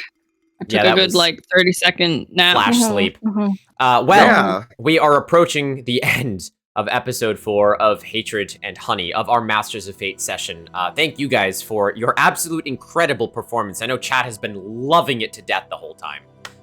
So I'm very, very thankful for you guys. We are so excited. I did have the picture, by the way. So if you, take a look in tactical mode on this scene, I popped it in there. That's what it looks like. Oh. Oh, wow. What Yeah. a comb. I know, right? It's so pretty. So pretty. It's very pretty. Looks like it just combed through the universe and, collected everything. Galaxies, stars, like, yikes. Wow. Beautiful. We're gonna roll right through this chat, so we can make sure that our lovely cast gets some well-deserved rest. Because for us over on the East Coast, it is 5 a.m. So that is that is a hard one. All right. Your day early. Oh, it's starting. All right. After you guys recover from this blinding light, all of you look around, including your allies, and you feel empowered. Not to chew on it too much, but would anyone like to say anything about this? About what you just witnessed, or the trip that Mumble just went on? Mumble. I mean, with Mumble's trip, I just imagine their eyes just kind of like going boop, and then just, drool. Yeah. A good like 10 seconds of Mumble just completely zoning out. Yeah. Looking like she took a very hard drug. Yeah. That's not the crack we were talking about. No. Winnie the Perfect flexes a little bit and says, "Have I just gotten even stronger? What did you do to us, Aga?" I gave you the power of a queen bee, I think. Right. At this, Joy kind of comes over and she goes, "Look, I can do this now! Wow!" And as she holds her hands out, all of her glows. Oh, they're gloves. Wow! I go over to her. Oh my god. Yeah, chat, if you haven't caught up on the story, Joy is a character in the game. Joy, the streamer, is playing Malgrit in the game. So wild. Mm-hmm. Using my brain. Whoa! Hi, Tanaka. Are you a flashlight? Welcome in. It's good to see you. Thank you. Oh, Sorry, did Joy hear what I said? No. No, not you, Joy. Yes, sorry, the other Joy, yeah, now I can light up all the nightmares. Pew, pew, pew! Well, we would love to have you on our side. What's your name? It's Joy. Well, She's my favorite human. oh. Wow. Amber goes, she's actually quite technologically sound. She knows what she's been doing. While you guys were away and the muscle was defending the front of the cave, Joy's been helping me kind of patch some back-end stuff. I knew you were cool. Yeah, honestly, Joy's the best mod I've ever had. God. God damn it. Wow. Well, Let's see Iga it, chat. ahead. Do the command. Damn it. It had to happen sometime. Yeah. Iga's gonna extend his hand and give Joy a head pat.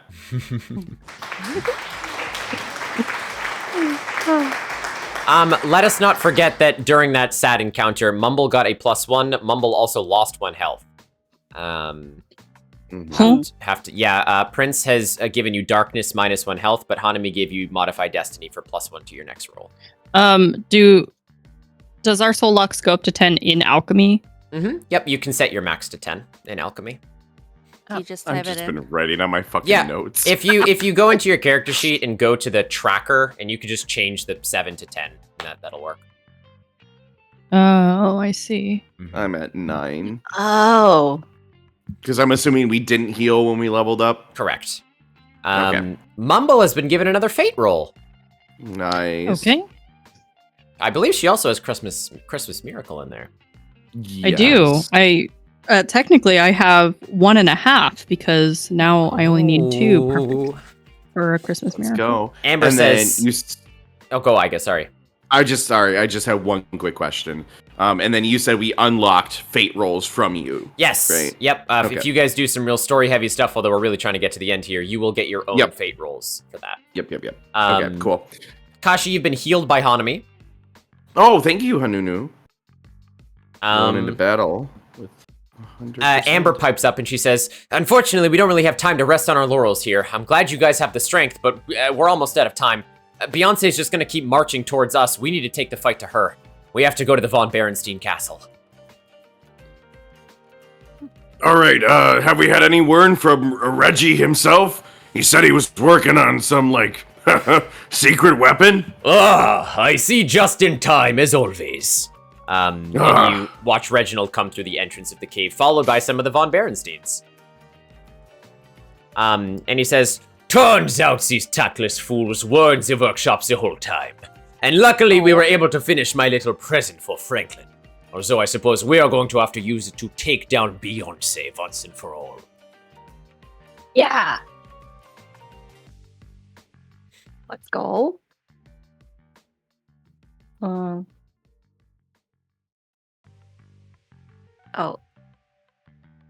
Okay, I'm sorry. For the Solex, it goes up to 10.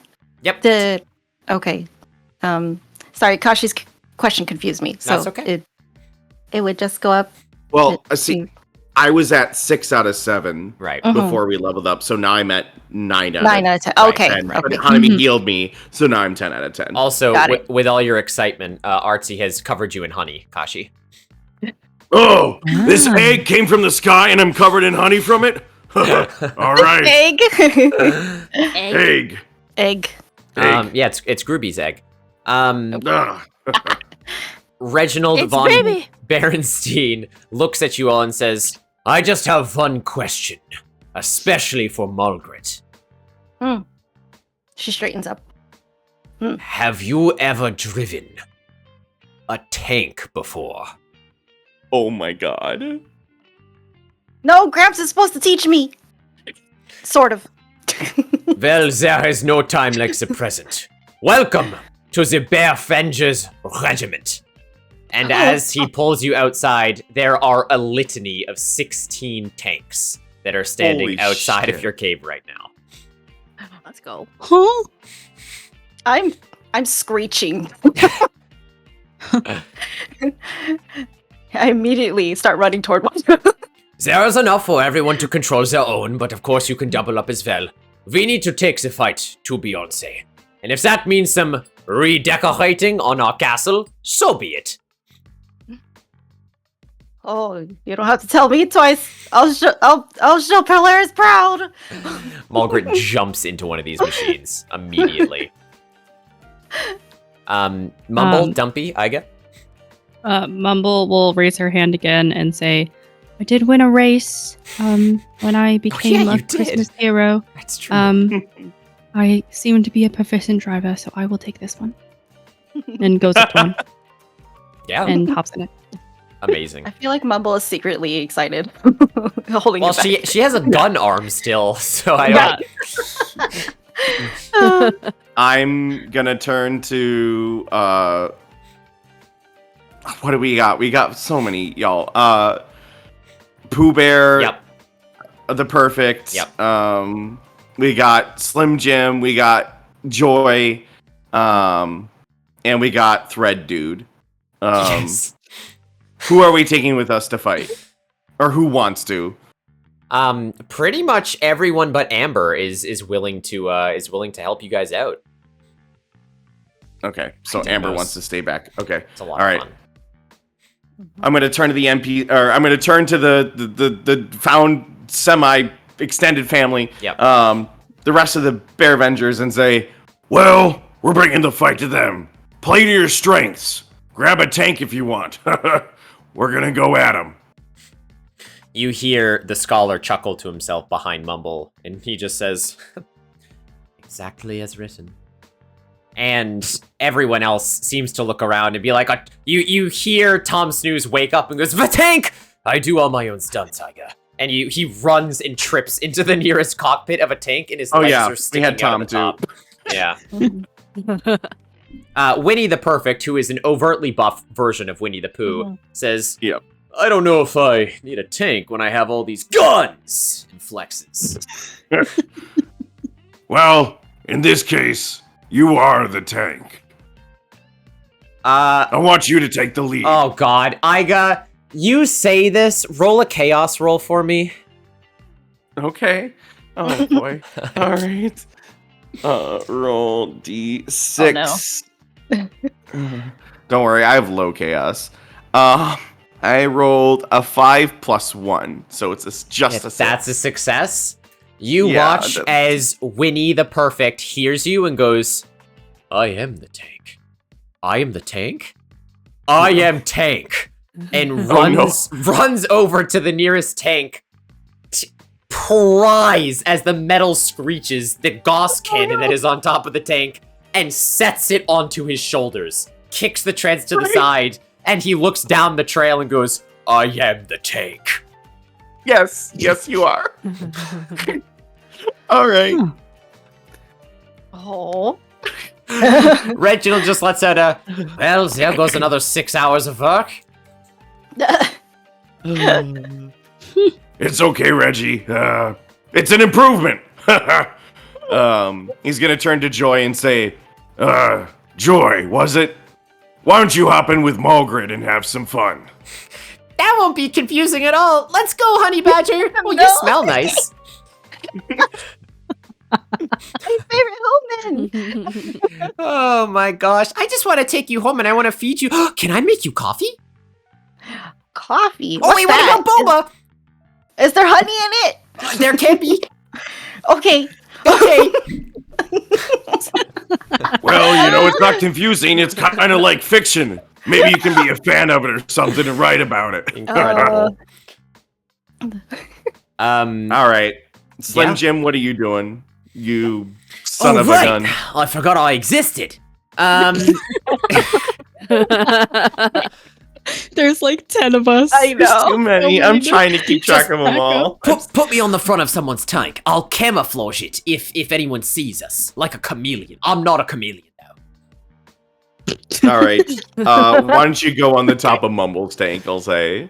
Fine. And he jumps on a Mumble's tank, goes starfish, and just sits there. Does not seem very good for my tank, I'm gonna be honest. Just putting a target on me. Ike's gonna turn to Dumpy and be like, "Well, Dumpy, are you and your ass ready for one last run?" Absolutely.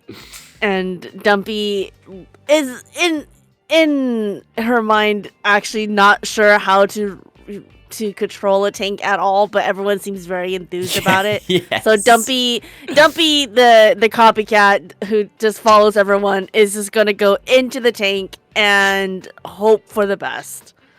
Yeah.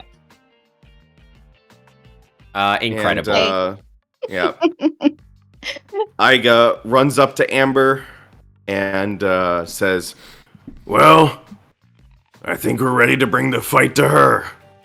Amber says, "All right, I'm gonna stay here, and I'll stay with Fate Boy or whatever." And the scholar just says, "I will hang back. If you need a retreat, my portals will be open for you." You're not coming. I told you I can't interfere. I can provide as much aid as possible, and you have strengthened me, but this fate, Mumble, can only be changed by the four of you, not me. She's gonna take off her necklace, which is a toy that Jollibee gave her. Mm-hmm. And she's gonna toss it to him and say, one of my very dear friends gave this to me. Keep it safe until we meet again. clutches it in his hand, and you see him pull back his collar to reveal a few more, and he places it around his neck and says, "Oh, as always, Mumble." Aww. Oh.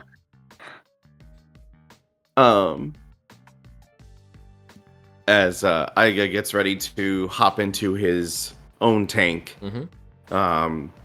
he brushes Amber aside and says, You know, 7 days ago, I didn't realize how important you had become to me. You make me feel like I can be the best goddamn bear that I've always wanted to be. And if I don't make it back, I want you to know that you've changed me for the better, Amber. She looks at you, her eyes kind of wide, and she giggles, and she says, Iga, what are you talking about? Of course you're coming back. We need you here. You're the reason this family exists. Iga just gives her the biggest, baddest bear hug. Oh, and well, leaves her at that. Thank you, Iga, but I'll be watching over you. I'm not going anywhere anytime soon. I promise. I'm gonna like poke my head out of my tank. I told him that too. And with that, we begin.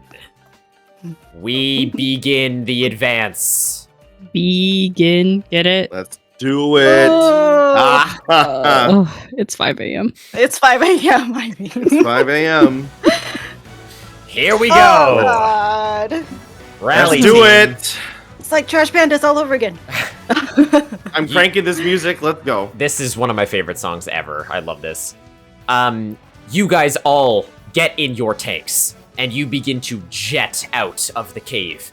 No sooner do you than a menagerie of mechanical bees begin flying towards you immediately. Reginald, who is in one of the front tanks, says, "All right, just like we've all practiced. Oh wait, that was just me. Press the big red button to fire!" As he says that, he waits for you guys to fire. Fire! I'm Iga firing. roars and hits Fire. the button hard. You all slam your buttons as tank bullets ricochet out of all of these blast after blast, lighting up the sky as mechanical bees fall down to the wayside, one after the other. Dumpy and Mulgrit, you see coming up, there is a huge stone barricade that has been placed in your way between you and the von Berenstein's castle. What would you do? I don't think I made it clear, but I actually still have Specimen 225 with me. Great. Let's go. So I'm gonna attempt to like make it sneeze and aim it in the direction of this wall. Okay. Do you roll a chaos check, Dumpy? On it. Mumble and Iga, while Dumpy is doing this, you see off in the back lines in these wooden ramshackle towers, there are bee snipers that are homing in on your tank's position. They are firing pellet after pellet to disrupt your advance. What would you do? Iga's gonna go over the radios that we all have in the tanks because that's how Reginald put these together. Where'd you say the snipers are located? They're in like outpost towers, you know, like, I don't know, 300 feet away from you. All right. Slim Jim, tower number 1 and 4 and that one. Tom, time to wake up and cause chaos, motherfucker. Get those snipers out of here. Tom kind of, and like, you know, you see his legs disappear as his head pops up from the turret and goes, "Fire!" And he hits the button and it just careens into the distance towards Jersey City. Oh, Wait, no. wait, God. Did Jersey City not even at the snipers? No. Okay, all right. What did Slim Jim do to my orders? Slim Jim says, "Right, you got it." He climbs inside of the tank turret and he throws a stone to see if thieves him, and he blasts out of the tank and lands in the tower on the left. Perfect. But there's still one tower that's kind of like not dealt with. Mm-hmm. Mumble? Mumble is keeping one hand on the wheel and the other is a gun. So she's just gonna stick that out of the top and then just kind of try to aim it towards wherever. Yeah. Iga just told us to shoot and So just squeeze. Sure. While Mumble's getting set up, Iga's gonna scream through at Mumble, Mumble, I think you have to believe in yourself and the target. Right. That was a dad joke. Yep. Okay. I will believe in myself just for you, Papa Bear. Yeah, you do. You fire a needle out of your handgun. As it sails through the air, you watch as it circles around the tower, and with a small shoot, you see the entire tower explode in purple flame. I get on the radio and said, I didn't know I could do that. That was you, Mumble. I guess so. My weird hand is now a gun. She's going feral. Dumpy, what was your roll? I rolled a 7. Okay. Because I had a -1. You kind of try to tickle the Poff's nose, but you realize it doesn't really have one. It's just a mouth. As you're like really trying to get it to sneeze. And then you remember, what do you have in your pockets, Stumpy? Specifically my pockets? Yeah. I have.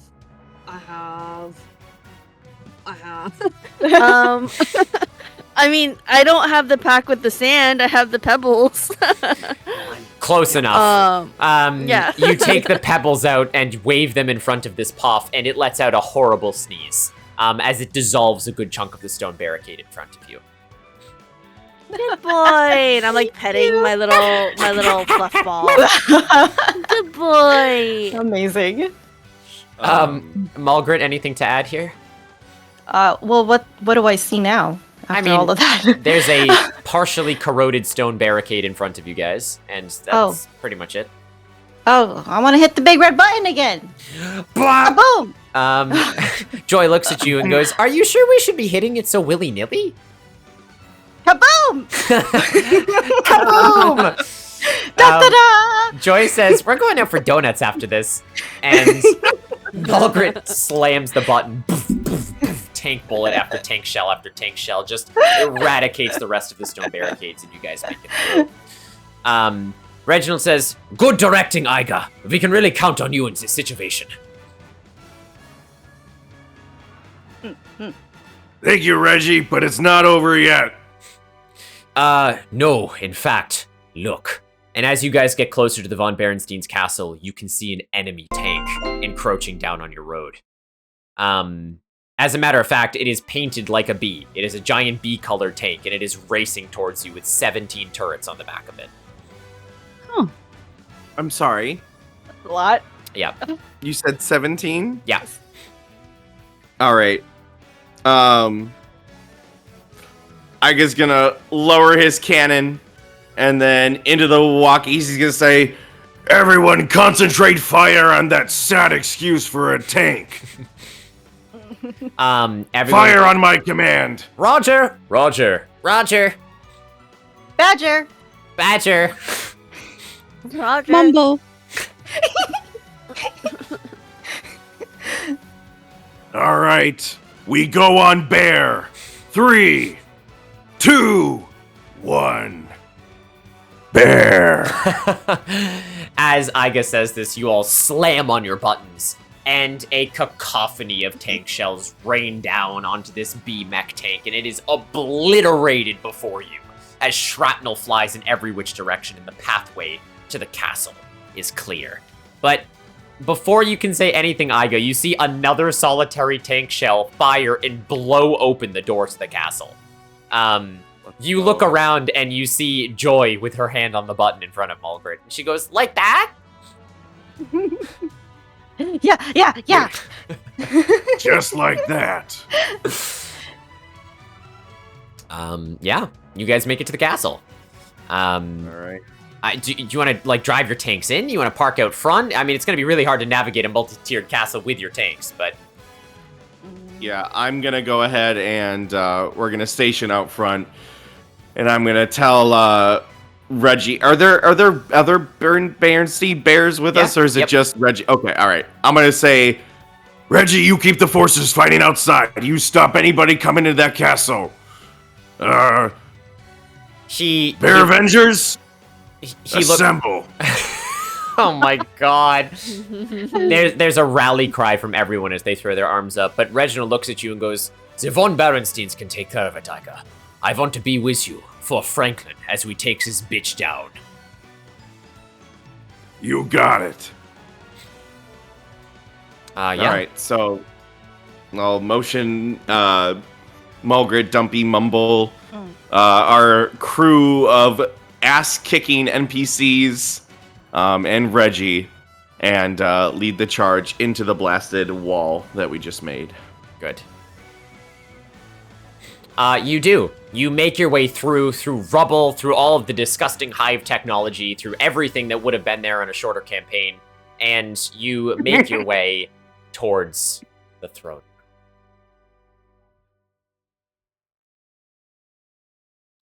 As you do, you are met with a familiar sight. All of you enter, following behind Iga.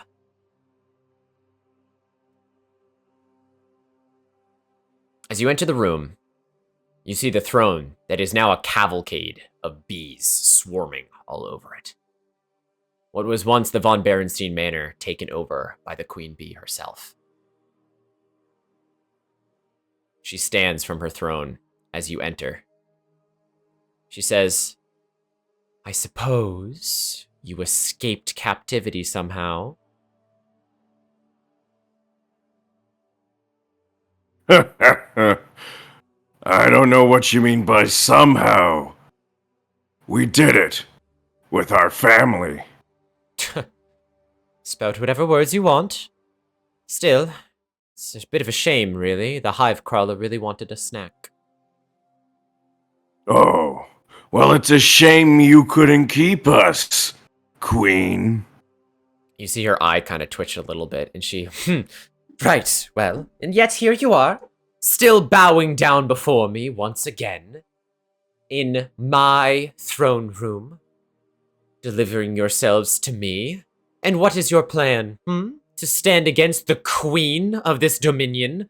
To fight against everything that I have held so dear to control over this realm? And what? To trap me again? To kill me? To exile me from this dimension? I beg you to try.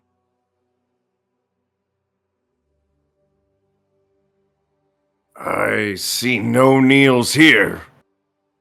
We're standing up to you. We're gonna take our honey, we're gonna take our family, and we're gonna take our land back from you. Together. We bring you your deliverance.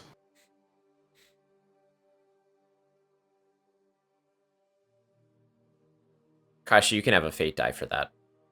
Okay, thank you. That's pretty good. Mm-hmm. She looks down at you, her face cold, and she says, "You're right. There's a distinct lack of kneeling, and I hate little less than subjects not subjugating." As she snaps her fingers, I need all of you to make a cunning check. Determination check. Damn it. I'm in danger. Determination.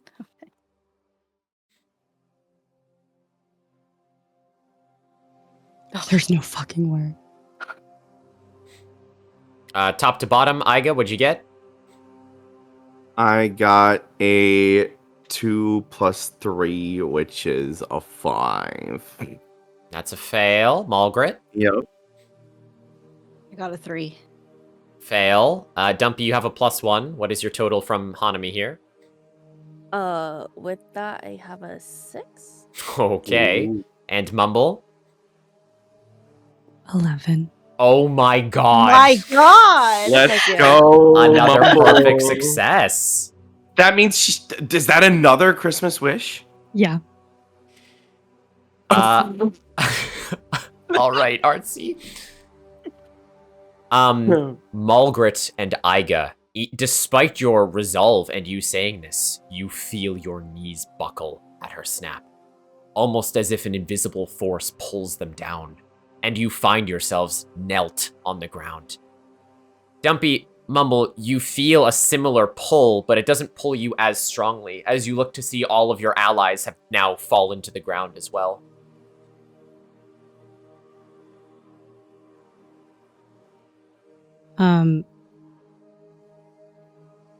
Mumble's gonna look at her and say, "So this is how you control people?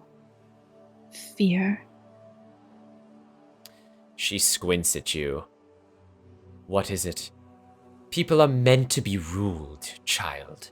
Whether with an iron fist or a honeyed teat does not matter. What matters is that they fall in line one way or another. The sheep become shepherded. The flock listens. And I am the greatest ruler that there ever was. But perhaps you don't want to take my words for it. This is Nick speaking. Perhaps we should get the real Beeyonce in here. No. No. Uh-oh. Uh-oh. Would the real Beeyonce please stand up? Oh, there she is. Uh-oh. There she is. Who Zero. dares enter my domain? Ayo. You're unfired for that. Oh. Please, ma'am, it is 5:30 in the morning. I'm so scared right now. If you wish for mercy, all you have to do is kneel. This is me talking to Zero right now. Welcome Same in words apply. 0 p.m. Zero, thank you for joining us so late. I really appreciate it. Hey guys, good morning. Good morning. Hey. If you would Good like morning. to put on your VTuber, Zero, you are more than welcome to do Oh so. yeah. Hang on. Let's see if I could. Kip, really quick. Yeah. We had a question in the Oh. GC. Sure. No, the answer is no. Thank Okay, you. I didn't think Just so. wanted- Yep. Sure. Yep. I forgot what I forgot. So. No, you're fine. It's just yeah. Zero, it's not a screen share, it's your camera, remember? Oh, my bad. That's okay. You Can I not change do your this right? camera to be the... Well, yeah, You turn on virtual camera on OBS and then turn Mhm. your camera on Discord as Right. the Oh, OBS I virtual see. camera. Yeah. I keep on forgetting that. That's one. okay. I mean, we could do the shares. It won't work with my setup. with the No. share You're good. There you You're go. good. There she There is, you go. chat. Beautiful. There she Beautiful. is, the queen herself. Beautiful. Beyonce. Good Sasha Fierce. Sasha Fierce. Mm-hmm. There she is. Look at her in all her glory. Artsy. Hi, friends. Thanks for having me. Yes. Well, thank you for Thanks for coming being in. here. Gosh. I'm going to do my favorite thing at the end of these sessions. I'm going to sit back. Zero, please take the reins as these insolent fools attempt to stand up to you in your very own court. Ah, excellent. Okay.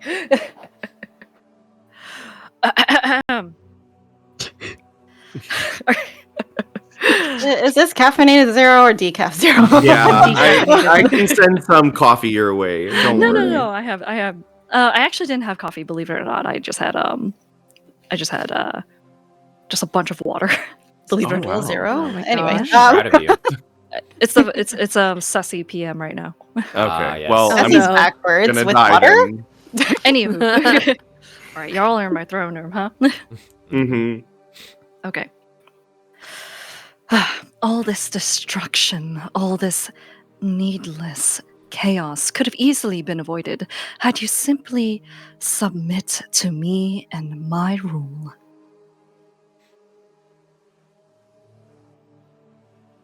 Nothing to say.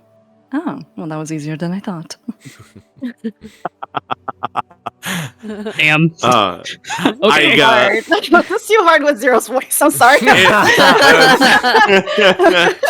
Iga's gonna go ahead and start straining from the ground, and he's gonna look up at Mumble with a look of desperation in his eyes. He doesn't know what to do next. He didn't really come in here with a plan. We just thought we could burst through the gates and get through this, but he looks to Mumble as if he is lost and he needs someone to help pick him no. back up again. Don't give me those eyes. Mumble's gonna look down at her feet, and then she's gonna stand her ground and look up at Beeyonce and shake off that feeling, because I rolled a perfect roll. I'm not kneeling. Yeah, that's true. And I will say, what you seek isn't true power. All this destruction you cause, it cannot win you the world. There is only one thing in this universe that can truly conquer the way you want it to. And that's love. It's love that dusts off the kneecaps of your new fallen friends. And it's a love that moves to protect your family, even if that family is a bunch of folks you just met. And it's love that holds the world so gently in your hands, even if it's burning. Love is the truest form of power, Beeyonce. I know this more than I know my own heartbeat. I promise you that. And I look back at Iga and I nod once. And then I look at Beeyonce again and I hold up my gun arm. By the way, Zero, I have a gun arm. And I fire it. Okay. With that, Ivy, you can absolutely have a fate die there. Congratulations on that for changing your own fate. Well, with that, I guess it's combat time. As Mumble fires the gun. Mumble, go ahead and make a force check for me. Huh? You cannot give me all of these determination checks and then give me my worst. This is the end, chat. Ooh. Get those bits and points ready. I have a +1 with a 1, so that's a 6. Hey. Hey. Beeyonce, as Mumble stands up to you and fires this needle from her arm, a gun that you had created through Hive, it flies through the air, and then it homes in and strikes you in the neck. It hurts more than you'd expect, and you take 1 point of Vitumbra damage, Beeyonce. Alright. Ah! You dare! Actually, how do I lose? Oh shit, no. Okay, there we go. Okay. I put that right. Okay, yeah, we're good. Oh my god.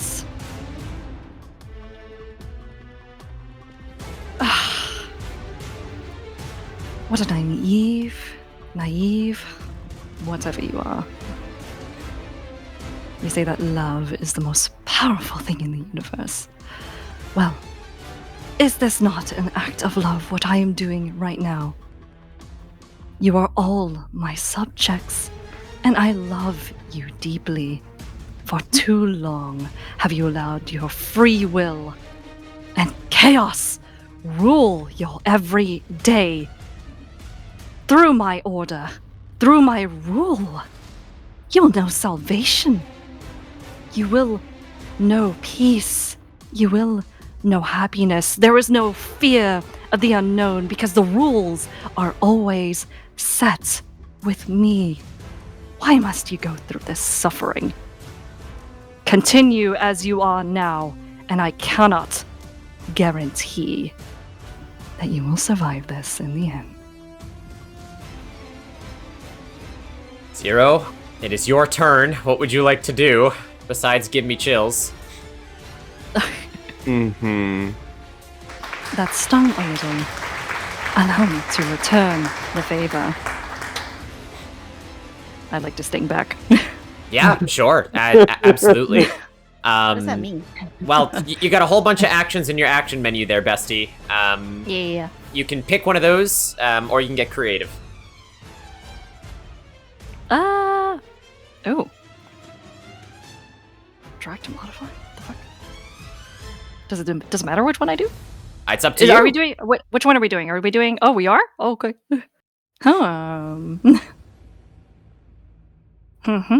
Well, obviously not the later stuff, but you can do the earlier stuff. I mean, if you want to sting, you can do sting. No. I'm gonna do sting. Yeah. No, I'm not gonna do the later stuff. Don't you worry. Okay. Well, yeah. In that case, you can either just click on it 0 or just roll me a d6 for a force check for stinging. Okay. Wait, did I do that right? I don't even know. It's been a while. That's okay. That's okay. A hot minute, bestie. If you click it, yeah, I got there you a go. 9. You did. Yeah. Well, that is a success. Are you stinging Mumble? Yep. Okay. No, Mumble. Beeyonce lunges forward, and there's a sharp stinging sensation in your side, Mumble, as you take 2 points of Solux damage. Oh God.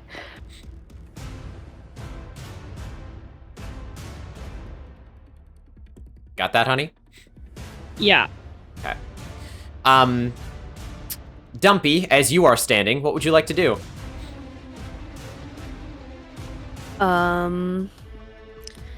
Seeing that Queen Bee has gone and attacked my friend, but correct me if I'm wrong, I still have my grapple gun, right? Or grapple hook? You do, yeah. From Goobies? Yeah. Yeah. I would like to maybe attempt to use it to kind of like... here's Anxious's brain. Yep. Anxious's brain is imagining to use the grapple gun to kind of like... Because I'm assuming Queen Bee's kind of like floating in the air, flying, right? Yep. So I would like to use the grapple gun to kind of like grab her and maybe like throw her, like kind of like force her to the ground or something like that. Or like restrain her. You can try. I could sure as heck try. It would be a force check. Force? Okay.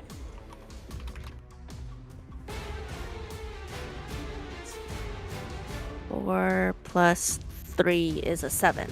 Let's go. Surprisingly, Beeyonce, the small green goblin creature fires a grappling hook which wraps around your arms, as she has some semblance and can pull you one way or another. Oh, okay. Is that it? Mulgrit, you have a +1 on your next roll, thanks to Hanami. Yeah, I mean, Dumpy, you want to sort of swing her, like, to side, or? Yeah, I kind of want to, like, my thought was to maybe, like, swing her, like, I don't know how we're all grouped, but maybe swing her away from my friends. Sure. And I guess Dumpy will also say something along the lines of, I recognize that you have a big rump, my queen, but I will not bow down to you! And, like, kind of try to swing her. Yeah. You do. Okay. You swing her off to the side, and Beeyonce, you kind of slam into a nearby pillar as Dumpy, small but mighty, flings you to the side. You take 1 point of Vitumbra damage. Okay.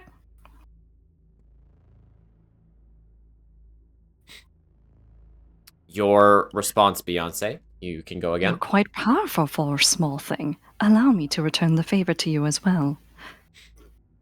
I grab the grappling hook and swing right back. Oh my God! Roll a force check. We don't need it back. It's okay, please. we don't need it back. Just goes flying. I know. Is it a 1d? You just roll a d6 and then add whatever number is your force. Okay. What is Beyonce's force? I don't think I have a very large. No, you don't. It's 2.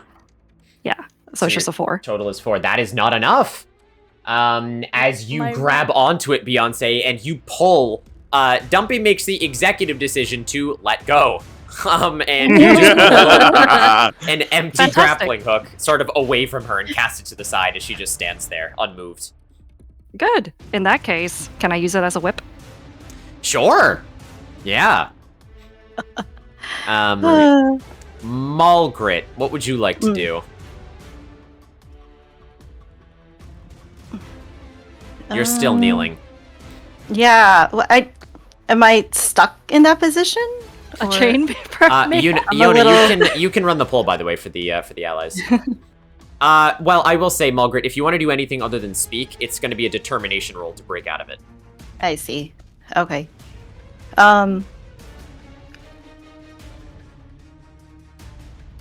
Where's Yugi? Moto? You know? Not the first time that we've heard that tonight. Probably a question mark for Kim. That's hilarious. That's so funny. Yeah, Yona, yeah. Beeyonce, you know that Yugi is... Well, I mean, you can summon him. He's the bear that betrayed them. I will say that. He's around. I see. Okay. It's like... Why are you asking? He's been here this whole time. Then I just snap my fingers. Sure. Yeah, sure, Or yeah. you know what? Even better, I'll use the grappling hook to kind of whip the ground. Wow. Okay. And, like, beckoning him? Or... Yes. Oh, okay. I thought you were using the grappling hook to bring him to you. You do this, and a dejected-looking Yugi kind of steps out of the rubble from behind, and yeah, Yugi is there. He sort of looks up and says, What do you need, my queen? Take care of these uninvited guests. Oh boy, I'm a black bear with no weaponry. That is going to be hard for me to do. I'm not going to lie to you. Throw the grappling hook at him. oh boy. He holds the grappling hook and looks to his family. And he's... Ooh. Iga just looks him dead in the eye. Yeah, you can see him being very conflicted right now. Can I use this time to try rolling? Yeah, go for it. Okay. Also, Dumpy -1 health thanks to Hanami. Yeah, I saw Wow. Oh Rude. my god. Crit! She let go. Can I give Malgret one of my rerolls? No. No, you can't. Unfortunate. That's a 4 for me. Oh, well, it's not a critical failure, but you are unable to break free Yeah. this turn. Yeah, okay. Oh! Well, Rearrange actually, property? you have a -1 on your next roll too, Malgret. Well, Oh my god. okay. Alright. Shit. Yeah, Yugi just sort of holds the grappling hook and aims it towards Tom Snooze and says, "Sorry, buddy, nothing personal." And he fires it at him and sort of wraps him around. And he just starts dragging him out of the room. And Tom has fallen asleep at this point. Well, Yeah, of course he has. Oh, God. Sleepy boy. Damn it, Tom. Iga, you're up. Actually, I'm down. I'm still kneeling. you are. Yeah. Jesus Christ. Okay. Good job, kid. So Iga is going to do the best that he can, looking over at Beeyonce, and he's gonna say, Fear isn't what gives people the feeling of family. Your idea of a heart with a capital H, that's not real heart. I'll show you what real heart is. and he is going to attempt to stand at this point. Yeah, roll a determination check. God, this music. Mm-hmm. For real. 7. That is a success. As a matter of fact, Iga, as you stand, Malgret, you feel so inspired by Iga, you also stand and break free. And Hiding my spark. as Iga stands, he fully turns to Beeyonce and he says, As I stand, you will fall. What would you like to do, Iga? I would like to. How far? Well, I'll just ask. She's kind of flung off to the side, right? Yep. So I kind of want to like run over to her and take my jar of honey, and I want to jump up and dump it on her. Okay, sure. You do. Dunk. You jump up and you dump a whole bunch of honey all over her perfectly primmed hair. And as I'm doing this, I say, "Your beauty is all fake. It's all a facade. Beeyonce, feel this honey thick as my love for my friends." Beeyonce, you are very sticky now. Is he?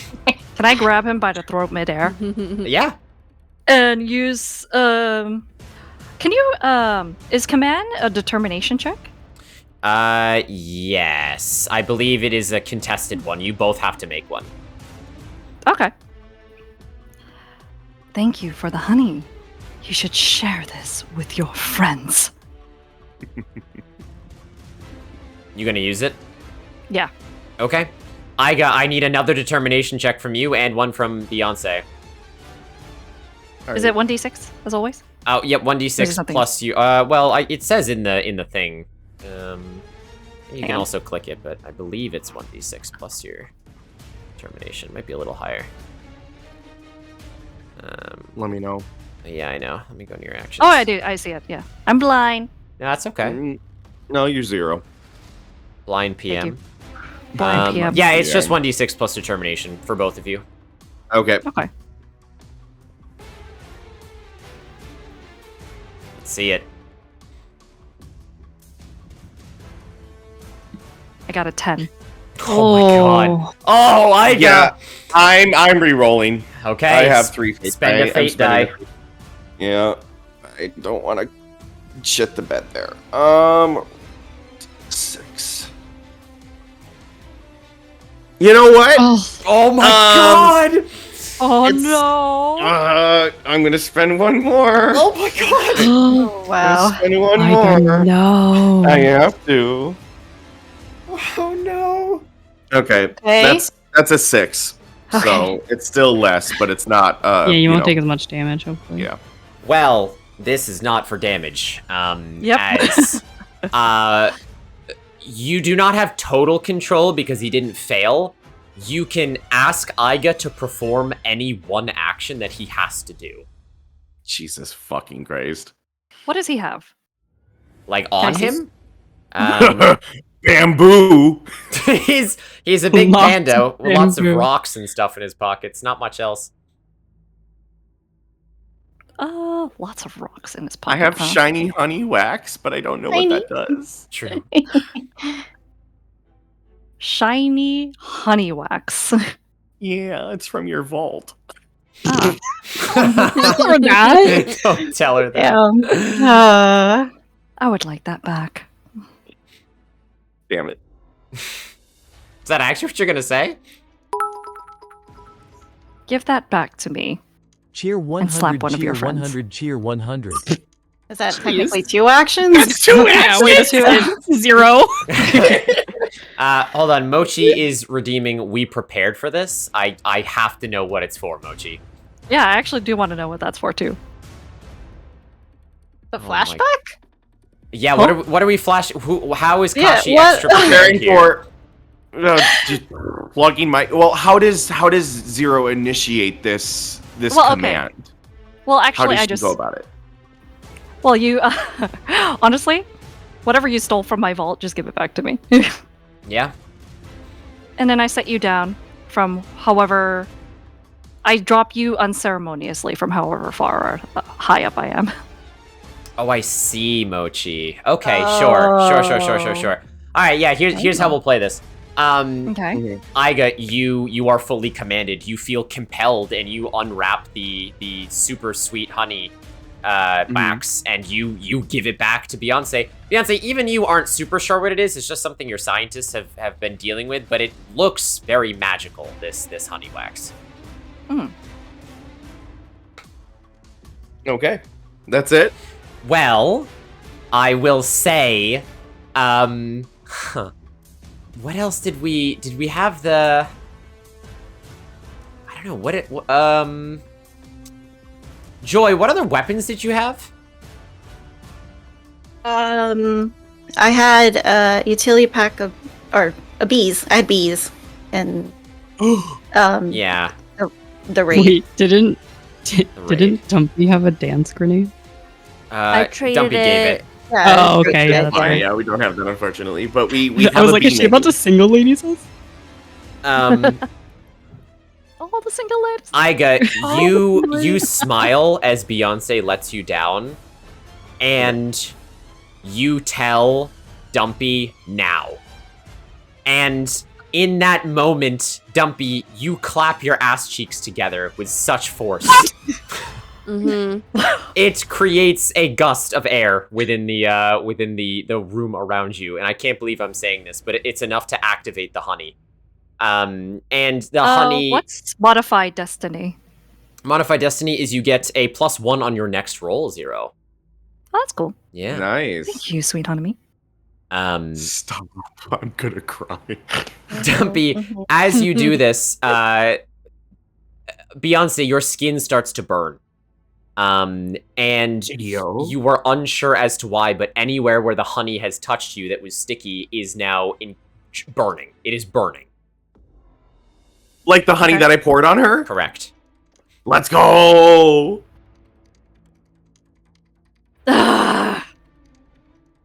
What is this? Mulgrit, you smile as you take an empty can of Raid out of your pocket.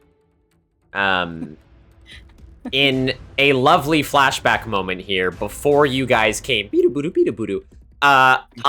you and Mulgrit were discussing what happens if any of you got close to Beeyonce, Mulgrit said that she, of course, still had this can of bug repellent, this Raid, and you motioned the idea to empty it in your jar of honey, so that if you could get close enough, it would just require an oxygenator activation from Dumpy clapping her ass cheeks to burn the skin of Beeyonce. Let's go. Let's go.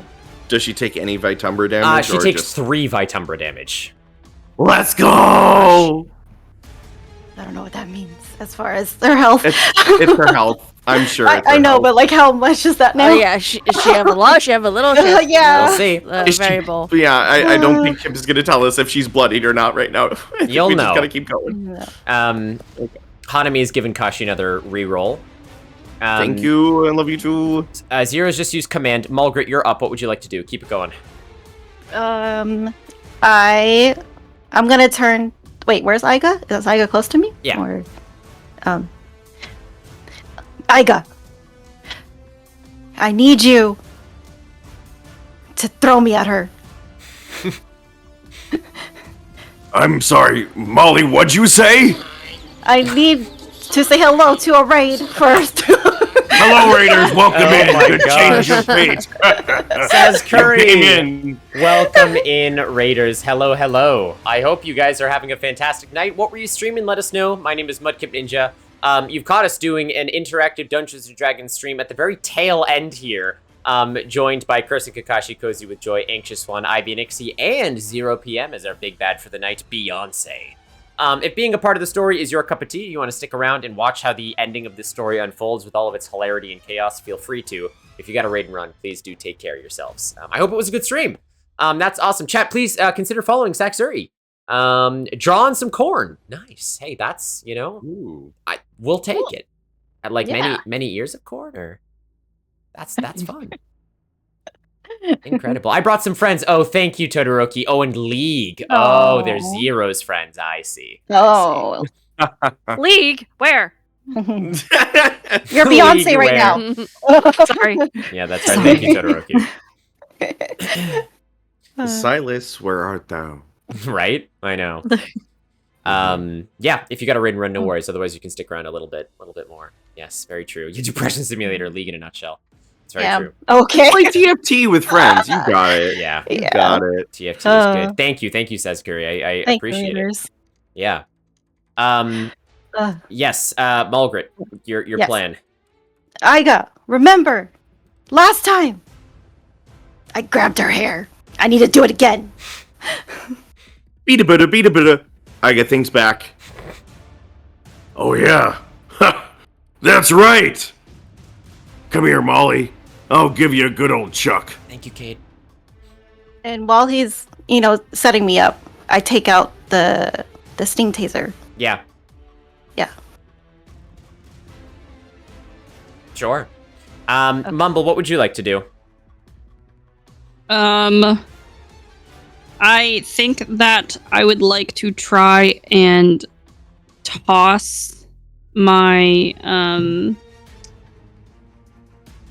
my jar of snow that is unmeltable. Okay.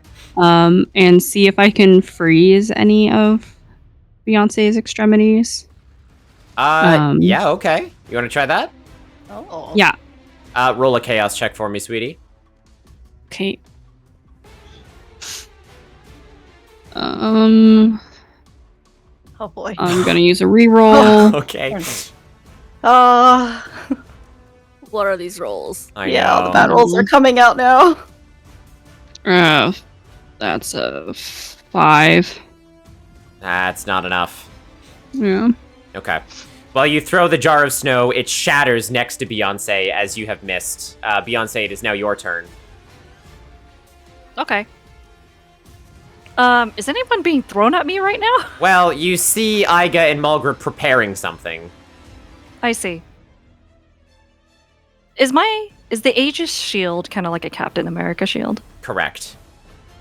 Yeah, May I remember throw when, it at them? Remember when Raven gave those weapons to all of them? Yeah.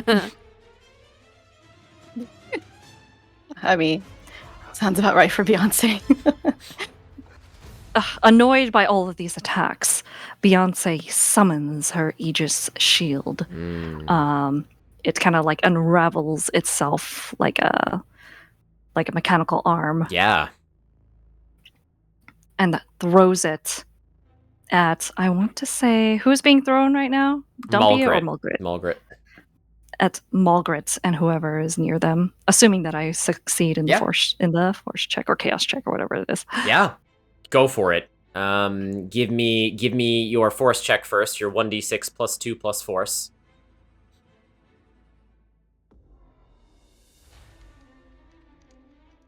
Okay. So 7? Yeah, that's a success. It hits Mulgrit square in the face. And then you can roll a chaos check to see if it bounces. Okay. 7. It hits Iga square in the face. Roll chaos again. God damn it. This is too powerful. I mean, it is the 3. Aegis. I mean, yeah. 3. Nah, fail. Okay. Mulgrit, as you are being prepared on Iga, this light beam mechanical shield smacks you in the face as you kind of fall off of Iga's shoulder. It bounces into Iga's head as it smacks you and then returns to Beyonce. Mulgrit and Iga, you both take 2 points of Solux damage. Okay. Oh, no, my friends. It's okay. Huh? Why didn't it work? Mumble, you take 1 point of Solux damage from Hanami. No. Please, Really want Mumble to feel the darkness now, guys. I guess so. Jesus. Come to the dark side, Bumble. We have cookies. Mumble, are you okay? And honey, apparently. Yep, I was stabbed. I got a really big haircut today, and my arm is a gun. I'm feeling great. True. So true, though. Swear to God, if you guys let Mumble die, I'm going to... 07's chat. Oof. Yeah. No! Dumpy, what would you like to do? Quick question for the group. How injured is everyone looking? I'm okay. I'm at 8. 7. Mumble, you've just been healed by Tiger. Amazing. I'm at 8. Tiger. Okay. And Iga? 8. Okay. Yeah, if you've got only one chance to use that, I would save it. Yeah, I'm gonna hold off a little longer. Yeah. You guys got this. So Dumpy had an idea. I don't know if it's gonna work, but so earlier I Dumpy caused that seismic wave. Yes. But is it possible for Dumpy to clap even harder to kind of confuse Queen Bee? Oh my god, a seismic shock. Kind of like a sonic like Damn. at her directly. You're gonna need a pretty high chaos roll. I'm gonna try. Do it. Let's be blessed by crack today. Let's be blessed by crack. Let's be blessed. 5 plus 4 is 9. Oh my god! Let's That's a go. sonic boom. Yeah, That's right. Dumpy slapping her ass cheeks together breaks my Elgato, which is crazy. Oh no! No. Dumpy, you clap those green cheeks together, and in a moment of praise and crack, you create a thunderclap that creates a small force of air that pushes Beeyonce back a little bit. Surprised and shocked by your Badonkus powers, Beeyonce loses her grip, and all of the other allies seem to stand as well. Awesome. Ooh. Yay! Let's go. I was wondering why they weren't acting. It's because they were all I know. kneeling. Yes. Okay.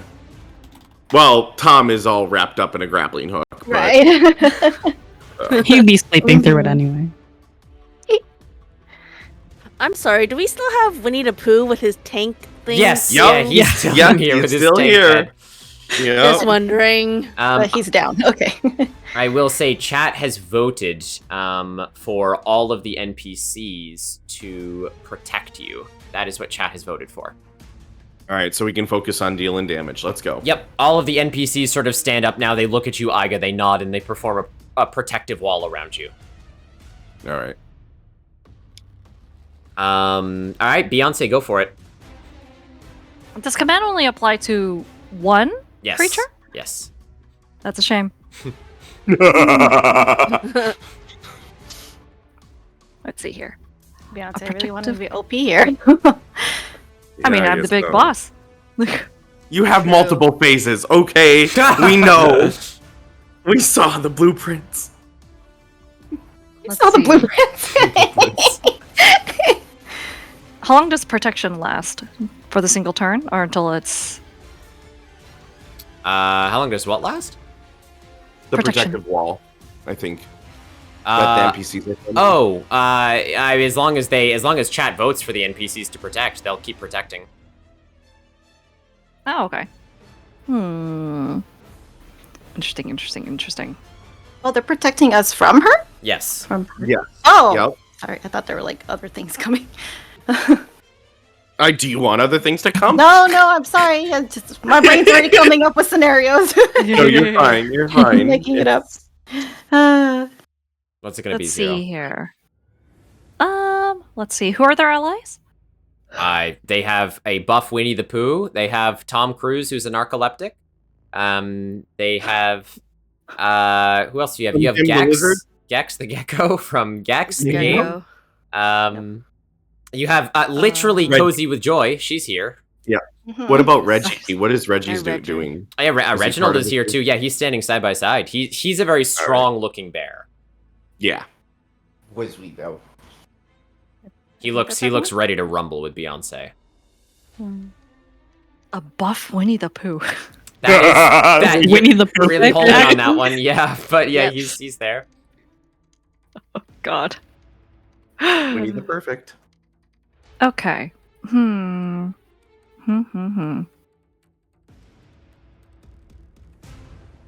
Let's see. I'm trying to think.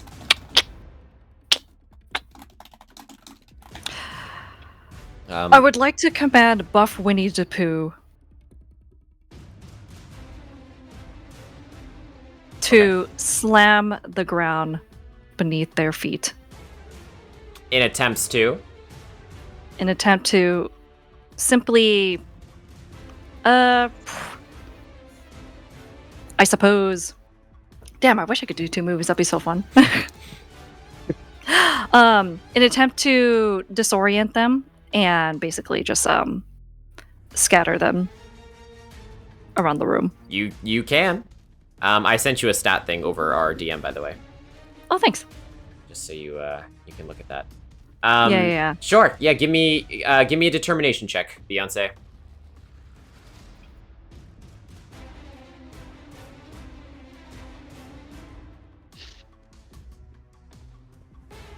Six. Yeah. Oh wait, that- don't I? that Okay, you're no, right. you're good. It's 6.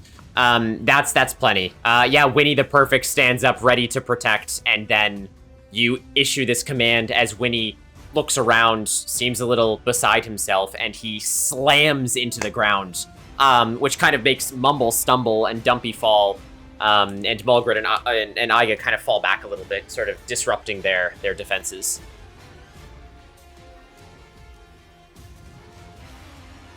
Nice. Okay. Is that the end of my action, I assume? Yeah. Okay. Mulgrit, what would you like to do? I'm on the floor because Yep. I got hit. Yeah. Okay. You still have the beanade. I do, but how does the beanade work if she's the queen of bees? I mean, they can still hurt her. They're not immune, I don't think. I don't know. I don't think she's an actual bee. She's a mechanical person. I don't think she's an actual bee. I mean, the honey has the rate in. I don't know. Just making sure you still have the beanade. I guess Trying so. to do the stuff we're supposed to do because we're not doing so great. Yeah.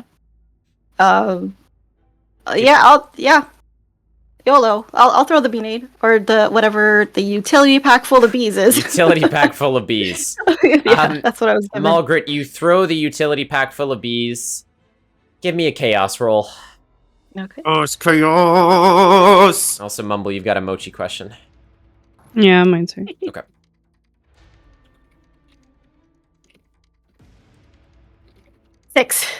Six total? Yes. Yeah, the utility pack falls in the ground next to Beeyonce, and the bees do fly out. There is an initial stinging that they do to her, dealing 2 Vitumbra, but they very quickly seem to dissuade that, and now they're flying around her head. Not doing anything. Just flying. Yep. Yeah, okay. At least they did 2 damage. Yeah, they do 2 Vitumbra to Beeyonce. Thank you, bees. Speaking of, Beeyonce, go for it. Right. It's like, obey my command. And let's see here. So who is besides me right now? Like, closest to you? Yeah, like who is, or more like who is where at the moment after the scattering. Well, Reginald and Iga are to your left. Mulgrit is still quite a ways in front of you with Dumpy. Mumble is to your right.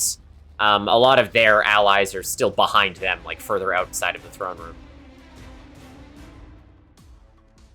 Okay. To my left, I assume Iga and who? Reginald are the closest to me? Yes, yeah. Oh, did I get disconnected? The fuck? Oh. You're here. 0? Oh, no. The, from Alchemy? Uh-oh.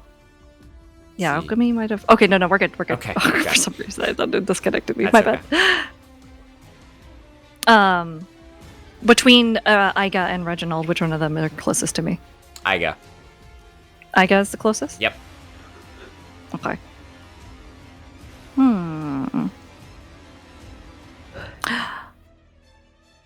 I would like to use Sting. Okay. And actually make it seem like I'm pointing it in the direction of Iga. Mm-hmm. But actually hitting Reginald. Roll the sting roll.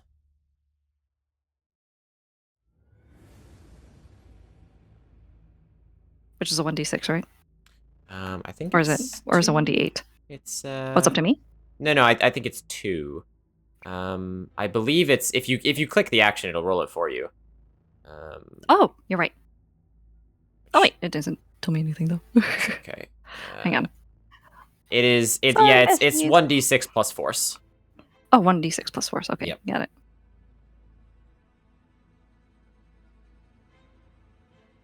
And you have a... That is a 4. Okay, yeah. I was going to say you have a +1 from Hanami, which makes it a 5, but that is 5, yeah. not a success, sadly.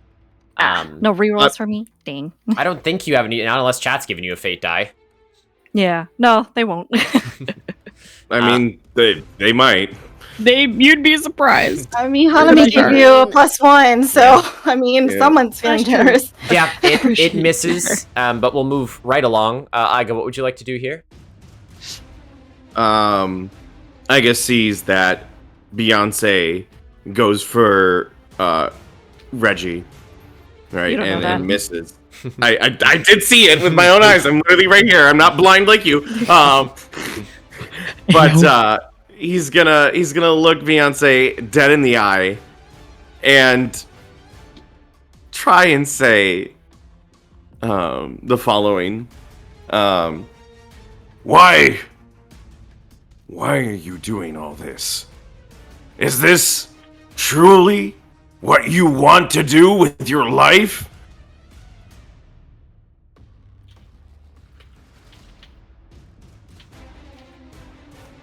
Oh, I'm sorry. Were you saying something? I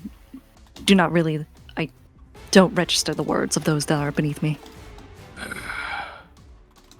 All right. Well, I didn't want to have to do this, but Iga is gonna go ahead and pull out the same old bamboo spears that he has from back in 2023 in HoneyHeist and go for Beyonce's legs. Okay, with what? Sorry. The bamboo spears. The bamboo from, spears. From, yes. Yeah. Yeah. That's a straight force check, Iga. Oh boy, we'll see how I do with the force, because I don't have that much force, but it's fine. I'm gonna get a running head start. I'm gonna roll a 6. Bada bing, bada boom.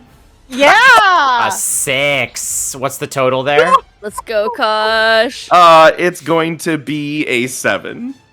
Yeah, okay. With your bamboo spears, you rush up to Beyonce and her legs, and you deal 3 points of damage to her. 7 days ago. Yona. Put a ring on that, bitch. Beyonce, are you below half point yet? Yes. So here, this is what I'm gonna do. All right, Kip. Mm-hmm. All right. I'm ready. You know, I'm not. this reminds me of a rhyme. Allow me to share it with you all today. In the 99-acre wood, full of flowers and trees, are bears who live happily, running wild and free. What they did not know is that they were in my domain, for bears stole my honey, and their world was never the same. The thieves incurred the wrath of Queen Beeyonce, daring to be put through the ringer for ruining my day. With bees at my command, victory should have been mine. But to the left, within a box, I was confined. They thought they had won, that it was the last of me they've seen. But here is the stinger. You cannot trap a queen! Now 4 fools stand before me again, in an hour so late. If you think you can defeat me, be warned, for I am a master of fate! And I turn into my mech. Holy shit! Sorry, can we just get some applause? Holy fuck, Zero! Oh Amazing. my god. I guarantee you Zero wrote this an hour before she had to be on here. Actually, I literally just did it while we were fighting. Yeah, Oh exactly. my god. Zero, I'm not supposed to do this, but you said the word, so you can have a reroll die. Oh Nice. my god. I thought so too. Whatever that means. You get inspiration. Yeah. Yeah, it's an inspiration die. Holy shit, all of the applause right now. That does deserve it, though. That was incredible, Zero. Oh my god. Amazing. Thank you. For the Masters of Fate! All right. Beyonce, as you say this, the rest of you watch around her. Akashi, to answer your question, she's looking bloodied. As from behind her throne, a shift, and you watch as large metallic structures with hive branding jut out of the ground and mechanically siphon to all parts: her legs, her arms, her chest, and eventually her head. In a familiar fashion, you are now looking at the Queen Bee. Wow.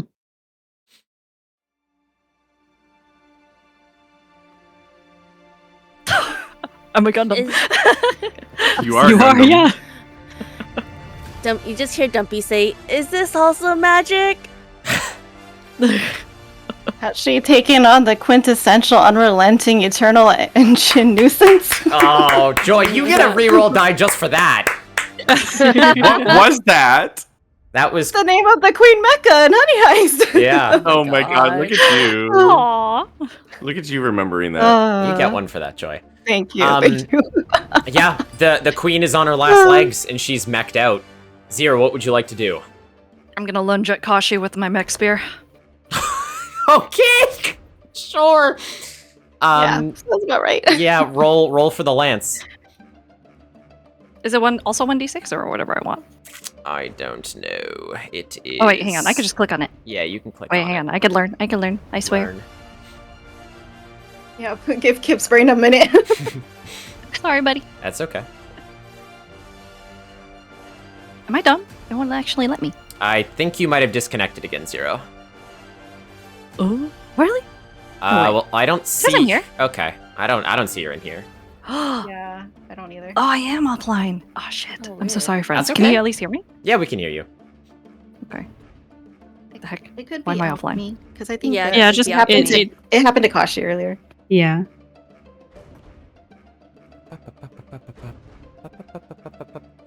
I do love that you brought back this song. I don't know how to Wow, fix what a fantastic song. I mean, Yes. I couldn't do without this one.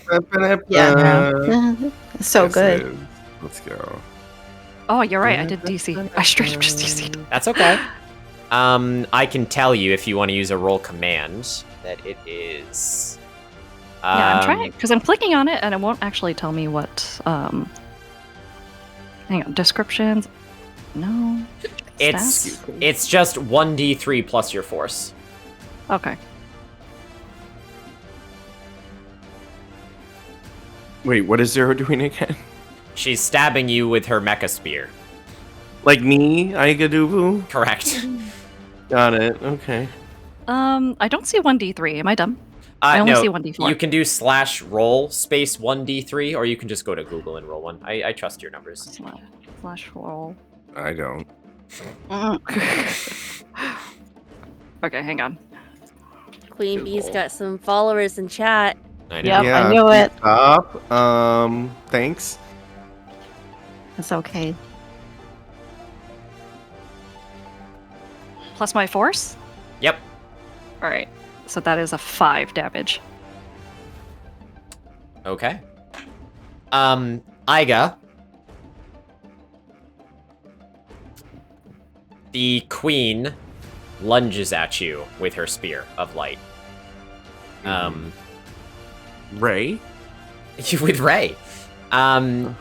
You prepare for the impact as she is fully mech'd up, and you look around at your family around you. You brace. You know that this is going to do a lot of damage. But before I can connect, you hear a, Aiga, look out! And at Chat's behest, Reginald pushes you out of the way. No. And No. takes the brunt of the spear attack, dealing 5 damage to Reginald von Berenstein. And you watch as the beam of the spear pierces through his chest to his other side of his back. And Beeyonce pulls it out again and sort of readies her mech as Reginald looks at you, Aiga, in a moment of fault and falls to the ground, blood pouring from his mouth.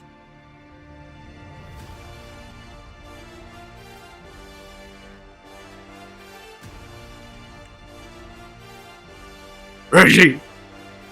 Reginald, you stay with me, you hear me? Aiga, please. No, you can't. Why did you do that?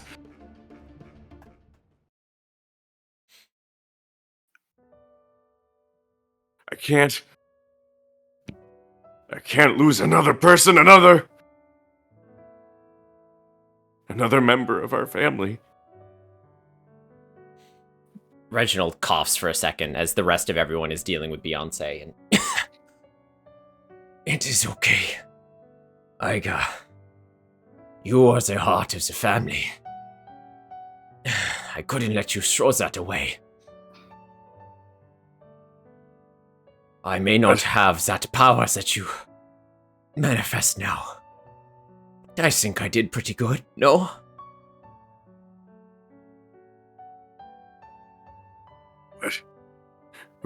Reggie, you did everything that you could. You brought us together. You made us one, Reggie.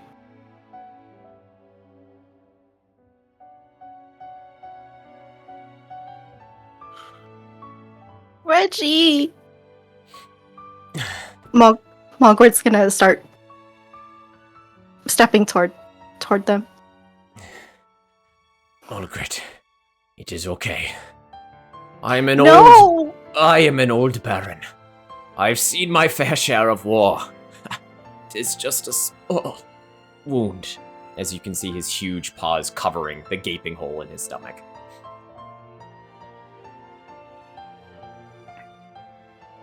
You can't.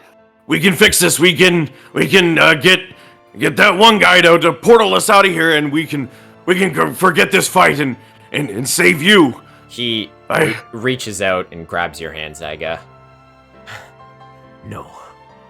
You have to finish this. And you have to find Franklin for me. Do you understand? But Reggie, your Franklin's everything. You can't leave. You haven't even been with your family long.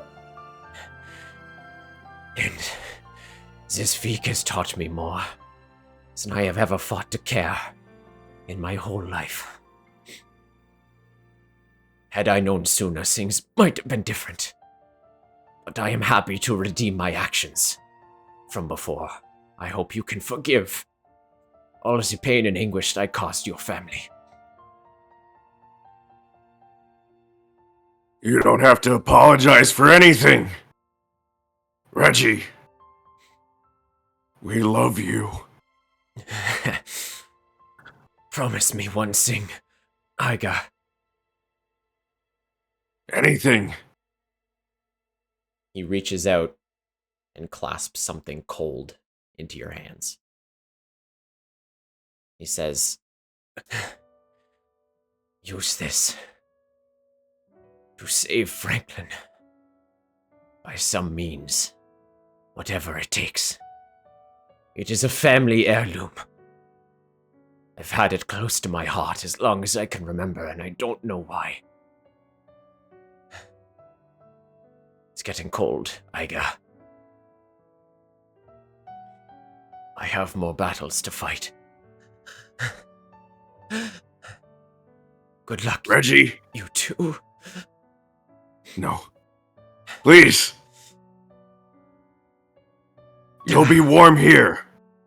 And Iga pulls him in towards his heart.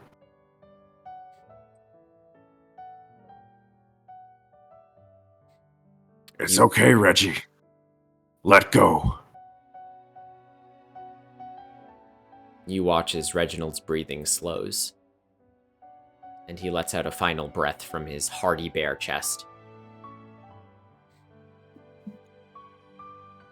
The Reginald von Berenstein that was the lord of this castle and became Franklin's romantic partner with so much gusto and ferocity to fight against the hive menace in his forest, perishes at your feet. You open up your paws, Iga, and within it is a small, angular stone with strange runic writing on it.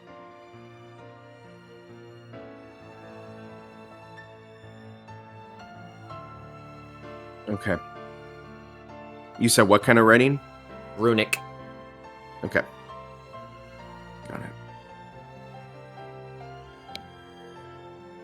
I take my two fingers while holding him with my left hand and take my right hand and I close his eyes.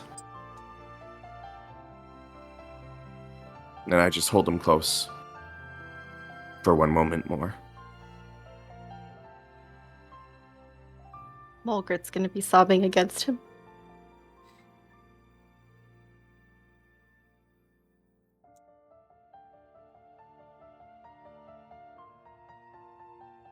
Meanwhile, the backdrop of the battle behind you continues on. Does Iga recognize this stone at all? Have any inkling of what it is, what it can do? Have anything to go off of? Not currently. Okay. Whose turn is it?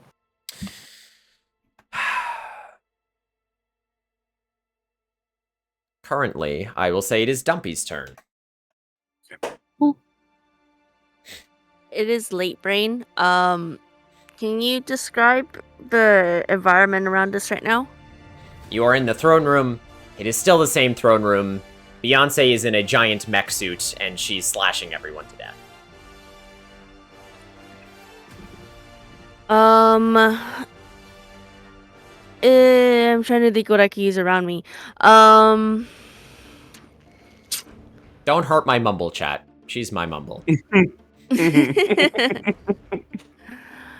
I'm trying to think.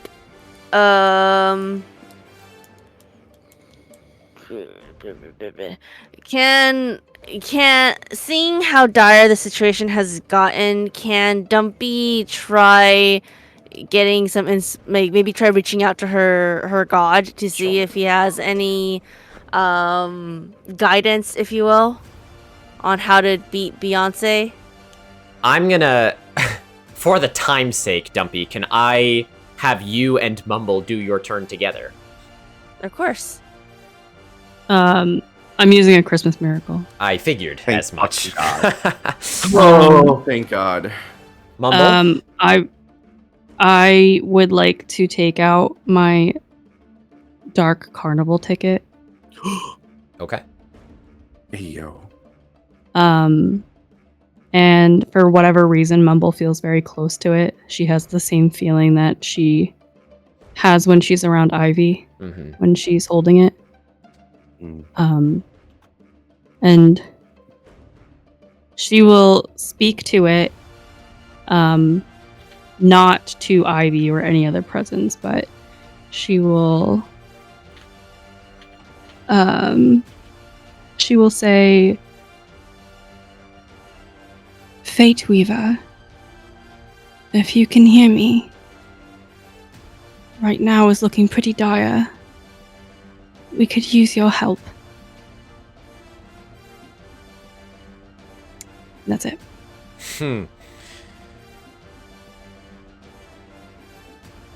As you say this, no sooner do you say it, Dumpy, you hear a voice respond to you as you're reaching out at the same time Mumble is. It is your deity that says, all you have to do is line up a good one. If you can twerk like never before, Dumpy, I will fire myself through your ass cheeks. This is fucking... What? Dumpy, hearing her patron and god, absolutely will drop on all floors and just start throwing it back.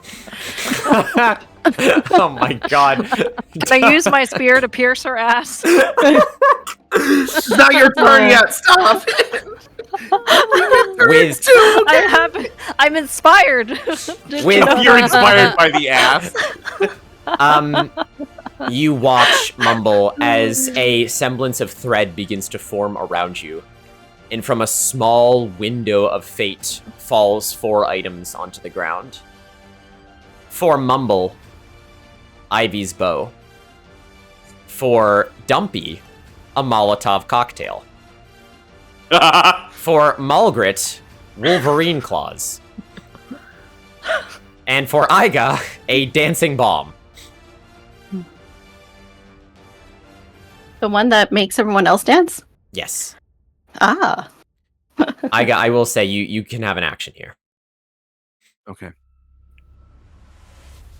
Iga's gonna stand up and gently lay Reggie's body down in the home that he lived for quite a bit. And he will turn around to Beeyonce in her overhyped, overjunked metal suit.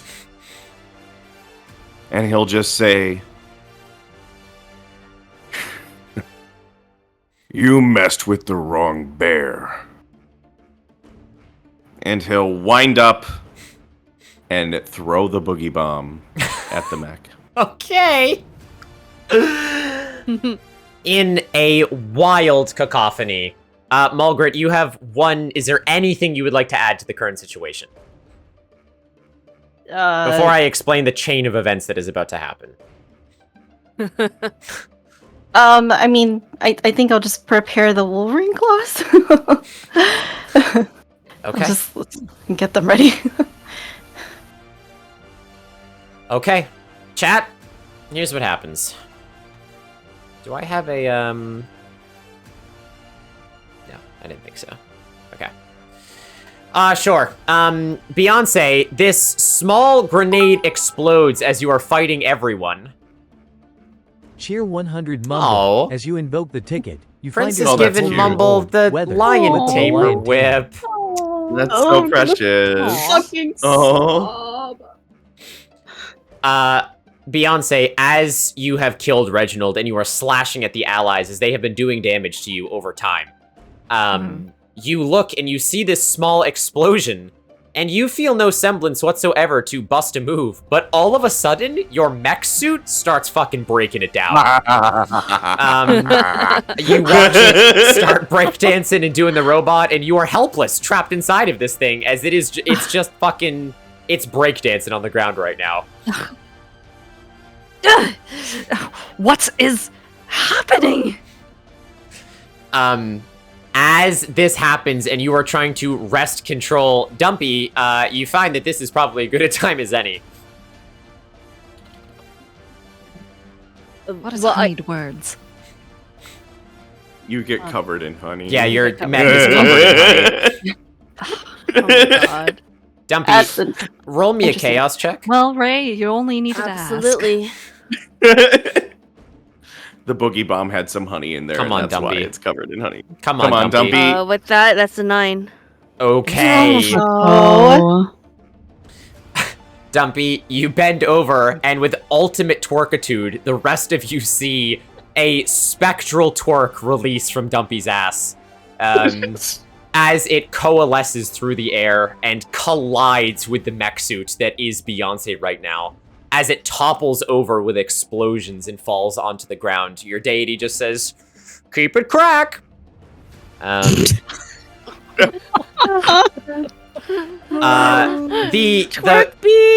mech suit begins to sort of dishevel and mumble. You hear a, "This has gone on long enough. Trust me." And you watch as small golden threads eke out of the ground, and as they weave their way around the mech suit dissolves into nothingness, as it is stripped away into the threads of fate. And Beeyonce falls to the ground, beaten and bruised. And Mulgrit, it is at this point that you see the keystone embedded in her chest. Oh.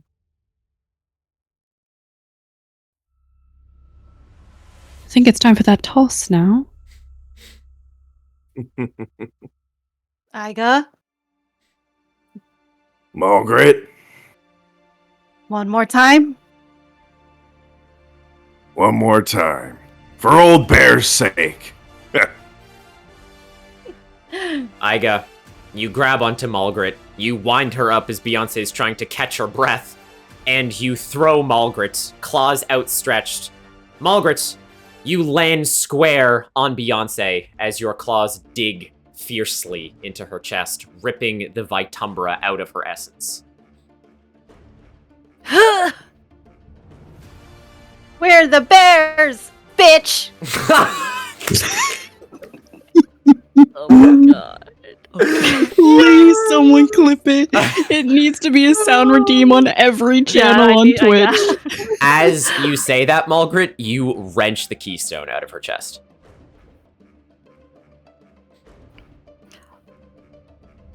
Oh, sorry. That took a breath out of me. Does that kill me? Yes, Beeyonce, Okay. it will kill you. Okay. Well, in that case, can I? Yeah. As it's wrenched out yeah. of my chest, I grab a hold of Margaret's paws, and what seems like me about to do one last retaliating move, I actually pull Margaret into an embrace and say, "So this is your love." It's chaotic and unruly and quite ugly. And yet,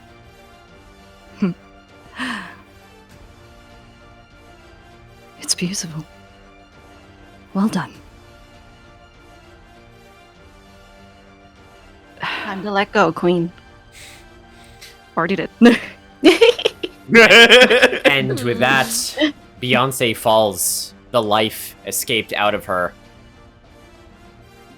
Mumble, you hear a voice in your head that says, "Hey, one last favor. Get the hell out of there before she blows." Huh? You guys see the body of Beeyonce start to convulse as a void light begins to grow from her chest. Friends, she's about to blow. Something just talked in my head. I think it was the guy back at the base. We should go. Wait, blow as in like she needs a Kleenex? Huh? No. We gotta go. We gotta get out of here. Oh, a bomb! Fuck. Alright, everyone, let's get the hell out of here. And Iga rounds up the gang and we start Um, booking it towards the tanks. Question. Before I leave, Yeah.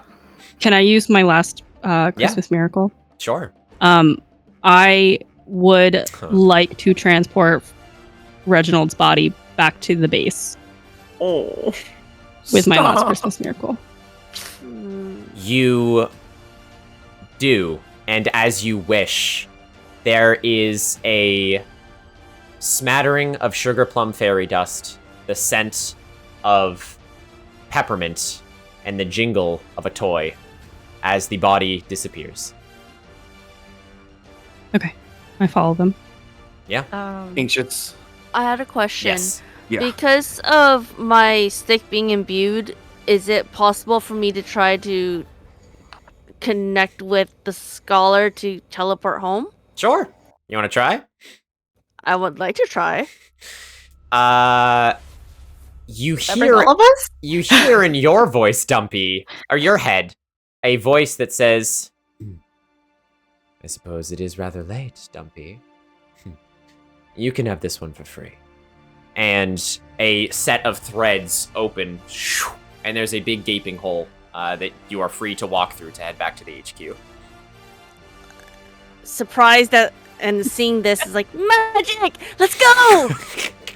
And like, you know, I hustle Sure. and bustle everyone through. You do. You bring everyone through. Iga, you turn around, you 180, and you bring everyone through the realm that Dumpy has conjured. And you make your way back to Ursafia HQ. Is that everyone, including Yugi? Moto? Do you want to bring Yugi? Moto? Iga looks back at the bear that betrayed them and looks towards Yugi and Moto? holds out a hand. I swear to God. Sorry. It's okay.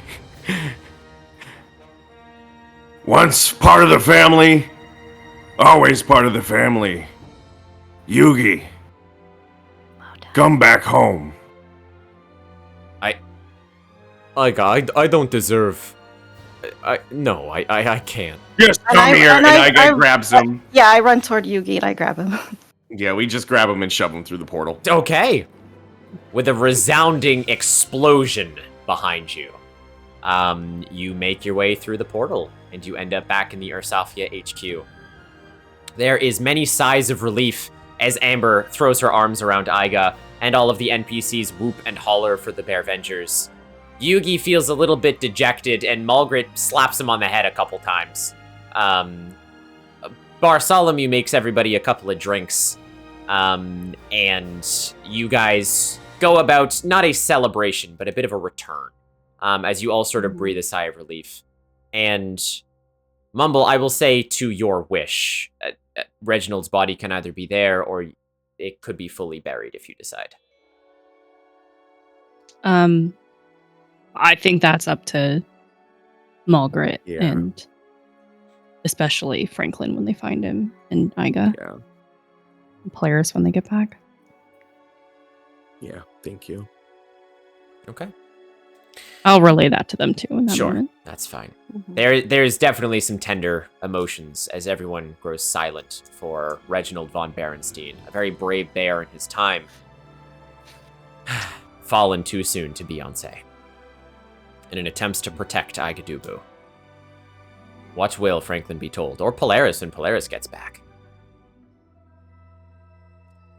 Either way, you steel yourselves one more time, and you make your way to the meeting spot where Ivy told you to meet, where she would be waiting to open a portal back to the college sluts.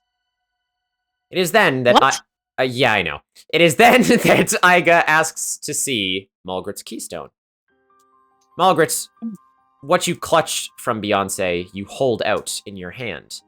And it is at this point, Iga, that you realize what Reginald gave you is identical to what Malgrit is holding. What does this mean? We found They're the two same? keystones? But How did Reggie get this? I don't know. He's an old bear. Been on a lot of adventures. We have Maybe. two. We have two? Hey, I think Ivy's gonna like that. We have two. Ivy's going to Does like that- what? You hear a voice say as a green rift opens next to you and the antlered scholar walks through. Oh, hello, dear. Immediately I thought we had run. to say- What'd you say, Malgrit? I said I immediately run to her feet. Yeah. Whoa.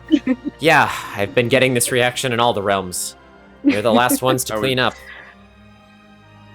I was just gonna say, I thought we had to say something like tree in front of a mirror to get you to spawn. No, that's how you get my evil twin. You have a twin? Something like that. Well, Ivy, you're gonna like the fact that we have two of these stones. Does that mean we get double the honey now? and Iga sounds nice. holds them out for Ivy to grab and see and examine. Her eyes go blank. I'm sorry, I thought you just said 2 keystones. Yeah, if you can't count, that's okay. I struggle with counting myself. But we got them. That's 1, 2. That's Beeyonce could have only had 1. Well, my my brother-in-law sacrificed himself and gave me this to save Franklin and to save the world. What? She looks utterly confused. I don't... Mumble's gonna pipe up and say, I've noticed something. His name was Reginald as well. You don't think... And she just like trails off staring at Ivy. She looks over at you and...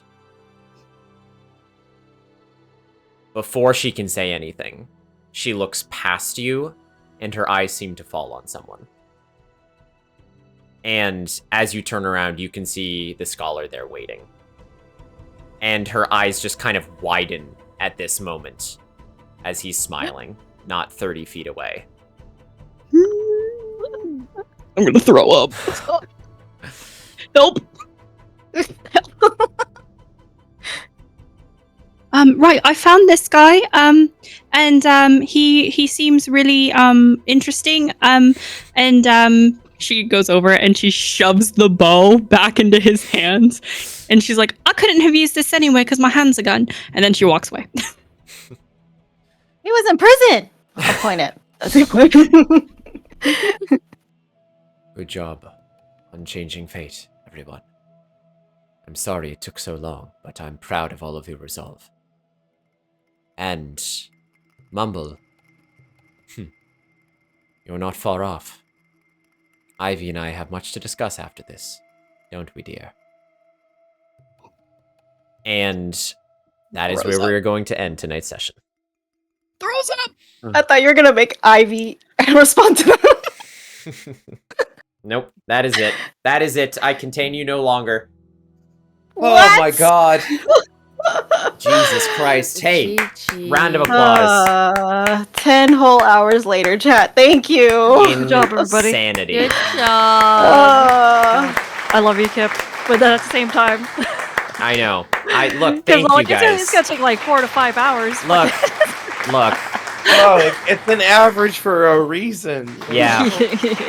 Maybe you guys take pride in being the longest one we've ever had.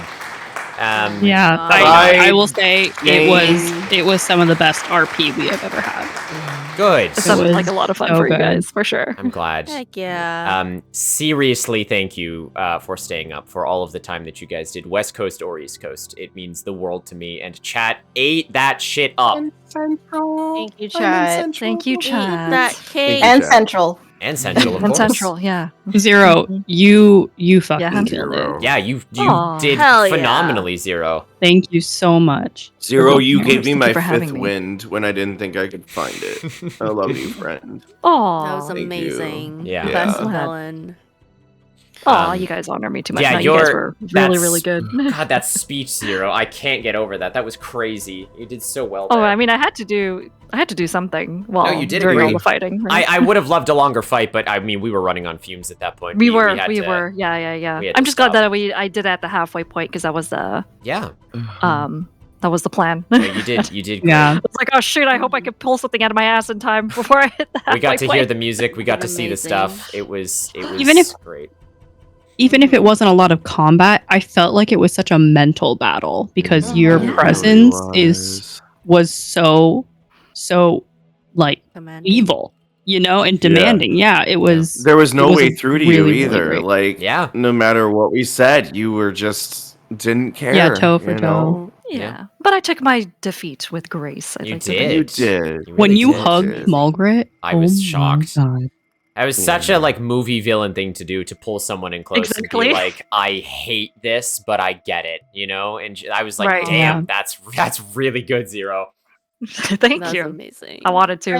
I I was actually banking on it too because like they're gonna toss themselves at me. If Yeah. I die, this is what I'm gonna do. Perfect. Oh my Yeah. I god. almost God. kind of wish that Cozy with Joy was in that instead. We're in the Oh my embrace. god. Could you imagine? Joy rips it from her chest. Yeah. Oh. Well, my lovely companions, did you have a semblance of a good time? Yes. Best time. Absolutely. There is no other group of people. People. Sorry. People. No other group of people and friends that I would rather spend 10 hours with telling a No, you story. guys did phenomenal. Round of applause. Yes. Well, I owe you. Yes. Thank you guys very much. I love you all sincerely. And this will go down in the history books, so I greatly Mhm. appreciate it.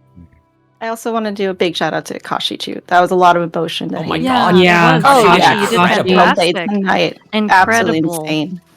With your inflections. It was fantastic. I was moved. Well, Kip must have stolen notes from my therapist, so That's what I do Say in that. our D&D. so yeah. So I I'm Kashi gonna did get a amazing. HIPAA I mean, violation. so. The emotional resonance from Kashi, the humorous juxtaposition of Anxious was incredible.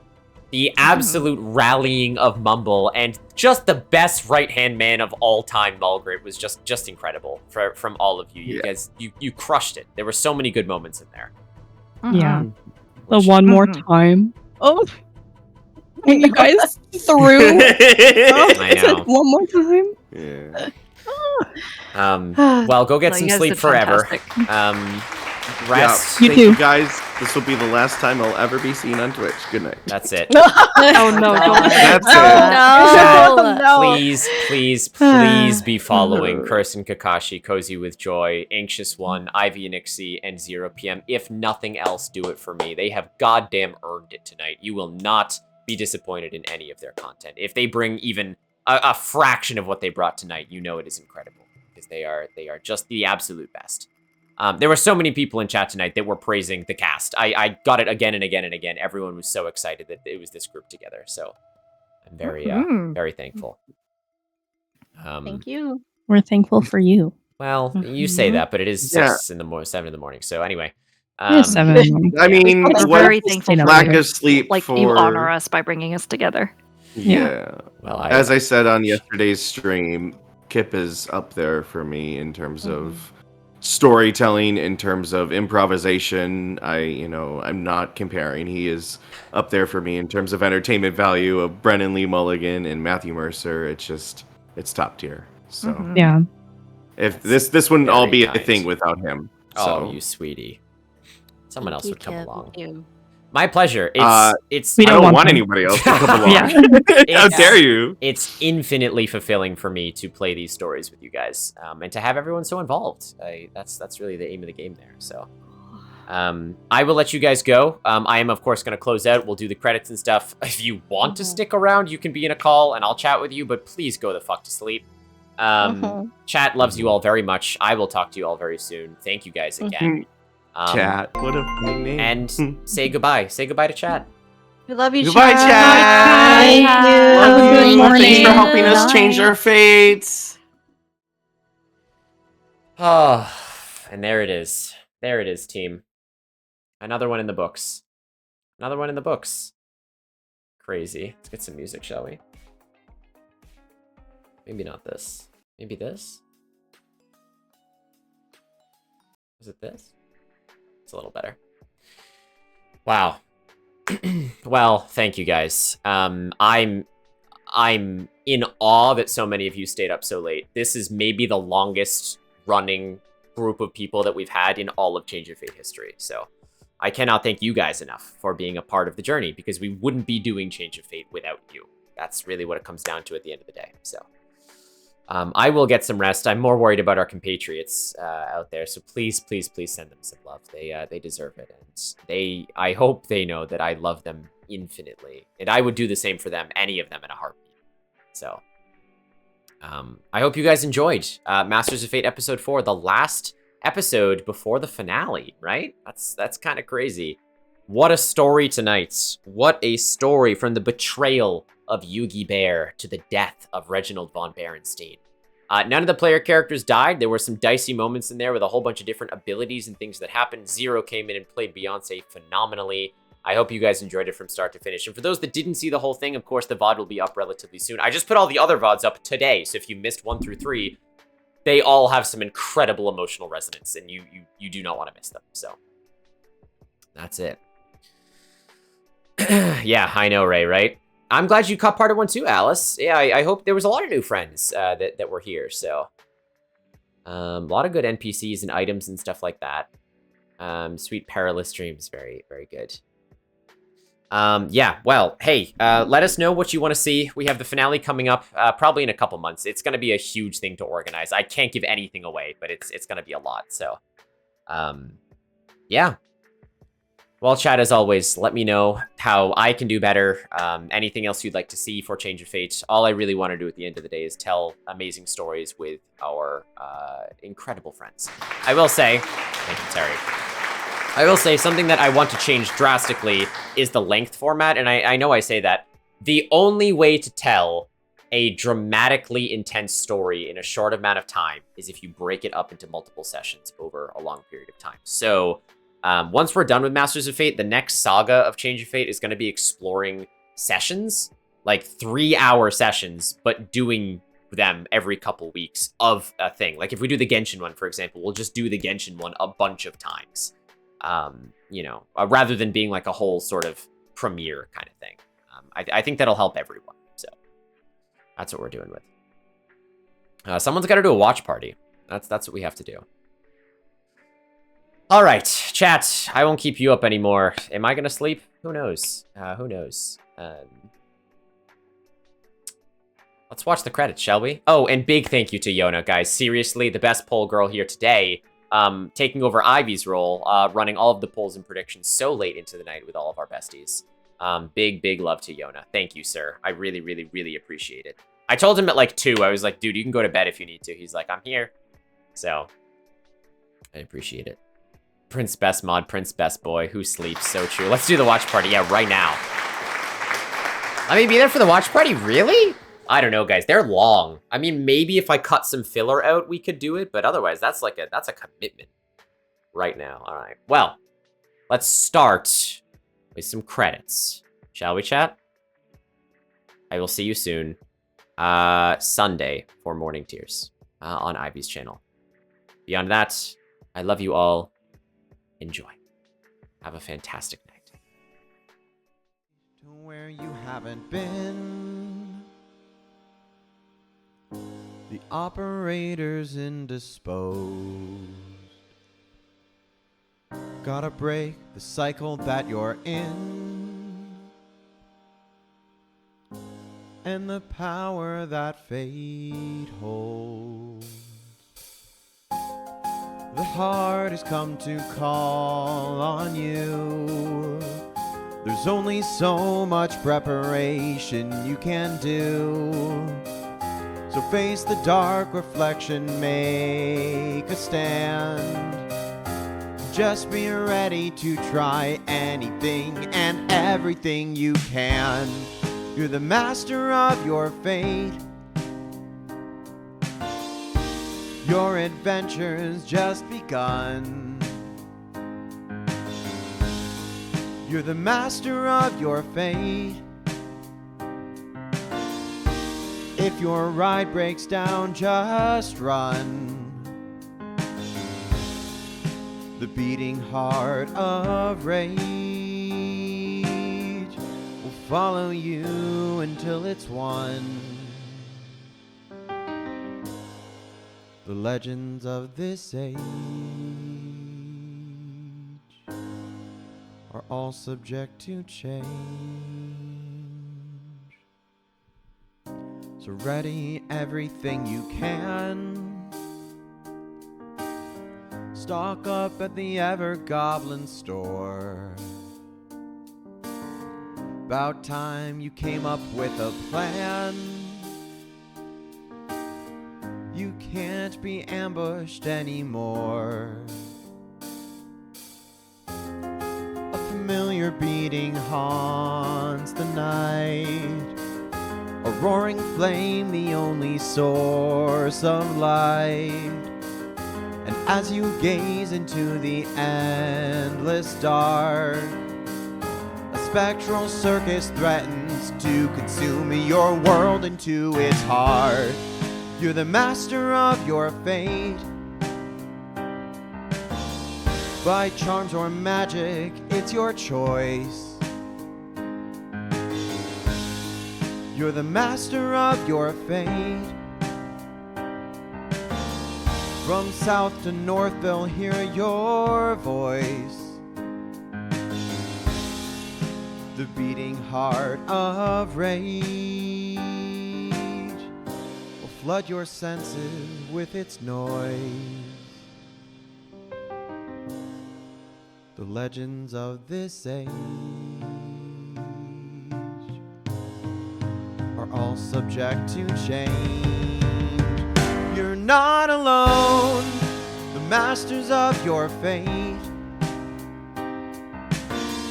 Not one of you knows what will be. You're the masters of your fate.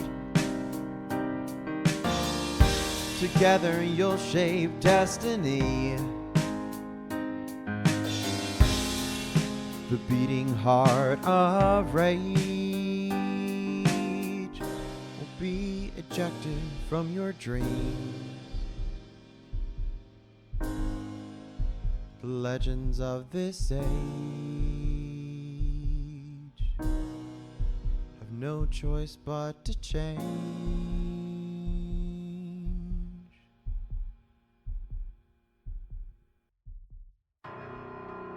All 4 of them. Gone. Destroyed. They have failed you, Master. My brilliant, brilliant Master. You gave them the power of an eternal, and their own avarice still overcame them. And now they have the keystones. It will only be a matter of time before— Silence! Not all of the keystones, Creeks. My plan for the Great Revival is almost complete. Without the 7th keystone, they are helpless. But, Master, you have the last keystone. You've always had it since you were— Creeks! Do not let your insolence overcome your senses, you groveling filth. Unless you'd rather me speed up your condition by feeding you to the heart myself. Sorry, Master. I won't speak of it. Please don't throw me to the Eternal. Then watch your tongue. Need I remind you who saved your worthless hide from your fate in the first place? No, Master. I am eternally grateful. I would do anything you ever ask. No question. Just please, keep me away from the heart. Null-touched fool. I am assured in our victory, Creeks. But we aren't without challenge. Even though I have the final keystone, there is still one other who is aware of my existence, with the potential to do something foolish.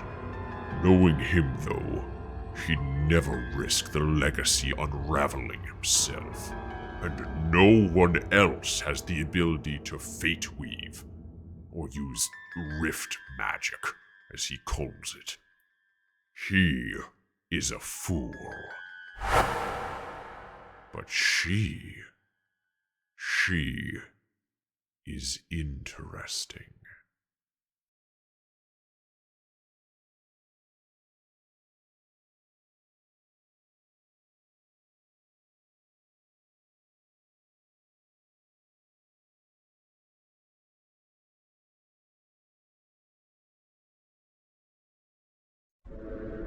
At last, I've made contact. I have spent weeks mapping out the crossroads of these scattered realms, which are more like a nexus than I had originally anticipated.